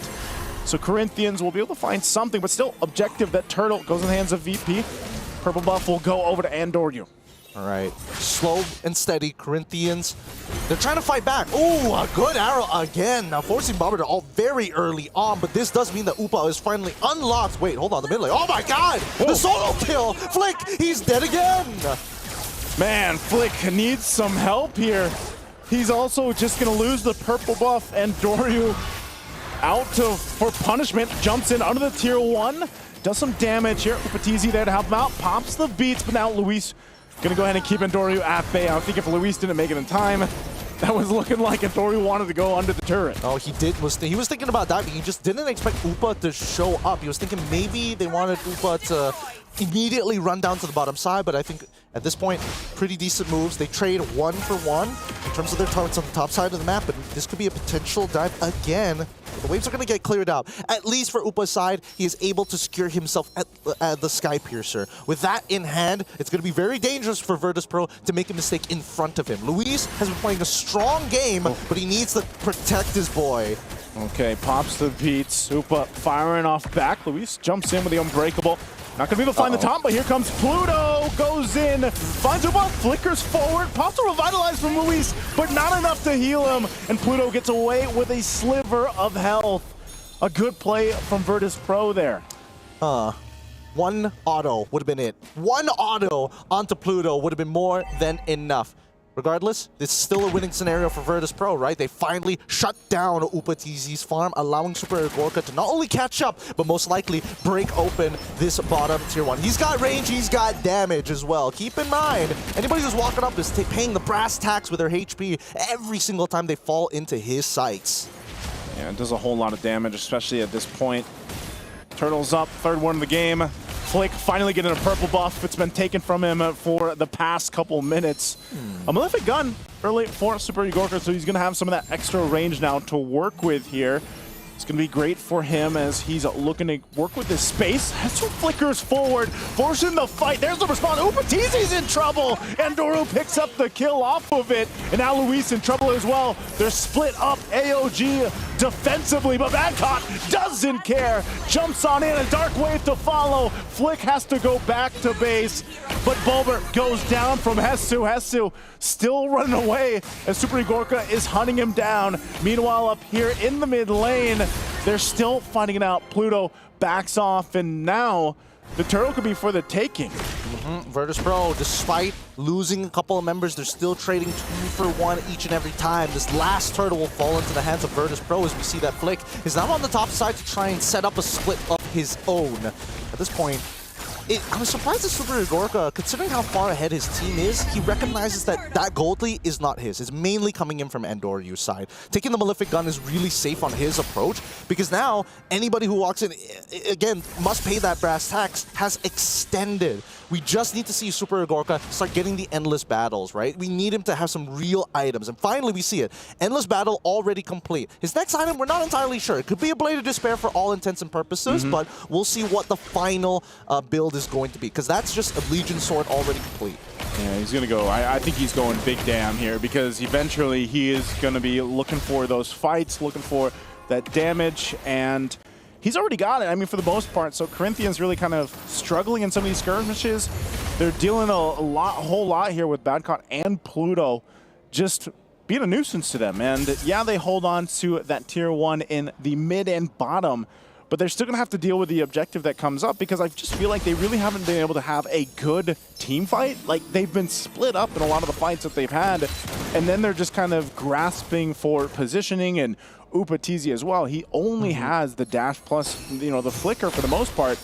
And Virtus Pro has a lot of options to go ahead and hunt down Upatizi if they have to. They do. And here's the big thing, right? Because this is where we see the difference of mid laners. Oh man, Flick is getting chunked out, and Doryu is just so far ahead. 3 levels ahead. They've been giving him a whole ton of farm. And meanwhile in the mid lane, while they deal with Endoru, he's still up there too. 1v2ing, almost gets Flick. Now the mid lane turret gonna fall. So this is just how confident Endoru and the rest of Virtus Pro are with the lead they have. I'm pretty sure he has a concentrated energy, which is why he's so confident into going underneath the turret and walking back out. Let's double check it here. Oh no, he doesn't. Wow, he only just has the Holy Crystal, right? So again, he's getting a decent amount of spell vamp regardless. Either or, we need to see how this is going to play out even further because the information from Frost is not good enough. He is not getting those deep set traps in enemy territory. He hasn't been taking those types of risks. He is opening up the map and honestly a little more accurate than Bobber when it comes down to hitting those arrows. But for now, with the power spike to Super Igorka, it should be pretty free for them. Oh, so quick. Hesu gonna get dragged and then into the wall. Fist crack, fist break. Hesu falls. Not sure what the idea was there. You know, he was trying to give him maybe information like, hey, the Lord's being taken. But so he falls, and now Virtus Pro in a great position to go ahead and start marching towards the base of Corinthians here. They've got such a good lead. And this is maybe now the time when we get to see Super Igorka pop off. You know, he's been waiting the whole game, just picked up the BOD, but they're gonna go and work on these holy shields, get these pops before that Lord marches forward. Yep. And he should. Really, he's going to be a tower monster. He's going to be able to munch down on it pretty easily. Let's look at the damage dealt, right? Because Super Igorka is trying to keep up damage with Upatizi. Again, Upatizi has significantly longer ranges thanks to his skill shots. But here comes the Conceal. Pluto looking for it. The Conceal was used. They're just going to force him off the tier 2. So the Lord finally makes its way here down to the bottom side. Corinthians will have to go ahead and deal with this. The charge through. Not sure if they're still going to force the fight. Oh, they jump in anyway. Pluto not able to find that connection that he was looking for, but ultimately they get the base turret. I think they're going to be happy with that off of this. Now Balloon in the lead, up 8,000 gold here. They'll get the last tier 2 up the top. Another shield's going to pop in the mid. But Corinthians will go ahead and clear things out. Honestly, really great response to the Conceal from the side of Corinthians. Luis immediately got in front of Pluto, but now with no holy shieldings whatsoever, the wave clear is okay for the side of the Corinthians, but it's going to come to a point where really nobody can do it effectively, right? Once we have Lord Empowered minions, Upatizi, he's going to eventually get his full build and he won't be able to deal with the wave single-handedly. Same goes for Flick, and that's the big issue, right? Virtus Pro have a much better composition at sieging their targets, especially if Super Igorka can get within range of the turret. And that's when Corinthians are forced to make a decision. Either I give up this turret or I must look for an engagement. I need to escalate things. Yeah, and that's why we see, too, because of things getting escalated out of control, you're going to have to get some defensive here for Corinthians. And that's the thing. Rose Gold picked up for Upatizi. He's dealing with so much pressure. And Doru alone is pressure enough for Upatizi a lot of times, because it's just he's able to go to the back line really quickly. But then even so, like I'm waiting to see if Luis gets some more of that magic resist. I know he's on the way to it, but you know, him alone and Hesu, they seem to be, they're supposed to be super tanky, right? But they seem to just lose their health so quickly because there was a Radiant Armor for Hesu. But now you got to worry about the physical damage here from Super Igorka. You can already see it. Pressure going to be here. He might get caught out. Flickers on out. So Hesu, once again, dealing with the pressure. Unbreakable going to be used, but the beats are popped. And Doru, is he going to be in trouble? Wow. The Death Sonata. Frost won't be able to land that arrow, and now has to flicker out himself. The fight around this side of the jungle again, and now the Lord is up here. That was a stat check by Endoru. Literally, 3 people on top of him. You can see that the most farmed up hero from the side of Corinthians Esports is Upatizi, basically doing nothing to Endoru. He gets the walk away for free, comes back to the fight, and more importantly, on top of the Lord, he's full health, right? It's like that fight didn't even happen. I don't think you want to be here, Corinthians, because you don't have battle spells. 2 flickers are down. No revitalize. They might be playing a little bit too close to the line here. Conceal's going to be used. Even at half health, they want to jump in, but they're zoned out because of Bober. So they're forced back to the base, and they're just going to have to defend. That wave up bottom is pushed in too. So we'll see how they play out this defense here. That's the question. Do they have enough items, enough defensiveness too, to withstand this next Lord push? Bobber coming in big time. It's starting to look like mid laners are securing more lords than junglers themselves at this point. That'll be an interesting stat to see by the end of the group stage. For now, Corinthians, again, stat check, right? 9.4K. Virtus Pro basically playing a macroly sound video game.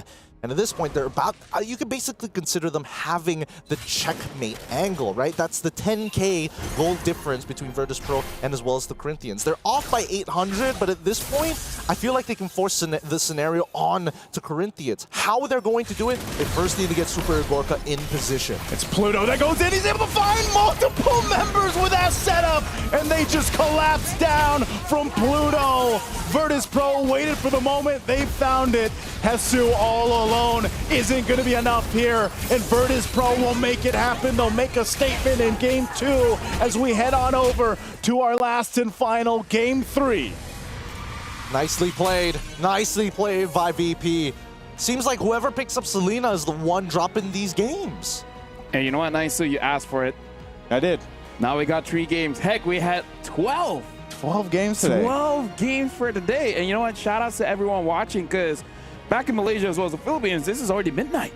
Is it? Oh, yeah. Yeah, it's already midnight. We're 5 hours before, so they're 5 hours ahead. Yeah, it's getting pretty late for our Southeast Asians here.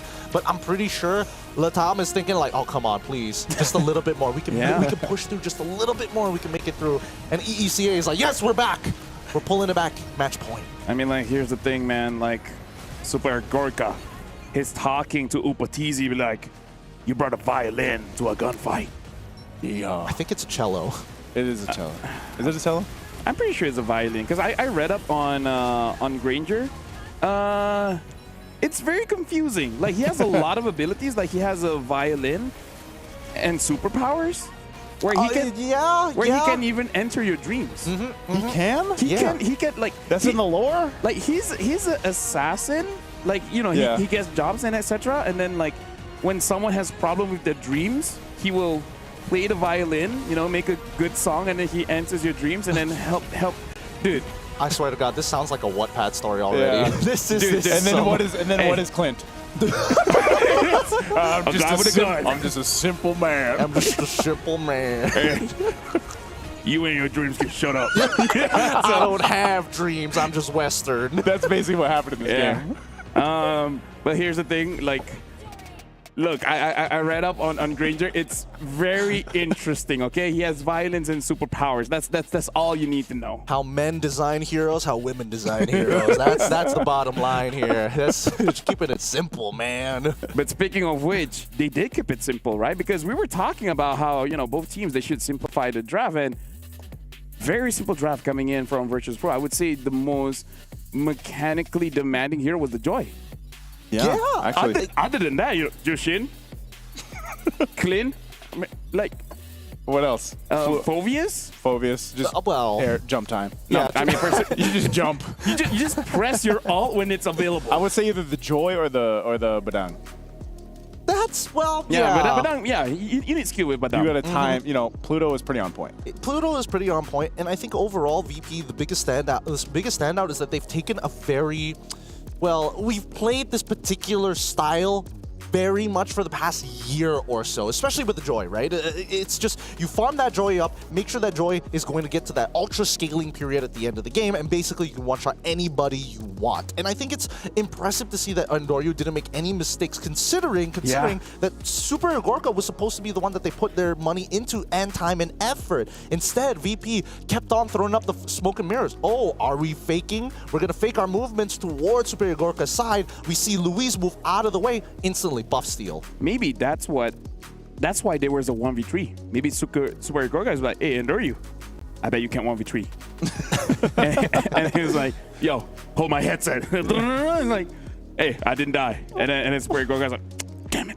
I thought it was gonna die, and then I was gonna show up. It's my time to shine. It's my time to shine. It's like, bro, I got 4 items. Let me do something. Yeah, I mean, you got to give it to Pluto, right? Pluto set it up really, really well for Endoyu. Like 90% of the engagements all came from Pluto, who began the fight. Even Badcott just, again, being an extension to him. And then the Super Gorka, as you mentioned, just like, I'll just be the anchor. I'm going to chill back here. Don't worry about it. Bobber is switching back and forth between front and backline. But the biggest issue is the fact that despite having...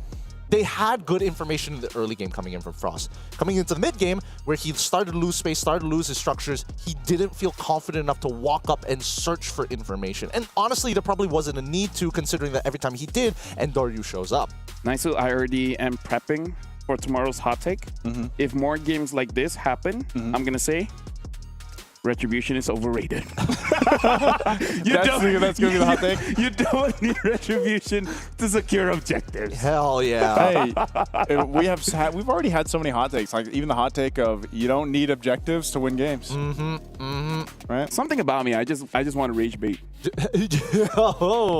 But is it really rage baiting if it's actually happening on MSC?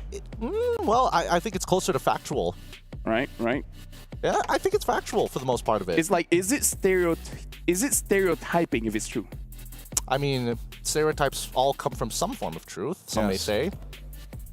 And etc. But now, 3 games. 3 games here. 12 games today. 12 games today. Who would have thought? Tomorrow is going to be Group B. Now, that's going to be pretty interesting as well. If they go all 12 games, I got to say,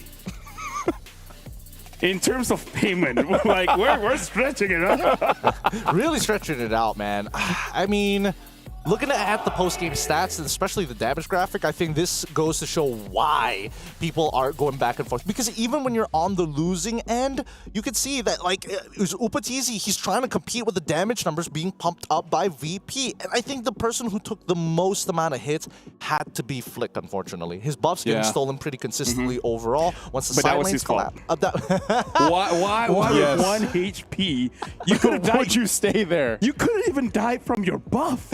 Not alone your opponents. Well, he did have, to be fair, he did have War Axe. He wouldn't have died to his buff. But literally, there's a Jushin that just walks up and drops a lantern on your head. You don't even use mana if there's no one there. Yeah, that's also true. And even so, I think that they probably should have communicated that a little bit better. I mean, we did see the autopiloting coming up from VP in game number 1. Now we see a bit of autopiloting coming up from Corinthians in game number 2. Yeah, looking at Doryu here, Ridge Guy as well as the carry. Luis took a lot of damage and Pluto got the most assists, but he really showed up with that joy. So it really does look like for both teams, it is a battle of the junglers, right? Because, hey, we had an amazing Lancelot game, now we have an amazing Joy game, and it looks like everyone else just has to support. And for the gold laners, in case the jungle can't do it, hey, just got to prepare yourself to carry maybe at like 16 minutes and above. I feel like that's the case with these two teams specifically. The gold laners are more so the late game carries, right? Literally, like they're supposed to be that, because the focus so far has, like you said, it's jungle, but I think also to in a sense is how does the mid perform? Because so far the games that have been lost have come down, and it's weird to say it, but it's the Selena, right? Like the Selena picks too have not been working out. So maybe for both teams we see a big change up in the mid lane, what they decide to pick up, because that's one of the things too. Selena is always great. Vision could be great. Arrows, obviously, when they're landing are great to follow up. But if you're lacking the damage, that kind of burst damage, then it does make things harder, because then Selena kind of just falls off if she's having a hard time. Yeah, because this is what a kid once told me, right? A food is only good when it goes into your mouth.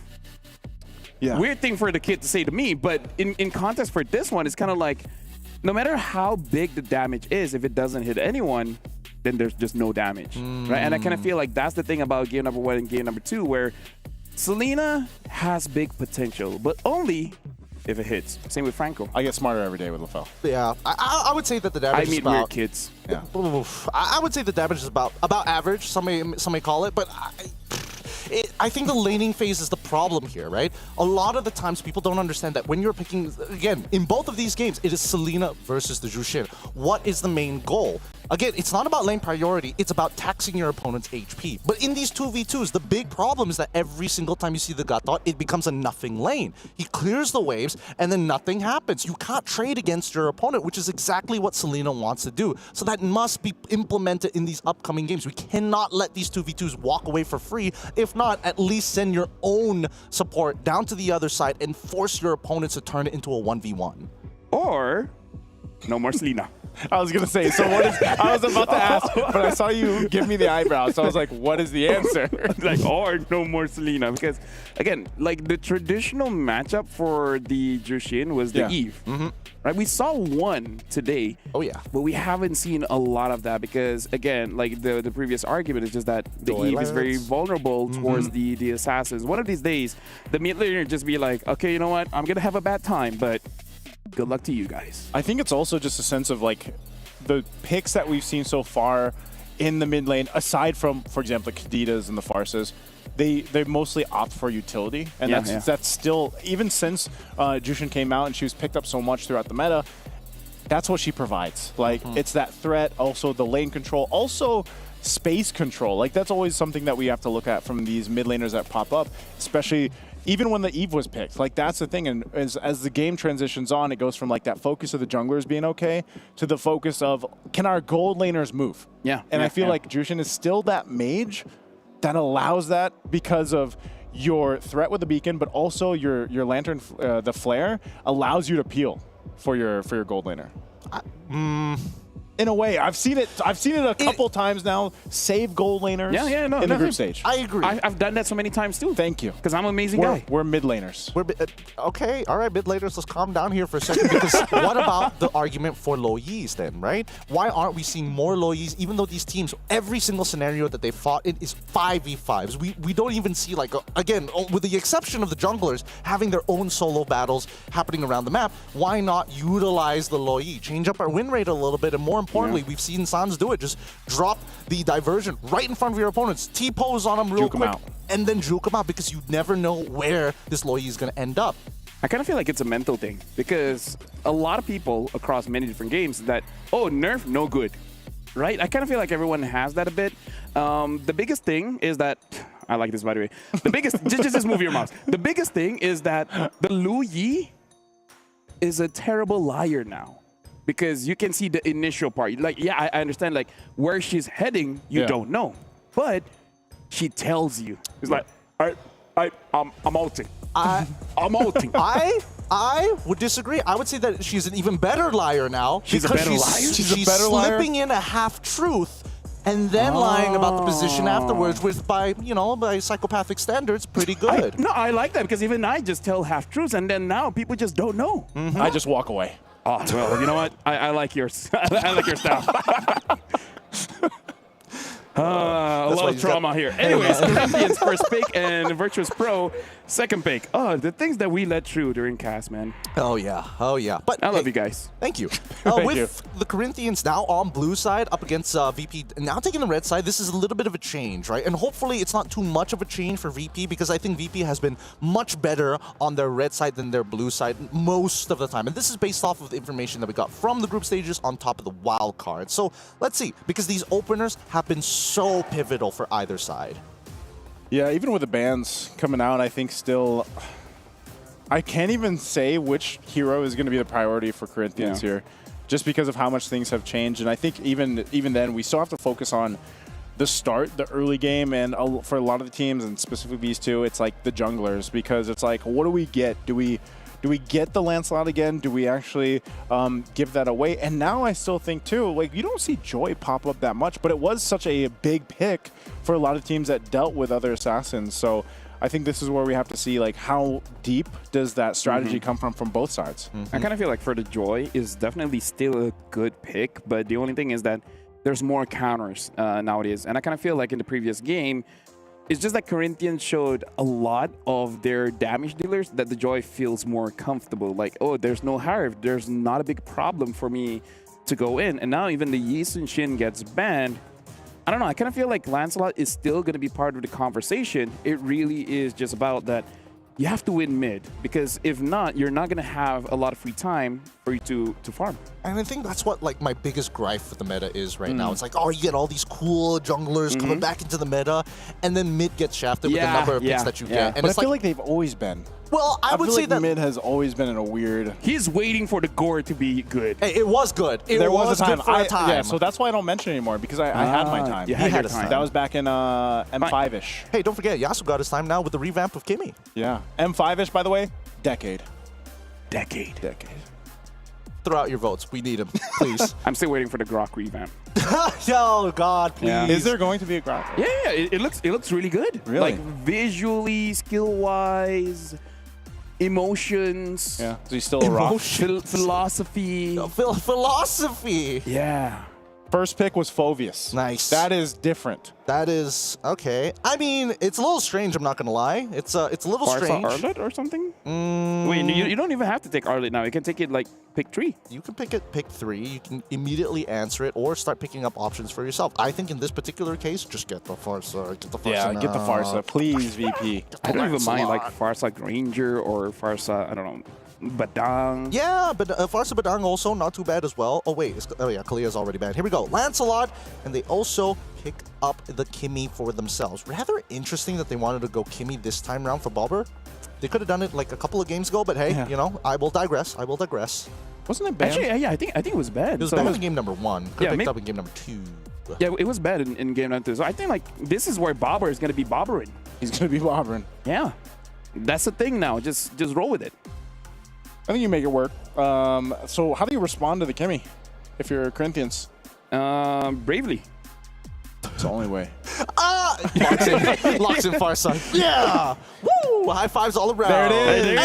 Hey, be brave. Hey, be good brave. call. But they also get the joy. So once again, both junglers in a position where they're battling against each other. Oh, dude. Harry or CC? Right, I feel like Harry or CC will be good for VP here. I think CC is fine. Yeah. I think CC is fine too. CC is great. Some may say better than great in the meta currently. Hey, she can join the fight. You wanna want to? I don't have one. I don't have You one. don't have one? Come I don't on. have a line. Come on. Enter the unknown. Wait, what? Enter the unknown. It's not enter. It was a different one. Encounter the unknown. Encounter the Jeez, unknown. this is a perfect example. How about roar? Come on, Nice. So you know nothing is granted and everything's earned. You guys are too good.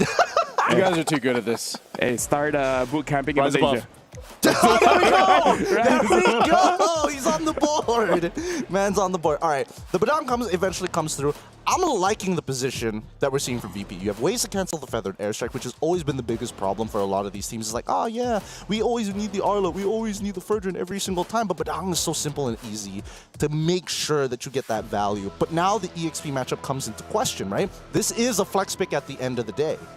I mean, a pick before that we really don't see anymore is that if you want to frontline, the Hylos is good in terms of EXP matchup against the Phoveus because you're able to just like push him out of the lane. So that's an option. I'm only putting it out there only like what if, but we really have not seen Hylos. in forever. It's kind of weird, dude, because I think he would still fit in the current meta that we have, especially, you know, we still, because most of the time there was a double revitalized composition that was used a lot, which was usually the Hylos and the Gatakacha. Now it's just defaulted to, like, if we need that, just throw in Gatakacha if he's open, you know? So it's banned out this game, so that's not going to be able to go in the hands of Luis, as they still need that roaming option. So I don't know, maybe we'll get lucky and we see that pop up here from Corinthians. They'll go ahead and focus down the gold lane. Another roamer being banned out, the Cho, taken out here by Virtus Pro. So is this another gold lane? Nope, it's the Esmeralda. So they'll take that away. Really interesting. VP are now trying to say, we want to interact with you for some reason, right? They got rid of the Gato. It's strange to see the Gato. Like, Cho, I get. The Gato, not so much. I feel like they could have held that a little bit longer, which means that they have a pick in mind that they want to play. I just can't think of it right now. What would be, because they've already got the Kimmy, unless they are throwing Kimmy into the gold lane, and then they pick up something like Yi, but that's not that great into the Joy. Either way, right now, I kind of feel like for the draft, they either need a strong front line or more damage. They just overloaded again. Just overloaded. Just be like, hey, Ultra Legends, that looks pretty good. How about we try that? And they pick up the Irrital. So at least now showing that the Kimi indeed goes into mid. And it kind of seems like they're asking Corinthians, pick up the Granger. Let's fight the violin or cello or whatever it is. Electric guitar. Yep. Might as well fight it with Irithil here. I think she wins. I think she would win that, especially with it if they get a good traction pulse. Like, yeah, it just allows her to kind of maneuver all around, and then of course you could have Lancelot. So I like Virtus Pro so far with what they have. I mean, the biggest thing is like, can they withstand this initial magic damage burst? And you see the last two picks from Corinthians are going to be even a little bit more magic damage. So they get the Harith, and then they have the Hilda now. A lot of damage as well. And again, like, this is the way that we've seen people deal with the Lancelot. It's just that you just have that Hilda, be very strong on the front line and actually invade inside of jungle. I think Kimi and Badang can still hold their own to make sure that there's no invades past Turtle 2. As long as they don't get chunked out at level 1, right? I think that's what it really boils down to. They just need to figure out with this Farsa, if Hilda shows up in front of Bobber's face on this Kimi, I mean, like, yes, it's going to suck for a little bit, but at least you have Pluto to kind of peel for you.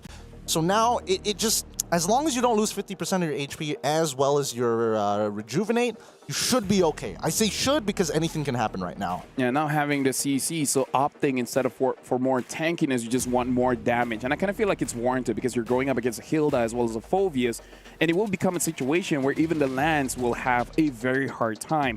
I kind of feel like of all the games, game number 3, this draft, really solidifies that we're going to give it our all because, just to remind everyone here, winner survives. Loser, this is the end of their MSC run here at the Esports World Cup. I'm going to be handing it over to Naiso as well as Gideon as the final game of today.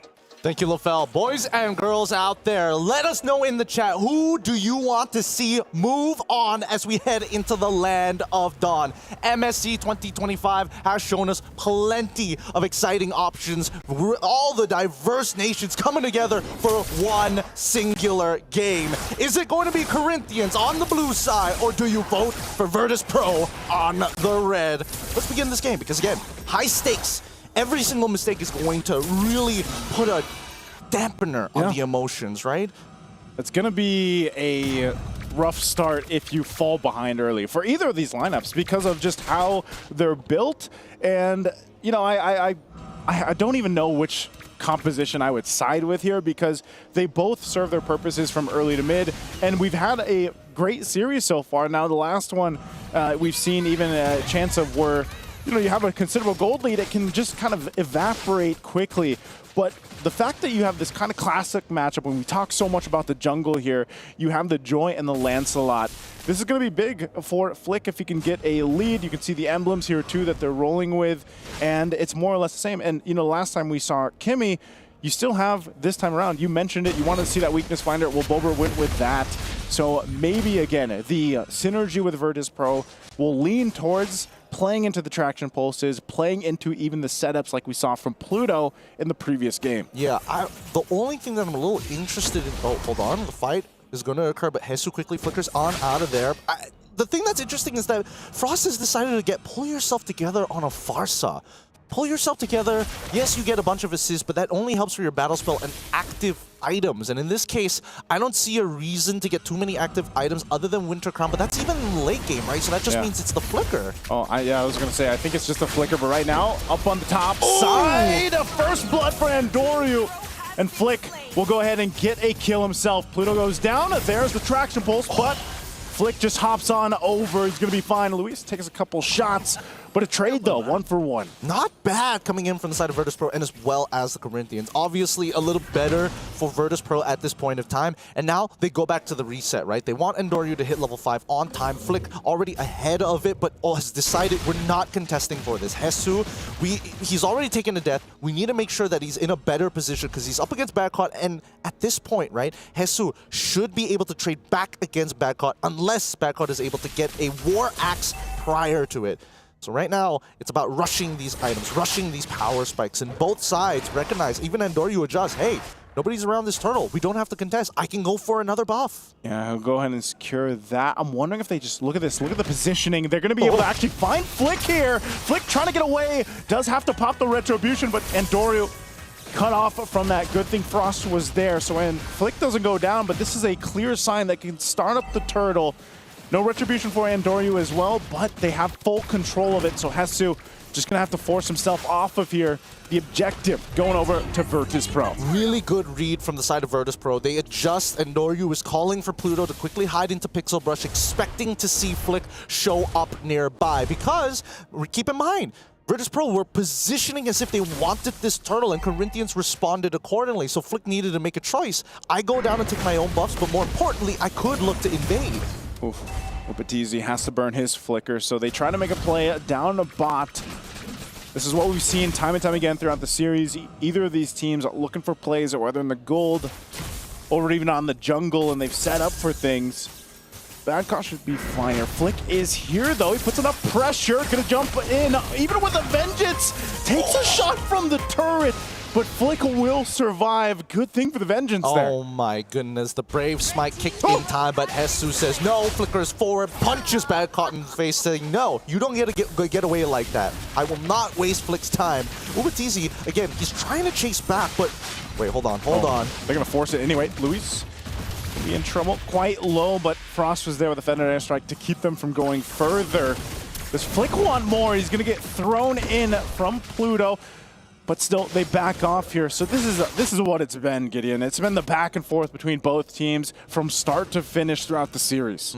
There's an opportunity for Super Igorka to actually find a kill in lane against Upatizi, and that's assuming that Upa drops his Zaman Force a little too far, backs away from it, and then Super Igorka can jump in with his ult and then use his sprint. Again, both at the exact same cooldowns, right? They should be trading ults consistently against each other to stay alive or to look for trades. Well, you can see that too. Pluto is waiting for that moment to give that to Super Igorka, but it's spotted out. Flick now could be in trouble, and Doryu will go ahead and force Flick off. So some extra damage, of course, going to this turret. Should be a turret down. As you can see, the rotation's already happening for this turtle to come up. Yeah, this is such a bad habit coming in from Corinthians. And I mean, Virtus Pro is also guilty of making the same move of calling their EXP lane super early. Conceal's going to be used. Feathered Airstrike. Pluto goes in. Nice flicker from Frosto to avoid it.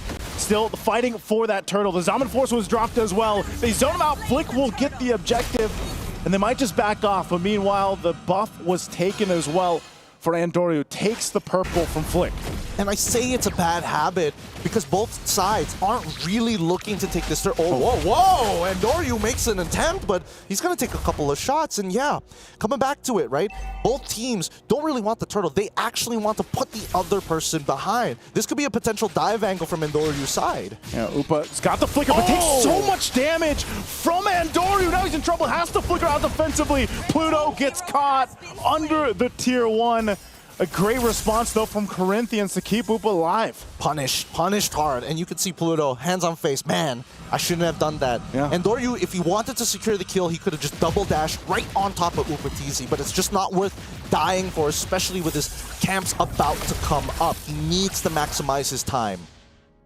Okay, and as we get to it, again, they got the turret that they were looking for, but still, the focus really seems to be down here on the gold laners. They want to go ahead and give that advantage to whoever they can earlier on. Super Igorka will be pretty safe. He's always had Pluto pretty much around the corner, even though that's what he needs. Bulber, too, here just can use that traction pulse if he has to. That's the conceal they're going to go for their own play. Now Upa doesn't have a flicker, gets caught in, and he gets burned on down. Badcott picking up the kill on that one. They knew the timings of the flicker. They punished it for it as well, and Pluto will go ahead and zone them on out.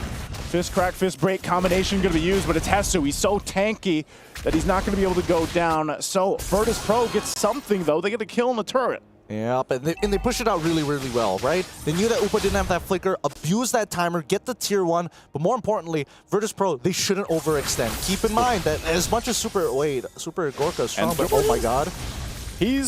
Okay, he's checked. Good thing Frost has been there for him. Ooh, I mean, Frost has been covering Flick a majority of the time, but it's not over just yet, right? Because as long as we see the heavy crossbow available for Super Igorka, then Virtus Pro has a reason to go in. until he gets 3, maybe even 4 items, then sure, he can go in and out of the fight without caring too much of whether or not he has that ult. But for now, he is ult dependent. Oh, Pluto got the... he got the orange. He did. And he's making Flick know, regretting his life choices right now.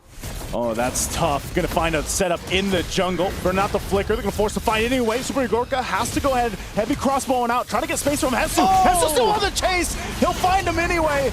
They lose their gold laner, but VP still wants to fight as Hesu falls. And Flick can't really join this fight here. Yeah, he can't join the fight. And I think Corinthians, they looked at Hesu and they're like, we're sorry. Everybody use their flicker, everybody use their ultimate. Yeah. There's nothing we can give you to provide you that extra bit of help to get you out of this tough scenario, but thank you for your sacrifice. Super Gorka is going to go down, and that slows his farm, allowing Upa to catch back up.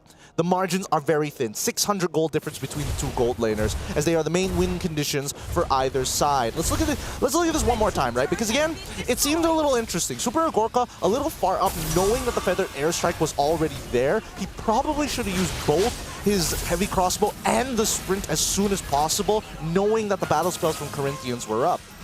Yeah, it's interesting because, again, they had a little bit of a lead, right? Few thousand gold there. They chose to fight it out, and they end up losing some of their most important members, so you don't want to make that mistake too much. You can see some of the items fall into place here. Holy Crystal now available for Flick. He's going to need that too, because a lot of these moments he's been going 1v1 with Endoru, and now you kind of have to respect some of that damage a little bit more.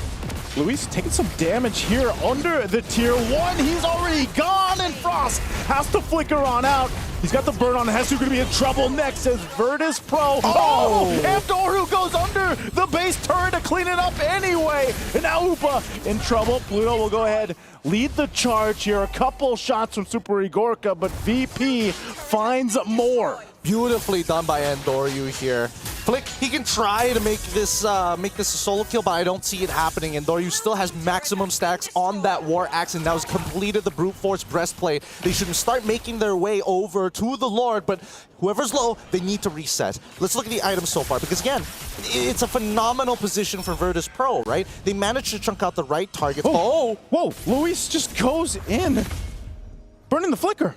They're getting desperate. And that's not a good sign for the Corinthians. Virtus Pro, I mean, now that Super Igorka saw him flicker, he's like, okay, guys, this is about to be a pretty fast game if they keep making mistakes like this. Yeah, that's tough. I know it's only a Hilda.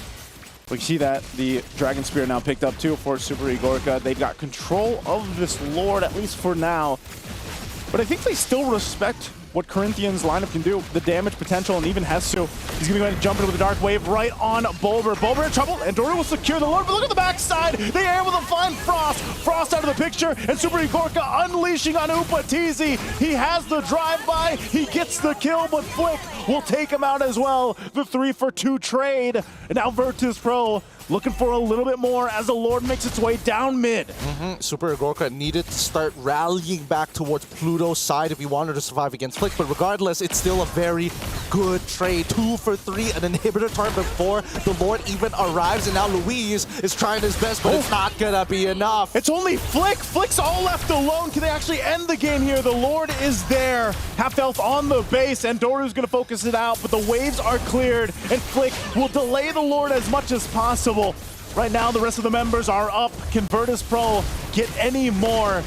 They still might have to work through it. They clear the minions the best they can, and Upa will drop it down. But Virtus Pro, they just go for the turrets now. Yeah, and Doru, he's got some fingers, right? He's dodging a lot of key abilities, and they're just farming them underneath their base. This might be it here, and Doru just gonna lock into the base, and that's it!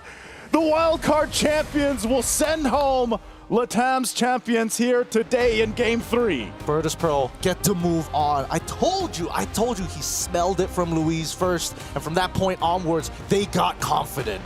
I don't know how much I can comment on that one, but yeah, unfortunately, another team has been eliminated, and more is going to come tomorrow. But either way, congratulations to Virtus Pro. Ever since they start simplifying their own draft, it looks much better. And this is the Virtus Pro that we saw in day number 1, game number 1.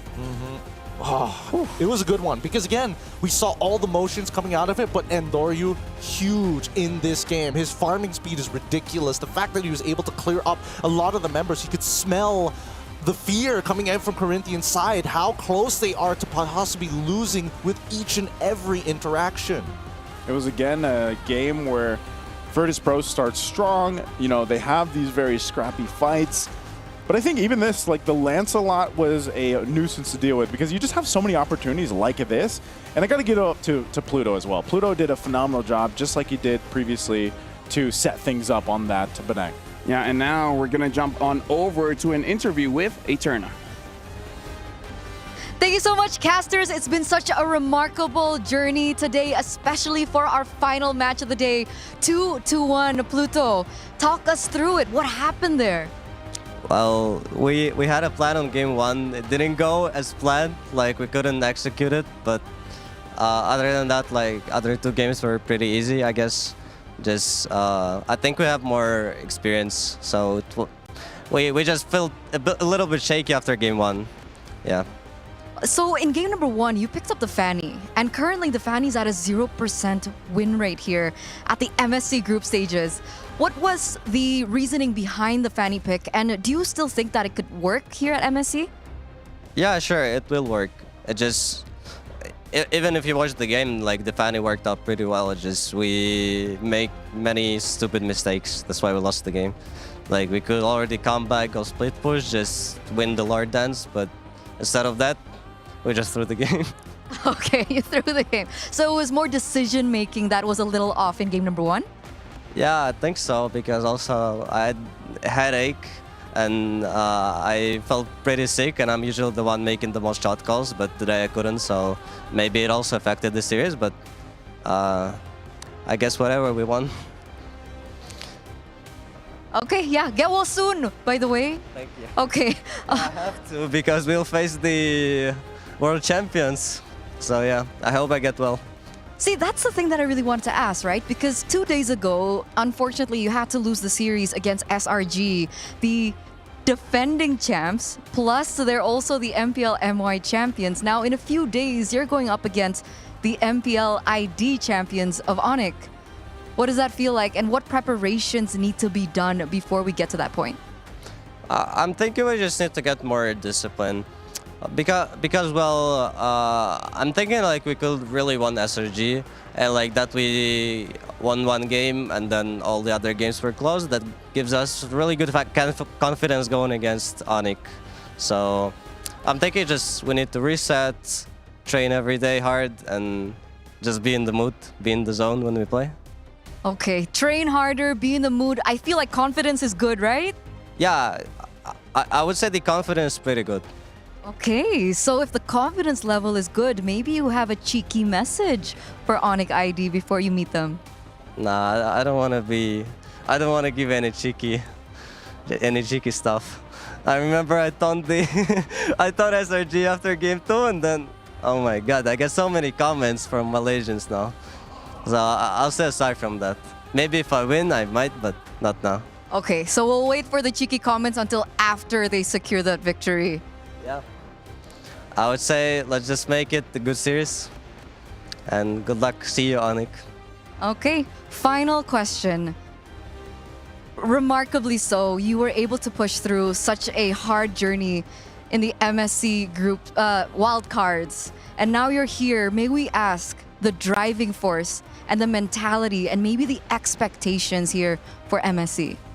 Well, my mentality is that I don't care about the loss or the win, about anything. I just want to play. Like, in my own region, I'm bored. I only have 1 good enemy. But when I play here, I have so many other teams to fight, and it's a lot of fun for me. So that's my goal here. Okay, a nothing to lose mentality. All right, once again, congratulations and good luck for your next match, Pluto.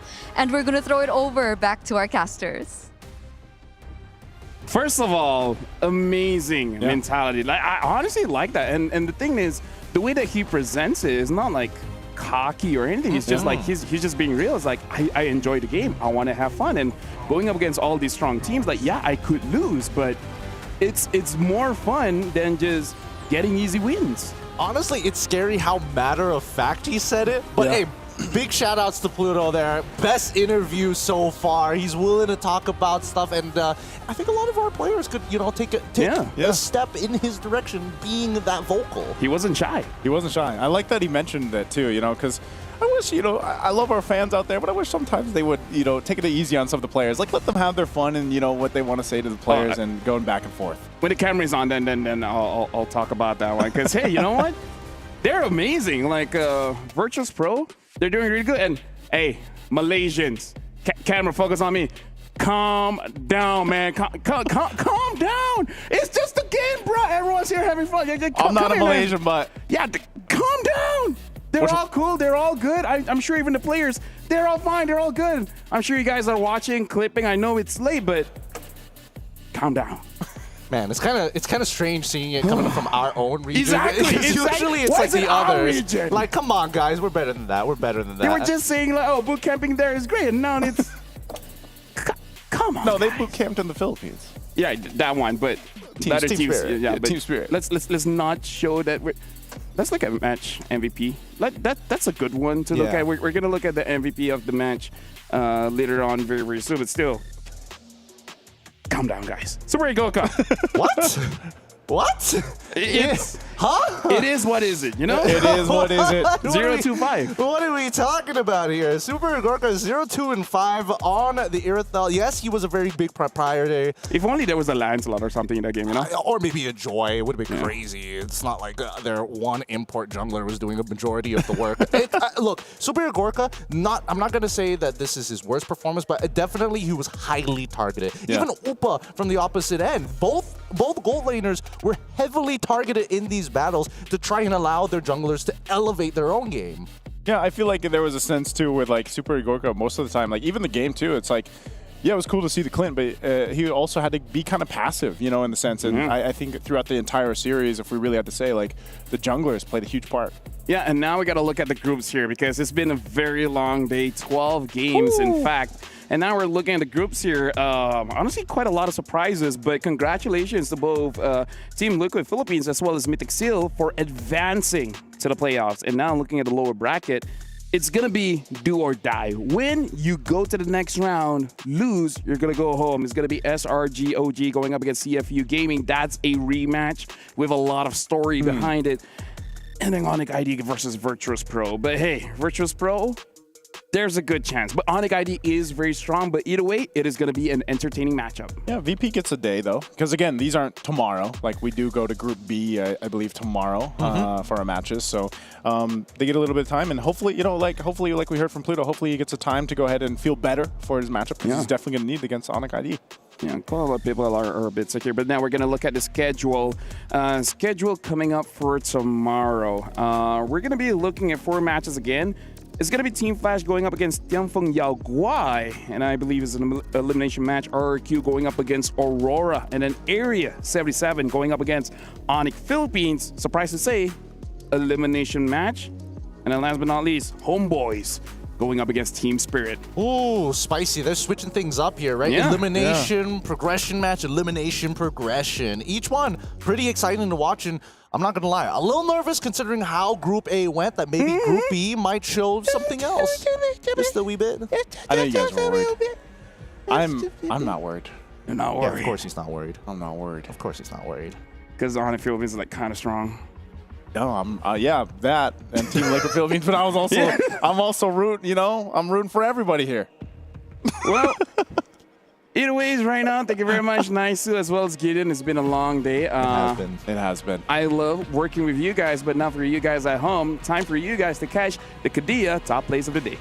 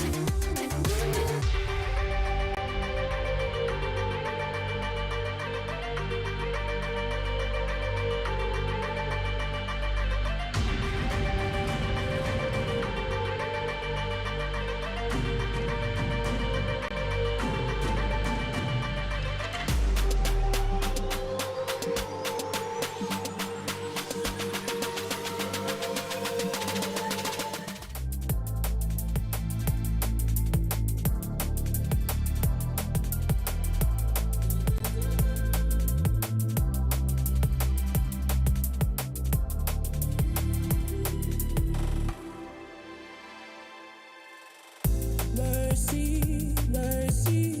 None from my head down to my toes. Immobilized, as if my brain completely froze. Colder I go. Colder I go. So still, calm like the waters at the sea. Silence as if to say my mind's actually at peace to some degree. To some degree.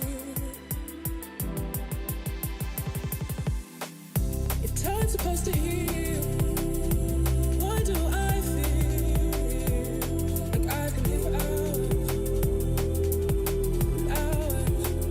The pain that's in my throat continues to grow. They say it'll get better.